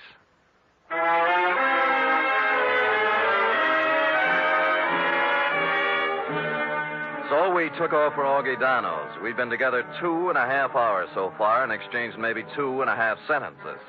She'd just sit quietly in her corner of the cab with her hands folded on her lap, looking straight ahead. Sally. Hey. Oh, What's the matter, honey? nothing. Oh, now, come on. You can tell your Uncle Sammy something's eating you. Now, what is it? I told you. You're sure it has nothing to do with Denny and you? We settled that. I don't know, did we? You know, I got an ache in my bad knee. Is that good? Nope. I only get it when things are going sour on me.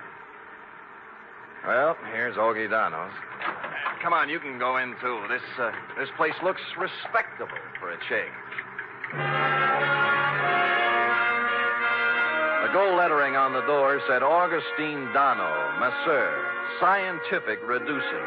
And inside was an expensive-looking reception room with birch paneling, potted palms, and antique leather chairs, into one of which I stored Sally while I made bold to enter a door at the rear marked private. Oh, now there. Look what you made me do. I am sorry. Oh, dear me, you should be. My best perfume all over the... I'm sorry. I didn't mean to slam the door, lady. The draft. This is a private office, sir. There is a button outside clearly marked ring and wait. That I did not see, and once again, I am so sorry about spilling the perfume. Oh, my. Toujours, my regret. TV. $12 an ounce. Well, I regret TV, too. Now, look, how about announcing me to the professor? But now, if you mean Mr. Dano, he's quite busy with another... Rudnick, if the envelopes are ready, Oh, who's this? You've got me. My name's Spade. Spade? Spade. The detective? Yeah. Detective? Oh, what... Just a minute, Miss Rudnick. Would you have your nerve barging in like that? I thought you were a client. All right, Miss Rudnick. All right, here. Well, 4 bits. Now, buy yourself another quart. well, I never. This I can believe. Well, what do you want, Spade? Well, I'm looking for Denny Shane. Someone saw him walk out of here yesterday. Shane? That's right. Well, what's the matter? Some trouble or something? No, his kid sister's trying to look him up. Oh. That's funny. What? Well, that someone saw him coming out of here. I'd never heard of the guy. Of course, we got people in here all the time, salesmen, agents, friends of clients, But no Shane. Not that I know of. What's he look like? Oh, about my height, blue eyes, pale complexion, too thin to be coming here as a customer. Well, I wish I could help you, pal, but like I say, so many people come in and out of here, Sure. Thanks anyway. Bye. Bye. Any luck? No, never heard of him. Come on. Too bad. Where to now? Oh, there are a couple of more places. After you.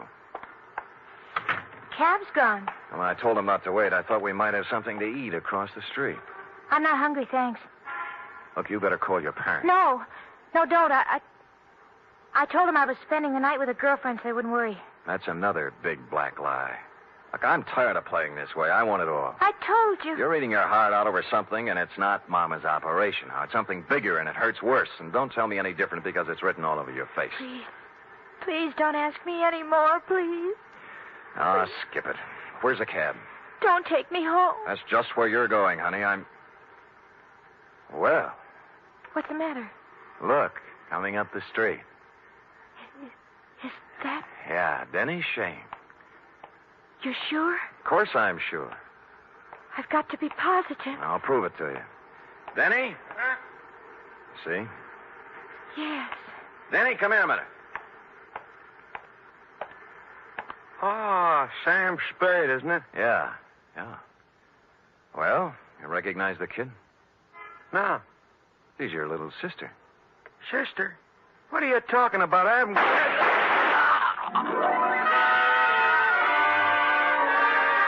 It all happened in less than a second. So hard, so fast, so horrible, it froze me in my tracks. The shoulder bag flew open, there was an automatic in her hand, and then Denny Shane was dead on the pavement, and she was turning toward me, her face a sick gray color, handing me the gun, handle first. There. It's done now. You can take me to the police.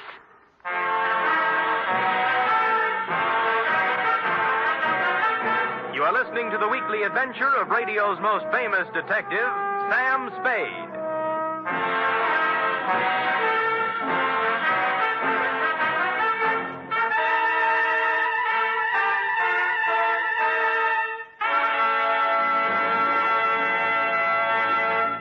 Three chimes mean good times on NBC. Whether it's comedy, music, or drama you're after, you'll find it on The Big Show this Sunday. The dynamic Tallulah is your hostess, and her guests include Fred Allen, Jimmy Durante, Vivian Blaine, Jane Morgan, and Rudy Valley. You're invited every Sunday to The Big Show. And this Sunday also brings you a 1-hour adaptation of F. Scott Fitzgerald's exciting novel, This Side of Paradise, presented by Theater Guild on the Air and starring Richard Widmark and Nina Foch.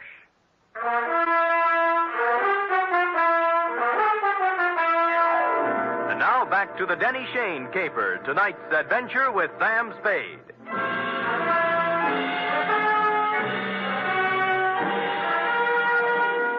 I won't try to give you the play-by-play for the hour following the shots on Sutter Street because I was in no shape to remember things in sequence.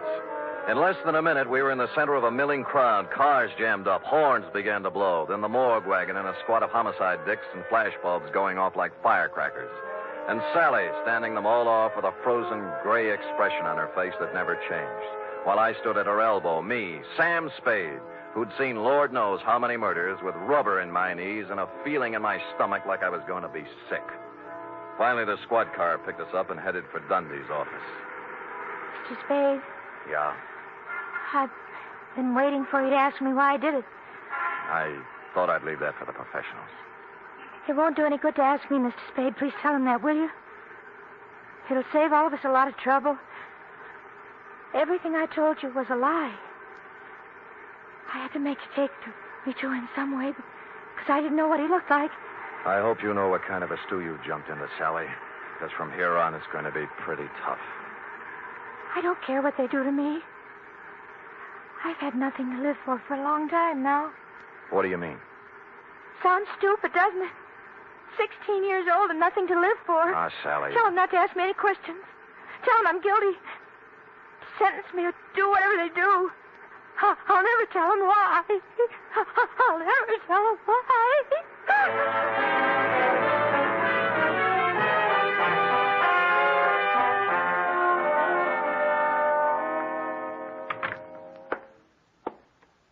Give me a cigarette, Sam.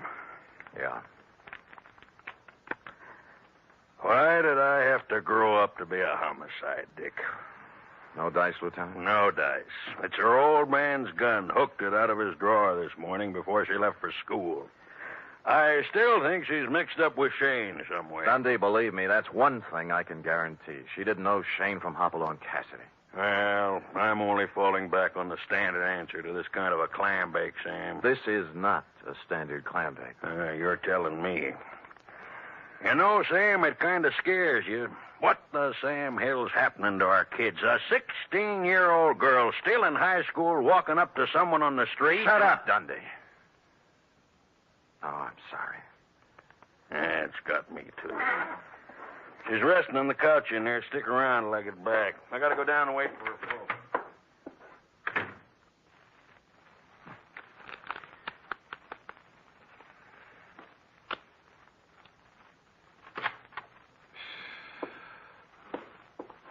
Oh, excuse me. I saw the lieutenant go out, and Come on in, sit down.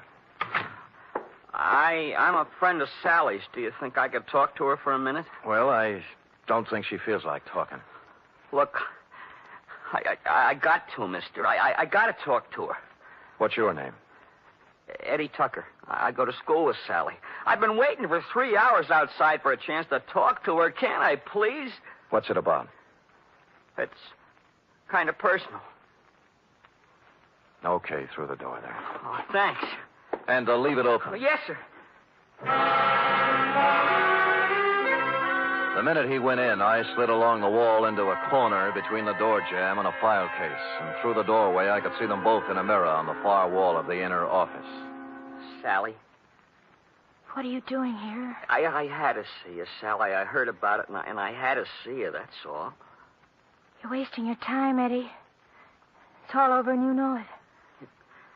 You shouldn't have done it, Sally. You know what I promised you. I know what you promised me all the other times, too. This was for keeps, honest. So were the other times. All right, look. Look at this, see? Out the window. Watch.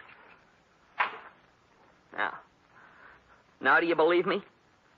Eddie, it's not your fault anymore. I don't blame you, honest. All those promises... I'll keep this one, Sally. Honest, I will. No. You're a zombie, Eddie. You know what a zombie is? Someone who moves and walks around, but who's dead inside. Go away. Now. Go away. He got up slowly and walked past me out the door, rosy-cheeked, 17, with a tired, old man look in his eyes.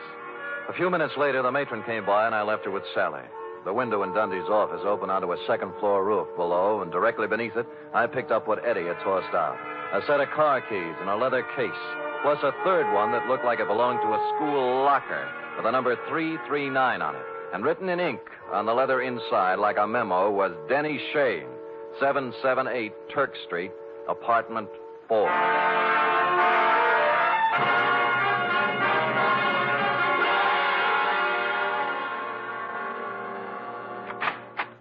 Hello, kids. Oh, well, it's you again.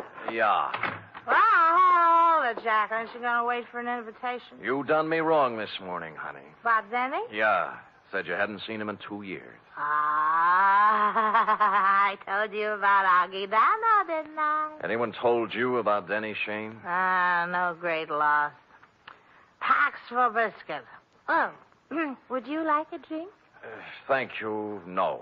Now, what about... I had it coming to him sooner or later. Never made an honest buck in his life. How did he have it coming to him? Like he got it, like they all get it. What was his racket? Numbers.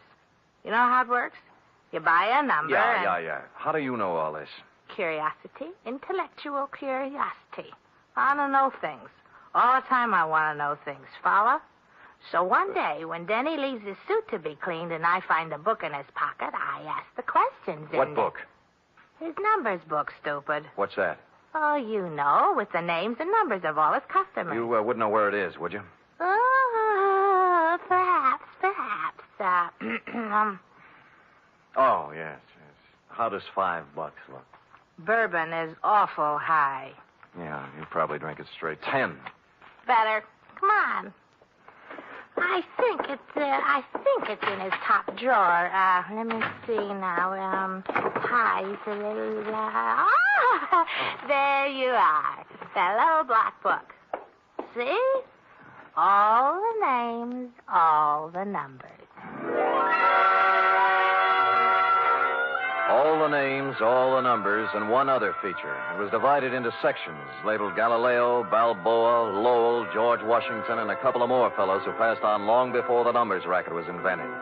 Under each was a list of names. Eddie Tucker's was on the page headed Thomas Jefferson, and after it was number 339-7th Street. At this point, several bells rang. The odd key in Eddie's case didn't belong to a locker. It went with a box in the main post office on 7th Street. Hey, now look, fella. It's 11 o'clock at night. Yeah, my name's Spade, clerk. Look. See? The license. I don't care about the license. The rules and regulations of the United States Postal Service... I know, through rain and sleet and snow and hail. But there's been a murder, you see. Murder? Yeah. Oh, well, in that case, I suppose we Great. Where's the mail for the boxes? On the table over there, but it isn't distributed. If you'll wait a shake. I'll wait a shake. It took more than a shake, but we got to it just before midnight. A scented envelope it was, addressed simply to Eddie Tucker, Box 339.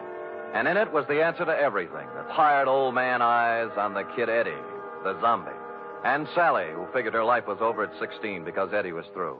But who had sent it to him was something else again. Just a plain white envelope, the kind you get for a nickel a pack in the dime store. I looked at it a little closer, wondering what manner of stationer would deem it fitting to sprinkle perfume on the kind of envelope most people mail their bills in. And finally, a possible explanation took shape in my mind. You don't have to hit Spade on the head with a baseball bat.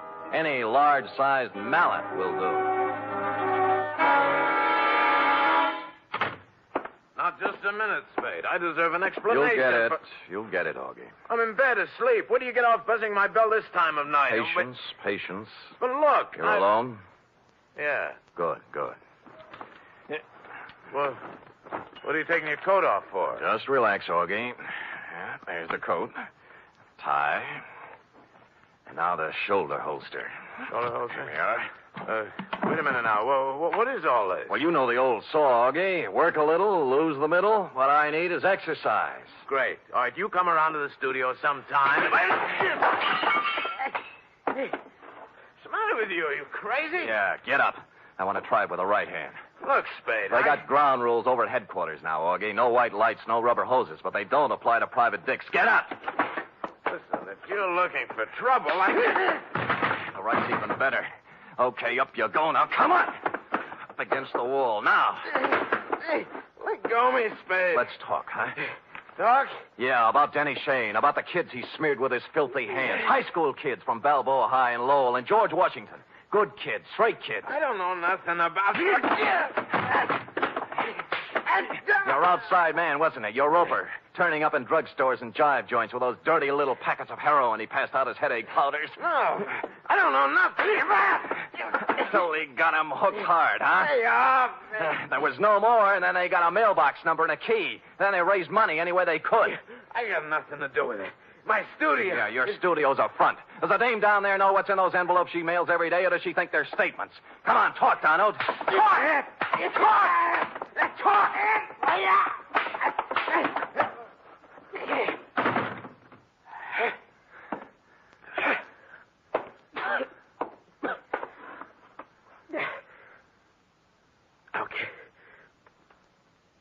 Okay. I'll talk.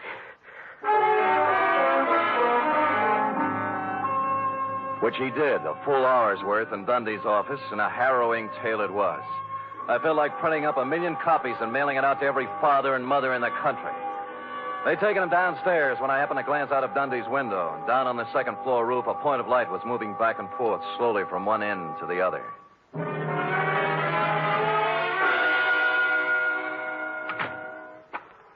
Eddie. Where are they? Where are those keys? I've got to have them. Here. Oh, thanks. My car. I couldn't get home in my car, you see. You don't need to kid keys. me, Eddie. I know all about it. Oh. I can't do anything about myself, Mr. Spade. I'm helpless. What she said. Zombie. You're not helpless. You can't handle it alone, maybe, but you're not helpless. Other guys have licked it, and you can, too, if you want it bad enough. I want to. Honest. Good, that's all you need. And we'll take care of the rest. Let's go, huh?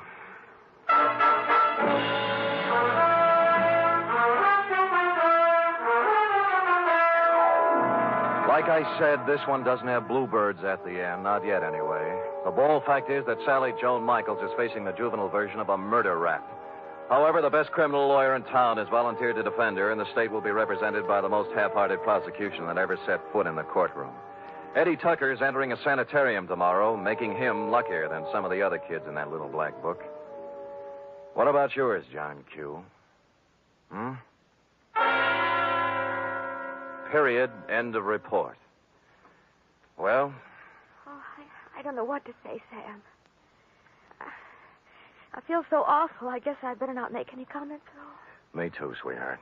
Let us lose ourselves in our work. Me in this cheap novel you were reading, and you in the merry chatter of that 1906 model Oliver. Scoot.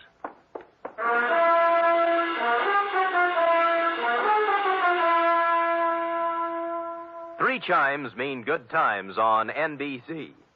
This Sunday, there's fun for you with two delightful families, the Blandings and the Harrises.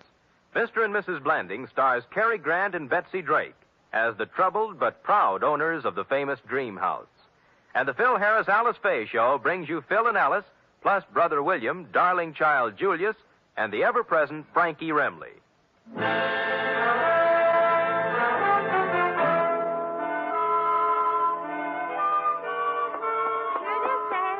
Amazing. Oh, not really, Sam. There's nothing amazing. Don't sell yourself short now. I'm just a plain garden variety secretary, Sam. Look at that. Immaculate. Not a mistake. Oh, Sam. And in 26 seconds flat, in just the time it took that man to read a short announcement, you type out 5 copies of a 28-page report. In my book, that is amazing. All right, I admit it, Sam. I'm amazing. Good. And another thing. What's that? I'm hungry. Oh. And tonight is sauerbraten night at Schroeder's, and Max Nishi's letting girls in now. Cherub, as you may have gathered, I didn't collect a fee off this one. Oh, but Sam, I still have $10 you gave me last week to cover my back salary from 6 weeks before that, so we will... Schroeder's it is, yes. Let me go home and put on my other shirt. And I'll get my sauerbraten hat. Good night, Sam. Good night, sweetheart.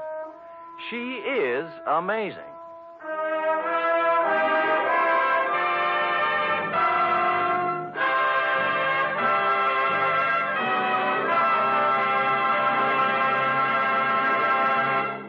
The Adventures of Sam Spade are produced, edited, and directed by William Spear. Sam Spade is played by Stephen Dunn. Lorene Tuttle is Effie. Also in the cast were Kathy Lewis, Paul Frees, Kathleen Freeman, Lou Merrill, Bill Tracy, and Jerry Hausner. Script for tonight's adventure by Harold Swanton. Musical scoring by Lud Gluskin, conducted by Robert Armbruster.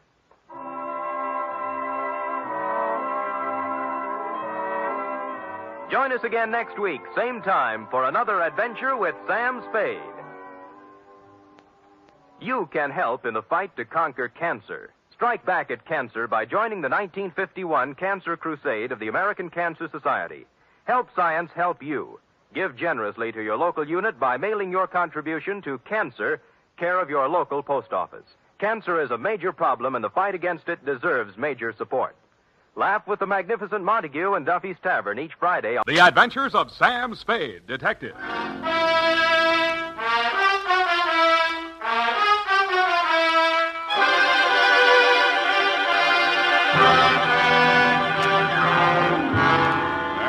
Date, fill it in. To Detective Lieutenant Dundee, Homicide Detail, San Francisco Police, from Samuel Spade, license number 17596. Subject, the Betrayal in Bumpus Hell. Red Gillis was a raw-boned poke from the border country. He was a stranger to Bumpus Hell, but he was no stranger to trouble. He jogged his Pinto down the narrow main street, not liking what he saw, and reined up in front of the sheriff's office. He dismounted and slapped the trail dust off his Levi's. Then he hitched up his gun belt and ambled inside. He looked at the heavy-shouldered, blue-jowled man behind the desk, and he didn't like what he saw. Neither did the sheriff, Rance Blaggett. State your business... I can do it better than that. State your business and get out, he snarled. Red smiled thinly and drawled, I'm looking for my brother. And what be your name outside of Red? Here, I can do that better than that. And what be your name outside of Red? Red Gillis's hand slid toward one of his six-shooters as silently as the sun coming up over the butte. Gillis, he sneered. Red Gillis from the Tonto Rim. That's pretty good. The sheriff's muscles tightened like steel springs and pulled him erect. Ain't no Tonto Rimmer welcome hereabouts in Bumpus Hell, he cursed. That was real good. And then the slap of 4 hands on leather was followed by the simultaneous roar of 4 6-guns. Hey, wait a minute. The sheriff... I know you're in there. Well, who is it? The sheriff is just... Mr. Spade. Miss Kelton next door. Right in the most exciting part. Mr. Spade, now see here. I won't take no for an answer. It wouldn't be neighborly. What is it, Mrs. Kelsey? Never you mind. Come along. What are you up to here, anyway? Who, me? Oh, nothing. I'm just relaxing with an apple and a good book, I that's don't all. see no apple, and the only reading matter I see is some Western trash. Trash? Now, come on. There's trouble on the third floor. Well, there's trouble in Bumpus' hell. Don't you swear at me. I'm not... I know my duty, and I know your duty. Now, come on! Get moving! Ouch! Okay, let go my ear. And that, Denny, so help me, is how it started. Effie had just read a book called How to Relax, and it said there that Western stories were relaxing, and that's how I happened to be at home at 10 p.m., writing Herd on a copy of Sheriff and Outlaw, Rip-Roaring Adventures of the Old West. But Bumpus' hell hath no fury like my neighbor, Mrs. Kelsey. I left Red Gillis and the sheriff face to face and vice versa, eyes flashing and guns ablaze, and followed her meekly up to the third floor. Shut up, you try and shut me up, you big bull. There, you hear that? Been at it for 3 hours they have. Won't be Yeah. a stick of furniture left in the room, less'n they're stopped. You speak to them? Did I speak to them? You see this lump? No, here, under my transformation. Oh, well, why didn't you call a cop? Well, it wouldn't be neighborly. Hit me that did. You see this lump? Yeah, you showed it to me. Put your wig back on. I'll see what I can do. And tell them about my lump. It's evidence. Yeah, put it back. Hey, open up. I would not go back with you if you was the last man on the Hey, open up. Have it your own way. If I catch you with that square again, I'll tear your hair out and wrap Oh, around you your neck. cad, you bloody rotter, you cheap grifter, you. Now, you scram out of here before I'm forced to seek the assistance of a couple of flatfeet. Do not try anything fancy behind my back, you big slob. From now on, you and me is strictly on the cool beady. You unprincipled rat! Hey, let go of me! Don't throw it. Hey, wait a minute. Don't I remember you from someplace? No, I'm only being neighborly. Why did you beat up on kind, nice Mrs. Kelsey? That is a gross falsehood. I did not lay a hand on the old wag. It was that odious stinker, Joe Donegan, who was just left. And you can tell him, as from me, that I'm extremely unimpressed with his cheap threats to rub me out, and that I intend to continue on seeing Mr. Hobson or any other Johns which I care to. That's a pretty good scene. Oh. Well, you better tell him that yourself. I don't imagine I'll be seeing him. You won't? Hey, wait a minute. Who are you, anyway? Just another tenant. I live downstairs. Oh, well, now I recall whom you are. You are that Seamus, which lives on the second floor rear. Shamus, we call it in the radio. Shamus, would you care to come in and discuss a certain matter? Well, thanks. Another time. I got to get back to Bumpus' hell. Whoever she is, let her cool her heels for a few moments. No, you don't understand. This Bumpus' is hell. an urgent matter which I would like to hash over right now and without further delay. Well, May I invite you in for a straight slug? Well, okay, but just one. In a glass. All right, make yourself comfy. Well, now, say when. Just up to the lipstick mark. Here you are. Well, now to make a long story short, Mr. Spade, my name is Rosemary Fell, which remains my stage name, notwithstanding the circumstance that I am legally married to that barnacle which has just dusted this joint. Now, being as you are in the detective business... Now, wait a minute. Kindly permit me to finish, honey. Sorry, sweetheart. I'm not the type to jaw about my troubles just to pass the time of day. I'm sure you're not. I am an actress. I knew that. And although I'm low in funds, due to being between jobs right now, on account of that knothead making a scene in the last joint at which I worked... Cheap ginger ale. Just to show you how the breaks fall, Mr. Spade, Belita Wilkerson, who just happens to be about the biggest talent agent in this city, if you have the time, I'm impressed. phoned me on the telephone, On the phone. and arranged an audition. She also advanced me the sum of 100 clams. 100? Which I will pay you to put the B on that dog, Joe Donegan, the rat. Now, which is he? What do you mean, put the B on him? Listen, Sam, that grifter has got a record as long as my arm. And what I have got on him is longer than his arm. Please. In short, I should like him thrown into the can so that I can feel safe to sing on him. Look, Rosemary, so you had a fight with Joe. You're sore. You want to pay him off. Now, Right. why don't you just wait until morning and see how you feel Sam, listen to me. If that knuckle duster remains at large, I will be feeling no pain. Now, I know that from my flamboyant manner, you'd never guess it. But that is only the actress in me. In actuality, that flea intends to do me in. Oh, now, come, Rosemary. What? You disagree? Well, now, really, Rosemary. Why, you big pain in the neck. Rosemary. Drinking my... Pour that back in the bottle. Don, put it back in the bottle. Well, I'll be going now. Only trying to be neighborly. Well, back to Bumpus' hell.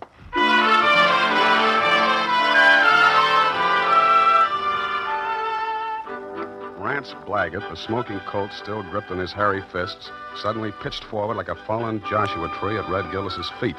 Red leaned over with a thin smile playing at the corners of his mouth, not liking what he saw, and lifted the badge off of Blaggett's cowhide vest and pinned it on his own. Bumpus Hell had a new sheriff.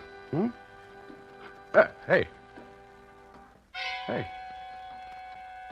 Then I heard it. It sounded like a man sneaking up a fire escape. I went over to the window, raised it, and looked up. I didn't like what I saw. An overcoated figure reached the third-floor landing and stood silhouetted against the lighted window of Rosemary's apartment. He was about the height and weight of that rat, Joe Donegan.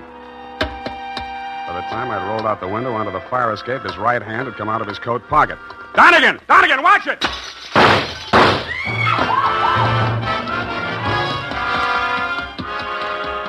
He was a floor ahead of me, and I didn't want to get too close to him until I'd passed that lighted window. He made the roof just as I crossed in front of it. The flashes from his revolver told me that. They also told me he had 2 slugs left to throw at me.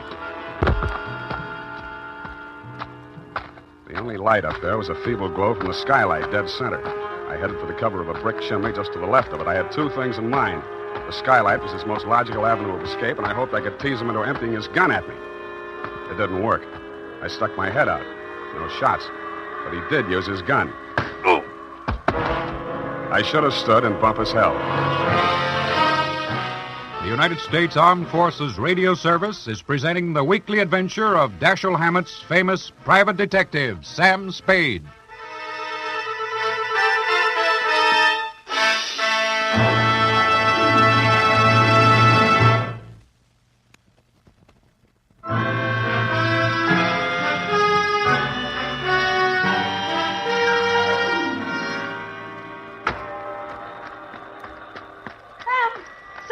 What did that rat do to you, the dog? Sam, speak to me. Here, come on now. Send an Indian to Sutter's Mill. Tell the governor the sheriff of Bumpus Hell is turning in his bag. Listen, honey, you've got to pull yourself together. Now, come on. These delirious Trumans will get us no place now. Come on, Sam. Yeah, I guess you're right. Come on, up. Now, do not rush things, honey. That was quite a clip he gave you. Yeah, where were you? I was combing my hair out of the window. Yeah, and he was on the fire escape, not 4 feet away. Not a very good shot, is he? No, he isn't. Oh, Sam, look at your poor little head. Here, now, let me kiss it and make it well.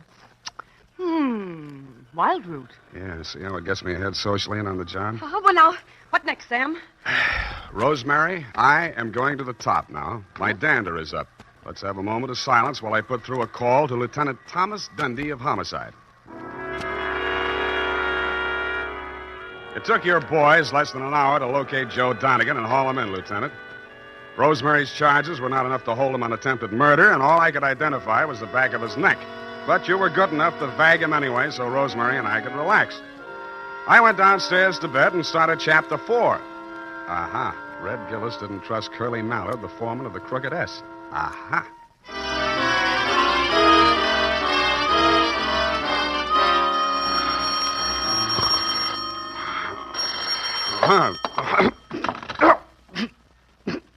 Unique Garage, Harry speaking.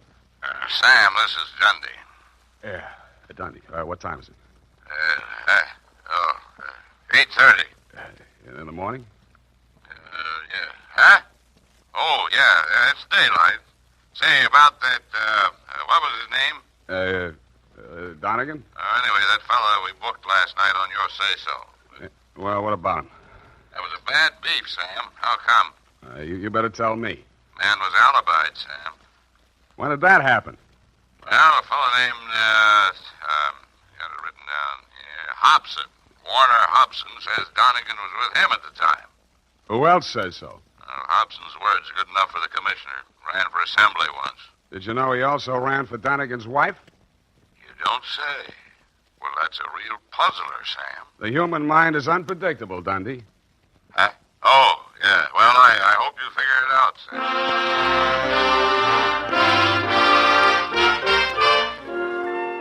While I was shaving, I thought and thought. I wondered what Red Gillis would have done if such a situation had cropped up in Bumpus Hell. A thin smile began to play around the corners of my mouth as I climbed the stairs to Rosemary's apartment. When I got there, I didn't like what I saw. It was a note pinned to the door. It said, "Dear Sam, I have been called to do another audition. If anything crops up, you can reach me at Greystone 34292.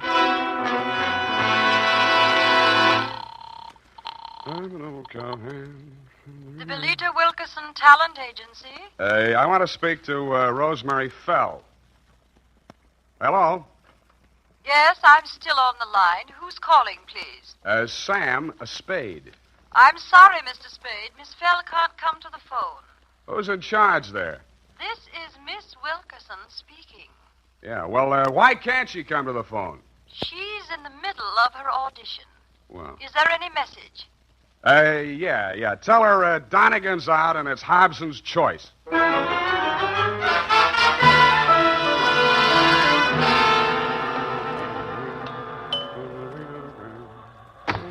Yes? Mr. Hobson?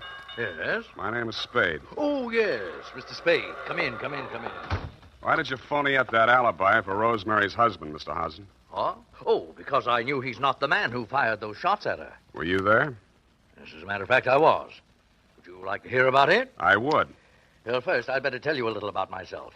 Now, for the past year, I've been interested in politics, if I do say so myself. Yes, I know. You ran for assembly. Come to the point. Well, in a way, this is the point. My wife's a professional woman, and her own career keeps her busy a good deal of the time. Well, like the movie magazines say, a clash of careers and so on. That's how I happened to take up with Rosemary. I didn't know she was married, and of course, when I found out, I dropped her like a hot potato. Potato. And then she started blackmailing me. Did you know about that? I still don't. Well, I think I can convince you. Go ahead.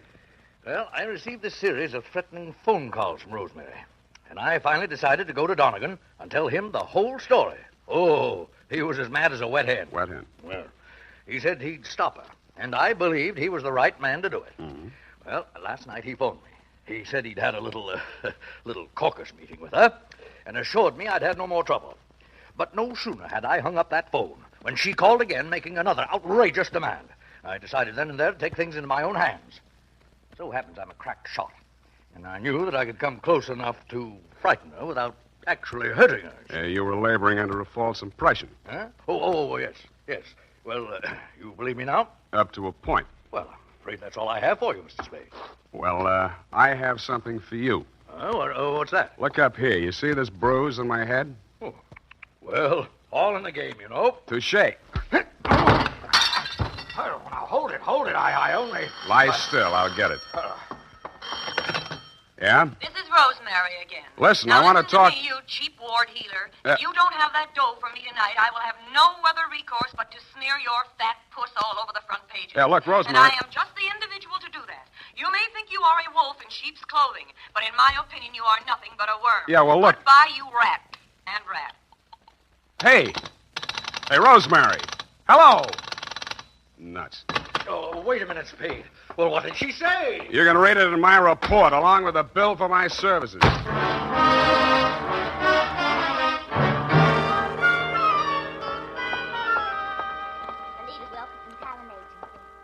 No, I'm so sorry she isn't in. You do that, sugar. Hello there. Likewise. Are you talented or just interested? I could be. In the meantime, is Rosemary Fell still here? Did you have an appointment today? Yes, honey. I called this morning. She was here then. You must be mistaken, darling. The office didn't open till noon today. Yeah. Could I talk to Miss Wilkerson? She isn't here just now. Oh, she never gets in till 1. Not till 1. She's over at KQW cutting a transcription for our new show, Goal of the Golden Gate. Oh, no. I mean, Gale of the Golden Goat. Don't you mean Gale of the Golden Gate? That's it. Girl of the Golden Gate. You said it, and I'm glad. Well, anyway, she isn't here. Oh. Good morning, Maggie. Any calls for me? Oh, yes, Miss Wilkerson, your husband. Oh. Well, Miss Wilkerson, I was telling this gentleman you weren't here. Obviously, I am. Did you have an appointment? I talked to you on the phone this morning. Spade. Oh, Rosemary's friend. Well, you might call. She'll be out in a moment. What a distressing business that was last night. Rosemary tells me you saved her life. Well, that's a slight exaggeration. In fact, the whole thing was a mistake. Oh, really? I understood that... Oh, here she is. Rosemary, here's your friend. Sam, am I ever glad to see you? Yeah. What's the matter? Plenty. Oh. Well, thanks loads, Miss Wilkerson. I hope the recording is better on this one. I'm sure it is, Rosemary. We'll call you when the client makes up his mind. Oh, well, thanks again. Come on, Sam. Goodbye, Mr. Spade. Goodbye. Sam, what is this new development that appears to be griping you? Why didn't you tell me you were shaking Hobson down? Uh-huh. And who's been feeding you this pile of gross falsehoods? Look, Rosemary, you may be an actress, but with me, your audition is over, and you did not get the part. And just what are your future intentions in regards to me? None whatsoever. I'm sorry I ever met you, and I'm going back to Bumpus hell. I went back to the office, swiveled my chair into a comfortable position, opened the February number of Sheriff and Outlaw to page 112, Betrayal in Bumpus Hell, Chapter 5, Stampede. It was disappointing. There was a lot of stuff about bawling cattle and dust clouds and Flo and Curly standing on top of a butte, not liking what they saw, when somebody yelled, Stampede. Red Gillis was riding ahead of the cattle, and his horse stepped into a chuck hole, and he'd sprained his ankle. Red of the horse, it didn't say which. But Red was lying prostrate in the path of the avalanche of tossing horns, not liking what he saw. Hold it a minute. Let's see. Continue on page 113. Learn to be a private... hello. Spade, this is Hobson. Come out here right away. Something terrible has happened. Such as? Rosemary is here, and I think she's dead.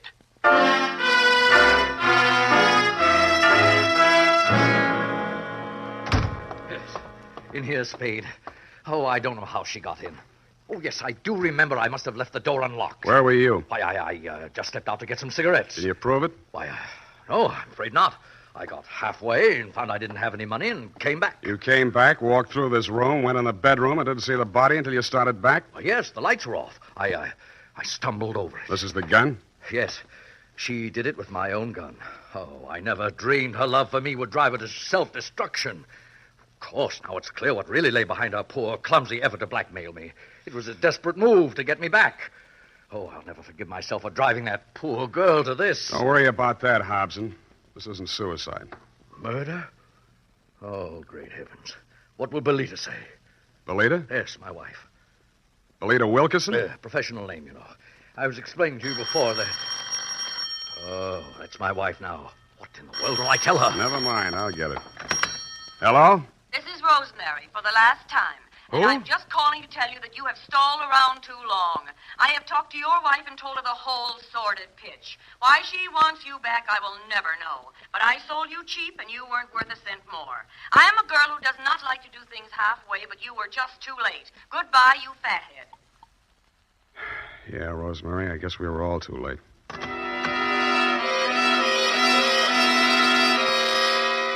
I called you, Dundee, and then, like the rat I am, made off with your prize suspect before you and your boys from Homicide arrived. We arrived at the Belita Wilkerson talent agency just as the boss was shutting up shop for the day. She had the recordings under her arm. All right, Belita, I'll take those. Well, what are you... Warner, Mr. Spade. Unlock the door, Belita. We're going back in. Warner, why are you... You'd better do as he says, Belita. Well, all right, but... Give me those I keys. Inside, both of you. Where do you play these records? The recording studio is just through there, but you can spare yourself the trouble. I admit I tricked Rosemary into recording those blackmail speeches and then played them back over the phone to Warner. If trying to hold on to my husband is a crime, then I'm a criminal. Oh, now, Belita, my dear. Come on, stop that. We gotta get busy. I phoned the Hobson house, and you were still there, Dundee. You said it was an open and shut case against Hobson and to deliver him at once or kiss my license goodbye. But when I told you my diabolically ingenious scheme, you said yes, you'd be glad to, because it was a sure way of getting rid of me once and for all. It took us nearly 2 hours to get things ready in Belita's recording studio. We took the parts of Rosemary's so-called audition records that we thought would fit the occasion and dubbed them onto a single side. We played it back once. Then I phoned you at headquarters. Homicide. Lieutenant Dundee. Spade, Dundee. Everything's ready here. Did you pick up Donegan? Oh, yeah. He's here. Donegan? Hold on. Okay, Belita. Start the record when I give you the nod. Yes, Mr. Spade. I didn't say Donegan. It's for you. Thanks.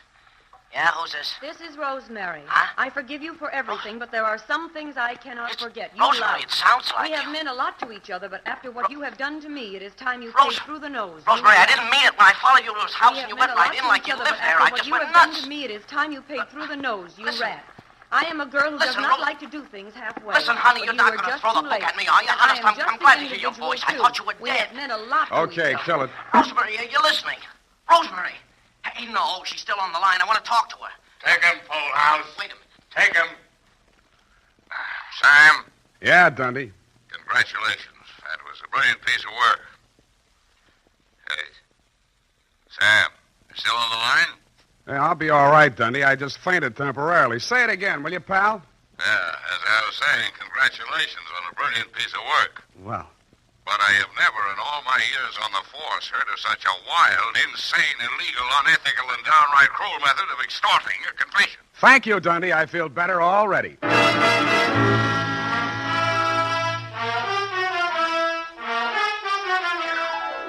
Period. End of report. But Sam, what happened? Effie, I thought I had made that abundantly clear. No.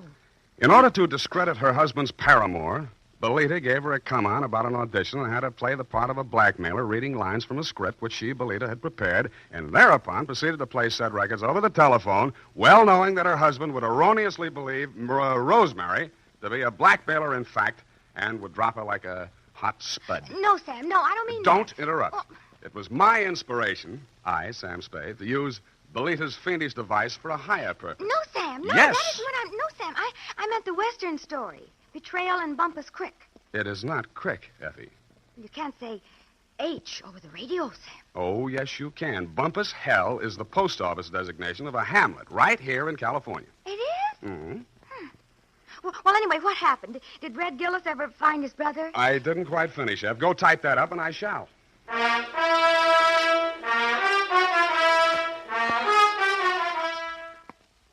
Well, here it is, Sam. Oh, Sam, what's the matter? You don't look at all well. Can't be. It didn't happen. It's a misprint. That's what it is. What, Sam? What? Maybe the writer was tired. Oh, Sam, it's only a story. That's what you think. Well, did Red Gillis find his brother? I won't tell. Oh, no, Sam, now don't be childish. Oh, well, all right. Remember the sheriff he shot on page 1? What? Yeah, turned out to be the new schoolmarm. Oh, how ornery. A woman, huh? Nice, Sam. Get off. Good night, sweetheart. This is the United States Armed Forces Radio Service, the voice of information and education.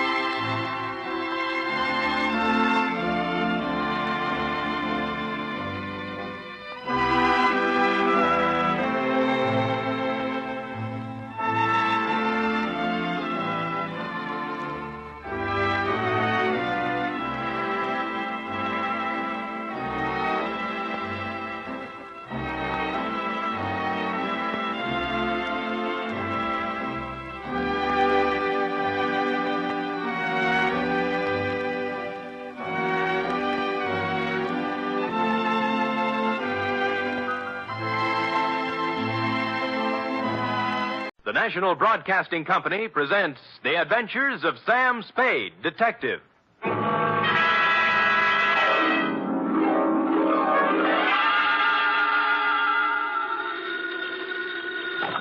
Sam Spade Detective Agency. Me, sweetheart. Sam! I heard you were hobnobbing with the wealthy set of our city. If what I was doing is their idea of hobnobbing, I'm glad I'm in the lower income brackets. What do you mean? What happened? I will only reveal that, Effie, in the intimate secrecy of our office.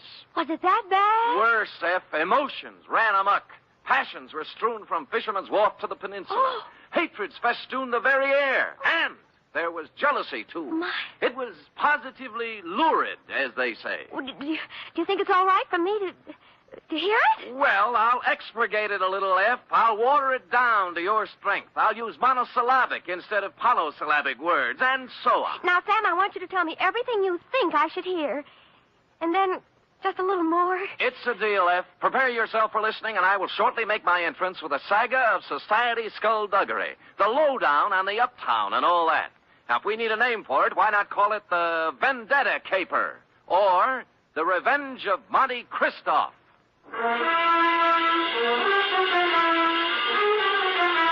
Transcribed for NBC, William Spear, radio's outstanding producer, director of mystery and crime drama, brings you the greatest private detective of them all in The Adventures of Sam Spade.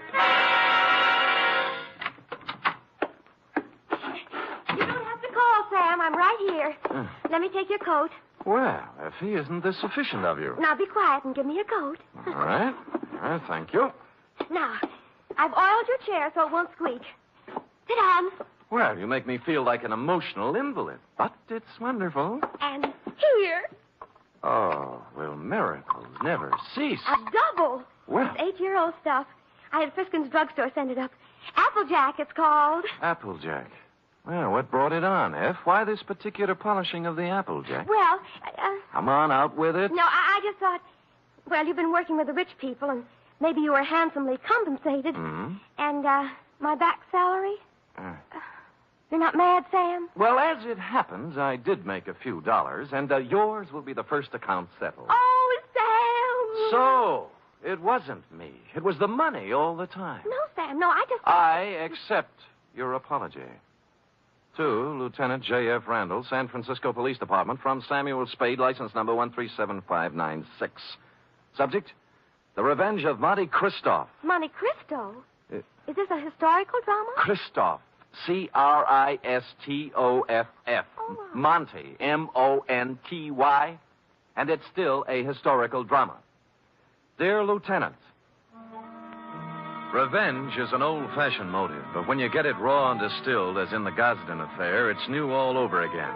This was the slow-burning, deliberate kind of passion that starts smoldering way back in the forgotten days and explodes among some people who never knew they were living over a keg of dynamite. It was yesterday morning that the distant sputtering of the fuse began to be heard by a man named Chandler Gosden. You know him, the hulking rich boy, the electrical appliance scion who took up professional boxing for a while. I think he was billed as Gold Plate Gosden, a society scrapper. And he was doing well, too, until a right cross by someone who needed the money more than he did sent him back to clipping coupons. Spade? Yeah? I'm Chandler Gosden. Well, I recognize you. What do guys like you charge? Well, it depends on the job. Investigation. $60 a day, and any unusual expenses. Cheap? Well. Do you guys have some kind of a code, huh? Code? You know, like doctors. Do you keep things in confidence? Well, most of us do, including me. Yeah, I don't suppose it'd make any big difference if it got out. I'm not afraid of him. I just as soon punch him in the mouth as look at him. Who? Monte Cristo. Heard of him? No. Moved into the peninsula, my neighborhood. Bought the Major Dunhill place. Oh, yeah, I know the estate. Must have cost plenty to buy. $250,000, I hear. And what's money these days? Everybody's got it. Yeah, isn't it awful? It's a tax scheme, I suppose. Ever since he moved into that ark of a house, he's been throwing parties. They're a cross between the last days of Pompeii and a Polish wedding. He invites hundreds of guests, everybody who is anybody. Disgusting. But it seems legal so far. He's been there 4 months throwing parties, inviting everybody in the phone book. Everybody but me. Well, maybe he just doesn't like you. What are you talking about? I'm one of the best-liked guys in the peninsula. Everybody likes me, little kids, cops, the guys at the country club. I never had an enemy in the world. Besides, I got Virginia. Oh, who's she? My wife. Oh. One of the sweetest little girls that ever came down the pike. Well, my apology. She was a bald one. Oh. The year I married her, she was the social catch of the year among the women. Really? Yeah. So was I among the men. Well, look, I got to tell you some more.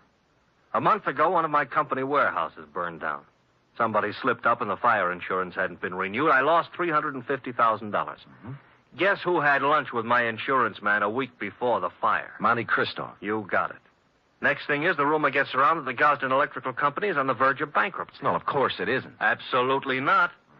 A gossip columnist reports that I'm going to close up shop and beat it to South America with what dough is left. Then when the stock prices start dropping, somebody suddenly buys them up so fast they disappear overnight. Some corporation I never heard of called the Dantes Corporation. I see. And then all my friends start getting unfriendly. As soon as I show up, everybody stops talking. Act as if there's some big secret about me that I don't know. And they've all been to Monte Cristo's parties lately. That's right. The week after he arrived in town, all these things started happening. Now, what I want to find out is why. I don't even know the guy, but he's making a big change in my life. Well, it sounds like you're entitled to know. I don't know how far I can get. The best I can do is find out who he is, where he comes from, who his friends are, all those things. Okay, you're hired. Now find out everything about this Monte Cristo. I got to know what's going on. I'm sorry, Chandler. I wasn't able to get here when you said. The traffic was absolutely unbelievable. Cars everywhere. They must be giving cars away these days. Everybody has one.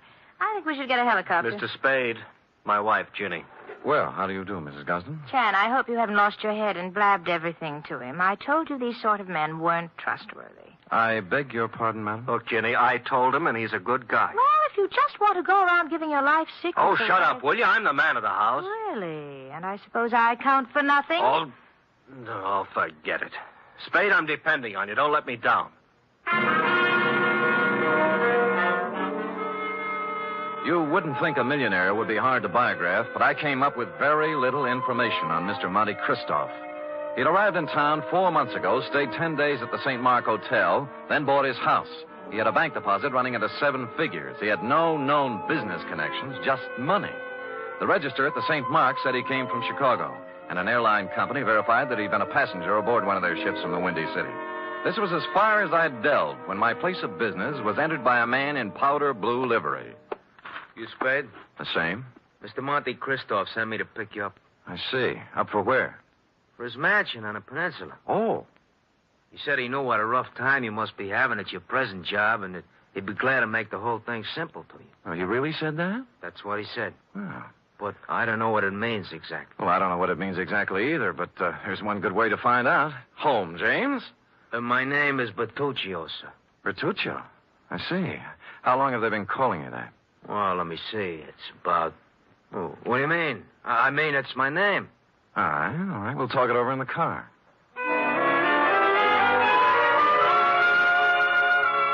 The car was long and blue and smooth.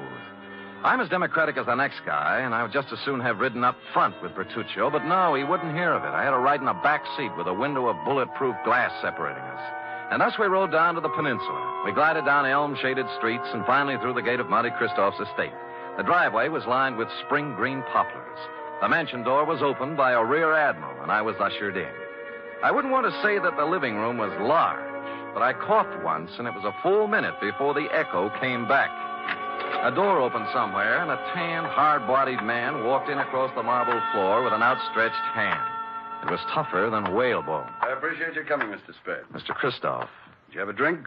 Champagne, Scotch, Irish, what? Oh, anything, whatever you like. Good. I figured you for rye. It's already ordered. Rye it is. Cigar? No, thanks. They're custom rolled Havanas, made expressly to my own taste. Oh, thanks anyway, but I have some beat-up cigarettes here, son. Well, try mine. The King of England, I did him a favor once. He ships them over. How is George? You drink, Mr. Spade. Oh, thank you, Bertuccio. Now, you've been investigating me. Yes. And you haven't found out anything. How'd you know, Mr. Christo? There's nothing to find out. Well, you're red. I'll do you a service and save you time and money. Well, that's a handsome offer. I accept. I was born in Michigan to a prosperous lumber family. I went to Phillips Andover and Harvard. Well. Mark's fair. I served with the Army in the recent war. Major. Military police. Wounded twice. Uh-huh. Parents died while I was in Italy. I inherited enormous lumber holdings, which I sold. Hence my bank account. I like San Francisco. Came here, settled down. Well, you're very kind, but I don't need all this information. I have more money than a man can spend in a lifetime. And by that, I don't mean to boast. It was an accident of birth. Yes. Now, Mr. Christoph, I'm only trying to find out. I know what you're trying to find out. Chandler Gosden put you on my trail. Well, there's no need to deny it. And what would you take to get off my trail, Mr. Spade? Well? New car, a selection of fine liquor, a better job, cash? All rather enticing, but I'm afraid you've misjudged me, sir. I only work for one client at a time. Is there anything wrong with switching your allegiance? Well, I'm afraid it wouldn't be cricket. Is that the way they say it at Andover? Very well. Huh. Then I'm afraid I've given you all the information I can about myself. Well, you've been very generous. But just one other thing. How long did you live in Chicago? Chicago? Yes. I never lived there. But you flew here from Chicago. Oh, that. I was just there on business. Uh-huh. Well, if you say so. Bertuccio is outside with a car. He'll drive you back to your office. And With that, he turned and left me. Outside, Bertuccio was waiting. Impassively, he ushered me into the limousine and started out. Only we didn't head for my office. Instead, we seemed to be leaving town. I banged on the glass between us, but Bertuccio didn't choose to answer. When we stopped at a light, I tried the doors, but they were both mysteriously locked. I was a prisoner in a moving jail. I made desperate signs to passers-by and traffic policemen I knew, but they just smiled and waved back at me. It was all very jolly. So I sat back and waited. About 20 or 30 miles out of town, we pulled onto a lonesome road and stopped. Here we are. Well, just where are we and why? Now, don't blow your top. Christoph told me to take you out here and to give you this. Oh? What's in the envelope? Money. $2,000 to be exact. Well, that's a lot of grands. They're going to do a lot for you. You're going to take it and keep going north. 48 hours will be long enough, just so you keep out of Frisco. Well, just so you know how I stand, I'm going back. You know, I was hoping you'd say that. Now I can do things my own.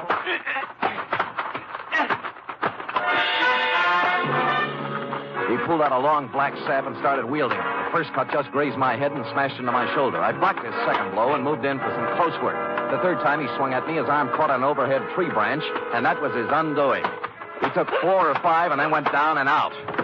I searched him, and his billfold revealed that he was Joseph Kowalski, late of Chicago, Illinois.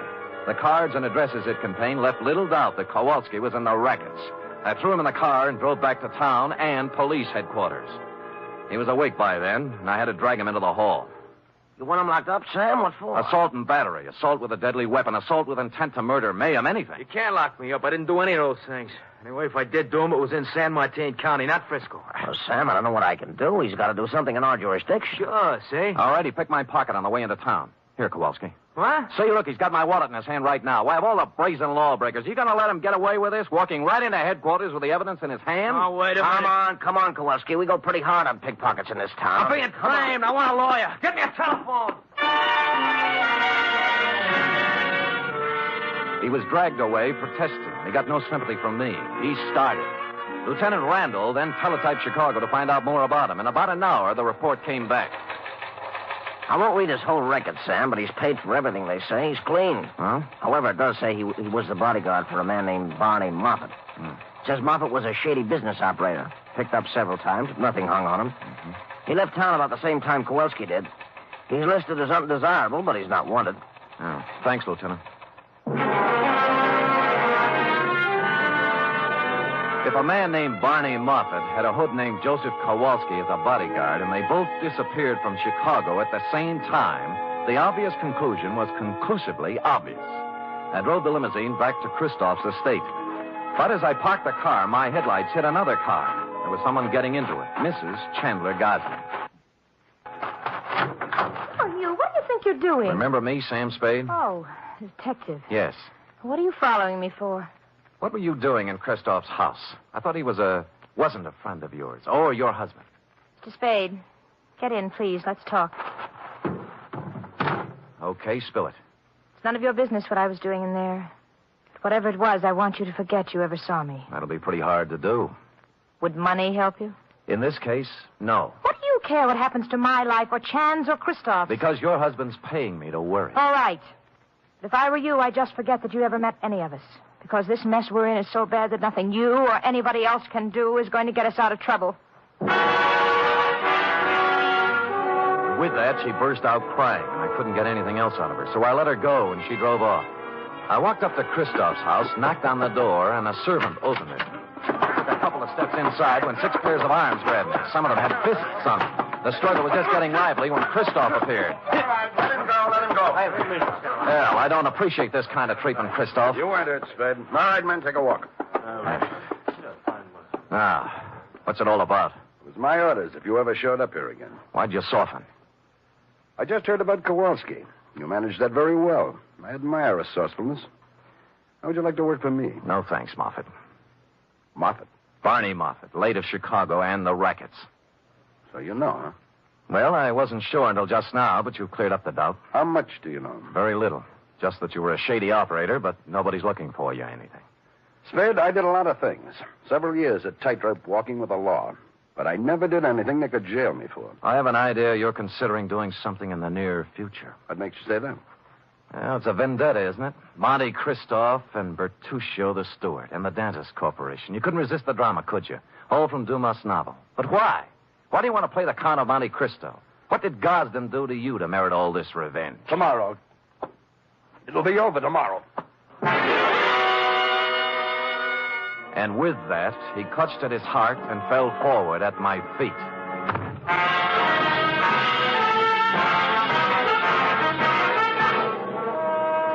You are listening to the weekly adventure of radio's most famous detective, Sam Spade.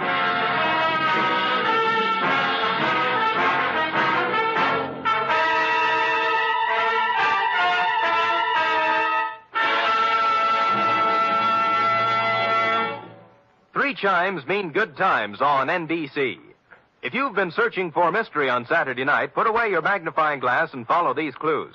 Dial this NBC station tomorrow evening and listen for the chimes, and then you'll be off on a perilous trip with The Man Called X, starring Herbert Marshall. And if you've been searching for music, too, on Saturday, then Eileen Wilson is your dish as she stars in Your Hit Parade with Snooky Lanson and Raymond Scott's orchestra. And now back to the Vendetta Caper, or The Revenge of Monte Christoph, tonight's adventure with Sam Spade.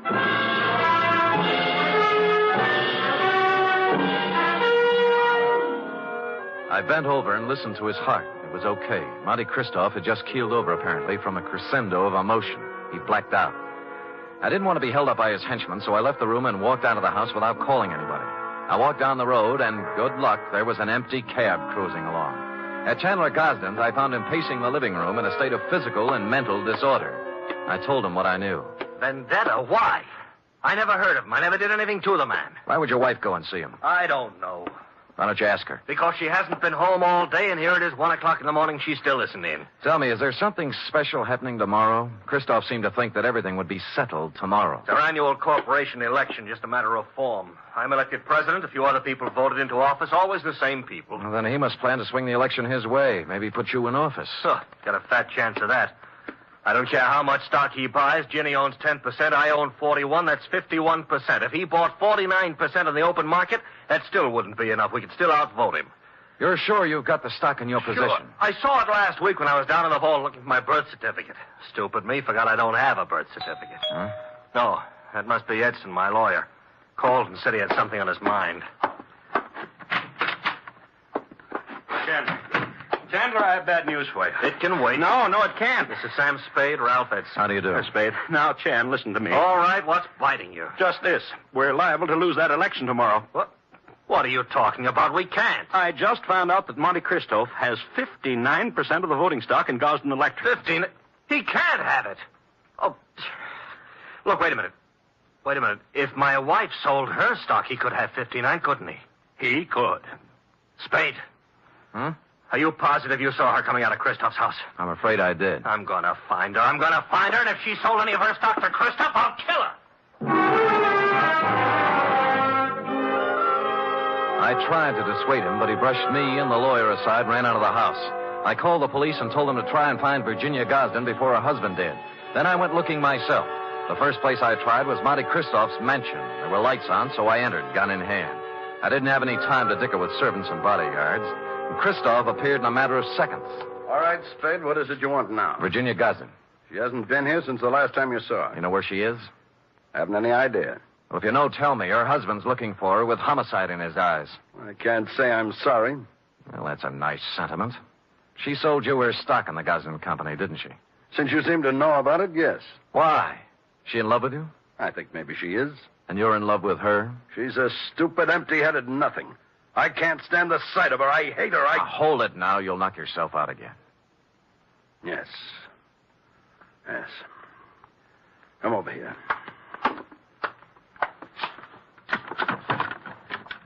Take a good look at that. No, it's a pillow. An ordinary pillow. So? You notice how dirty it is? Yeah.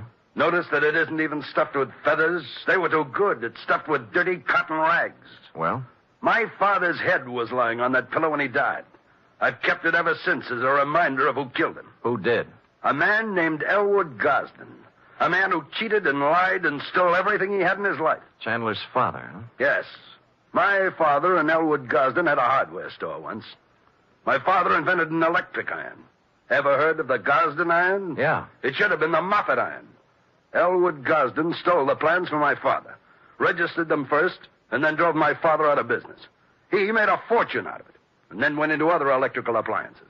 Well, things are beginning to gel now. My father became a peddler and died poor and broke and ill. My mother died 20 years before she should have from overwork, while the Gosdens grew fat and respected on the Moffat brains. So you started your vendetta, huh? I started it the day my father died. I set out to make one thing in this world, money. And I made it in handfuls. You can look me up. Barney Moffat, Chicago. Gambling, black markets, gun running, slave trading, anything and everything that had a big profit in it.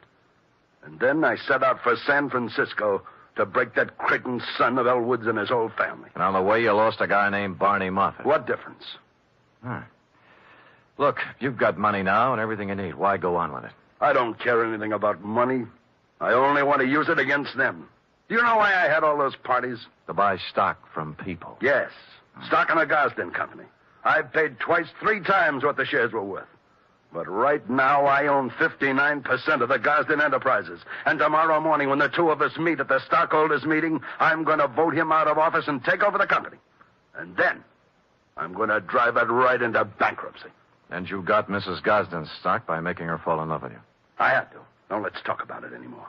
About Chandler Gosden, he's a man with a very short and violent temper. He might come gunning for you. That's just what I hope he does. Ask the man at the door to show you out.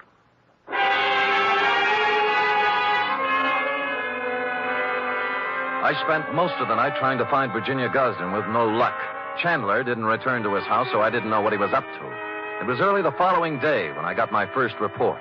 Lieutenant Randall called me down to police headquarters. We found her, Spade. Dead or alive? Oh, about halfway in between. She was shot in the chest at close range. Gun right up against her. But she's still living. And what are her chances? Fair. Where'd you find her? In a walk-up apartment on Polk Street. It was registered to her. Looked like a love nest, a place where she met a boyfriend or something. No weapon. I see. I figure murder attempt. Her husband. We have a pickup on him right now, but so far he's vanished. Shame. Fine old San Francisco family. What do you know, Sam? Well, give me a free hand for a couple of hours, will you? Maybe I can do something for this fine old San Francisco family.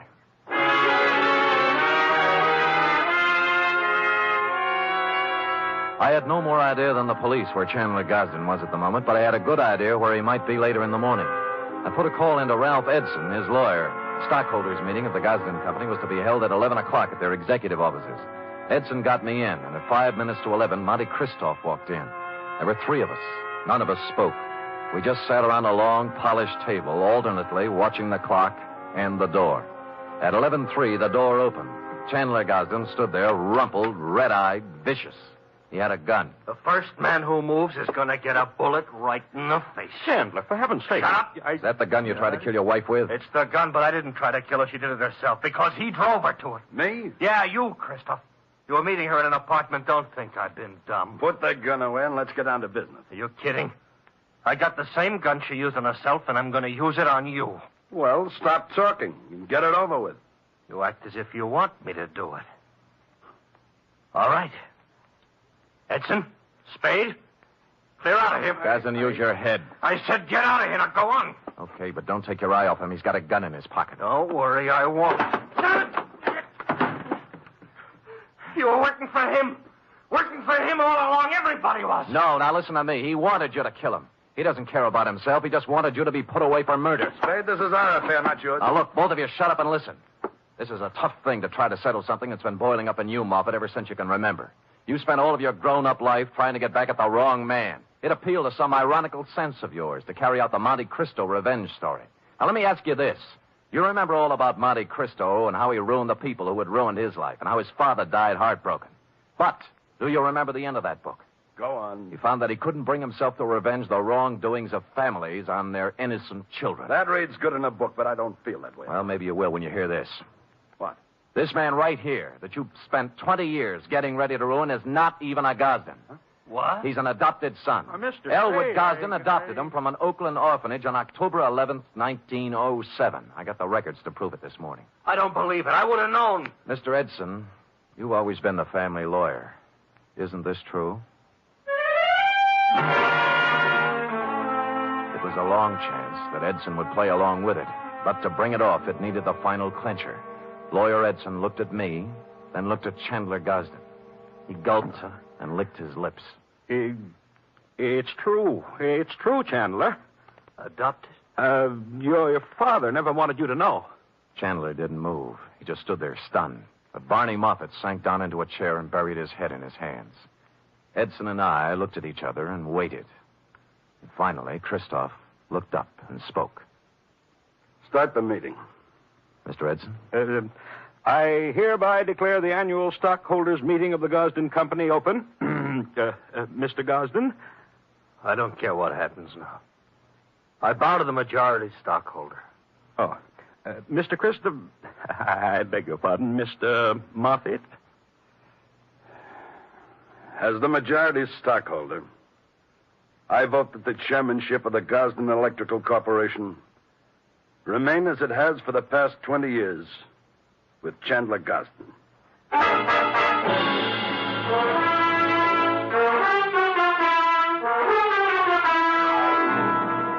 Period. End of report. Oh, Sam, you were magnificent. It was rather a stirring scene, wasn't it? I was good. But it was superb. It really was. Mm-hmm. Did he sign over the stock and everything? Oh, he did indeed. Oh. Sam, do you think the world will ever get to a time when everybody has all he wants? And instead of trying to get more, everybody spends his time just trying to enjoy life? Well, you know best, Effie. Do you really believe that, Sam? Well, you've got to believe something. It's better than nothing.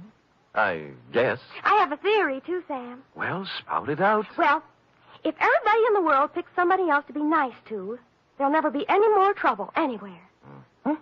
How do you figure that? Well, before you can be nice to somebody, you have to think nice thoughts, see? And once you start thinking nice thoughts, well, you can see how silly the bad ones are. Effie, come here. You know, I might just put you up as a candidate for a chair of philosophy at Columbia. Oh, Sam. I know who you picked out to be nice to. Me. True. And I picked you. Good night, Sam. Good night, sweetheart.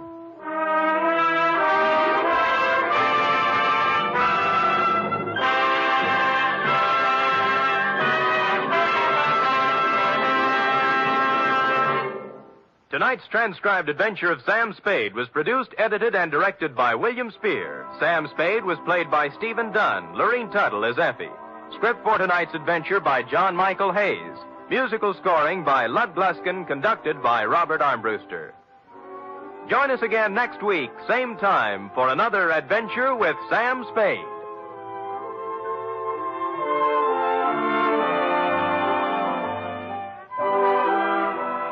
Tomorrow, Dennis Day and Judy Canova entertain you on NBC.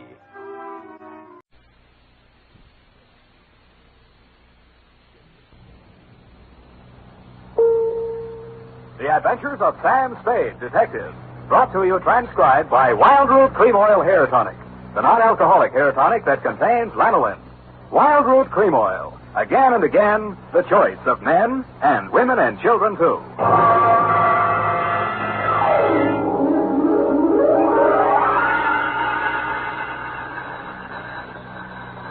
Sam Spade, Detective Agency? Me, sweetheart. Any calls, messages, alarms, or excursions? Just one, Sam. Which? Well, I suppose you might call it an excursion, Sam. He left some literature. Travelation, eh? Well, a little trip somewhere might be nice. I feel as if I could sleep forever. Oh, Sam. Well, I'm not going yet. Oh, Sam, you mustn't talk like that. I've been sitting here reading this booklet, and it says it's later than we think. It can't be. My watch says 3 minutes to 9. Now, there, you see, it is later than we think. I was slow, too, so I said it by the radio. Well, pick it up and set it in your favorite chair. I'll be right down to dictate my report on the Overjord Caper, or Happy's Folly, or Who Put the Corpse in the Murphy Bed. What?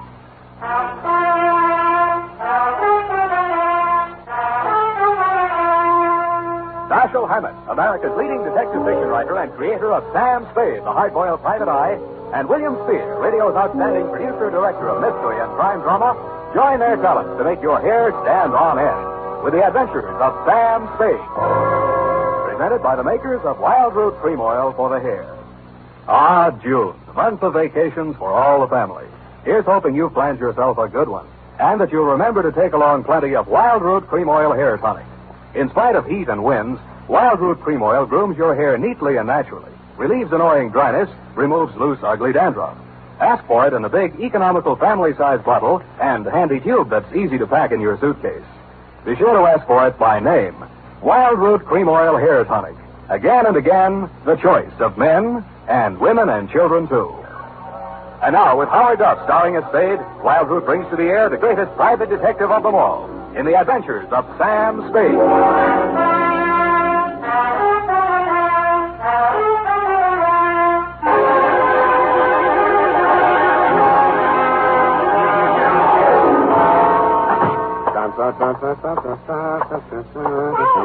You poor darling. Don't say that word again, Effie. I didn't mean in a financial sense, you darling. There you go again. I meant we poor mortals, as it must to all men, Sam.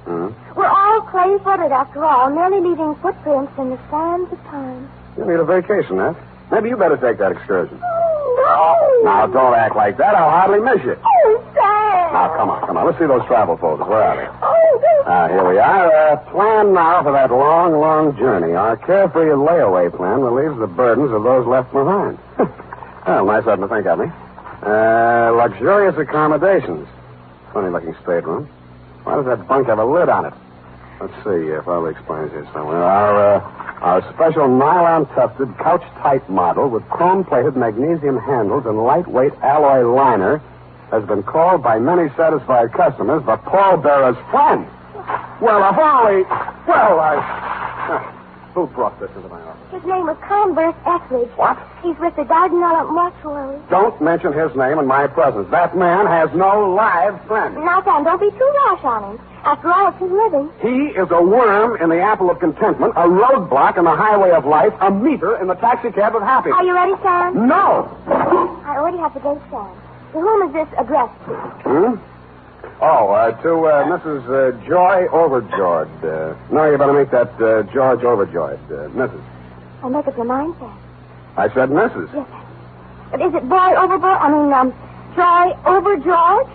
Or is it, It is Judge Overboard. Now, wait a minute. Just let me get this straight, Sam. I have Judge Joe. Mrs. Oh. Well, to avoid any further confusion, Sam, wouldn't it be just as clear to address it as Mrs. O.G. Judge? The name is not Judge F. It's Overgorge. George. Now, wait a minute, Sam. Just let's be very, very quiet for just a minute. Now, look here. I won't have you putting the blame on... Now, wait a minute. All right.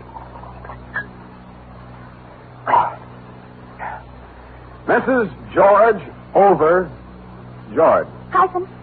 If it'll make you happy, Thank you, Sam. From, Yes, Sam. License number 137596. That you can get. Subject, your jewelry. Dear Mrs. Overjord.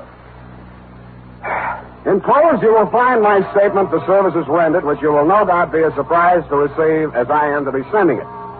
It started, as such things often do, with that curse of civilization, that broken spring in the couch of privacy, the telephone. Yes? Mr. Spade? Speaking? This is Mrs. George Overjord.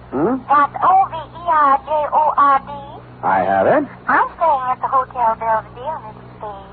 Mr. Stover, the house detective, was good enough to recommend you. Oh, then he's good for something. I beg your pardon? A good friend of mine, Mr. Stover. And what was it you had in mind, Mrs. Overjoyed? George. But your wife, that's my first name. I beg your pardon? Joy. Oh, I got it wrong. When you spell it out, I thought... I think you better come over here right away, Mr. Spade. I have a rather serious problem to place before you. These little details can wait. Of course. And come right up. I'm in room 315.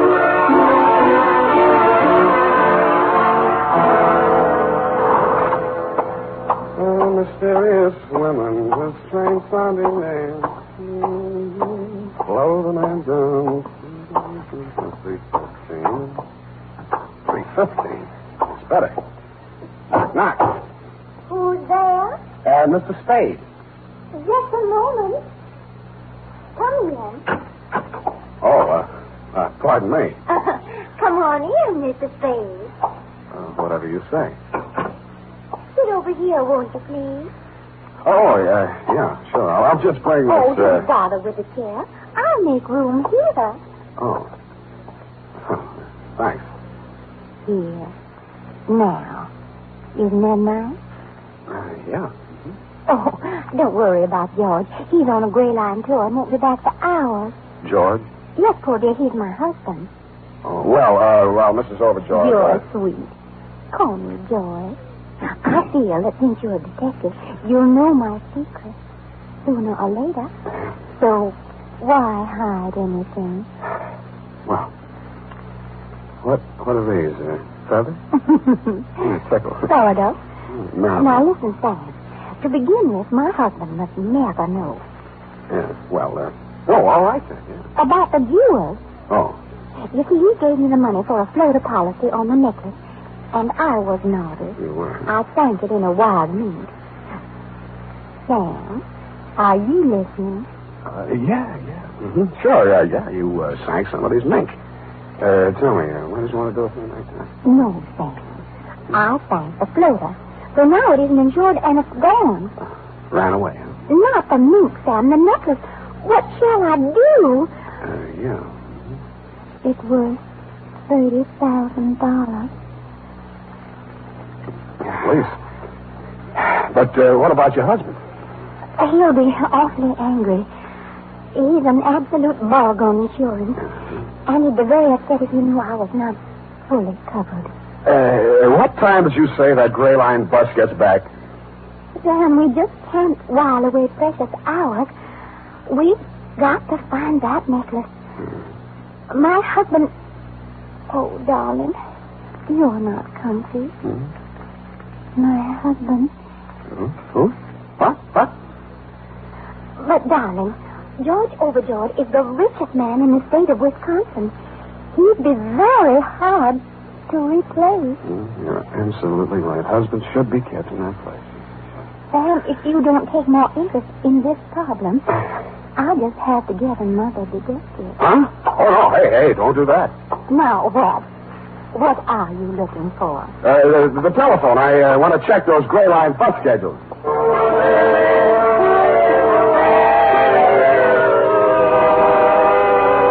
Around 5 in the p.m., after we phoned room service with some sandwiches and a pitcher of martinis, I got my assignment. It seemed that the hotel thief who had made off with the necklace had been surprised red-handed and had dropped the rest of the swag, valued at around $100,000, while making his getaway. My problem was to recover the necklace before, quote, George